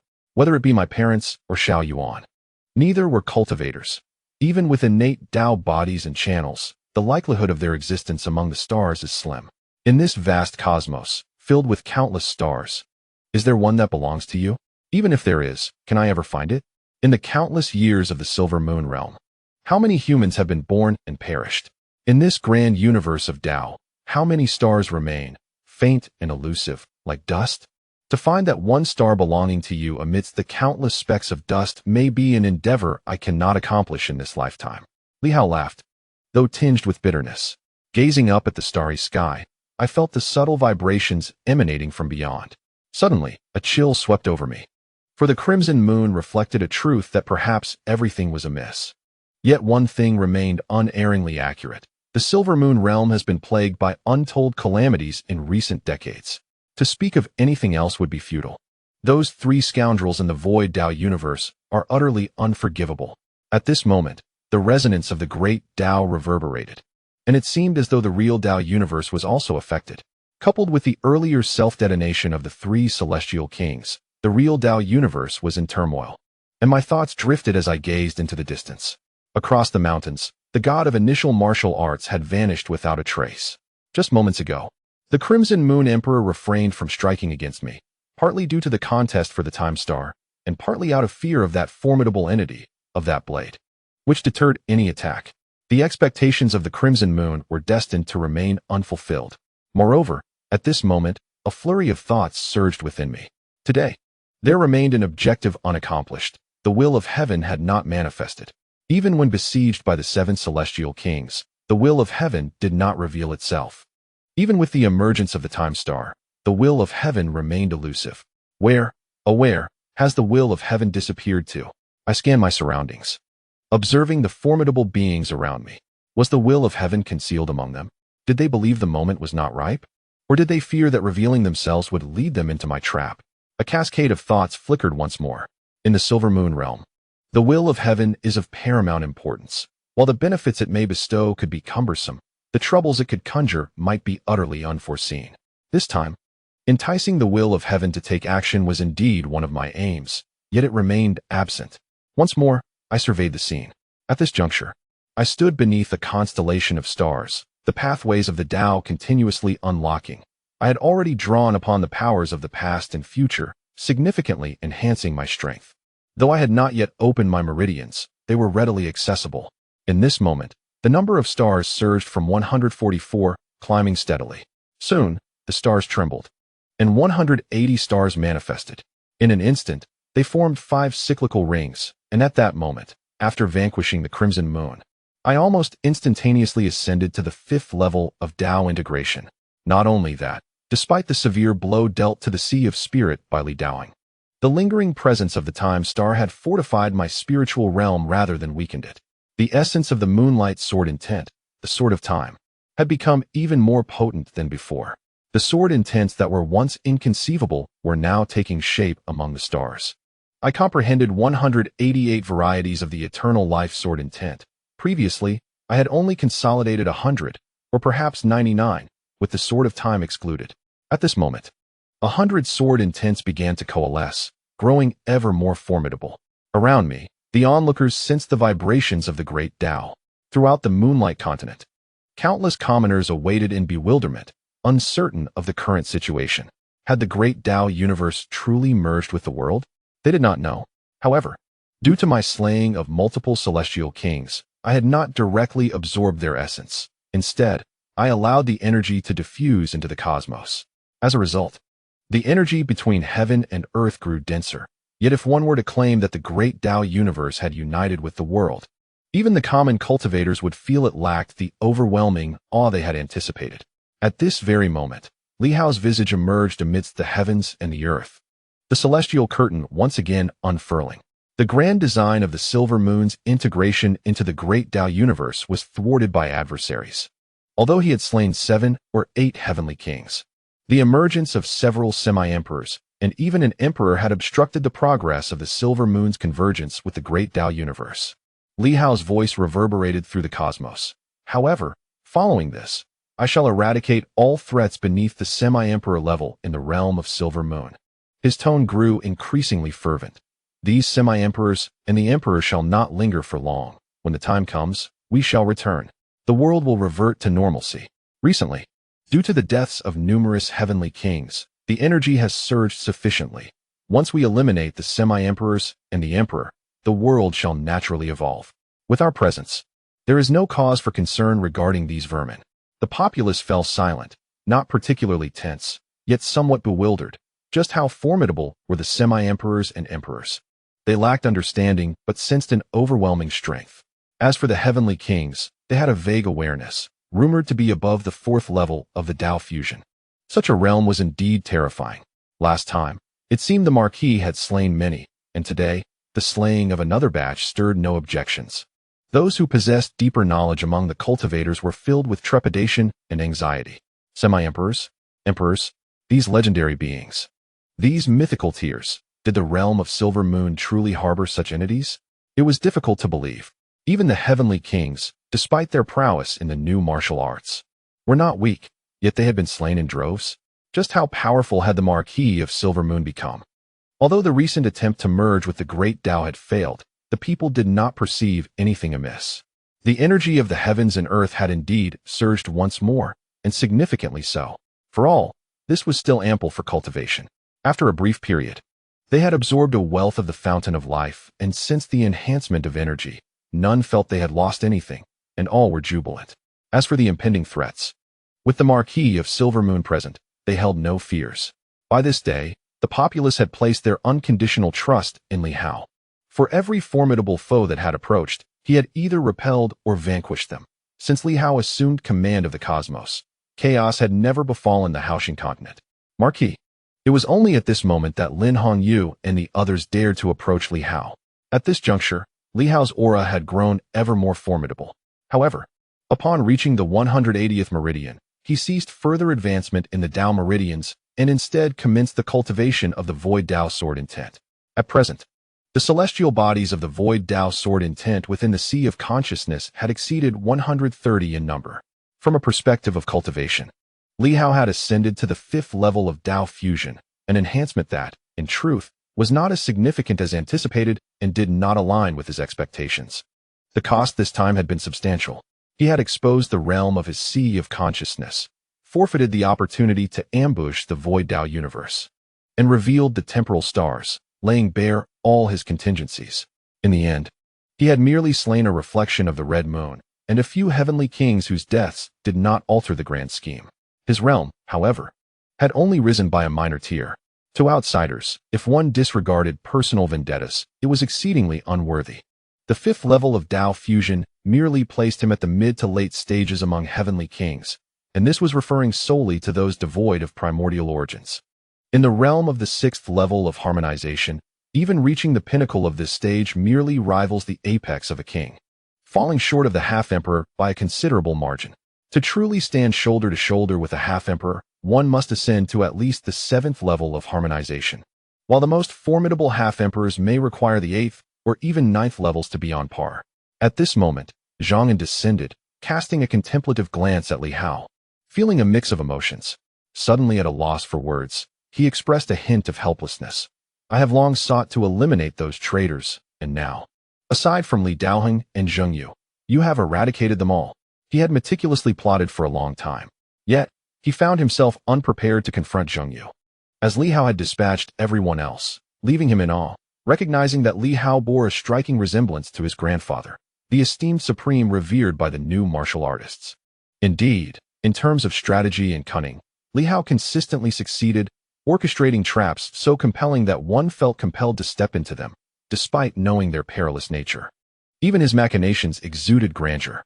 That initial martial god, akin to a celestial avatar, had managed to endure the test of time within the new martial realm, yet this time, he was compelled to emerge from his sanctuary, truly a testament to his prowess.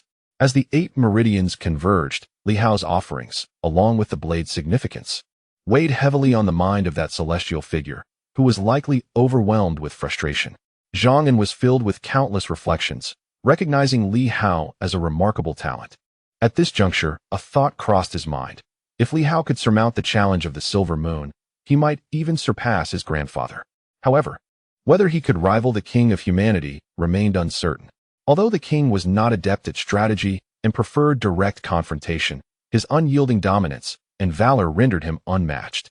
In this moment, it became evident that Li Hao and the king of humanity were fundamentally different beings. Behind them, several saints appeared perplexed, with all but 2 half-emperors vanquished. What were they to do? Should they attempt to slay the half-emperors, or was there nothing left to accomplish? A sense of helplessness washed over them as they looked to Zhang An. Initially, they had followed him with the intention of avenging the new martial artists. But it turned out that Zhang An's most significant achievement had been the conquest of Star River City. At this very moment, a saint from the Zhang family's Dingtian city suddenly spoke up. Lord Li, we are powerless against the half-emperors. The disparity is too vast. However, it is said that new martial practitioners can stabilize the new path through the transplantation of the great Tao. If that is the case, could you not advance further, stepping into the 7th level of harmonization to stand beside the half-emperors? We may be few in number, but we are indeed genuine origin saints. This individual, renowned for his unparalleled sword intent and formidable combat prowess, had personally executed the traitorous guardian of Dingtian City, although Zhang's lineage was of lesser prominence. To directly propose joining the Silver Moon would seem overly self-serving. Yet, when he suggested stabilizing the new path with their origins to propel Li Hao further, it resonated as a noble and grand gesture. I shall use my origin Dao to solidify the new path, assisting Li Hao to contend with the half-emperors. What a magnificent display of generosity. Indeed, had the other party directly suggested joining the new Dao faction, the Silver Moon martial artists would have been reluctant. questioning their tardiness in approaching them now. However, upon hearing the proposition, the Silver Moon martial artists found it quite reasonable. Each one of them was a genuine source saint. These individuals, who transplant the great Tao, stabilize the Tao universe, and fortify the great Tao river, though few in number, undeniably provide significant support. In that moment, no one found fault with the idea. Rather, they felt it merited consideration. Of course, this required Li Hao's consent. This exemplifies the art of conversation. The saint from the Zhang family, appearing straightforward and earnest, managed to garner the admiration of many with his words. It was evident that he was a person of substance. Even Zhang remained silent, yet the other's initiative to speak instantly earned him considerable goodwill. Truly, he was the descendant of an official. His ancestors had served as a governor in the new martial realm, holding the status of a semi-emperor, and were the governors of the homeland of those known as kings of men. Had Li Hao been placed in the role of the king of men, this individual's ancestry would parallel that of figures like Zhao Shuguang. Li Hao, offering no further commentary, merely cast a glance at the numerous new martial saints, including Hong Shemu and others. Although they often spoke of cultivating the new Tao, in truth, they were merely comprehending its essence and had yet to formally transition to this path. They remained source practitioners. The number of new martial saints was considerable. Should they all transition and embrace the new Tao, as the saint of the Zhang family suggested, it would indeed aid in solidifying the new Tao. Gazing into the void and observing the fluctuations of the Tao universe, along with the remnants of power left by several heavenly kings after their demise, Li Hao suddenly smiled. Excellent. Let us seize this opportunity to transform all willing new martial practitioners into practitioners of the new Tao. The esteemed members of the Shaki had long awaited this moment. It was an opportunity that must not be squandered, for it would not come again. No one would obstruct those three individuals who were embroiled in a life and death struggle within the void Tao universe. They would not emerge for a considerable time. Zhang furrowed his brow slightly. Are we to disregard them for now? If the time star is truly captured, it would be an immense predicament. Do you have no strategies to address this? Li Hao shook his head. I have no means to intervene. They all possess semi-emperor strength. And there are precisely 3 of them. The time star is not so easily captured. Moreover, with 3 individuals restraining one another, the triangular formation is the most stable. Were it only Zheng Yu, I might worry he would be overmatched by Li Daoheng, but these 3 currently lack the strength to face 2 adversaries. If 2 were to unite, that would indeed complicate matters. A struggle for survival might very well determine their allegiance. Yet, 3 individuals create an intriguing dynamic. 3 monks without water to drink. Among them, 2 against 1 could secure a stable victory. This represents the most reliable structure. At this moment, with even 1 person absent, I must be concerned about the potential for significant trouble. Zhang nodded slightly. After pondering for a moment, he spoke. I have no objections to their desire to transition to the new Tao. Since you have agreed, that is even better. To have reached this juncture so swiftly is beyond my expectations. You have managed to resolve all troubles beneath the semi-emperor level. Your abilities far surpass mine. If everyone is willing to follow your lead, then so be it. He paused for a moment before continuing. You have come this far, which greatly exceeds my anticipations. However, I do have one more question I wish to ask. Speak freely, esteemed elder. Zhang glanced at him, and after a prolonged silence, he inquired, if I were to propose a hypothetical scenario, if none of us could ascend to the status of emperor, would you be willing to join forces with Li Daoheng and Zheng Yu to confront the emperor of the Red Moon? Would you agree to such an alliance? Li Hao regarded him intently, but refrained from responding. Zhang continued, at present, this emperor poses the greatest threat, especially since they hail from the Red Moon universe. It is exceedingly challenging to eliminate him unilaterally, and there is the added concern of the other 2 factions capitalizing on our efforts. However, if the 3 of us united to first eliminate the emperor, we could eradicate the most formidable adversary before determining the victor. Perhaps they would be amenable to this strategy. Upon hearing this proposition, the numerous powerful beings fell silent.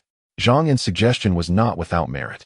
If such an opportunity arose, to first slay the emperor and then settle the contest of life and death, the odds would undoubtedly be in their favor while simultaneously eliminating a colossal threat.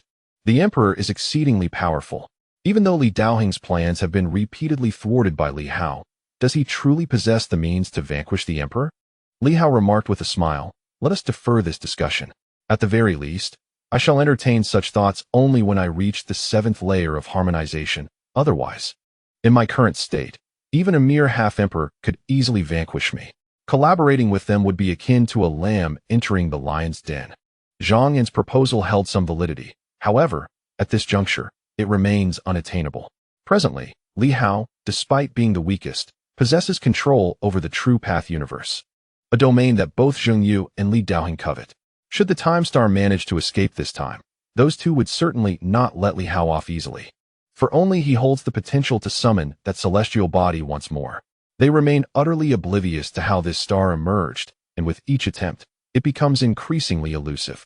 Even if Li Daoheng devises some starry schemes or temporal blades, Li Hao has already experienced such endeavors, and the Time Star lacks interest in resurfacing. Even the concept of a tripartite body has been previously encountered, lacking novelty. If it were to conceal itself, who could capture that star? Li Hao chose not to dwell on this matter any longer. He cast his gaze into the void and smiled, saying, "Very well, let us seize this moment. For those wishing to transition their paths, act swiftly. If we delay, these troublesome individuals may finish their quarrels and seek me out for trouble.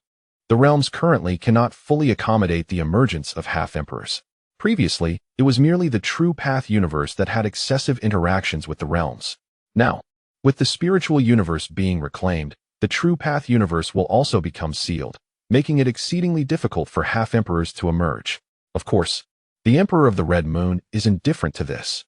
If he desires to emerge, he might do so directly, perhaps even yearning to break free from his own seal. However, the other two are unlikely to grant him such an opportunity. At least, Li Daoheng certainly would not. These matters are of little concern to Li Hao. His priority is to expedite the transition of these individuals and seal the true path universe. A cadre of sages transitioning their paths indeed benefits him. Li Hao wasted no time and immediately began assisting others in their transitions. Within the void path universe, the three formidable beings were presently too preoccupied to think of Li Hao as they pursued that elusive star. The Time Star appeared to be frightened, continuously fleeing, each escape taking it to immeasurable distances. Were it not for the fact that all three possessed the might of half-emperors, they might find it exceedingly difficult to catch up. At this moment, Zheng Yu let out a sigh, fully aware that he had fallen into Li Hao's trap, realizing how elusive this star was. Why did the Red Moon Emperor not eliminate Li Hao directly before? It would have spared us the trouble, even with Li Daoheng. We might not catch up to this star. If we lose it now, all three of us will walk away empty-handed, ultimately benefiting Li Hao. In the rear, the Red Moon Emperor's avatar, with hands clasped behind his back, appeared unperturbed, leisurely following the two, constantly surveying the surroundings, familiarizing himself with the cosmos. Above, thunder began to converge. However, within the avatar, the essence of the Red Moon was not overwhelmingly potent. For him, although the thunder was formidable, it remained manageable. Upon hearing Zheng Yu's words, he responded with an air of indifference. "I have contemplated this matter thoroughly. Why should I be concerned? If Li Hao seeks to kill, it should be you who feels the urgency. In this vast universe, I cannot exert control. At least for now, my true self remains concealed. Why should I eliminate your adversaries for you?"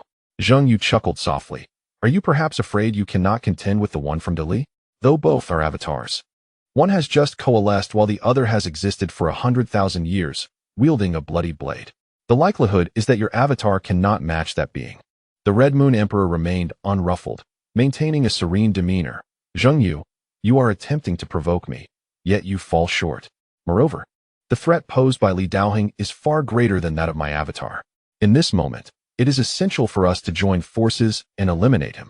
That is the true path. After all, this is the realm of the Void Dao, where Li Daoheng is not only stronger but also more acquainted with this place." His assertion held merit. In this context, that individual represented the utmost peril. It would be more prudent for Zheng Yu and himself to unite in suppressing Li Daoheng. Yet Zheng Yu merely smiled. "Once we eliminate him, your true self will surely break free from confinement. In this day and age, the seal has weakened considerably.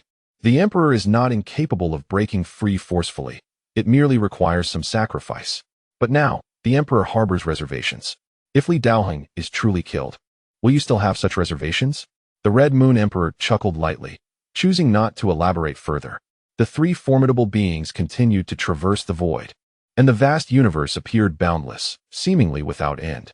If they were in the Silver Moon realm, the three semi-emperors would have long since reached the world barrier. Yet in this profound universe, even they had yet to glimpse its terminus. Should they continue this pursuit, even semi-emperors risk losing their way. Ahead, the sword-bearing man frowned slightly. Further on, a starry river encircled, much like Li Hao, transforming into a celestial stream as they pursued that elusive star. The sword-bearing man turned to the two who had been tailing him and coldly remarked, "This star is the epicenter of the Tao, at present. It lacks certain elements of attraction, rendering it impossible to halt. Continuing this chase would be a futile endeavor. The key lies with Li Hao. He may yet possess the means to draw forth this star once more. This pursuit is exceedingly arduous," Zheng Yu remarked with a smile. "Do you believe that Li Hao will aid you in drawing forth this star again? Or shall we persist in our chase? Perhaps if we reach the universe's end, it might finally cease its flight. After all, the vast universe is merely a nascent creation. Can it truly be infinite?" The sword-bearing man glanced at him, suddenly letting out a cold laugh. "Zheng Yu, you seem remarkably unconcerned about Li Hao's strength, exhibiting a calm that surpasses even mine and that of the Red Moon Emperor.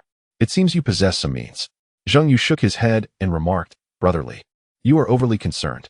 I merely believe there is no need for apprehension. If we can achieve victory, we shall. Should we fail, let it be regarded as the tribulation of the Emperor. The heavenly tribulation is indeed a trial, but so too is the trial of humanity. If one cannot transcend the heavenly tribulation, perhaps enduring the tribulation of humanity may still lead to the path of the Emperor." The man with the sword on his back cast a glance in his direction, choosing not to elaborate further. His words were not without merit. The Emperor's heavenly tribulation also serves to refine the heart, and the tribulation of humanity is no different. Should one possess the ability to overcome the tribulation of humanity, the fear of the heavenly tribulation becomes inconsequential. At this moment, the three of them appeared less as adversaries and more as companions, conversing amidst the vast universe. The solitude had been profound. One was trapped in Hurricane City, another resided upon the moon, and the last had been sealed within the barriers of the world for 100,000 years. Though they were all awake, they had not exchanged words, merely observing the transformations of the heavens and earth. Now, with the rare opportunity to share the same space, whether foes or entangled in unresolved grievances, they found solace in conversation, alleviating a decade-long isolation beneath the stars. As they engaged in dialogue and traversed the celestial bodies, they found great pleasure in each other's company. Meanwhile, in the realm of the Silver Moon, the fundamental pathways of origin materialized, intertwining through the fabric of existence. Concurrently, numerous pathways were severed by Li Hao's hand. Those were the paths of the heavenly kings. The several heavenly kings had not perished entirely, yet Li Hao would certainly not extend any courtesy. It would be far better for them to meet their complete demise. By releasing some of their primal energy, they could contribute significantly to the universe, providing sustenance to the new martial practitioners undergoing the transition. This transformation differed markedly from previous instances. In the past, it involved the reconstruction of the physical body, a fresh beginning. This time, however, Li Hao refrained from assisting in their bodily reconstruction. At the level of the saints, they were formidable beings. Thus, Li Hao directly connected their pathways through the cosmos, crystallizing the stars they required. Only one star. It was akin to having but a single vein of path. For any additional veins, they would have to forge their own. For those at the level of saints, it was not an insurmountable task to condense their own pathways. This approach not only conserved effort but also spared energy, avoiding the time-consuming nature of physical reconstruction. However, this method presented certain disadvantages compared to those who underwent bodily reconstruction.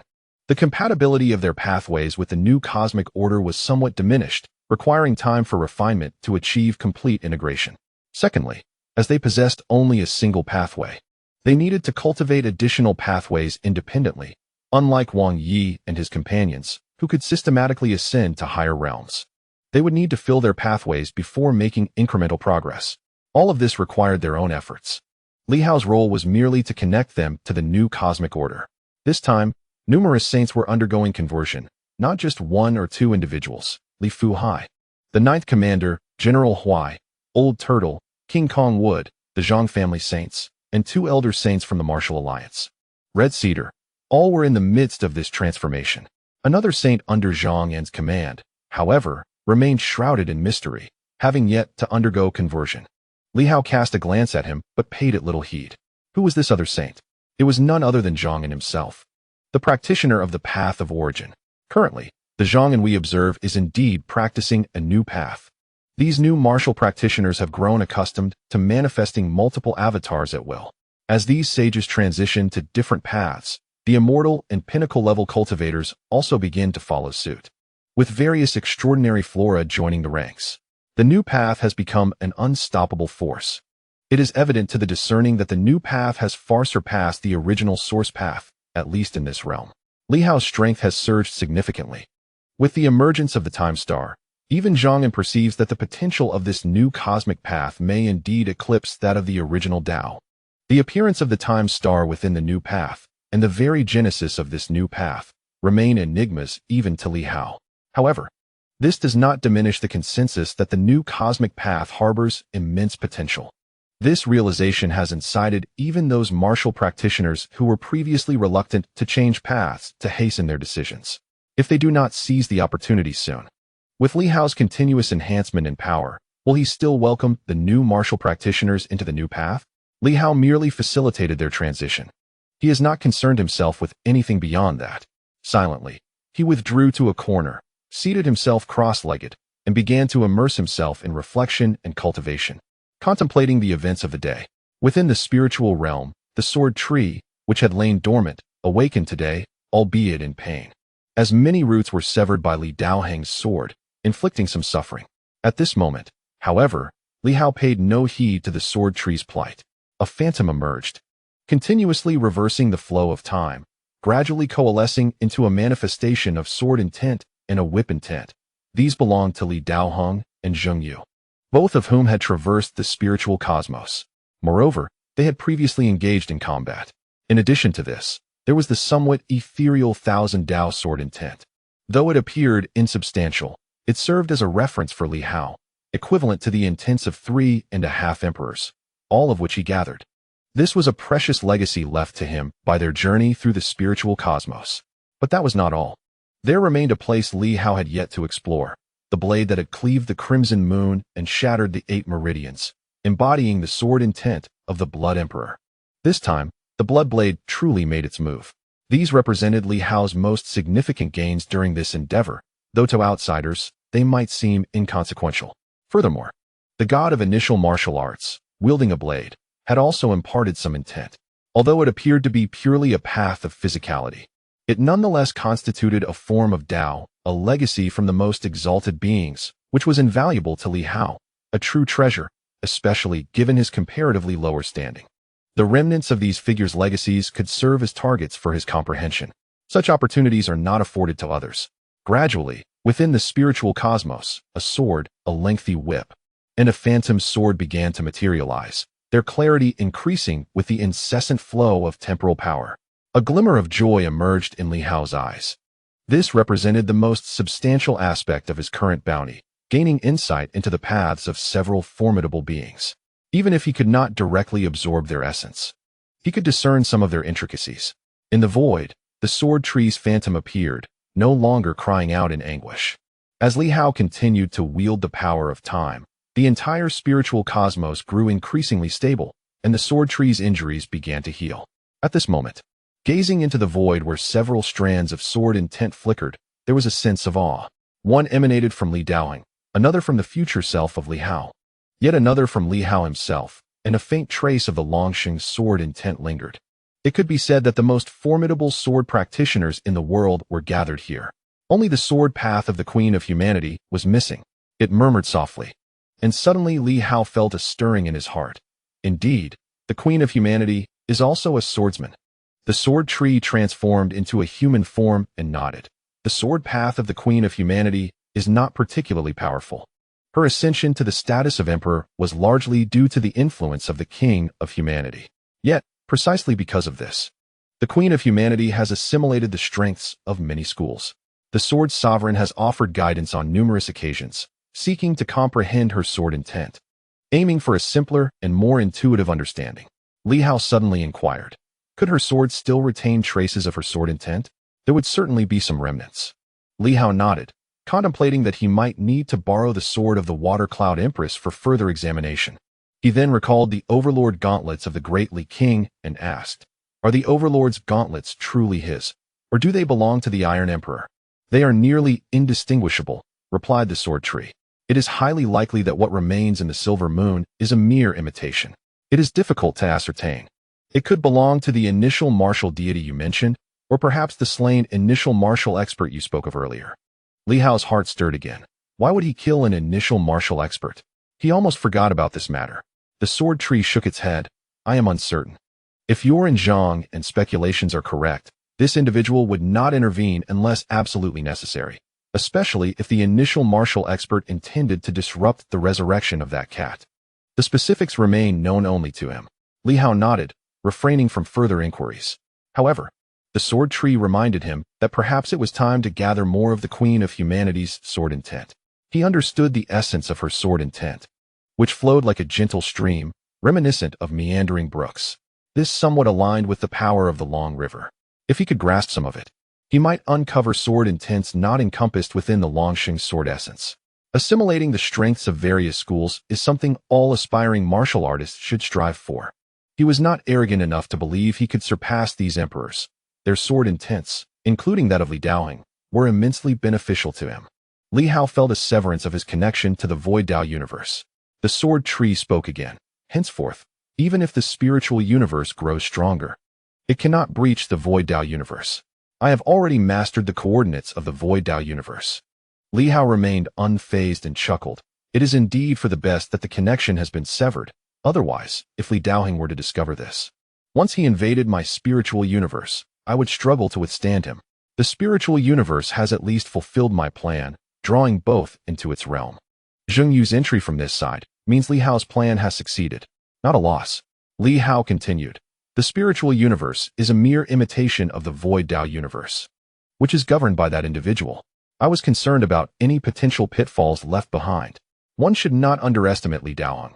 I believe that even in the final moments, the spiritual universe should take precedence, primarily to absorb the power of the Void Dao universe." The sword tree expressed surprise. "Is that feasible? The universe forged by the three of us pales in comparison to the true Great Path universe, does it not?" At this moment, Li Hao spoke again. "Let us set aside those matters for now, esteemed seniors. You three should prioritize your cultivation. As your strength grows, so too will the vitality of the spiritual universe, allowing it to encompass greater sword intent. You were born of the sword. The stronger your sword intent, the more formidable you become. This is the finest synergy. This time, the proliferation of sword intent presents an opportunity for you three esteemed elders." Upon hearing this, the sword tree ceased its discourse, instantly vanishing from sight, merging into the spiritual realm to commence its self-cultivation. Its intelligence was far inferior to that of Li Hao. Observing him as he schemed against the emperor and the half-emperor, the sword tree felt reassured, believing Li Hao was managing everything splendidly without needing their concern. At this moment, the sword tree contentedly embraced a state of relaxation, appreciating the comfort of having a backing, even if that support was slightly diminished compared to the sword sovereign. This sense of ease was a rare delight. Meanwhile, Li Hao turned his focus inward, disregarding others and the ongoing strife in the Void Dao universe. With unwavering dedication, he began to comprehend the various sword intents within the spiritual universe. Externally, he also began to gather the essence of blood knife intent, the fist intent of the initial martial deity, and the borrowed sword of the Water Cloud Empress, embarking on his journey of enlightenment.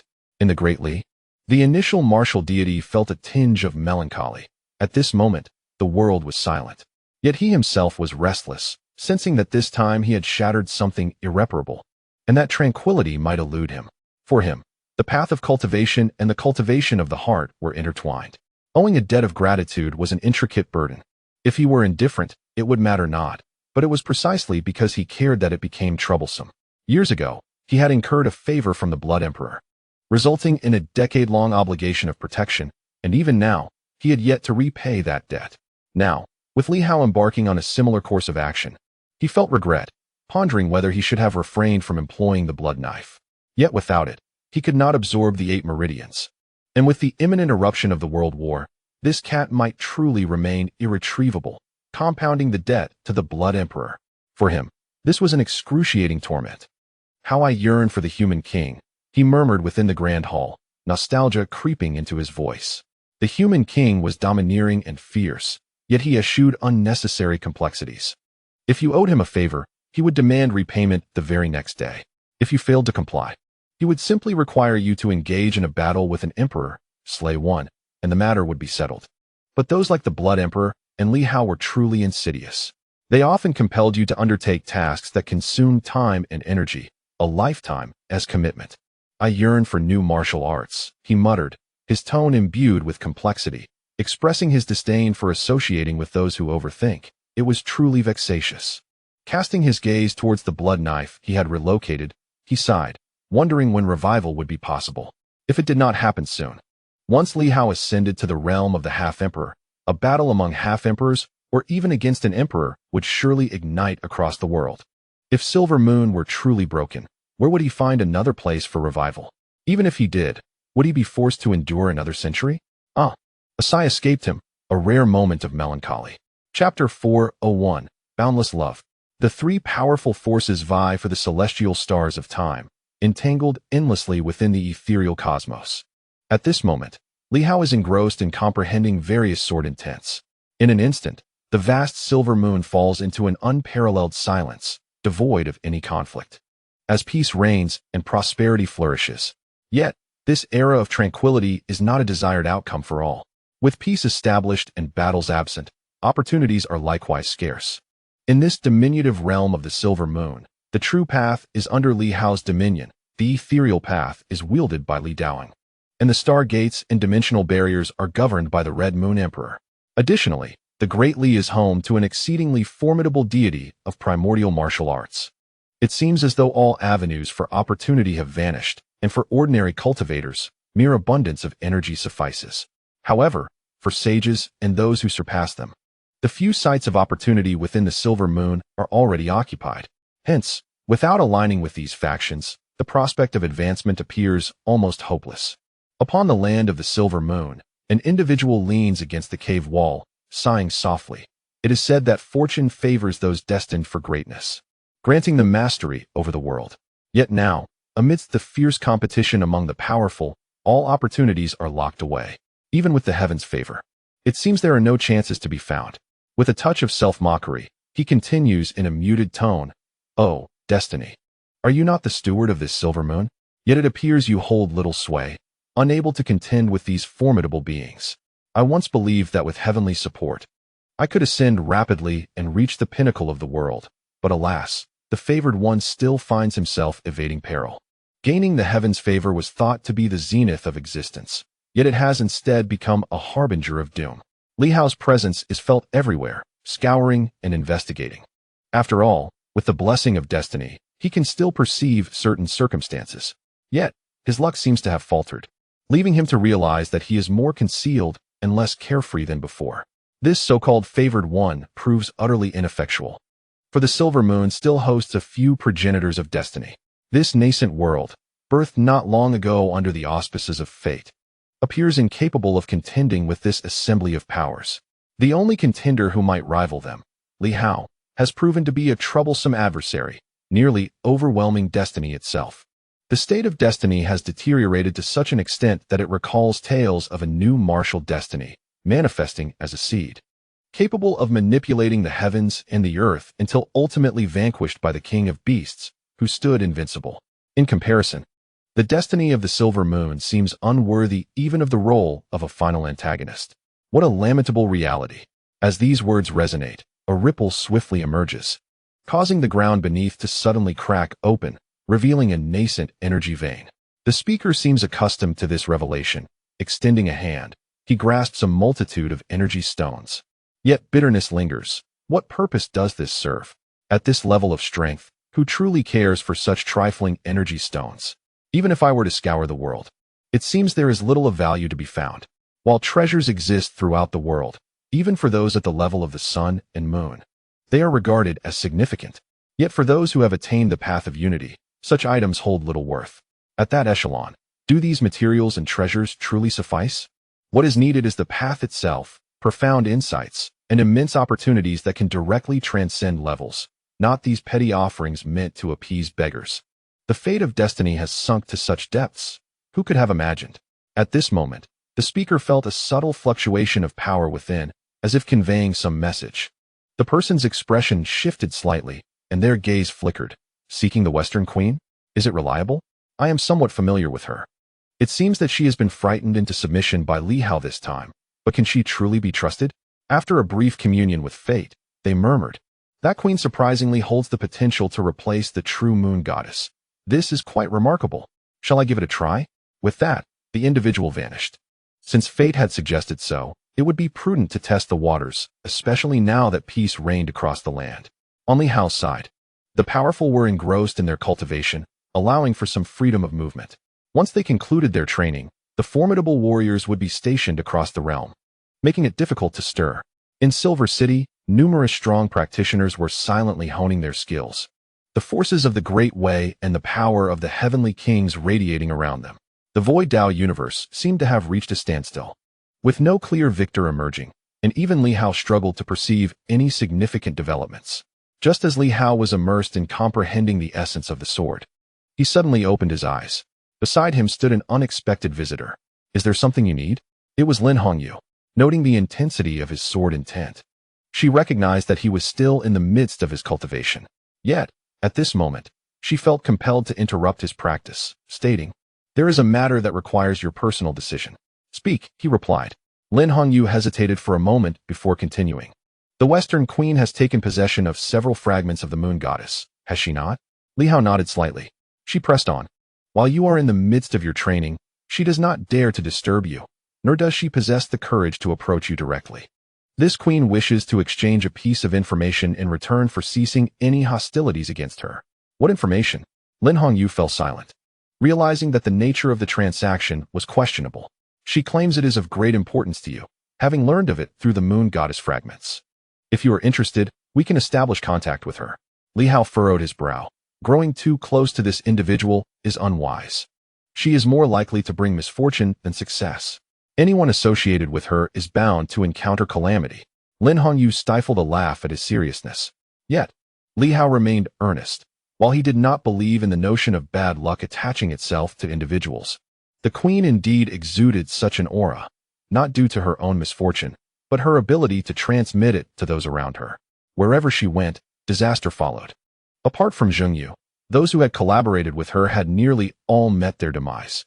It was uncertain how many fragments of the true moon goddess still remained. Regardless, Li Hao did not believe in fate, yet this woman truly seemed to be a harbinger of ill fortune. What news could she possibly convey to him? Even if she did transmit something, it would be unwise to trust it. Doing so would only invite trouble. Just as he contemplated a refusal, he paused and suddenly declared, "Have her come to see me. I shall not hold her accountable for the matter of the moon goddess fragments, as she participated in the conflict. Although I do not require her assistance against a heavenly king." "Understood," Lin Hongyu replied. Observing that Li Hao seemed disinclined to continue the conversation, she added, "At present, we face only 3 formidable adversaries. Our strength is merely at the initial stage of harmony. We may not be able to assist you significantly. Nevertheless, we shall always stand as your unwavering support." Li Hao cast a puzzled glance her way. Her words felt rather awkward. What was she attempting to convey? Lin Hongyu noticed the look of confusion in his eyes, and, feeling somewhat helpless, turned to leave, saying, "It's nothing. You may continue your cultivation." Li Hao glanced at her, but chose not to respond. Once she had distanced herself, he seemed to realize something and chuckled softly. Was she attempting to express concern? Quite awkward indeed. Shaking his head, he dismissed the thought and resumed his contemplation of various sword intents, while keeping a vigilant eye on the situation in the Void Dao universe. He was no longer apprehensive about the emergence of Zhengyu and Li Daoing. Rather, his concern lay with the avatar of the Red Moon Emperor, which could be intentionally released at any moment. Not to disrupt the seal, but to eliminate him. His continued presence in Silver City was an effort to thwart the malicious intentions of these 2 individuals. Should the avatar of the Red Moon Emperor truly manifest? The question remained, would it aim to eliminate him or destroy the 8 main cities, thus facilitating the release of its true form, which those two were undoubtedly aware of. This could potentially quell their murderous intentions through the Emperor's avatar. As he pondered these matters, he also reflected on the words of his future self, the power of a semi-emperor, the myriad sword intents. It seemed that in his future, he might face a crisis during his semi-emperor phase, assuming the future remains unchanged. The only beings capable of harming him were three individuals, and the semi-emperor should not have breached the Star Gate and left Silver Moon yet. Hence, if a crisis were to arise, it was likely during an intense confrontation with those three that he would experience a momentary lapse in strength. Considering his future self, he sensed a profound weariness, perhaps due to many years passing or the overexertion of time power. The possibility of many years passing seemed slim, suggesting that the more plausible reason for his future self's aged appearance was the excessive use of time energy, leading to a notably haggard demeanor. He repeatedly recalled the shadowy figure of his future self, analyzing various actions and states to infer certain scenarios. Although merely one of countless possibilities, the current state of Silver Moon only offered a few outcomes. His future self had refrained from sharing any information regarding the future. Who would kill him? This remained unspoken.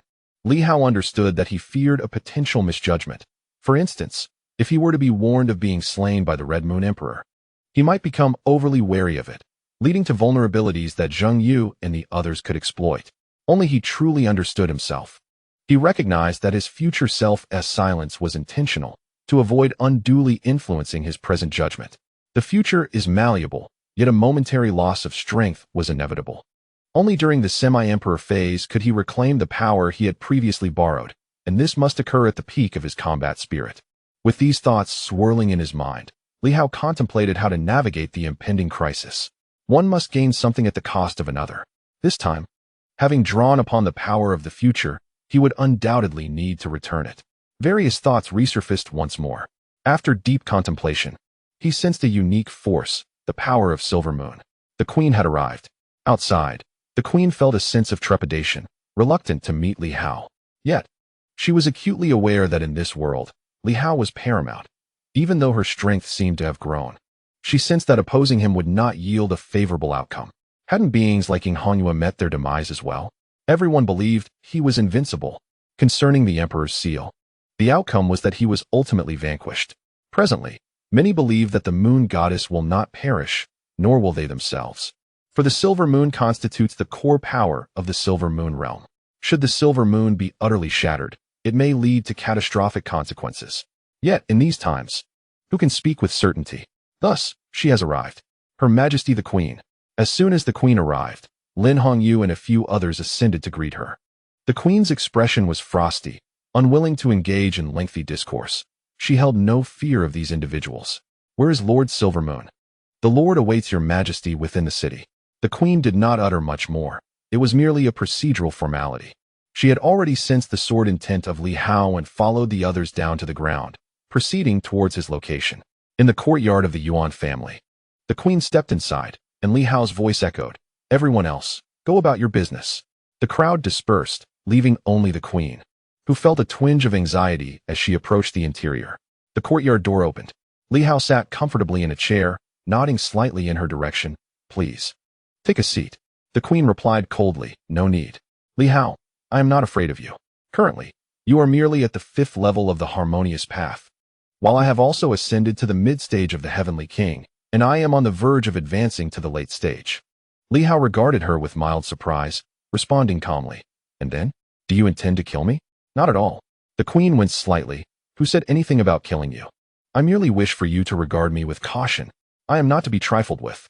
She did not beat around the bush, stating directly, "There is a traitor among your ranks, a pawn of Li Daoing. Through the remnants of the Moon Goddess, I have gleaned some information. If you agree to cease troubling me, I will reveal their identity." Li Hao chuckled lightly. "I am not interested in causing you trouble. Furthermore, you have gathered some insights through the Moon Goddess remnants?" He viewed her claims as mere jest. The Queen, however, maintained a serious demeanor, indeed. "Moreover, it is someone you would never suspect. All of this resides within the core of the Moon Goddess. This time, she has suffered immensely, nearly facing total destruction, which is how I seized the core secrets." Li Hao had previously speculated what sort of secrets this woman might possess to barter with him. Now, hearing her words, It was not entirely beyond his expectations. He smiled and inquired, "Pray tell, who is it?" "You. I have agreed to your terms." The queen felt a pang of unease at how easily he acquiesced, but at this juncture, remaining silent would only complicate matters further. Gritting her teeth, she spoke in a low tone. "Li Daoheng has more than one pawn, both overt and covert. They are all around you. On the surface, it is a cultivator under your command named Daojian.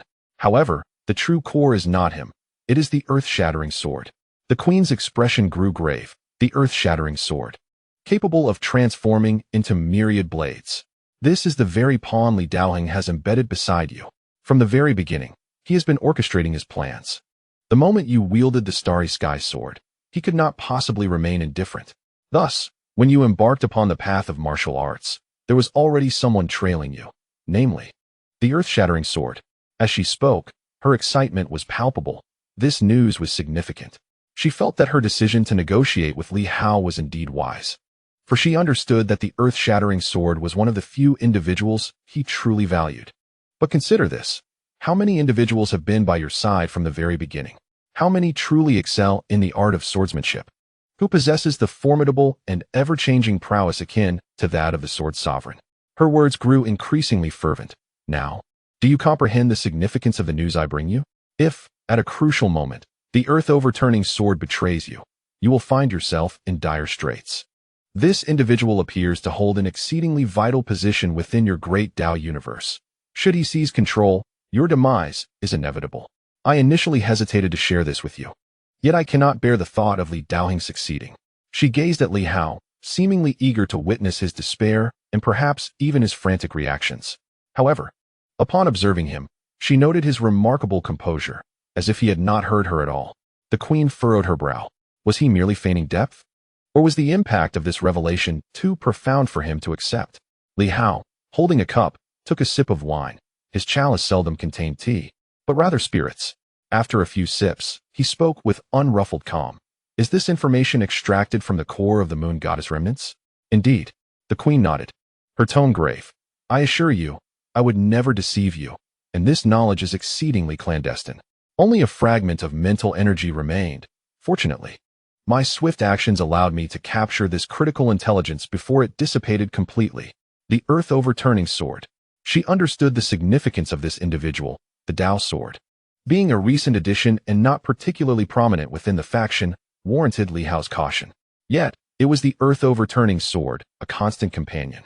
Who was the pawn that Li Hao likely remained unaware of? The queen assessed the situation and concluded that the earth-overturning sword was indeed a pawn placed by Li Daoheng. After all, having abandoned the subsword of the starry sky sword, he undoubtedly required someone to guide and monitor Li Hao. Who could be more suitable than the earth-overturning sword? As Li Hao embarked on the path of swordsmanship, the earth-overturning sword had indeed followed him closely, contributing significantly along the way. Noting Li Hao's continued silence, she pressed on. "Regardless, I have conveyed this to you. Whether you accept it or not is inconsequential. I have some knowledge of Hong Yitong. He has always been rather peculiar, a fact you have overlooked. In his earlier years, he consistently rebuffed numerous challenges from your master, yet he easily chose to follow you. This does not align with his character. Moreover, he has no familial ties to you, yet he has consistently aided you during crises, even when your master had yet to break through his limitations. Only Li Daoheng seeks to prolong your life until you uncover the new Tao universe, thereby fulfilling his own ambitions. Furthermore, do you not find it excessive that the earth-overturning sword appears so selfless? If he truly desires nothing, why then does he assist you? This contradicts his previously restrained demeanor." The queen felt a surge of satisfaction. "I have once governed the world and managed countless individuals. I even know that his wife is currently consolidating support within the divine realm. You must understand that territory has always been mine, as well as that of the moon goddess and Li Daoheng. At this moment, rallying the hearts of the people in the divine realm is crucial. And under the weight of collective faith, that Hong Xiu could ascend to become the moon goddess. I harbor yet another hypothesis. This Hong Xiu may indeed be a fragment of the moon goddess herself. At this moment, venturing westward, with ulterior motives. The moon goddess has suffered a significant blow. However, she remains alive. Perhaps, with your current relaxation of focus on the moon goddess, at a crucial juncture, the foremost deity of the silver moon may surprise you. In this instance, the queen seems to embody the spirit of wisdom. Some of her insights stem from observation, while others arise from astute deduction. She is not foolish. Upon reflection, she perceives that her thoughts align perfectly with Li Daoheng's scheming. Hongxiu's journey to the west is a preparation to reinforce the moon goddess at a critical moment. Although the faith in the moon goddess has somewhat waned, the foundational belief remains intact. As long as Hongxiu, in her current identity, can replace the moon goddess at the opportune moment, the countless orphans and widows she has aided will easily rally belief in her again. Furthermore, there is the will of heaven. The queen confidently remarks, Hongxiu has consistently engaged in benevolent acts, and thus has garnered the favor of divine will. It is entirely reasonable. Should she manifest as the moon goddess, they have long sought to seize divine will, and at this moment, divine will has unwittingly fallen into her grasp.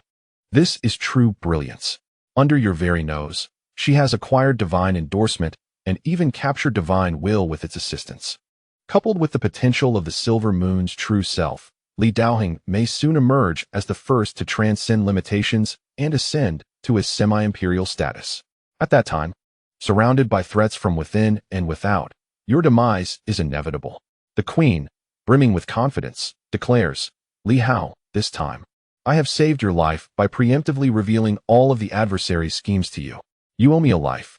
Li Hao gazes at her in silence. Is there a flaw in the queen's reasoning? Logically, there is none. If her assertions are accurate, Hongxiu's pursuit of divine will as the moon goddess's incarnation, reviving her at a critical moment, and even seizing divine will to enhance her power further, all fall within the realm of possibility. Moreover, the earth-overturning sword and its myriad sword intent are indeed profoundly mystical, ranking just after the Tao character divine script. It can manipulate myriad paths and transform them at will. If Li Hao's Tao character divine script were to falter within the vast cosmos, it could indeed fall under the control of the earth-overturning sword. From these two perspectives, this scheme is spectacular. If Li Hao had deduced it himself, he would be astonished, even disheartened. Yet, since it comes from the queen, he remains largely unaffected, silently observing her for a while before finally saying, You are remarkably fortunate and exceptionally capable. You have unraveled these secrets. Of course, the queen replies with a smile, If I were unfortunate, would I have survived to this day? Truly, you possess no self-awareness. Very well, I understand. What do you intend to do next? It is of no concern to you. You may leave. The queen is momentarily taken aback. Such rudeness is unexpected. This diverges from her expectations. In her mind, having elucidated Li Daoheng's most critical scheme for Li Hao, she anticipated gratitude rather than this cold indifference. What does it mean to say it is of no concern to me and that I can leave? Li Hao, I am aware of your confidence. You believe that the world lies within your grasp, yet I must caution you that excessive confidence can lead to a dire fate. You would be wise to resolve these matters promptly, or you shall inevitably face backlash. Enough, you may leave. Li Hao, feeling a tinge of ire from the queen, retorted, Is this the manner in which you treat a benefactor? I entrusted you with such a clandestine matter, a secret I could have easily withheld, allowing you to fall victim to other schemes. With a throbbing headache, he waved his hand dismissively, annoyance evident in his tone. Enough of this outcry. Leave at once. Furthermore, I am aware of the situation now. I promise I shall not trouble you again. Merely keep your distance from me. The queen's countenance darkened, her voice laced with fury. You insolent wretch. I, with good intentions and at great personal risk, offended both Li Daoheng and the moon goddess to share with you this vital secret. And you respond with such disdain. Very well.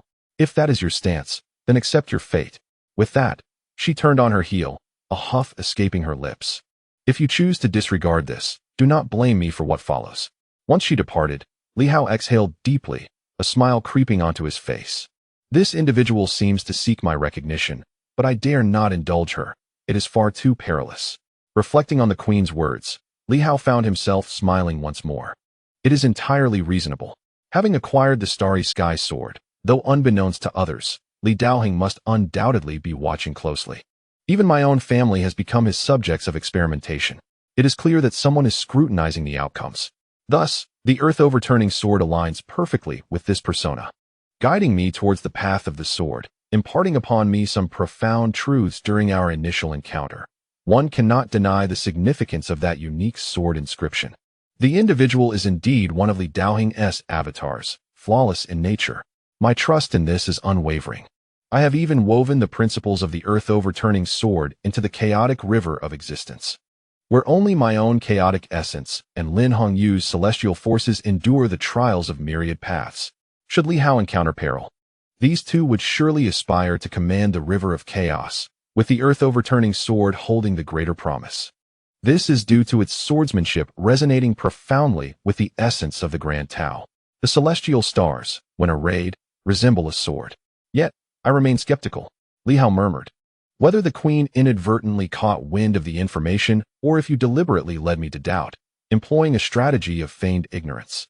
I shall indulge you and refrain from suspicion. What can you accomplish then? Li Daohing, is he the type to allow his schemes to be so easily discerned? Even if everything appears to flow logically, that is still unacceptable. With a light chuckle, Li Hao suddenly called out, Uncle Hong, do come over here. In no time, Hong Yitong arrived, cutting through the air. At that moment, Li Hao remained composed, surveying him from head to toe before speaking. The queen just visited, claiming that you are an avatar of Li Daohing. Is that true, uncle? Hong Yitong's eyes flickered, glancing at Li Hao. She also mentioned that Elder Hongxiu is an incarnation of the moon goddess, traversing the west to gather the power of belief, poised to restore herself in a critical moment. What are your thoughts? Hong Yitong appeared momentarily stunned, and after a brief pause, Li Hao continued. She further asserted that you have been surveilling me from the very beginning, and that your sword inscriptions serve as substitutes for the Tao inscriptions. Once the Tao inscriptions vanish, you would become the next master of the Grand Tao. Do you find any inconsistencies in this, uncle? Hong Yitong wore a somewhat bitter expression, pondering deeply before finally responding. Flawless indeed. According to her narrative, my culpability is substantial. It seems that aside from myself, there is hardly another who aligns so perfectly with the pawn Li Daohing has placed by your side. As he listened, he seemed to believe it himself, unable to refute anything. Hong Yitong sighed helplessly. If I do not defend myself, it implies my acquiescence. Yet, if I do argue, it appears inappropriate. He turned to Li Hao. What do you say? After a moment, he forced a smile. If you truly trusted me, you would not harbor doubts. However, if I were indeed guilty, that seems equally wrong and rather troublesome. Li Hao nodded, acknowledging the complexity of the situation. Indeed, it is quite troublesome. Thus, after contemplating, I realize that what the queen has stated is rather distressing.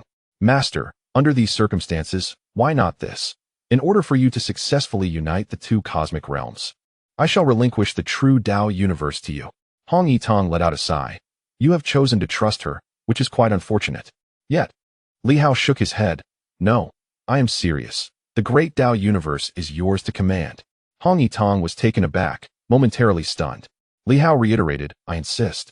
The great Tao universe is entrusted to you, master. Upon reflection, the great Tao universe has revealed far too much recently, with the chaotic river and all being exposed. Li Hao sighed softly. At present, I possess almost no trump cards. Everything lies bare before others' scrutiny. Therefore, after much contemplation, I shall leave the chaotic river intact for you to govern. I must leap forth once more. With a light chuckle, Li Hao continued. Whether you are the true embodiment of Li Daohing or merely a facsimile matters not. If you are genuine, I shall support you, and if you are not, I shall still ensure your success. The universe of the sword Tao certainly requires a true swordsman to oversee it. The ever-changing sword techniques suit you far better than they do me. Hong Yitong's expression shifted, gazing at Li Hao with profound gravity. Was this a matter of trust, suspicion, or mere testing? Or had Li Hao completely lost his mind? Just moments ago, he had outmaneuvered several powerful beings and ascended to the 5th level of harmonization. Yet now he contemplated withdrawing from the great Tao universe. What could he possibly be thinking? Li Hao smiled gently. Master, do not be astonished. When I speak of withdrawal, it is not a complete departure. I intend to take some things with me while leaving others behind. Moreover, even if I forfeit the great Tao universe, I cannot relinquish that particular star, my heart of the Tao. Without that essence, the great Tao universe would bear little distinction from an ordinary one, akin to the origin itself. With negligible disparity, Hong Yitong's expression shifted again. What are you saying? What are you thinking? Everyone relies on you now. What is your intent? You have reached the 5th level of harmonization. As new martial sages are merging their paths, you should soon ascend to the 6th level. becoming one of the most formidable forces beneath the semi-emperors. Li Hao spoke softly. Master, it is indeed within your grasp. You. Li Hao replied earnestly, Master. Allow me to articulate this. I require someone to serve as my pillar of support, someone who can lend me aid during critical moments. I draw upon my future self, foreseeing a crisis that will arise. Based on the current situation, no one else can rescue me.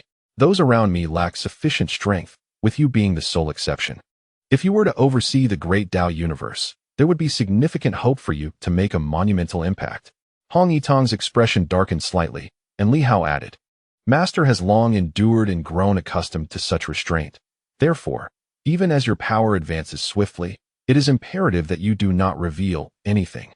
Since Li Daoheng has instilled doubt in me regarding my master, I have contemplated a solution for quite some time. Why not make my master even more formidable?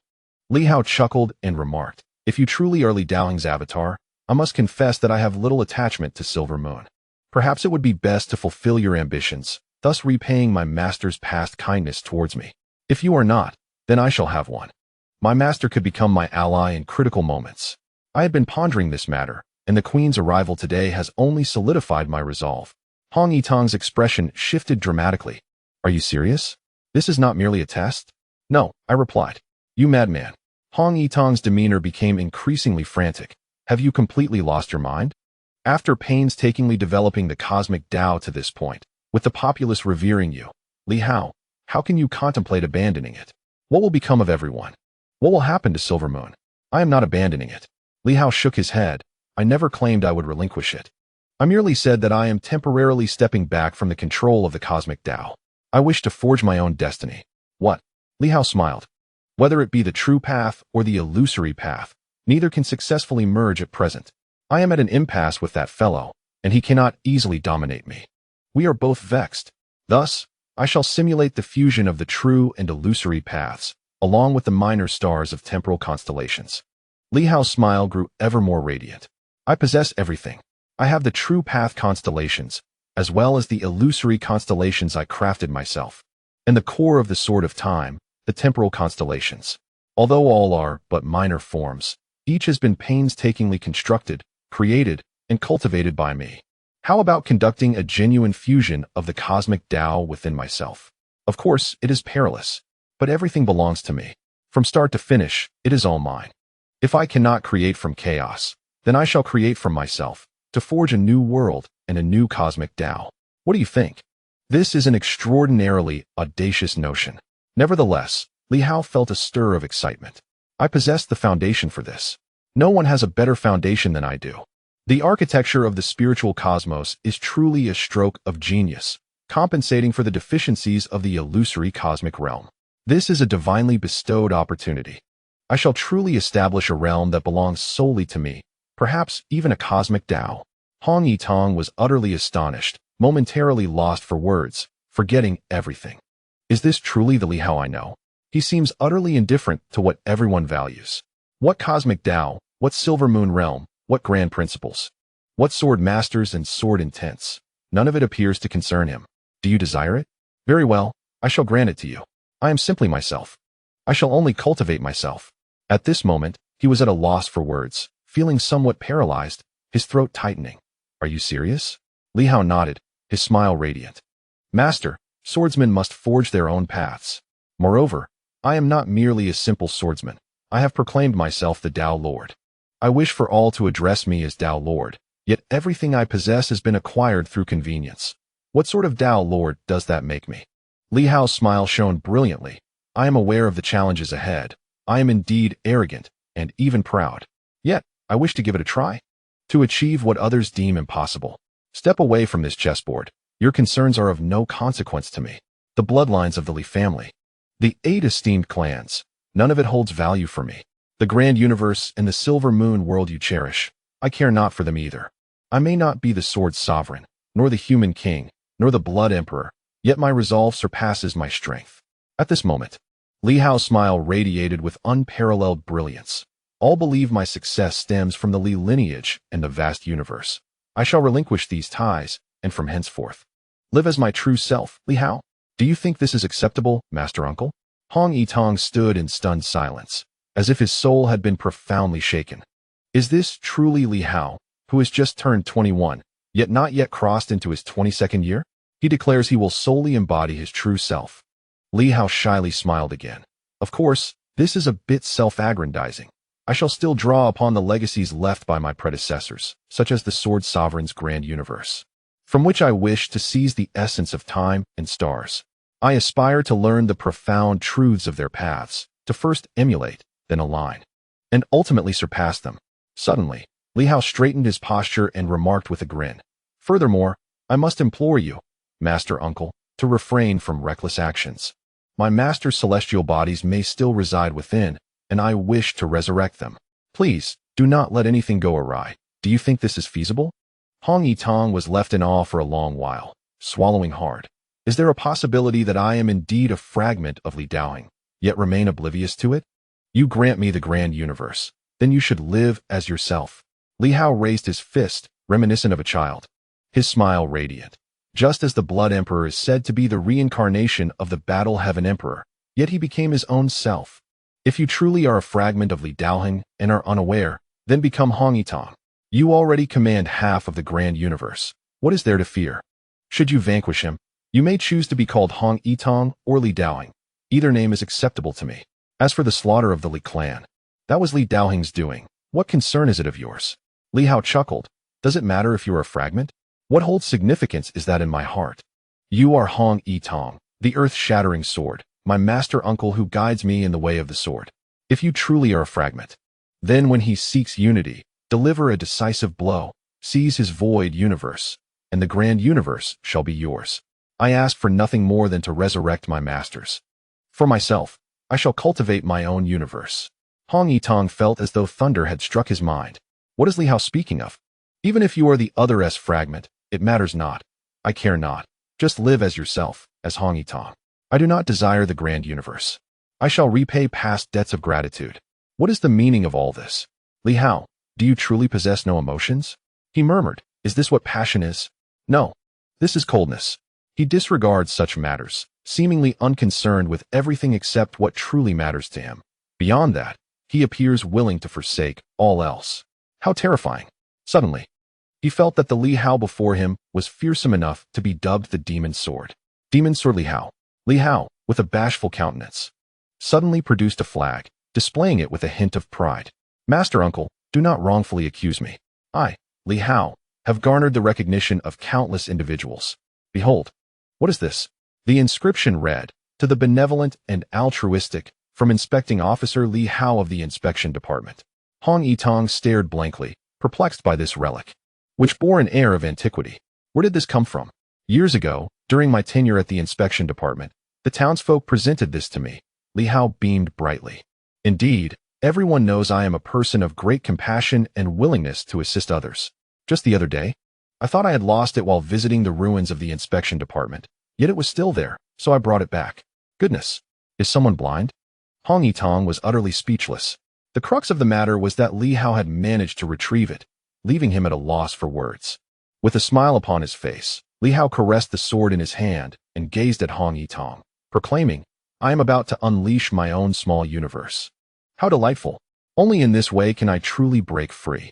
I, Li Hao, am not inferior to anyone. If you, Sword Sovereign, do not want it, then neither do I. Chapter 402.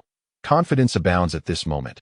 Hong Yitong's emotions were a tangled web, incomprehensible to others. Li Hao declared his intention to relinquish the grand cosmic path. What if you are but a manifestation of Li Daoing? You have saved me and taught me. You are the earth-shattering sword, Hong Yitong.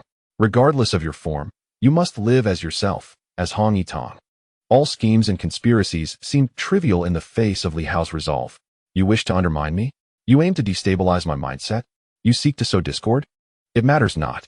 I shall not engage.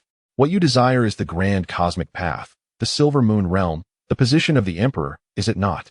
Take it if you wish. What I seek, I shall strive for and claim myself. I shall eliminate those I wish to vanquish, without hesitation. I shall protect those I cherish, at any cost. In that moment, Hong Yitong was profoundly impacted, shaken to his core. This was Li Hao, the once naive youth who had only embarked on this journey a little over a year ago. Yet, it felt as though a century had passed. As Li Hao unveiled the banner, he felt an urge to smile, though it was tinged with complexity. Are you telling me that you remain the same Li Hao, unchanged? Memories, like wisps of smoke, surfaced in his mind. Reflecting on the past, Hong Yitong was overwhelmed with intricate emotions, letting out a soft laugh before suddenly speaking. As you said, even I have begun to suspect that I might indeed be your shadow, whether a doppelganger or something else. I question my own identity. He chuckled at himself. Yet, as you aptly put it, I am the earth-shattering sword. I am Hong Yitong. He turned his gaze toward Li Hao. Since you have made your decision and formed your own thoughts and choices, I shall embrace the grand cosmic path. Should the day come when, as you say, Li Daoheng truly seeks to take me, I shall live as Hong Yitong, embodying the earth-shattering sword, becoming a master of the silver moon. At this moment, he straightened his back, looking at Li Hao. This is my vow. I do not know if I am worthy, but as the queen stated, who else in this world is more deserving than I? Yuan Shua is no more, and now, I stand as your closest ally. Thus, I declare, I shall forever be Hong Yitong. What brings the queen here? Did the moon goddess truly act so carelessly, leaving behind a fragment of memory that was eventually discovered by the queen? Perhaps this is the scheme of Li Daoheng. Perhaps everything is a fabrication, and nothing of the sort ever transpired. Yet, as long as Li Hao engages in speculation and contemplation, he will inevitably experience anxiety, leading to a rift, and even sustain a psychological blow. Hong Yitong is currently the closest individual to Li Hao, having protected and guided him throughout his journey from Silver Moon, embodying both mentor and friend. Without doubt, one might ponder, what if this were indeed true? This presents a profound interrogation of Li Hao's psyche. However, perhaps Li Daoheng did not anticipate that Li Hao would not succumb to this ploy. He effortlessly relinquished the great Tao universe, a treasure coveted by countless individuals, including the imperial sovereign. Isn't this what you desire? Here it is. Whether it is a manifestation or not, I offer it to you. To all observers, the great Tao universe is currently the cornerstone of Li Hao's existence, an irreplaceable foundation. Yet, from Li Hao's perspective, once it is known by others, it ceases to be a trump card. From the very beginning, he has maintained this stance, unwavering in his resolve. By stepping outside the confines of the chessboard, he can free himself from all entanglements and shatter the schemes of others. He has never regarded the inhabitants of Silver Moon as lifelong adversaries. Perhaps these individuals serve as obstacles on his path, formidable and daunting. Nevertheless, psychologically, Li Hao holds them in contempt. Why seek the Tao in such a convoluted manner? Why pursue it with such fervor? To attain the status of the imperial sovereign through the new martial path, surviving the great tribulation to achieve the rank of imperial sovereign. A mere small world, once the new martial strength flourishes, can undoubtedly conquer other realms. If one desires the great Tao universe and aims to assault the Red Moon world, with sufficient strength and the courage to vie for it, does Red Moon not also possess the great Tao universe? Even if Red Moon refrains from further slaughter, seizing, or plundering, in such a time of scheming, perhaps Li Daoheng and his ilk have long since ascended to the status of emperor. In terms of power, he may fall short of them. Yet Li Hao has always believed that these individuals cannot match the nonchalance of the Silver Moon martial artists. 100,000 years is an interminable span. Regardless of how many years pass in the outside world, within this realm, it is a genuine 100,000 years.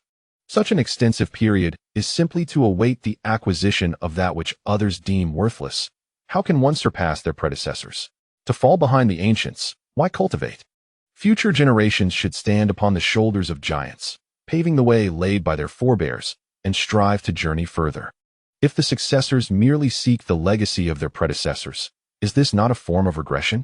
He recalls the words of Captain Seven from the Battle Heaven City. As long as one is alive, one should embrace upheaval. This is the essence of the human sovereigns. Thus, the human sovereigns have traversed great distances and ascended to great heights. This is the true essence of the new martial path. Without upheaval and adherence to convention, how can one transcend? Life itself is intertwined with tumult. Li Hao has consistently measured himself against these individuals, the human sovereign, the supreme, the sword sovereign, and the blood emperor. Whatever one desires, they must seize it, fight for it, and claim it, rather than calculating for 100,000 years, waiting for others to discard what they no longer want. This is the approach of the heavenly emperor and the failures of the new martial path. He could not comprehend why, Despite the evident failure of the new martial emperor, these individuals still sought to emulate him. Did they not learn from the past? At this moment, upon hearing Hong Yitong's resolute words, Li Hao smiled, exhibiting a hint of mischief, as if he were reclaiming a fragment of his former self. Attempting to reassure the middle-aged man before him, "Master Uncle, what promises are worth making? One should simply strive to be oneself. As long as you do not engage in malevolence, you are free to live as you wish. There is no need for responsibility, duty, or burdens. As long as you refrain from wrongdoing, that is what makes you a good person." He gazed into the distance, towards the north, and smiled. Take that individual from the north, for instance. According to my understanding, many may harbor disdain for him, deeming him merely a hollow title of emperor. Yet, in my eyes, all that matters is that he lives authentically. He has committed no evil. As long as he is left undisturbed, he will not trouble you. If he is willing to invest time in certain pursuits, that suffices. The northern figure may be looked down upon by many, but to Li Hao, as long as he finds comfort in his existence, that is sufficient. I have no desire to engage. Why compel me to participate, if not for this person's overwhelming strength, which ultimately determines the outcome? Li Hao would prefer not to disturb him. However, given the circumstances, he must strategize. Li Hao understood that such behavior was indeed vexing. Should he choose to live in seclusion, there would always be those who intrude, expecting his protection, which would inevitably lead to his own frustration. He smiled again. Turning to Hong Yitong, "Let us speak no more of this. For this occasion, I will discreetly hand over matters to you, Master Uncle. Only you and I must be privy to this. Let no one else be aware, to safeguard against the possibility that his Master Uncle might be a mere doppelganger, or even under surveillance." Li Hao addressed Hong Yitong. "Master Uncle, for the time being, you must completely seal your consciousness within the chaos river. Envelop yourself in the chaos river, isolating yourself from the world and all that exists within it." Li Hao spoke softly. To the outside world, "I shall declare that Master Uncle is in seclusion. Let them speculate whether I have slain or imprisoned you. Let them think what they will. Now, there is one less harmonized being in the world, and after a year, the path of education is beginning to take shape. It is the perfect time for you to ponder the sword path." Li Hao continued, "As for the sword path, Master Uncle, you possess a deeper understanding than I do. In truth, I am not well versed in the sword." A top-tier swordsman admitting his lack of knowledge in swordsmanship caused Hong Yitong to pause slightly. Yet, Li Hao was earnest. "I do not comprehend the sword. What I grasp is the application of the Tao. To me, whether it is sword or blade, any great path seeks two things. First, longevity. Second, strength. Longevity and strength." Hong Yitong looked at Li Hao in surprise. Li Hao seemed to elucidate the essence of his own Tao with great seriousness. Cultivating the Tao is a journey of the heart. The essence of the Tao is to empower oneself, and to empower oneself, what is sought? The quest for immortality. Yet, to attain immortality, one must be strong. Creating a cycle. This process is the journey of the heart. Whether one chooses to be virtuous or wicked, as long as one maintains a steadfast belief. That is the heart. Longevity and strength are the outcomes. The cultivation of the heart is the process. The sword, the blade, the spear, all are mere manifestations. Their significance is trivial. The path ahead is long and arduous. One must seek knowledge and be resolute in belief, rather than aimlessly wandering. In doing so, success shall inevitably come one day. Hong Yitong felt a tremor within his heart as he gazed at Li Hao, softly inquiring, "What then is your belief and aspiration?" Li Hao replied with a smile, "The pursuit of knowledge." Hong Yitong was momentarily taken aback. Li Hao continued, "Do you not find the path of enlightenment to be intriguing, Master Uncle? The practice of cultivation is a source of joy.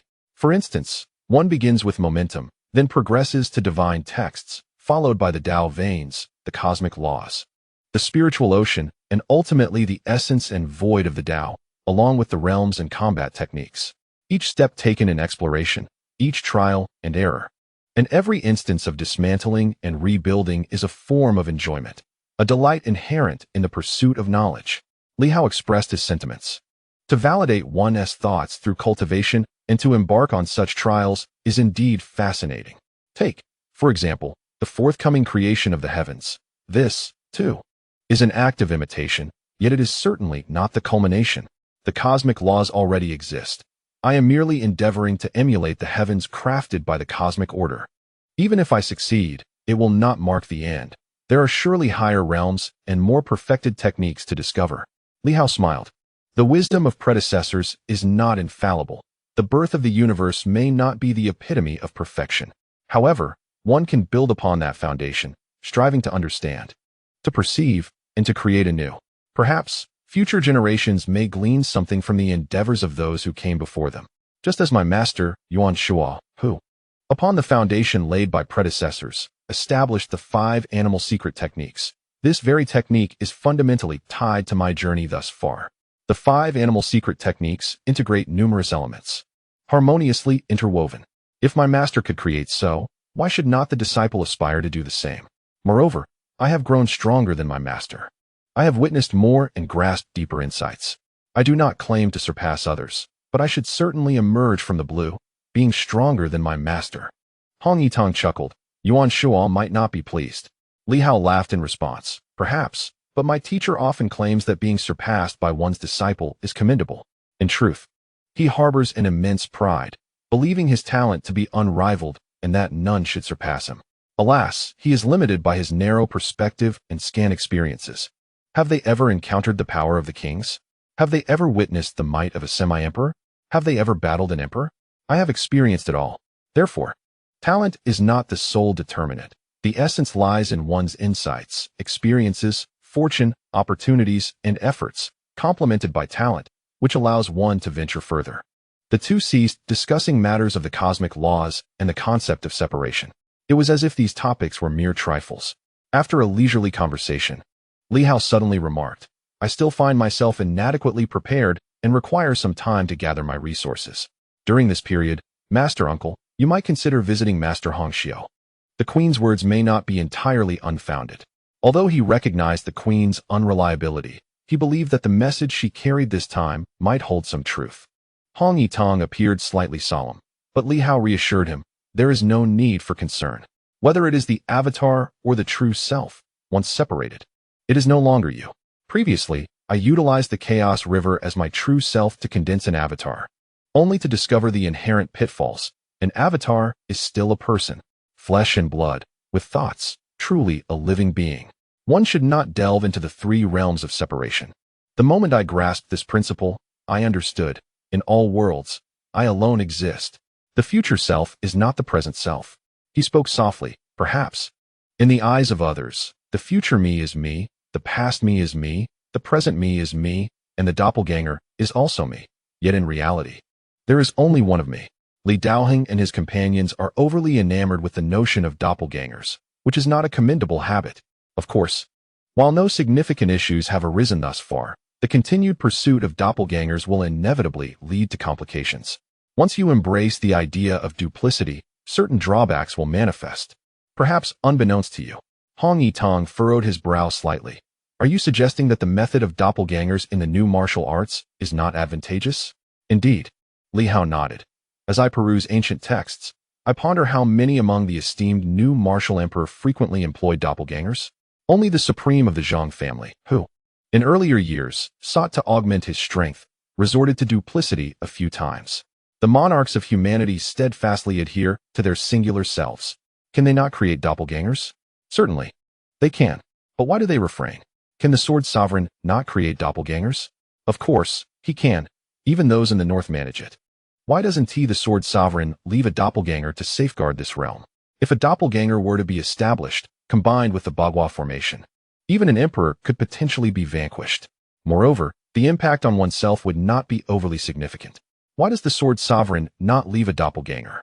Because the path of the sword sovereign is the embodiment of singularity amidst myriad realms, the uniqueness of all paths. This has been Li Hao's recent epiphany.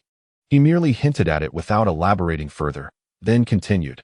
Therefore, Marshal Aunt Hongxiu, even if it is, as the Queen asserts, that it is merely a doppelganger of the moon goddess, it matters not. If we eliminate the moon goddess, everything shall unravel. Eliminate the moon goddess? Hong Yitong's heart stirred. She is not easily slain. In previous encounters, you failed to defeat her. She is the core of the silver moon, and the heavens do not permit her demise. Indeed, she embodies the true will of an era. The moon goddess is not easily vanquished. If she were, she would have long been eliminated. Yet Li Hao shook his head.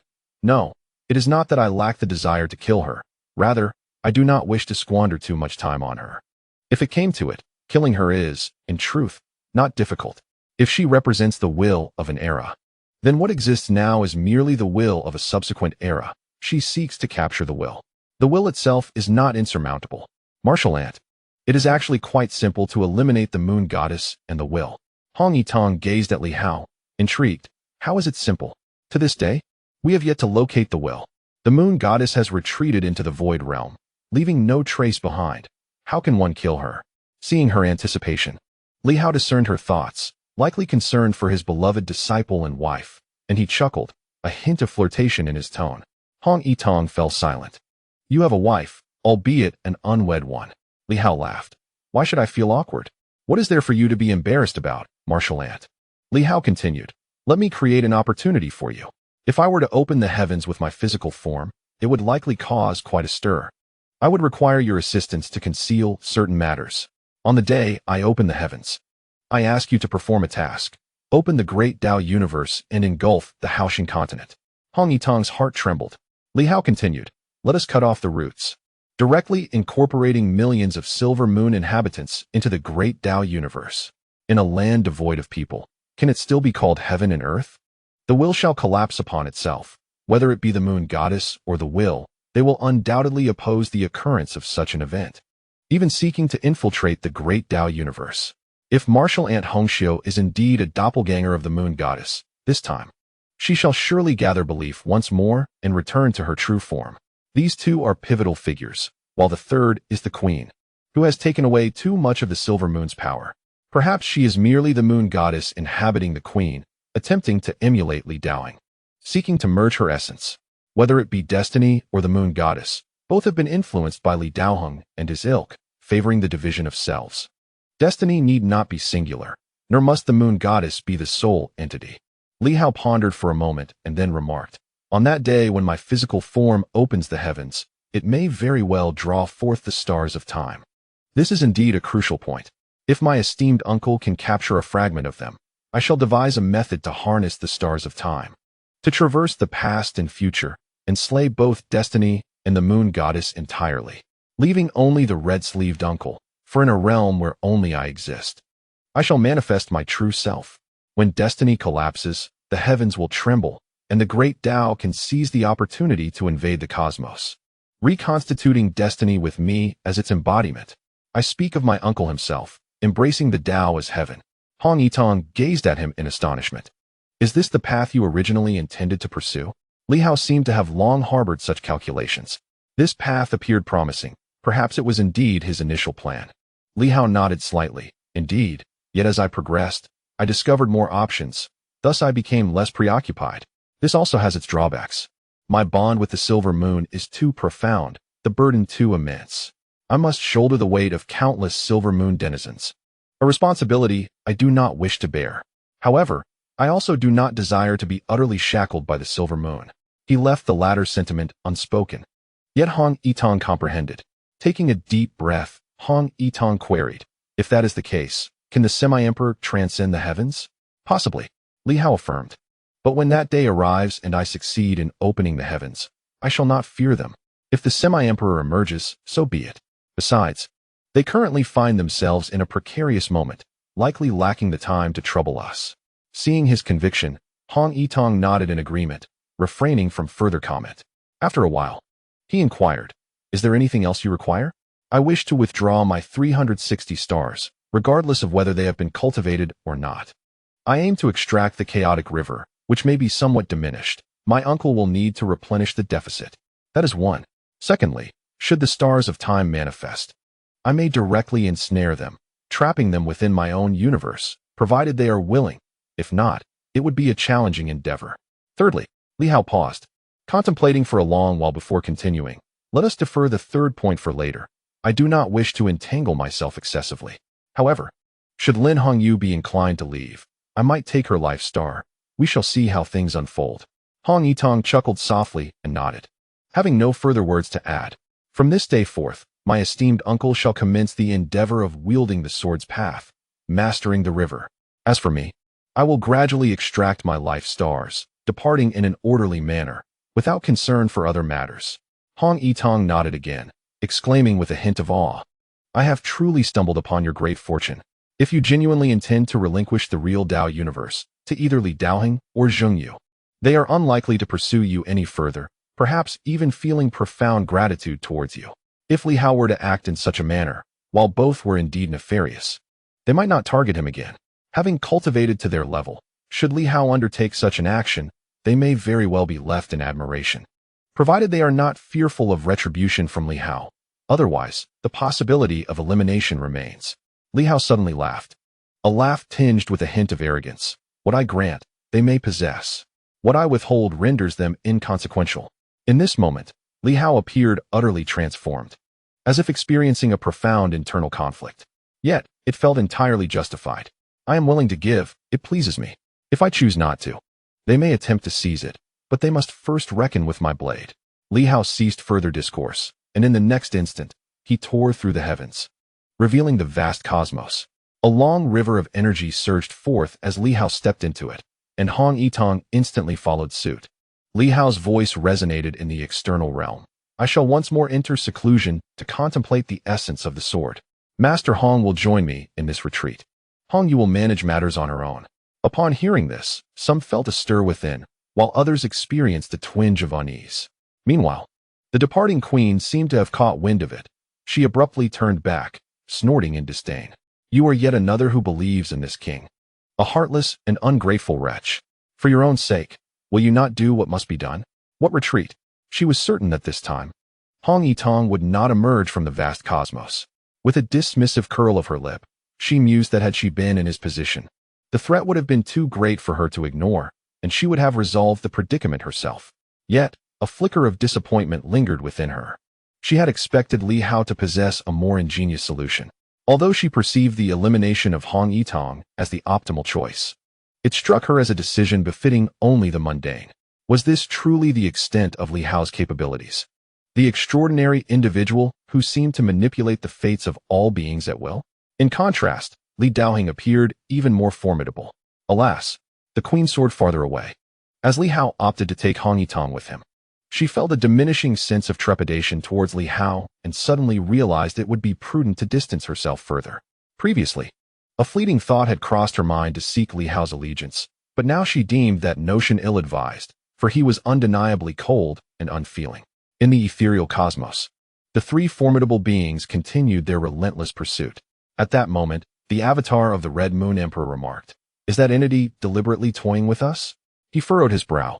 As an emperor, his discernment was not lacking.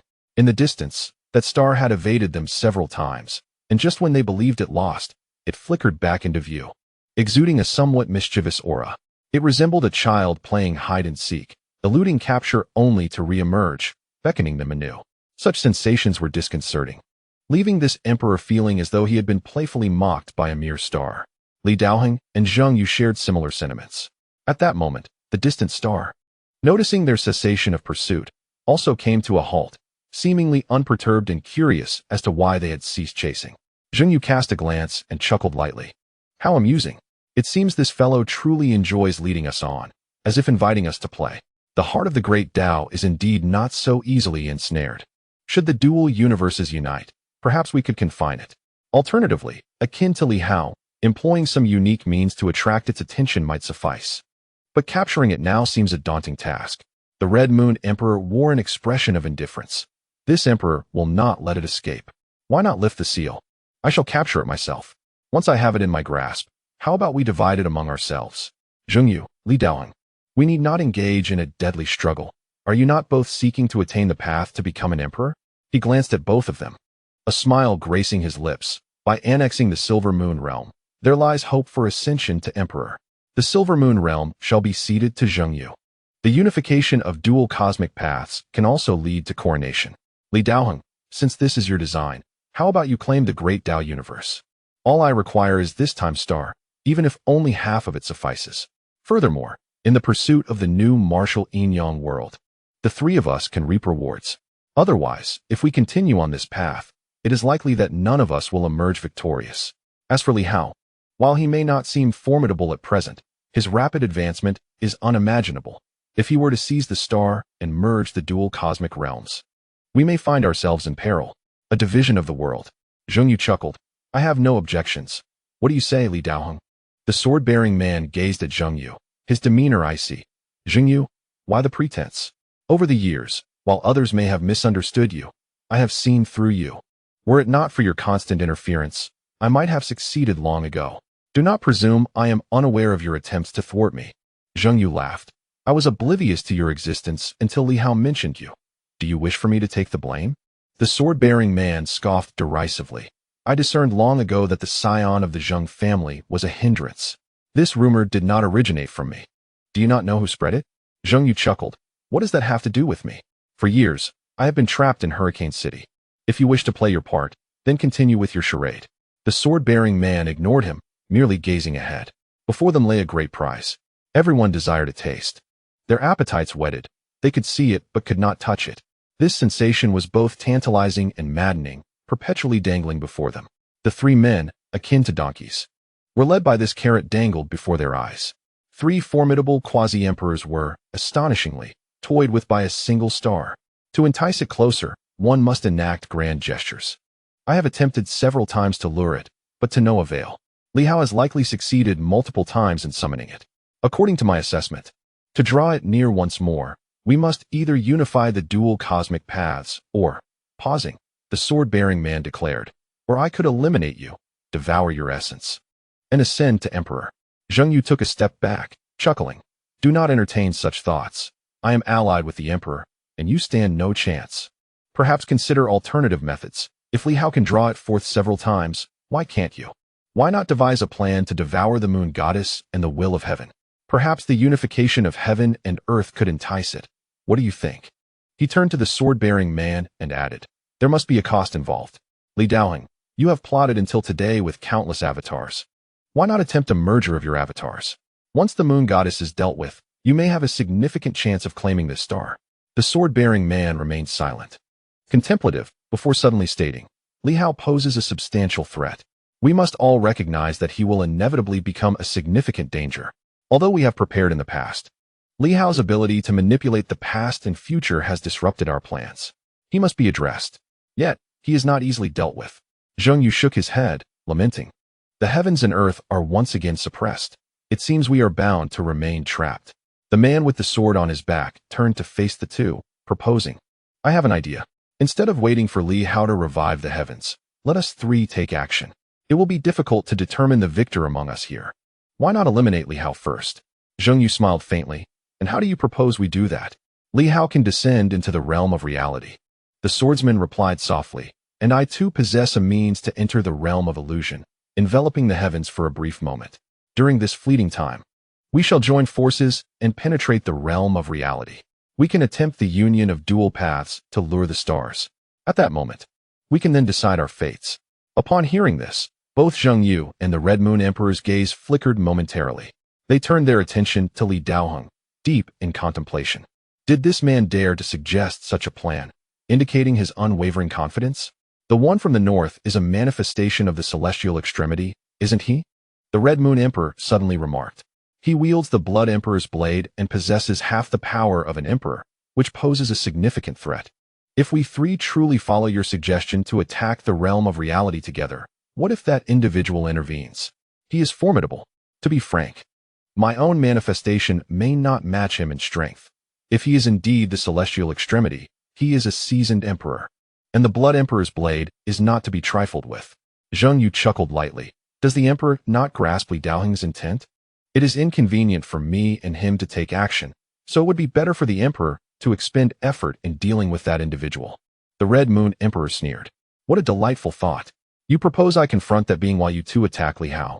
Li Daoheng hopes for the union of dual paths, while Zheng Yu has designs on the temporal stars. At the critical moment, Li Daoheng might abandon the temporal stars, and Zheng Yu would no longer pursue the dual path universe. In the end, I would be left with nothing. The swordsman interjected. As long as we can defeat that individual and shatter the Bloodblade, the 8th city seal will collapse. Red Moon Emperor, this is your opportunity. If you are willing to gamble, then seize the chance. If not, then let it be. The The Red Moon Emperor felt a stir in his heart as he looked at the two. Zheng Yu smiled. When the Emperor seeks to break the seal, Li Daoheng and I will naturally obstruct him. However, if we are drawn by the cosmic path, then the Emperor will face only one opponent, not three half-emperors. It must be said, Li Daoheng is indeed quite ingenious in seeking mutual benefit.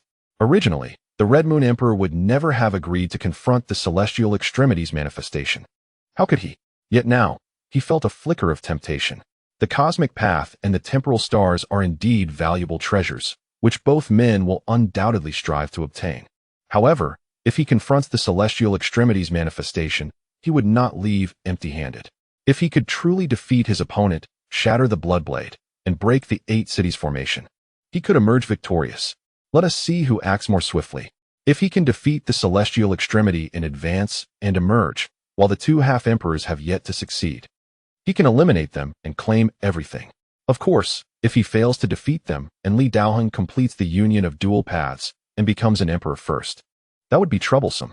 And since Zheng Yu dares to speak so boldly, he must possess some assurance to seize the dual path universe or the temporal stars. The three of them each contemplated their own schemes, harboring their own ulterior motives. In the distance, that celestial star, upon witnessing the cessation of the chase by the three individuals, seemed to exhibit a tinge of disappointment and boredom. It rolled about for a few moments before vanishing from sight. This time, the trio did not pursue further. Zheng Yu inquired, Li Daoheng, have you pinpointed the location of the true Dao universe? And what assurance do you possess that you can swiftly vanquish Li Hao to seize the Star River and complete the fusion? Does this fusion necessitate any additional elements? He turned his gaze toward Li Daoheng, who, however, chose to remain unresponsive. Zheng Yu chuckled lightly. This must have been your intention all along. You refrained from mentioning it until today. Has the prospect of certain victory emboldened you? In that moment, Zheng Yu appeared anything but the foolish and ineffectual figure that others had envisioned. He seemed to be engaged in his own calculations, exuding an air of confidence. Even with the awareness that Li Daoheng might be scheming, he remained undaunted, his smile radiant. Very well, if you choose not to speak, I shall not press further. If it is indeed feasible, I have no objections, neither does the Emperor. I believe we can proceed. Among the three, he appeared the weakest, possessing the fewest trump cards. After all, Li Daoheng commanded the Void Dao universe, and the Red Moon Emperor was a formidable force in his own right. Yet, he was the first to readily agree. The sword-bearing man cast a sidelong glance at him, his eyes deep and contemplative, before finally nodding. That is satisfactory. As long as the Emperor has no objections, grant me a little time to restore some of my lost power for the Moon God. It will take some effort, at least half a month. At most a month, but I shall surely be able to descend upon the Void Dao universe. At that time, the three of us will have our chances, either to attain the status of Emperor or to break free from our seals. However, the Red Moon Emperor interjected, as for me, that is not feasible at present. That fellow wields the Blood Emperor's blade and has cultivated for 100,000 years. I may not be able to contend with him. He wishes for my acquiescence. Yet I require certain resources. He did not boast of his strength, but instead looked towards the other two, Zheng Yu, over the years. You have taken considerable amounts of my Red Moon power. You must return it. I know you have not been invaded by the Red Moon. Furthermore, Li Daoheng, you too have seized a significant portion of my power. The essence of the Moon God, infused with a wealth of Red Moon energy, must also be returned to me, to aid my further progression. Otherwise, facing that individual would surely lead to my defeat. Agreed. I have no objections. The two unexpectedly consented without hesitation. Prompting a fleeting glimmer of amusement in the Red Moon Emperor's eyes, he said nothing further. Zheng Yu suddenly added with a laugh, if this were to be made public, it would be utterly laughable. One emperor and two semi-emperors lurking in the shadows, plotting against a mere king and a young man in his 20s, who truly bears the honor. Li Hao, or are we simply too inept? The group fell silent thereafter. This statement indeed struck a chord with them. Indeed, whether there were ulterior motives or not, the three formidable beings were undeniably scheming against Li Hao, even setting aside their mutual grievances to unite in their efforts against him. How astonishing that seemed. The opponent was merely a king, after all. The Red Moon Emperor spoke once more.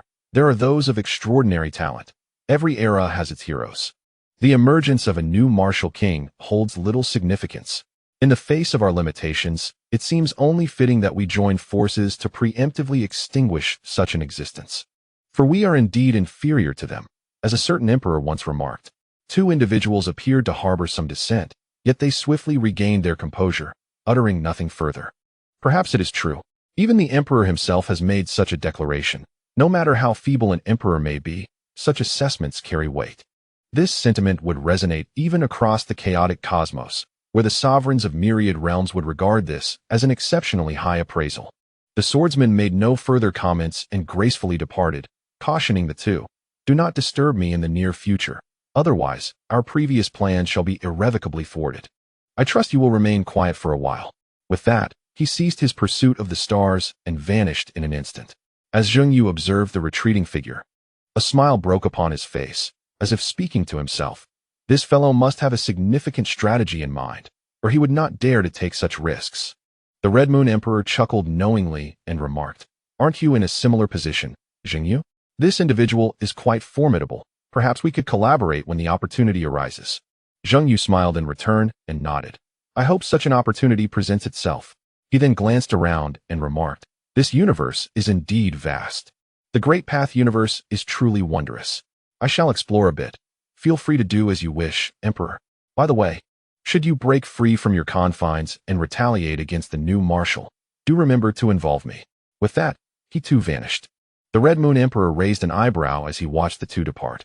These individuals were indeed not to be trifled with. If they dedicated themselves to their cultivation, perhaps they could even aspire to attain the status of an emperor. However, both have opted to scheme within a small world. Their ambitions are considerable. Mere emperor status would likely not suffice to satiate their desires. He let out a chuckle and vanished in an instant. Yet a half-emperor remains a half-emperor, after all. Not quite an emperor, is it? Chapter 403. The Heroic Journey in the Great Path Universe. A mighty river flows through the void, illuminated by 180 colossal stars. At this moment, however, the radiance of these stars gradually wanes, fading into the starry river, replaced by newly born stars infused with the essence of the sword. The grand stars are being supplanted. The divine script that once dominated the starry river begins to vanish, giving way to a myriad of rotating sword characters. Li Hao is currently transferring the dominion of the Great Path universe to Hong Yitong. As speculated by outsiders, Hong Yitong is indeed the most suitable candidate to take over the Great Path universe. Without Li Hao, it appears he can assume control with relative ease. However, unlike Li Hao, who illuminated 180 stars, Hong Yitong has only just managed to reach the second level of harmonization, having lit merely over 70 stars. Significantly fewer than Li Hao. Nonetheless, this is not a grave concern. However, a ruler of the Great Path lacking sufficient cultivation may encounter limitations in their path. While ordinary martial artists might remain oblivious, those new cultivators at the harmonization level and the very fabric of the universe might experience notable changes, even facing counter-pressure.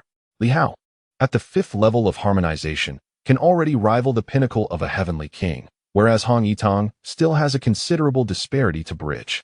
At this moment, Hong Yitong has succeeded Li Hao, taking control of over 70 regions, while the others remain ungoverned. Consequently, if Li Hao withdraws his stars, it may lead to the collapse of certain pathways. Hong Yitong furrowed his brow slightly. Just as Li Hao was about to speak, Hong Yitong sighed softly, stating, "My strength pales in comparison to yours. My realm is inferior, my physical form is lacking, and my endurance is even less than yours. To forcefully enhance myself would hardly allow me to reach the 5th layer of harmonization in an instant." Li Hao opened his mouth to respond, but Hong Yitong interrupted. "If I do not learn from you, I will fully immerse myself in the great Tao, becoming the sovereign of the river of the Tao. Can I not elevate my limits in this manner?" Li Hao was momentarily taken aback. At this juncture, Hong Yitong appeared calm, asserting, "I cannot simply take everything from you, nor should I demand it all from you. I understand that perhaps you possess other methods, yet the cost would undoubtedly be substantial. You have only reached the 5th layer of harmonization.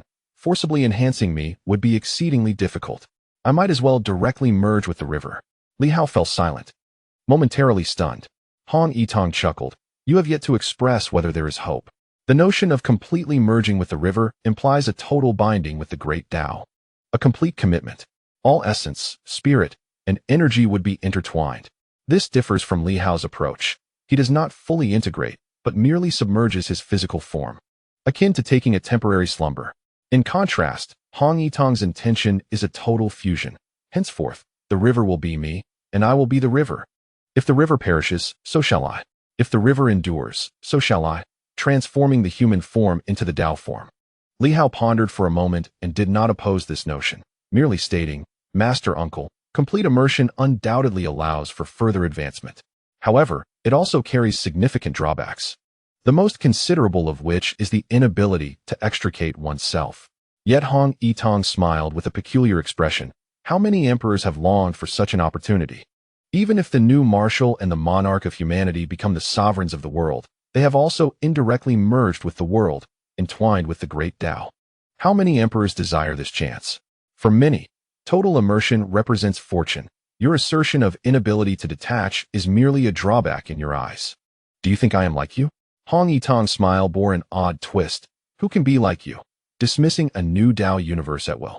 Li Hao, do you truly believe this is a sacrifice? It is not. Total immersion in the river is a fortuitous opportunity, akin to the Tsang Emperor merging with the new martial world, or the monarch of humanity merging with it. Such chances are coveted by many. Yet how has it become a drawback in your discourse? Li Hao scratched his head and laughed. Isn't it just that one loses a bit of freedom? After some contemplation, he added, I worry that the great Tao universe may, like the original universe, become inaccessible once the Tao cannot reach certain realms. In such cases, Master Uncle would be unable to proceed. As it stands with the Silver Moon, there are areas the original cannot cover, making it impossible for the monarch of humanity and the Tsang Emperor to traverse. It seems we must devise alternative strategies. The vastness of the universe is infinite. How far must we journey? Hong Yitong gazed at Li Hao. You have yet to even venture beyond the Silver Moon, and you ponder how far to travel? I do not know, Li Hao replied with a smile. I merely feel that merging into it is acceptable. It is indeed possible, though it does impart a sense of lost freedom. Even if one can encompass the chaos, I still feel somewhat unsettled. However, if Master Uncle truly wishes to make this choice, then so be it. Perhaps I am overthinking this. The vast cosmos may indeed expand infinitely. Why should one be overly concerned? It is merely a path chosen by my master. I shall not follow it. The creation of heaven and earth, the unfolding of the great Tao, is intended for the sake of empowerment, longevity, and freedom. However, if in the end one becomes entirely bound to the Tao, what meaning would that hold? In my youth, I was drawn to this path, yet as I age, should I find joy in the primordial source? What if the dual paths are incompatible? Would that not be a lamentable fate? If the dual cosmic realms were to clash or repel each other, it would indeed be a pity, for there are formidable new warriors I have yet to encounter. Yet, Hong Yitong's choice to fully immerse himself is commendable in its own right. The foundation of the chaotic river has already been laid by Li Hao. At this moment, should he withdraw his corporeal form, allowing Hong Yitong to merge completely, it would even save the initial effort. Under such complete assimilation, achieving the 5th level of Taoist integration would be nearly effortless, while attaining the 4th level would pose little challenge. With a little more support, the strength of a river would suffice for Hong Yitong to ascend to the 5th level. Nonetheless, Li Hao wished to voice a few thoughts.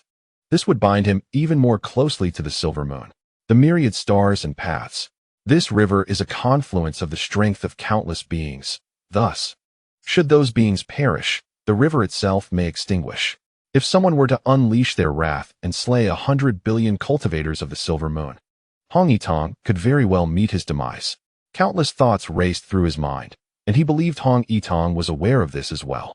Yet, he still chose this path. Did Li Hao possess a method to prevent him from fully merging with the river while still aiding his ascent? There were indeed some possibilities, such as infusing his own stellar power into Hong Yitong's celestial essence. But this would entail a significant sacrifice on Li Hao's part. It was evident that Hong Yitong was also cognizant of this. In that moment, Li Hao ceased to speak, gazing at the river and reflecting. Then, I shall extend my early congratulations to my master, as he truly becomes the sovereign of this universe. Previously, I enjoyed calling this realm the Haoxing realm. Henceforth, perhaps it would be better to refer to it as the Sword realm. This sword embodies both Hong Yitong and Li Hao, as well as the Sword Sovereign. This universe, in essence, originates from the Sword Sovereign, initiated by Li Hao, and now, Hong Yitong can be considered the 3rd-generation sovereign.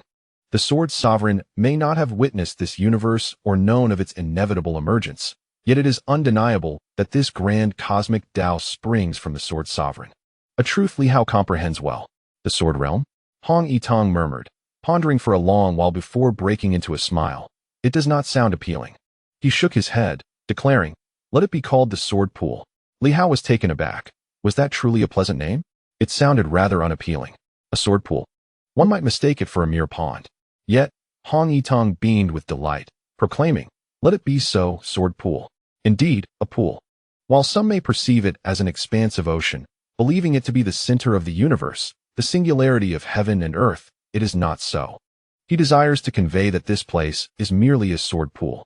Some have forsaken the readily attainable grand Tao universe. To him, it represents a confined pool, limiting oneself. Even if he has not yet succeeded in transcending the diminutive silver moon world. Nonetheless, Hong Yitong holds faith that such a day will come. A day will arrive when the grand Tao universe shall appear to him as nothing more than a pool. Sword realm? No, it must be called sword pool. Beyond the sword pool, he firmly believed that this young man beside him could venture further, transcending this small pond, leaping forth into true liberation. One day, when a single thought could open up the world and reveal the grand path. The realm of swords is vast. I am merely echoing the wisdom of others. How can I claim to understand the sword realm? This notion flitted through his mind, only to dissipate into nothingness. Hong Yitong appeared quite satisfied. The sword pool is a place for cleansing the sword, a place for refining and polishing. The journey of life is long, and one must pause to rest. This place is just right for a brief sojourn. Li Hao, lost in thought, chose not to speak further. So let it be. The sword pool is indeed the sword pool. Master Uncle, let us begin. Hong Yitong suddenly smiled wryly. To merge with the long river is indeed a noble pursuit. Yet perhaps I shall no longer be human. Why are you so eager to push me forward? Li Hao found himself at a loss for words. You requested this yourself. Must we disregard your own future? Li Hao chuckled bitterly. What exactly do you intend to do, Master Uncle? Hong Yitong too smiled, his expression laden with meaning. Li Hao, in my lifetime, I have few regrets. Now, I may no longer be human, and I shall take care of Hong Xiu myself, but I have a daughter. Whether you accept one or two, a single sheep or a flock, it remains the same. Li Hao stared at him, bewildered. Hong Yitong sighed. In this life, we strive and contend, yet ultimately, it is for the sake of our descendants. I shall not concern myself with the distant future, but I have but one only daughter. Li Hao, this is my final regret in life. Li Hao, stunned, replied, Master Uncle, you pursue the path, not self-destruction. This is not the end, but a passage to the universe. If you become the master of the great path, then Hong Qing shall be the daughter of the great path, of unparalleled status. What is there to fear? It is not the same. Hong Yitong lamented. Hong Qing has seen little of the world, and even fewer capable young men. Now, she has become one of the 5 leaders of your demon-hunting military, and with your assistance, she has now entered the 9 levels of sun and moon, with the path of harmony within reach. In this world, how many can truly catch my eye? Though I am not an invincible powerhouse, should I truly become the master of the great path, how many would be worthy of my regard? You do not care, so why not marry again? Li Hao sighed. Lin Hongyu was but a temporary measure. Master Uncle, why must it be so? Furthermore, love must be free, unshackled by feudal constraints. The so-called commands of parents and matchmakers are but remnants of feudalism.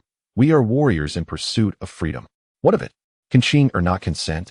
Hong Yitong waved his hand dismissively. Qing is not the issue. It depends on your thoughts. Li Hao felt a headache coming on. What are you doing? We are engaged in serious business here. I consider you a brother, yet you wish to play the role of a father. This simply cannot be. Master Uncle, let us focus on the task at hand, and we shall discuss this later. Suddenly, Li Hao felt a tremor throughout his body. The long river shook violently. Master Uncle, enough of this idle chatter. I must retreat. The long river cannot withstand much longer. Hurry, you rascal. Hong Yitong, feeling helpless, lamented the situation. Truth be told, he genuinely hoped to convince Li Hao to agree at this moment. What a splendid son-in-law he would make. He is undoubtedly the only choice in my heart. In the future, if my daughter truly seeks a suitor, who else could I possibly regard with favor? Having witnessed Li Hao's extraordinary brilliance, I find myself almost unworthy in comparison. Is there anyone in this world who surpasses him? In Hong Yitong's mind, he mused that perhaps there was no one better. Thus, if a selection must be made, it shall be Li Hao. As for the so-called new martial king or the supreme, they are either already wed or far too aged. Older than myself. Even if they were unparalleled, I harbor no interest.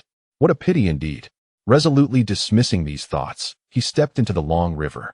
Simultaneously, from within the river, emerged Li Hao, who, in that moment, completely severed the ties with the river's power. With an unparalleled physique, he advanced step by step from the river, merging with the Li Hao outside. There was no longer a need for a doppelganger. The drawbacks were too numerous. Even though this place merely housed his physical form, Li Hao was unwilling to divide himself again. Unity of body and soul. At that moment, within the starry sky, celestial bodies were drawn forth by Li Hao, directly assimilated into various meridians and acupoints, as if embedding the stars within his flesh, an utterly terrifying sight. In this instant, Li Hao resembled a mighty dragon, with power resonating throughout his being. Among 360 stars, 180 shone brilliantly, while the remaining 180 appeared somewhat dim. The undeveloped meridians resided within him. Here, as Li Hao's dual forms merged, over there, Hong Yitong had fully entered the long river. The myriad powers of the river washed over the world, enveloping Hong Yitong, causing his flesh to dissolve in an instant, revealing stark, white bones. Hong Yitong remained silent. His own destined stars emerging one by one, beginning to integrate into the river, fully merging, yet his path differed somewhat from Li Hao's. In this moment, each star melded into the river, commencing a process of dissolution, an agonizing ordeal. Li Hao's expression shifted slightly as he heard his master uncle's voice. You harness the stars to command the river, while I amalgamate the stars into the river. I am the Tao, and the Tao is me. With each star awakened, and each star merged, once I unleash countless stars and integrate myriad paths, I shall wholly transform into the great Tao. Hong Yitong's tone was calm. Having embarked on this path, let us proceed with even greater resolve. Is there truly a need to retain anything, to hold on to the stars in anticipation of separation? The master of the great Tao is desired by countless souls. Li Hao, do I still need to cling to the hope of detachment? Boom. The long river surged, merging with his blood, flesh, essence, and star path. Compared to Li Hao, Hong Yitong was far more committed. If I do not act, I shall act. In the future, the true Tao universe shall be me. And I shall be the true Tao universe. At that moment, in the distant void, it seemed a star flickered. This time, the time star had actually manifested. Li Hao's expression changed dramatically. How could this phenomenon be summoned so easily? What a predicament. Those three individuals, having chased the time star, surely would not emerge now. Would they? Furthermore, it was rather surprising that Hong Yitong's true form merging with the long river had attracted the time star. This indicated that, in the eyes of the time star, this was an exceedingly novel and significant event intimately linked to the great Tao. At this moment, the star appeared to be in a state of confusion, seemingly observing Li Hao, uncertain whether to approach or retreat. It lingered in the distance for a while, only to suddenly flee. Clearly, the allure was insufficient. Having just been pursued, it felt no pressing need to remain here. Meanwhile, Hong Yitong witnessed this scene unfold. He was not immobilized. After merging with the river of time, he seemed to possess significantly greater resistance. Observing the star's departure, he felt a tinge of regret. Alas! Even though I have merged with the river, in its eyes, I am merely a spectacle, not an irresistible force. Master, to have attracted it is already remarkable. If Li Daoheng could draw it in, they would have succeeded in capturing it. Why should you feel disheartened? Your consolation is of little comfort. Hong Yitong chuckled, a rather unsettling sound, as he was left with only half of his bones. The river trembled.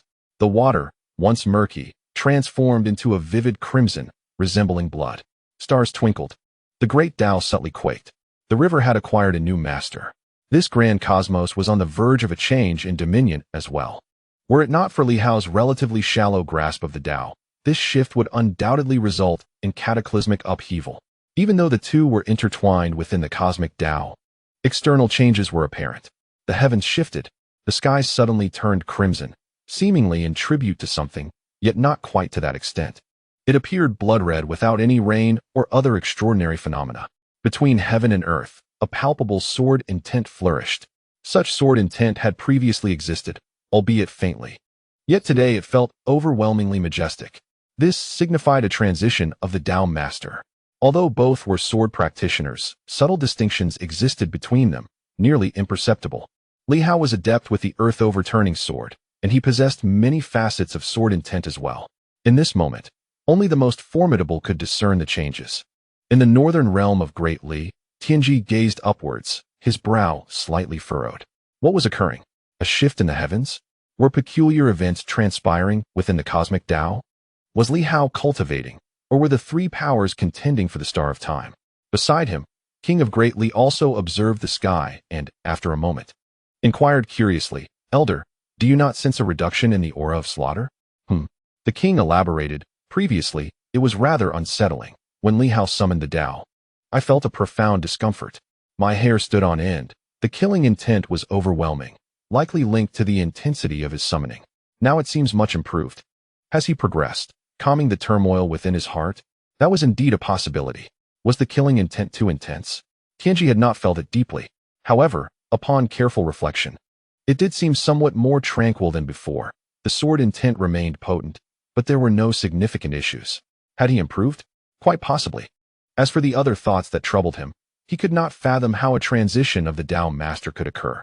Unless Li Daoheng broke through the illusory Tao and penetrated the real Tao, how could such a shift take place? In this era and this realm, opportunities are scarce. The vast cosmos itself represents the greatest opportunity, the chance to attain enlightenment. No one would ever forsake such a prospect. If Li Daoheng had truly penetrated the realm of reality, a cataclysmic battle would have erupted long ago. With these thoughts swirling in his mind, he remained silent, immersing himself in contemplation, and indeed felt the world around him soften slightly. He spoke. "Your perception is commendable. Have you completely absorbed the power of the bones?" "Indeed." The king of Dali nodded slightly. "Thank you for your assistance, esteemed elder. I believe I can now consider myself a heavenly king, ranking within the top 5 of this realm." Tianji paused momentarily before the king of Dali continued earnestly. "With the likes of Hongyue Emperor, Li Daoheng, Jingyu, and Li Hao, counting you as well, I would be 6th. If not, then 5th. You do not care for superficial titles, and as for that woman from the west, I harbor no fear of her." Tianji regarded him with a peculiar expression. "Does it truly matter if you are ranked 5th or 500th? After a moment's contemplation, the king of Dali conceded, "A higher rank does offer a measure of comfort."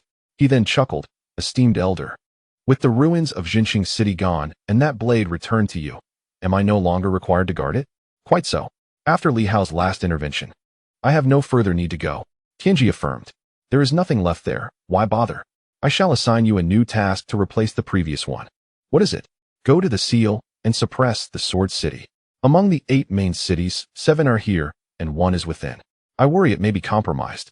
So I will send you to the seal. Though your strength is modest, you at least possess the power of a heavenly king. Unless the top few intervene directly, no one can harm Sword City. You shall oversee it, lest it fall prey to any random assailant." The king of Dali was rendered speechless. "Esteemed elder, is this truly meaningful? Those who can destroy it, I cannot defeat. Those who cannot, it matters not whether I go or stay. Thus, whether I attend or not, the outcome remains unchanged. Why must I go there? Are you unable to bear my idleness?" This reasoning was sound. However, Tianji indeed could not abide this fellow's leisure. Burdened as he was by obligations, why should he be exempt from such concerns? "You owe me a debt, and it must be repaid." You have a point. However, as a sovereign, I must navigate the ongoing struggle for dominance. The Silver Moon may be toppled at any moment by these factions, and my mission remains incomplete. I require assistance with certain matters. Help me resolve these trivial issues. Please, esteemed elder, instruct me." Tianji's expression remained composed. "Seek out Li Hao and request the 2 characters for War of Heaven. Then, journey to the 8 main cities to draw upon their collective strength. Furthermore, I require a portion of celestial intent. You now possess some degree of power. I do not care what means you employ, but capture some celestial intent for me." The king of Dali gaped, rendered momentarily speechless. Goodness! Setting aside the latter tasks, merely requesting 2 characters from Li Hao. Isn't this a challenge? Tianji frowned. "A trivial matter. Li Hao will acquiesce to your request. Can you not manage such a simple task? The true difficulty lies in the celestial intent, which has hidden itself and is elusive to capture. You must devise your own approach. Once you depart from me, the celestial intent may reach out to you. The swifter you act, the better. I sense an ominous portent. An imminent cataclysmic battle may soon unfold. The king of Dali stood there, stunned. A cataclysmic battle? Li Hao engages in battle with several formidable adversaries, yet it appears that the same three individuals are locked in a fierce struggle. However, at this moment, Li Hao's strength is insufficient, and the realm cannot accommodate a half-emperor. Could it be that the emperor is breaking free from his confinement? Tianji furrows his brow. Uncertain, it seems there is still some time before the realm can accept a half-emperor. A significant upheaval must occur for such a being to emerge. By the way, esteemed elder, why is it that you can exist when the realm cannot harbor a half-emperor? The great Li King inquires. Tianji rolls his eyes. Obviously, as long as the realm exists, so do I. After the 8th division of the realm, I have slumbered in this world. The realm has tacitly acknowledged me as part of it. Why should I not persist? The great Li King is taken aback. Is that so? Is it not due to your identity as an initial martial being? Your corporeal form is robust, enabling you to endure. Enduring is one thing, but enduring without the realm's resistance is quite another. Tianji is at a loss for words. What kind of foolishness is this? Others have long since discerned this truth. I have always been a part of the realm, do you understand? I have long ceased to cultivate as an initial martial being. Who told you I was one? I cannot be bothered to elaborate further. He harbors a rather ominous premonition. The Battle of the Silver Moon may soon erupt with greater intensity than anticipated, primarily due to Li Hao's repeated transgressions against convention. Accelerate your efforts and gather these items. Otherwise, once the great conflict ignites, this realm may witness the clash of 4 emperors. Half-emperor? Emperor? The great Li King is once again startled. Is there not only one emperor? Nonsense. Can they not advance? Tianji finds the great Li King's ignorance infuriating. Li Daoheng and Zheng Yuqiu have been preparing for 100,000 years. They have made significant progress. At a critical moment, they may well attain the status of emperor. The reason they have not done so yet is to maximize their benefits. Once the necessity arises, it is quite possible that 4 emperors will contend for supremacy. But there are only 3. Tianji is nearly in tears. Enough. I am serious. Elder, you are not implying that Li Hao will become one of the 4 emperors, are you? He grimaces. Li Hao is indeed extraordinarily talented and remarkable. Yet to suggest he will swiftly ascend to emperor is something I find hard to believe. Go attend to your tasks. Tianji retorts coldly. Enough with the idle chatter. Furthermore, attaining the status of emperor is not an extraordinary feat. What is there to doubt? Moreover, the emperors here are vastly inferior to those of the new martial era. Even that fellow from the Red Moon cannot be considered a true emperor. After enduring 100,000 years of tribulation and losing his connection to the Red Moon universe, as well as the support of the Red Moon path, he is indeed an emperor, but far from comparable to the legitimate ones. Very well. The great Li King ceases his protests, still finding it difficult to believe. Can Li Hao truly attain the status of emperor so swiftly? It is hard to fathom. Even the weakest emperor is still an emperor. To have one in a small world is already astonishing. From the elder's words, it seems these individuals all have the potential to become emperors? How terrifying. Esteemed elder, if they become emperors, are we not in danger? You may be in peril, but what does it concern me?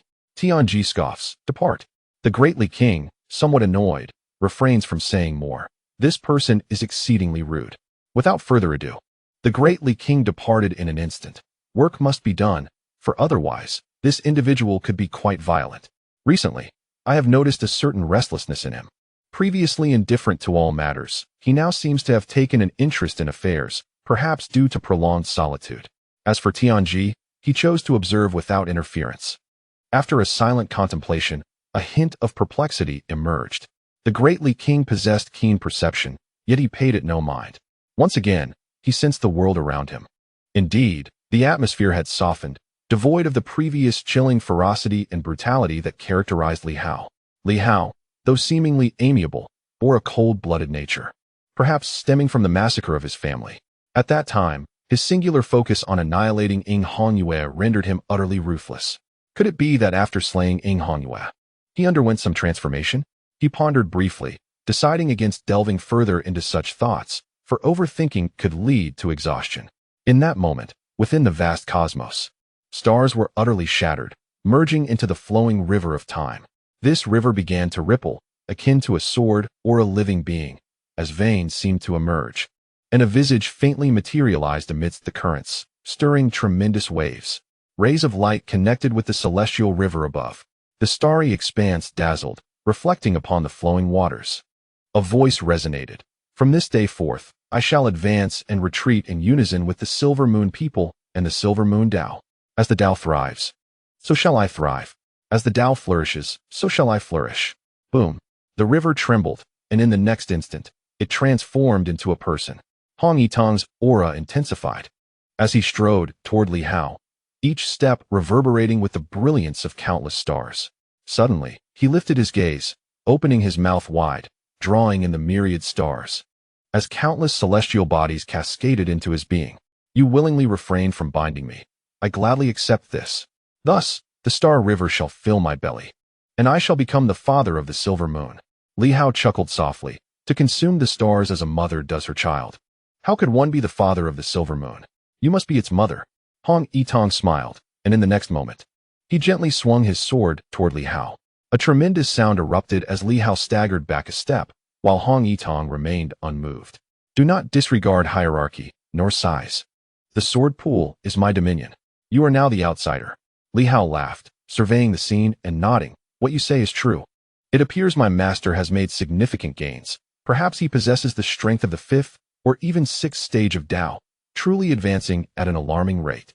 Yet, the price paid is considerable. He has entirely consumed his physical form and merged with countless paths. Henceforth, he is irrevocably bound to the myriad ways of the silver moon. Perhaps this is the path of the Emperor of humanity. Li Hao suddenly remarked, water can carry a boat, but it can also capsize it. Master, the legacy of the silver moon may yet rest in your hands, for if no one continues to cultivate this path, your strength will gradually wane. Hong Yitang smiled and nodded, choosing not to elaborate further. Then I shall once more transform into the flowing river.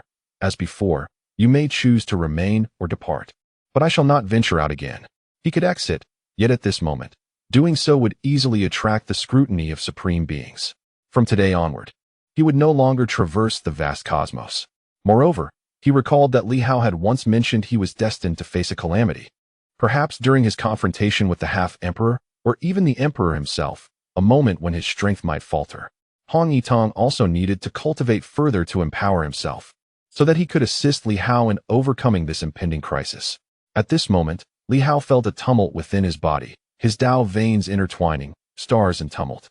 Upon hearing this, he nodded, indeed. I must also prepare myself adequately. The Tao veins must enter my body, yet I currently lack certain essential elements. At the very least, I need to condense 180 sword intent stars that correspond and blend the ethereal with the tangible. Presently, within his spiritual realm, he had gathered nearly 140 sword intent stars. Though he had comprehended over 180 forms of sword intent, he required additional resources to expedite the condensation process. Do you need my assistance? No need. Li Hao shook his head. Spirit is the essence. When the essence is established, it will manifest. I must make a trip to the Great Li to seek that individual and borrow the Bloodblade, leveraging the power of the Blood Emperor to assist in my endeavor. It will also allow me to repay a debt of gratitude, alleviating any burdens on my conscience. What? Hong Yitang was taken aback once more. You intend to borrow the Bloodblade and repay a favor? To him, that individual still held significant utility at a critical juncture. Since Li Hao had once incurred a debt, he could fully exploit that favor, even resolving the matter of the 3 strong ones. Li Hao shook his head. What need is there for that? It bears little significance. Previously, he assisted in intimidating the Crimson Moon Emperor. Now, if he lends me the blade to forge my momentum, we are even. Manipulating him was never my intent. It was merely to exert pressure on the Crimson Moon Emperor. Should this endeavor succeed, his presence is inconsequential. I owe no one a favor, and others need not perpetually remain indebted.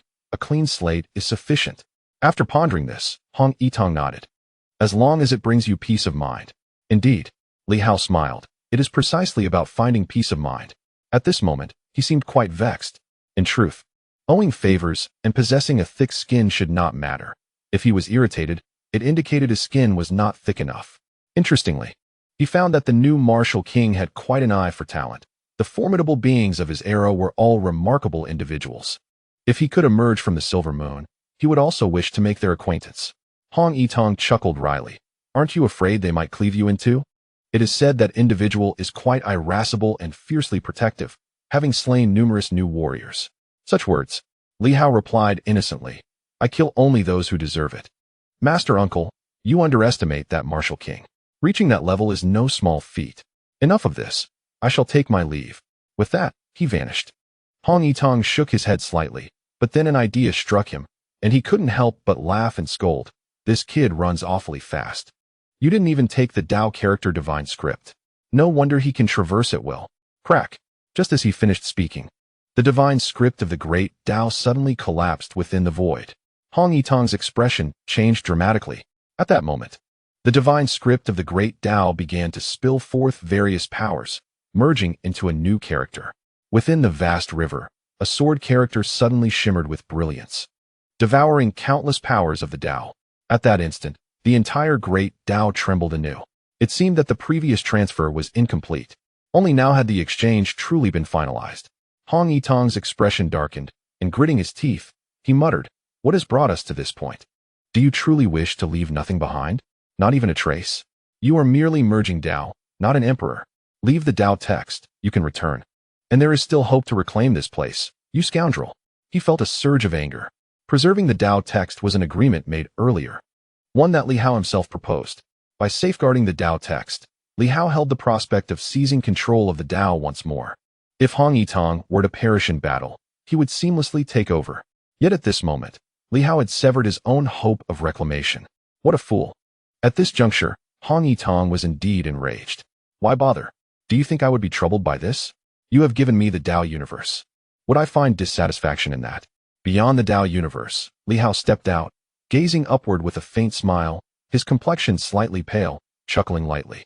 Having relinquished it, he would let it go entirely. Why leave a backdoor? I have no interest in taking the clandestine route.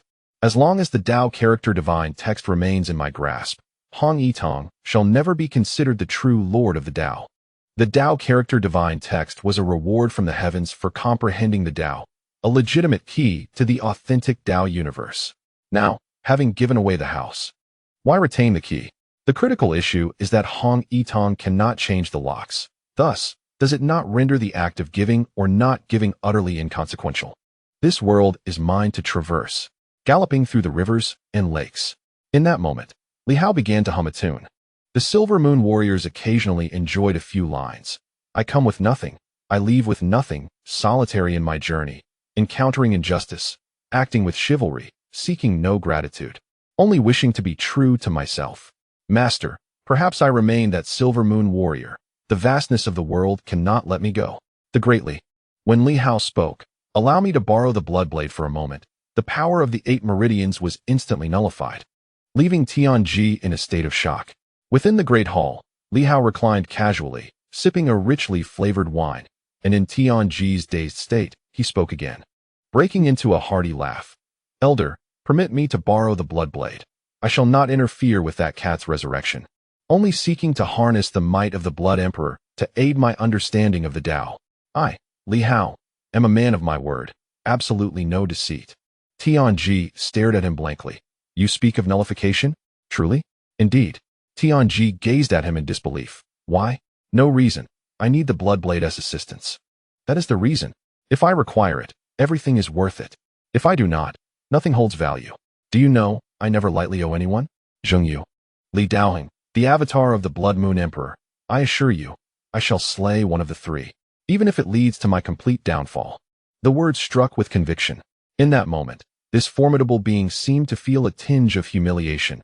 I may endure, but you shall not insult me. No need. Do you doubt my capability? Not at all. Li Hao shook his head. I merely wish to borrow the blade for enlightenment. As for killing, that I can do myself. Elder, why must you force me? Damn. Tianji was infuriated. What kind of talk is this? Is this even human speech? Just to borrow a blade for enlightenment. I might as well be a blade myself. After several days of apprehension, constantly pondering how this little rascal would scheme against him, suddenly, he arrived and declared, Do not flatter yourself. I owe you nothing. I am returning now, and we are clear. Why? Why is there such discontent? Tianji expressed frustration. Are you certain? Do not employ any provocation. It is futile. Speak now, no matter how difficult it may be. I shall assist you, but if you remain silent, I shall be displeased. Borrow the blade. You refuse to lend it, senior? Then I shall take it. The blood blade materialized, inciting Tianji's fury. Begone. Li Hao chuckled, reaching for the blade. The long sword erupted with intense vibrations, its imperial might sweeping across the heavens, as Tianji swiftly suppressed it, seething with anger. Begone. Li Hao laughed again, seizing the subdued sword, and instantaneously vanished from sight. Only when he truly departed did Tianji lose control, erupting in rage. You wretch! You infuriate me. My goodwill is but a trifle, is it not? Li Hao, is this your intent? Curse your ancestors. Yet, if he truly had ancestors, they would be the niece of the sword sovereign. Let us disregard that. At this moment, Tianji was consumed by uncontainable anger. Though he could not pinpoint the cause of his wrath, the goodwill was gone, and it should have brought him joy, should it not? Why, then, was he so irate?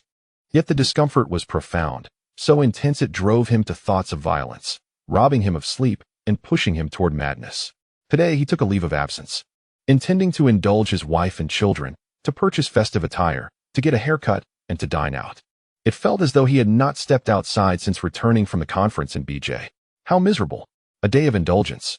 And he had already penned 300,000 characters this month. Perhaps it was time to pause. Chapter 404. Enlightenment departing from Dali. Li Hao felt a sense of exhilaration, the youthful vigor coursing through his veins. Were I a few years older, I might succumb to the allure of this figure, tempted by the prospect of a triple kill. Yet at this moment, I remain impervious to such temptation. I shall not yield, whether it be youthful bravado or the defiance of a martial artist. I desire only this blade, to comprehend it fully. He traversed the void, wandering the expanse of the universe. After some time, he arrived at the remnants of the star suppression city. Li Hao entered, blade in hand. The blood blade trembled, as if reluctant to be wielded by him. It was the blade of the emperor, bound to a mission. The act of retrieving the blade was not the wish of the blood sword. At this moment, Li Hao spoke. I shall gather the bloodlines of 8 families for your sustenance. That formidable being wishes to repay my goodwill, yet my intent lies not with him, but with you. You shall consume the bloodlines of the 8 families, owe me a debt of gratitude, and allow me to comprehend this. What harm could there be? Whether it be blade or feline, can one truly incur a debt and refuse to repay it? The long sword quivered slightly. The emperor's blade, even without the spirit of the old tortoise, had accumulated some sentience over the years. Can one incur a debt and not repay it? Although I could also gather the bloodlines of 8 families, how long would that take? The long sword ceased its trembling, as if accepting this debt of gratitude. Li Hao beamed. Now this is as it should be. All things possess spirit. The new weapon of martial arts must embody the spirit of new martiality. The path of martial arts demands competition. Only through effort can one reap rewards. You are the opportunity one have fought for, and likewise, you must seize your own opportunity. How can you not repay me? All things possess spirit. The long sword quivered faintly, acknowledging the sentiment. In that moment, the long sword ceased its tremors, a subtle imperial might emanating from it. Within the blade, a cat remained in slumber, and Li Hao cast a curious glance. It is said that this cat is not a living being in the truest sense. Rather, it is a projection from another void. Whether this projection resembles the past or the future, it leads back without killing, absorbing, or merging, allowing the other to simply exist. Could this be the origin of the cat within the sword? If so, to fix another existence from the void between heaven and earth, even bestowing it with life, is simply unimaginable. At this moment, Li Hao is entirely incapable of such a feat, whether pulling from the past or projecting into the future. It is utterly impossible for him at this moment to retain such an existence in the world without it dissipating. It is evident that the power of the Blood Emperor is unparalleled. In the past, he had witnessed the other slice the heavens apart with a single stroke. Now it seems that such valor is merely the surface. The ability to leave this projected cat behind, and even revive it, is the true essence of the Tao. Li Hao gazes intently at the cat within the sword. This cat is plump. If this is the projection of the Azure Emperor, does that mean the Azure Emperor resembles this? Its fur has a slight reddish hue, reminiscent of a furious mane. Li Hao curiously observes it a moment longer. In this new era of martial arts, that cat seems unavoidable, though many remain unaware that the legendary Azure Emperor is, in fact, a cat. Referred to only as the Great Emperor, it is astonishing that a cat could reach such heights. Li Hao murmurs, noticing that the cat within the sword seems to breathe. This cat has dwelled in this realm for many years. The Silver Moon small world has seen the Blood Emperor more than once, perhaps drawn here for its sake, indicating its significance. Esteemed sword, esteemed cat, today I aim to trace the power of the Emperor, to comprehend the intent of the Blood Emperor's blade. There may be moments of time flowing or anomalies occurring. There is no need for you both to be anxious. The long sword quivers, emitting a clear, ringing sound as if to say, how laughable. Would we be anxious? You may not know our origins. We have witnessed the King of Man slay the Heavenly Emperor. We have seen the 4 emperors contend with the 9 sovereigns. We have traversed the primordial universe. What could possibly make us anxious? Very well. Li Hao nods, a smile breaking forth as if he understands the sword's intent. That is splendid. Without further ado, the world spins, and at this moment, the man, the sword, and the cat seem to manifest in another void. Bloodblade. A voice of astonishment echoes through the void. One of the 3 strongest guardians of the realm exclaims. The Blood Emperor's blade. The Azure Emperor. No, it is not the Azure Emperor. Another voice, filled with shock, wonders what Li Hao has conjured. Yet, Li Hao does not respond to that, instead declaring, I seek to draw out the intent of the Blood Emperor's blade, to merge it with my sword intent, to glean from the essence of 100 schools, the sword sovereign, the Blood Emperor, the King of Man, Zhengyu, Li Daohong. These are individuals worthy of my study. Esteemed elders, stabilize your spiritual seas, and during this process, I hope you can comprehend a thing or two, advancing further. After this, I may need to open a temporary Tao realm, merging reality and illusion, and I hope at one T shatter the world you have crafted. The heavens tremble. The 3 sword elders are left in shock. Merging reality and illusion? Is that even possible? Well, regardless of the outcome, they have no further thoughts. They simply wish to grow stronger to prevent being shattered. Li Hao ceased his contemplations as a vast river materialized before him. This river, unlike the chaotic rivers of the cosmos, was a convergence of over 100 celestial bodies, one of which resembled a star of time. In reality, it was merely a simulation, the essence forged from the core of the moonlight sword intent. The river appeared remarkably clear, devoid of any muddiness. In contrast to the chaotic river of the grand universe, which amalgamated myriad paths, Li Hao had not truly comprehended these myriad ways. He merely found himself amidst them, with many paths understood in essence, yet not in depth. However, the over 100 sword intents delineating the stars here were entirely within his grasp, genuinely derived from his own insights. This distinction was paramount. The chaotic river was a true melange. Though formidable, Li Hao struggled to unleash substantial power within it. Here, the river was modest, yet Li Hao could wield his full strength. One was a confluence of countless stars and the will of the masses, while the other was a manifestation of Li Hao's unique sword path. One a representation of collective intent, the other a personal exhibition of Li Hao's singular will. Li Hao conjured the river and glanced at his long blade, recalling past moments when his sword intent erupted. He cautioned, do not shatter my mental realm. They say the Blood Emperor is unmatched in prowess. If I cannot restrain my strength, that blade is not worthy. Clang. A crisp metallic resonance echoed, as if the blood blade took umbrage at Li Hao's words. What? You cannot control your strength? Who do you underestimate? In the next moment, the river encircled him. Sword intent surged, and time rewound, as the blood blade quivered within the river's embrace, waves crashing around it. The blade already possessed formidable intent. Yet this was not what Li Hao sought. He yearned to witness the true essence of sword intent. In an instant, the words battle heaven emerged, making it easier to evoke the genuine blade of the Blood Emperor. The blade intent intensified. Within the confines of his minuscule spiritual sea, a tremor coursed through him. At this moment, Li Hao couldn't help but marvel at the craftsmanship of this small world, built upon the foundations of the Sword Sovereign's tree, seal, and whetstone, all resilient against the Sword Sovereign's intent. Otherwise, the mere presence of 3 saints would be futile against the imperial will, easily shattered. But these 3 were nothing short of divine. The river flowed, continuously washing away the past. Li Hao desired more than mere sword intent. He aspired to summon the spectral form of the Blood Emperor and engage in a genuine confrontation with a bygone sovereign, regardless of the peril it entailed. What did danger matter? The fierce vitality surged like an ocean of blood, manifesting upon the long blade, gradually becoming tangible, albeit somewhat ethereal. Long ago, Li Hao had encountered the phantom of the Blood Emperor, yet the two had never truly interacted across the fabric of time. This time, however, he hoped for the essence to coalesce into form. Suddenly, waves of sword intent erupted, invigorating the long blade. In Li Hao's hand, the celestial sword materialized, its surface pulsating with a myriad of unique energies that he compelled forth.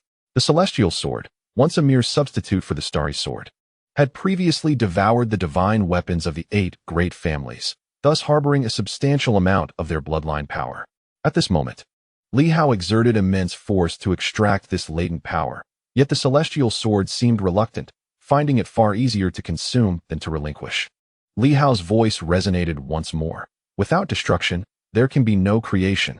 Although the bloodline powers of the 8 great families are formidable, true advancement necessitates sacrifice. I now comprehend the essence of the Hao sword, with time as its foundation. Your possession of the 8 great families' bloodline power hinders my progress. If you hesitate to release it, fearing temporary weakness, then to better align with my Hao sword intent, I shall be compelled to either shatter you for a rebirth or abandon you entirely. A sword without a master is free to roam, but once it has a master, it must heed their command, even if it means self-detonation without a second thought. The sword's sovereign discarded the starry sword, perhaps deeming it inadequate or unwieldy. What purpose does a cumbersome sword serve? The celestial sword trembled, and after a brief moment, the 8 bloodline powers began to flow forth. These energies, birthed from its consumption of numerous entities, surged out and were absorbed by the blood blade, which appeared to respond with excitement. The cat within the blade seemed to awaken once more, ready to devour this newfound power. The so-called 8 bloodline powers, which Li Hao had long since deciphered, were in fact the primordial energies of the Silver Moon world, drawn from the 8 great main cities and transferred into the blade, subsequently consumed by the cat. The purest energies of heaven and earth were to nourish and cultivate this feline, with hopes of its revival. At that moment, as the blood blade absorbed the 8 bloodline powers, a vast sea of blood seemed to materialize above it, trembling with power. An ethereal shadow began to manifest, ever more distinct. Li Hao felt increasingly worn and aged. The exertion of temporal energies exacted a toll. The more one utilized, the more one consumed. Without the chaotic river, Li Hao's lifespan was indeed finite, yet he remained unconcerned. He contemplated his future self, aged and weary. Had he relinquished the chaotic river, thereby suffering significant damage to his lifespan? Otherwise, with the chaotic river sustaining him, would aging progress so swiftly? Who could say? The figure before him grew more pronounced, surrounded by an aura of vitality that enveloped the world as the intent of the blade flickered. It was said that the Blood Emperor excelled with the bow. Yet in truth, he was the reincarnation of a warrior who battled the Heavenly Emperor. The true Blood Emperor was a master of the blade, a single blade, traversing the realms. The human king wielded a blade, influenced by this great figure, both mentor and friend, and thus the Blood Emperor wielded the blade, leading the human king to do the same. The figure solidified further. The blood blade quivered in anticipation. Time flowed indeterminately, and amidst the tumultuous currents of a vast river, a figure suddenly materialized. In that moment, Li Hao felt an overwhelming pressure, as if the very fabric of his spiritual world was on the verge of collapse. The force of time surged chaotically. Drawing upon the essence of his blade and the vitality within, he retraced the threads of memory, revealing fleeting glimpses of the past. Before him stood a youth, seemingly youthful in appearance. Yet, the Blood Emperor's visage, though shrouded in illusion, bore resemblance to this figure. Today, however, Li Hao beheld some semblance of truth, a youthful countenance imbued with tranquility, yet harboring an underlying coldness. This was a sovereign of unparalleled slaughter. It was said that the monarch of men and his contemporaries attained enlightenment at a remarkably tender age, all in their 20s. In that era, there existed not just one, but many young emperors, all blossoming at this very age. The monarch was not solitary in his ascent. His companions from youth, friends from his scholarly days, had journeyed alongside him to the pinnacle. What profound happiness that must have been! As Li Hao momentarily drifted in thought, his sword manifested in hand. He stepped onto the river of time, his expression grave. The junior Li Hao, with audacity, summoned the embodiment of the emperor to comprehend the essence of the grand path, and sought to engage the emperor in combat. He implored the emperor for guidance. The youthful emperor opened his eyes, and an immense pressure surged forth. Even though it was but a projection, a mere echo of the past, it bore down upon Li Hao with an intensity that eclipsed even that of the Blood Moon Emperor, an unfathomable might. It was not merely strength or presence, but a palpable weight of authority. The youthful emperor uttered not a word, extending his hand to grasp the blood blade, gazing at Li Hao with an expression of profound calm, as though he were a mere mechanical projection devoid of consciousness. With the blade in hand and silence unbroken, he struck. The river of time fractured. You dare challenge an emperor? Not just any emperor, but one forged in the crucible of slaughter? Then come forth. A single stroke erupted, its chilling brilliance enveloping the heavens and the earth. Li Hao swung his sword to parry the blood blade. As time coiled around him, the long sword igniting with resplendent sword intent. A fusion of myriad strands of sword energy surged forth, one strike unleashed. The long blade, bereft of intent, was driven solely by the will to kill. Li Hao felt as if he had been encased in ice, his thoughts momentarily frozen. This phantom was not overwhelmingly powerful. He could not summon the true emperor. Yet in that instant, with one blade and one sword, the void collided, silent and unyielding. Only a surge of blood vitality erupted, a ripple of time flowing as if a mirror shattered, producing a faint sound. The 100 strands of sword intent disintegrated in an instant, collapsing under the weight of time. A line of blood appeared upon Li Hao's forehead. That strike dissipated. The bloodline began to spread from his brow, and as he gazed down at his hand, he saw cracks forming in his long sword. The brilliance of countless stars dimming. The long blade vanished, and Li Hao was left momentarily fractured. A single strike. Li Hao stared blankly at the opposing figure, where the youthful emperor silently regarded him in return. The sword intent, born of the sword sovereign, bore a slight divergence, infused with the essence of its wielder, yet remained feeble. One strike was indeed sufficient. Li Hao. In the void, a cry of astonishment echoed, a single strike from the blood emperor of the past, not particularly formidable, possessing only the might of a celestial king, yet it was sufficient to slay Li Hao. Is this what it means to be an emperor? Li Hao's thoughts momentarily froze. Is the emperor truly like this? Long before his own advancement, he had withstood the strike of an emperor, the Red Moon Emperor, who bore no such terrifying presence. How could a mere phantom from the past have the power to kill him with a single blow? Boom! Li Hao's true form shattered. In an instant, the river of time trembled, flowing as if to resurrect him. But at that moment, a long blade manifested, descending upon the river. No, the sword tree, the stone, and the great seal, 3 spirits, appeared in an instant, filled with unparalleled terror. The river was the key to Li Hao's revival. If severed, he would truly perish. This projection of the emperor was unexpectedly formidable, wielding its power in a manner beyond imagination, aiming to sever the river and extinguish Li Hao's hope of resurrection. Originally here to comprehend the essence of the blade, Li Hao found himself obliterated by a direct strike. At this juncture, the river quivered, sensing impending doom. As a shadow emerged from its depths, hazy yet distinct, Li Hao's form, bearing a grave expression. The adversary sought to sever the river. Kill. A low growl seemed to reverberate from another realm. Li Hao, in a flash, emerged from the clutches of death, sword in hand, striking forth. This blow was a convergence of 100 sword intents, turning the heavens and earth upside down, a fusion of the 5 elements, the interplay of yin and yang. Light and darkness manifesting simultaneously. On the opposite bank of the river, the youthful emperor wielded his blade, still indifferent, striking down once more, silent yet forceful. An overwhelming tide of blood mingling with the crimson river, the long blade pure, slicing through the air. Bang! Like the shattering of a bubble. Li Hao's 100 sword intents collapsed instantaneously, and the sky sword in his grasp trembled, imbued with fear and despair, as it was brutally cleaved apart by the strike. Li Hao's phantom disintegrated in an instant. Yet another strike. The youthful emperor observed silently, as if merely exterminating an ant. Moments later, the river trembled once more, and Li Hao re-emerged, carrying an air of calm and weighty realization, unexpectedly powerful. If this is the battle prowess of the emperor in his youth during the Celestial King era, then the current emperor and the two half-emperors must either be concealing their strength or truly be ineffectual. Both were celestial kings. The opponent had effortlessly slain him.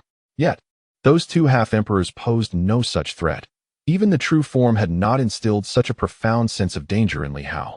Is this truly the essence of the emperor in his youth? Come, receive my blade. The long sword erupted once more, this time infused with greater sword intent, harmonizing into a singular strike as the river rippled and time revolved. But across from him, the response was still a single blade. No embellishments, only that oceanic strike.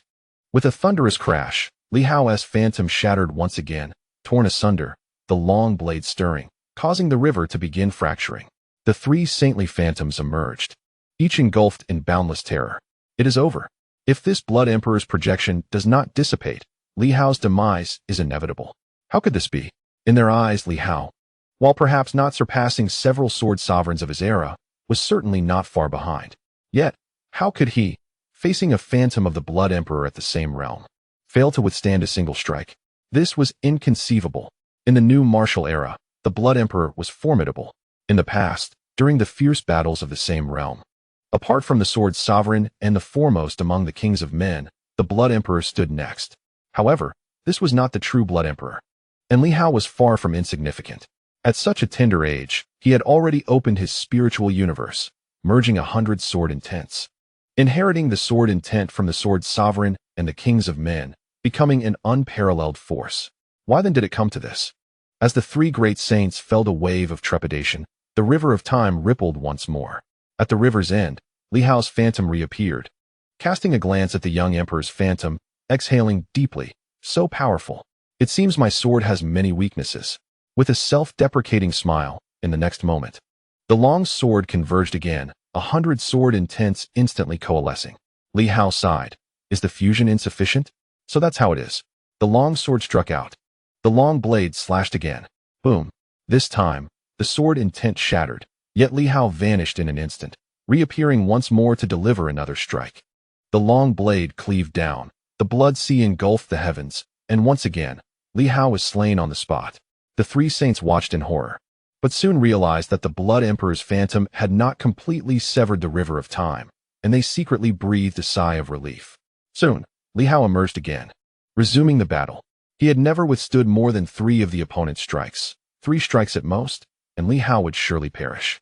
Each encounter grew increasingly ferocious. Above the river, clad in a cyan robe, Li Hao stood, the young emperor bleeding crimson, the blood sea converging, delivering blow after blow, extinguishing life with each strike. The river of time grew ever more fragile, as if the power of time itself were depleting. After 3 such encounters, during the final confrontation, when Li Hao reappeared, the opponent refrained from striking. At this moment, the previously silent young emperor suddenly spoke. To Li Hao's astonishment and shock, the young emperor's voice was calm. You assist the blood blade in swallowing the 8 meridians. I shall slay you 8 times, sparing you 8 lives. Survive 8 times not because of your strength, but because I have chosen to spare you. After this battle, our grievances shall be settled. Your sword is too weak, riddled with flaws. It is not that you lack capability, but rather that you are fundamentally too feeble. I am the embodiment of the emperor's realm. Something I have been for a long time. A true emperor is beyond your reach. The blood shadow began to dissipate, yet its voice resonated. Your battle with me is, in essence, a struggle against yourself, consuming your own strength and insights. Do not haphazardly summon them. This time, the blood blade is sufficient, without support or foundation. Should you attempt to summon the emperor's form again, you will be unable to bear the cost, and death is inevitable. To realize the path through death requires resolve. A fierce intent, mere cruelty, is insufficient. In the Silver Moon world, countless battle tactics remain, including the round and flat chronicle, which encapsulates the world's truths. The myriad paths can be observed or ignored at will. If you have the chance, peruse the Zhang family education record, which chronicles an emperor's journey from nothingness to realization of the path. This book speaks not of the path itself, but of experiences, devoid of the clutter of myriad doctrines. With that, the blood shadow completely shattered. Li Hao's gaze flickered, and he hurriedly called out, Is the new marshal still present? Silence enveloped the void. After a long pause, a voice suddenly echoed, The new marshal exists. I am but a remnant of the past. Should the new marshal cease to be, my true self will dissolve, and I shall fade away, leaving no trace. In the next moment, an utter silence enveloped the surroundings. Li Hao's gaze flickered momentarily, and at that instant, the blood blade manifested itself. However, it appeared considerably weakened compared to before. As if it had expended a significant amount of power, Li Hao also began to slowly solidify, and the apparitions of the three great saints suddenly emerged. Jianshu, with a look of trepidation, exclaimed, "What are you doing?" The Blood Emperor's combat prowess is second only to a few among the sovereigns, a rarity capable of contending with the human king at the same level. I fear you do not grasp the gravity of this, recklessly summoning it. He continued, in the realm of the same generation and level, the new martial era has hosted several martial arts tournaments, where the Blood Emperor engaged in fierce battles with the human king, never suffering a complete defeat. Furthermore, having merged with the insights of the War Heavenly Emperor, he has undoubtedly advanced even further over the years. You are acting most recklessly. Li Hao chuckled softly, appearing somewhat feeble yet contemplative. Indeed, he is extraordinarily powerful. But is that not a fortunate thing? In this era, who among the same tier can rival me? This battle has enlightened me. The pinnacle existence of the new martial era, even at the same level, is immensely formidable. Otherwise, I might have been misled by those heavenly kings and saints, truly believing myself invincible among my peers, sweeping through the new martial realm. At this juncture, he expressed some confusion. What is the Zhang family education record? Is it available at Silver Moon? Jianshu elucidated. It is a martial arts legacy left by the Supreme, though it cannot be entirely categorized as such. It does not record genuine martial combat techniques, but rather comprises stories and growth histories, including those of the human king, emperor, and great emperors. The Supreme from the Zhang family began documenting these from the rise of the human king, with no inaccuracies throughout. Later, when the human king ascended to the pinnacle of the world, this book was classified as forbidden literature, prohibited from circulation. Li Hao chuckled in disbelief. Why is that? It pertains to some dark history, Jianshu replied awkwardly. It is said that the young human king, being quite eloquent, once deceived the Blood Emperor and several others. The Blood Emperor took it in stride, but a few emperors believed him wholeheartedly. It is rumored that the Iron Emperor was nearly misled into calling the human king master, and may have even done so. In any case, it is quite complex. Thus, during the early days of the new martial era, this book was not allowed to circulate. Li Hao chuckled in astonishment. Is it still forbidden now? All forbidden texts. Jianshu responded. I do not know. Perhaps there are others. But the Yuanping Martial Science University should possess it, or perhaps Zhang and has a copy. Li Hao nodded in agreement. The apparition of the Blood Emperor advised him not to overly emphasize the superficial aspects of martial arts, as they are merely exteriors. The true essence lies beyond these. This notion held merit.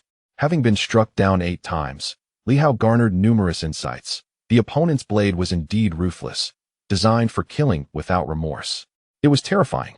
Yet, this resonated with Li Hao's own psyche. Whether through blade or sword, is not the ultimate purpose the act of killing?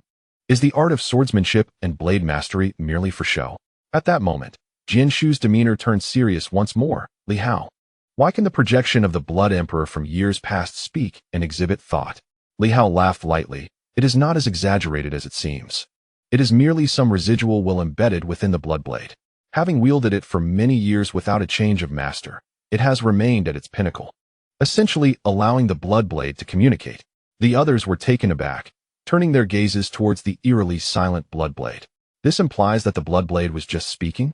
The blood blade seemed to quiver slightly, and Li Hao remarked, it is merely the blood blade serving as a vessel. It is not the blood blade itself that speaks. Though the essence remains similar, the sword tree did not dwell on this, but gravely stated, next time, do not act recklessly. The Blood Emperor is relatively gentle, at least not overly harsh towards the younger generation. If you dare to summon the King of Humans, he would cleave you in two with a single strike. Li Hao nodded in agreement. That won't be necessary. The path of the King of Humans does not suit me. He has absorbed the strengths of various schools, rendering his uniqueness somewhat indistinct. The path I tread bears similarities to his, yet is not entirely the same. The sword tree appeared momentarily taken aback. Similar? It felt that Li Hao's path bore no resemblance to that of the King of Humans, and was more akin to that of the Sword Sovereign. Why then? Did he claim similarity with the King of Humans? Li Hao seemed to grasp its confusion and clarified. The resemblance in paths is not superficial. It lies within the origins and essence of the paths themselves.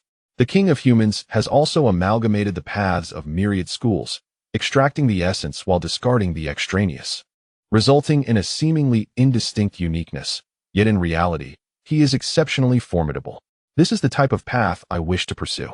The Sword Sovereign's path ultimately aligns with this. The strong remain strong, while weaknesses begin to be addressed.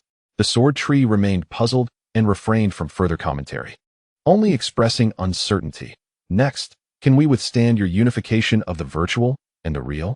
Not a significant issue, Li Hao replied, adding, I will first gather 180 stars, and upon completion, I shall seek out Elder Zhang and to borrow a book for perusal. It may aid me in my path of integration. He said no more, settling into a meditative posture, revealing nothing, allowing the three powerful beings to observe him. At that moment, in the vastness of the cosmos, the river of stars shattered, transforming once more into celestial bodies, albeit somewhat dimmed from prior consumption.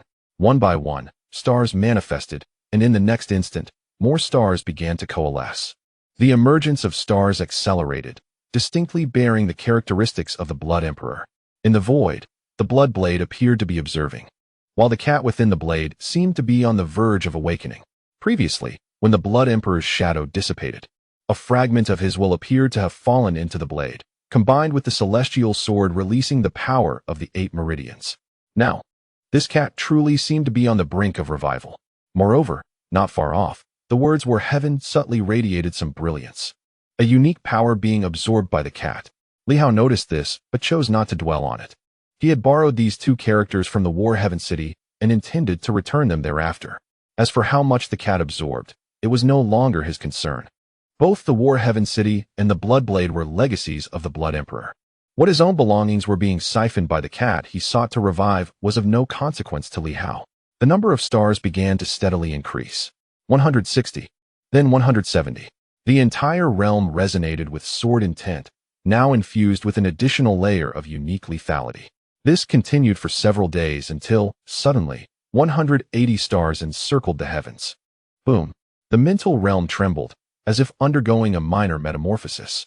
179 stars orbited the Time Star, akin to celestial bodies encircling the moon, highlighting the Time Star's prominence. Li Hao opened his eyes, glanced around, and revealed a smile. Quite satisfactory. In the realm of tangible stars, there are precisely 180, matched equally by 180 ethereal stars, perfectly sufficient for fusion. Yet, which of the tangible stars can merge with the temporal star? The remaining 179 stars pose no significant challenge. Alternatively, what if we do not merge with time, but rather center around it? We could potentially gather another ethereal star of sword intent. This concept, while feasible, still presents a conundrum. The temporal star remains somewhat elusive, not a true entity, unless we succeed in merging with a genuine temporal star. Contemplating the essence of that authentic temporal star, half illusion, half reality, perhaps merging with it would yield a true synthesis of the ethereal and the substantial. Only through this core of intertwining realities can we achieve genuine fusion. Yet, that star is exceedingly elusive. Even if captured, it may very well slip away.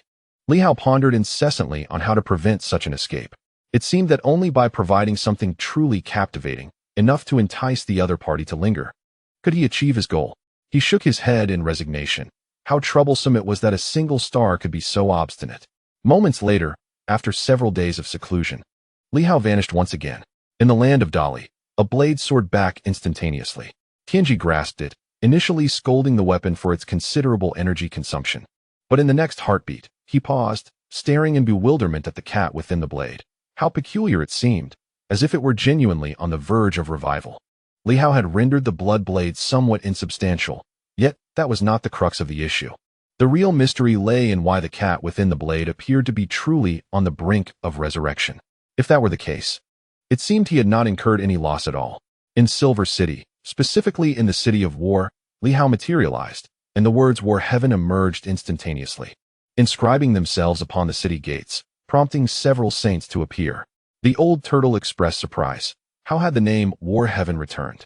Was it not borrowed?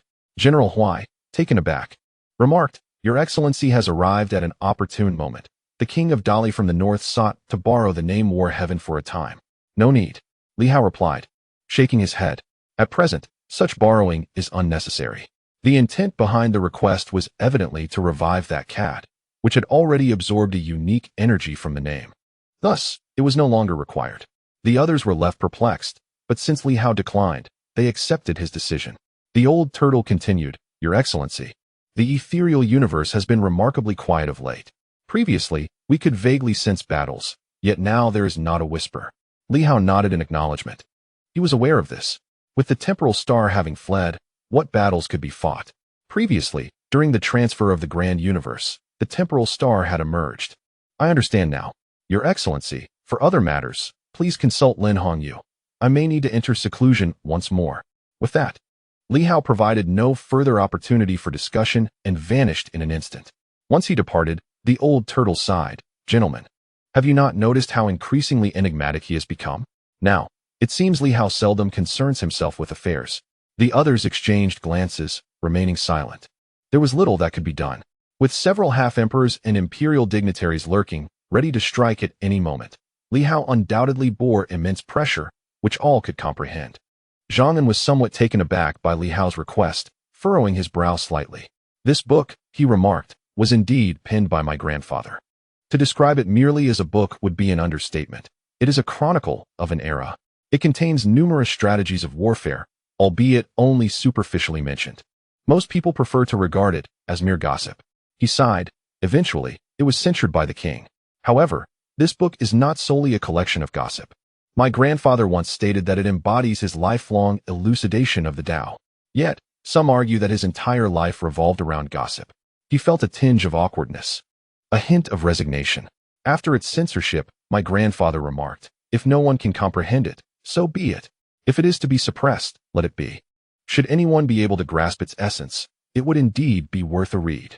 The condition being, one must not overly fixate on the gossip. Li Hao's interest was piqued. Are there many tales of gossip? Indeed. Zhang An struggled to maintain his composure, letting out a wry smile. My grandfather had a penchant for eavesdropping on the heavens. In truth, it was to orchestrate and oversee, to monitor enemy spies. Yet, he was slandered, and people insisted that he was merely indulging in gossip, which ultimately led to widespread opposition against the publication of this book. Li Hao chuckled. You must still have a copy, right? Lend it to me. I shall not indulge in gossip, but seek the profound truths of the Tao. Are you certain? Zhang An was tempted to disclose that the book was predominantly filled with various pieces of gossip. However, after a moment's reflection, he nodded and retrieved a storage ring. This may be the most complete set preserved. While there are fragments of it in Silver Moon, they are merely excerpts, devoid of the full context. Having excised all the gossip. However, such omissions render it exceedingly dull. Li Hao laughed as he took the storage ring. I shall peruse it thoroughly. Studying the supreme legacy of the Tao. I suspect it is far from simplistic. Your Tao book appears to be merely superficial. Zhang An nodded in resignation. Indeed. It is merely the surface. Li Hao ceased further discourse and swiftly departed. Zhang An sighed, pondering whether this fellow was genuinely seeking the Tao or merely indulging in gossip. Ah well, who knows? He mused, allowing it to be. Not long after, a boisterous laughter resonated throughout the realm. Zhang An vaguely heard it and couldn't help but curse softly, thinking, didn't he say he wouldn't indulge in gossip? Clearly, it was Li Hao, reveling in the very gossip he claimed to eschew.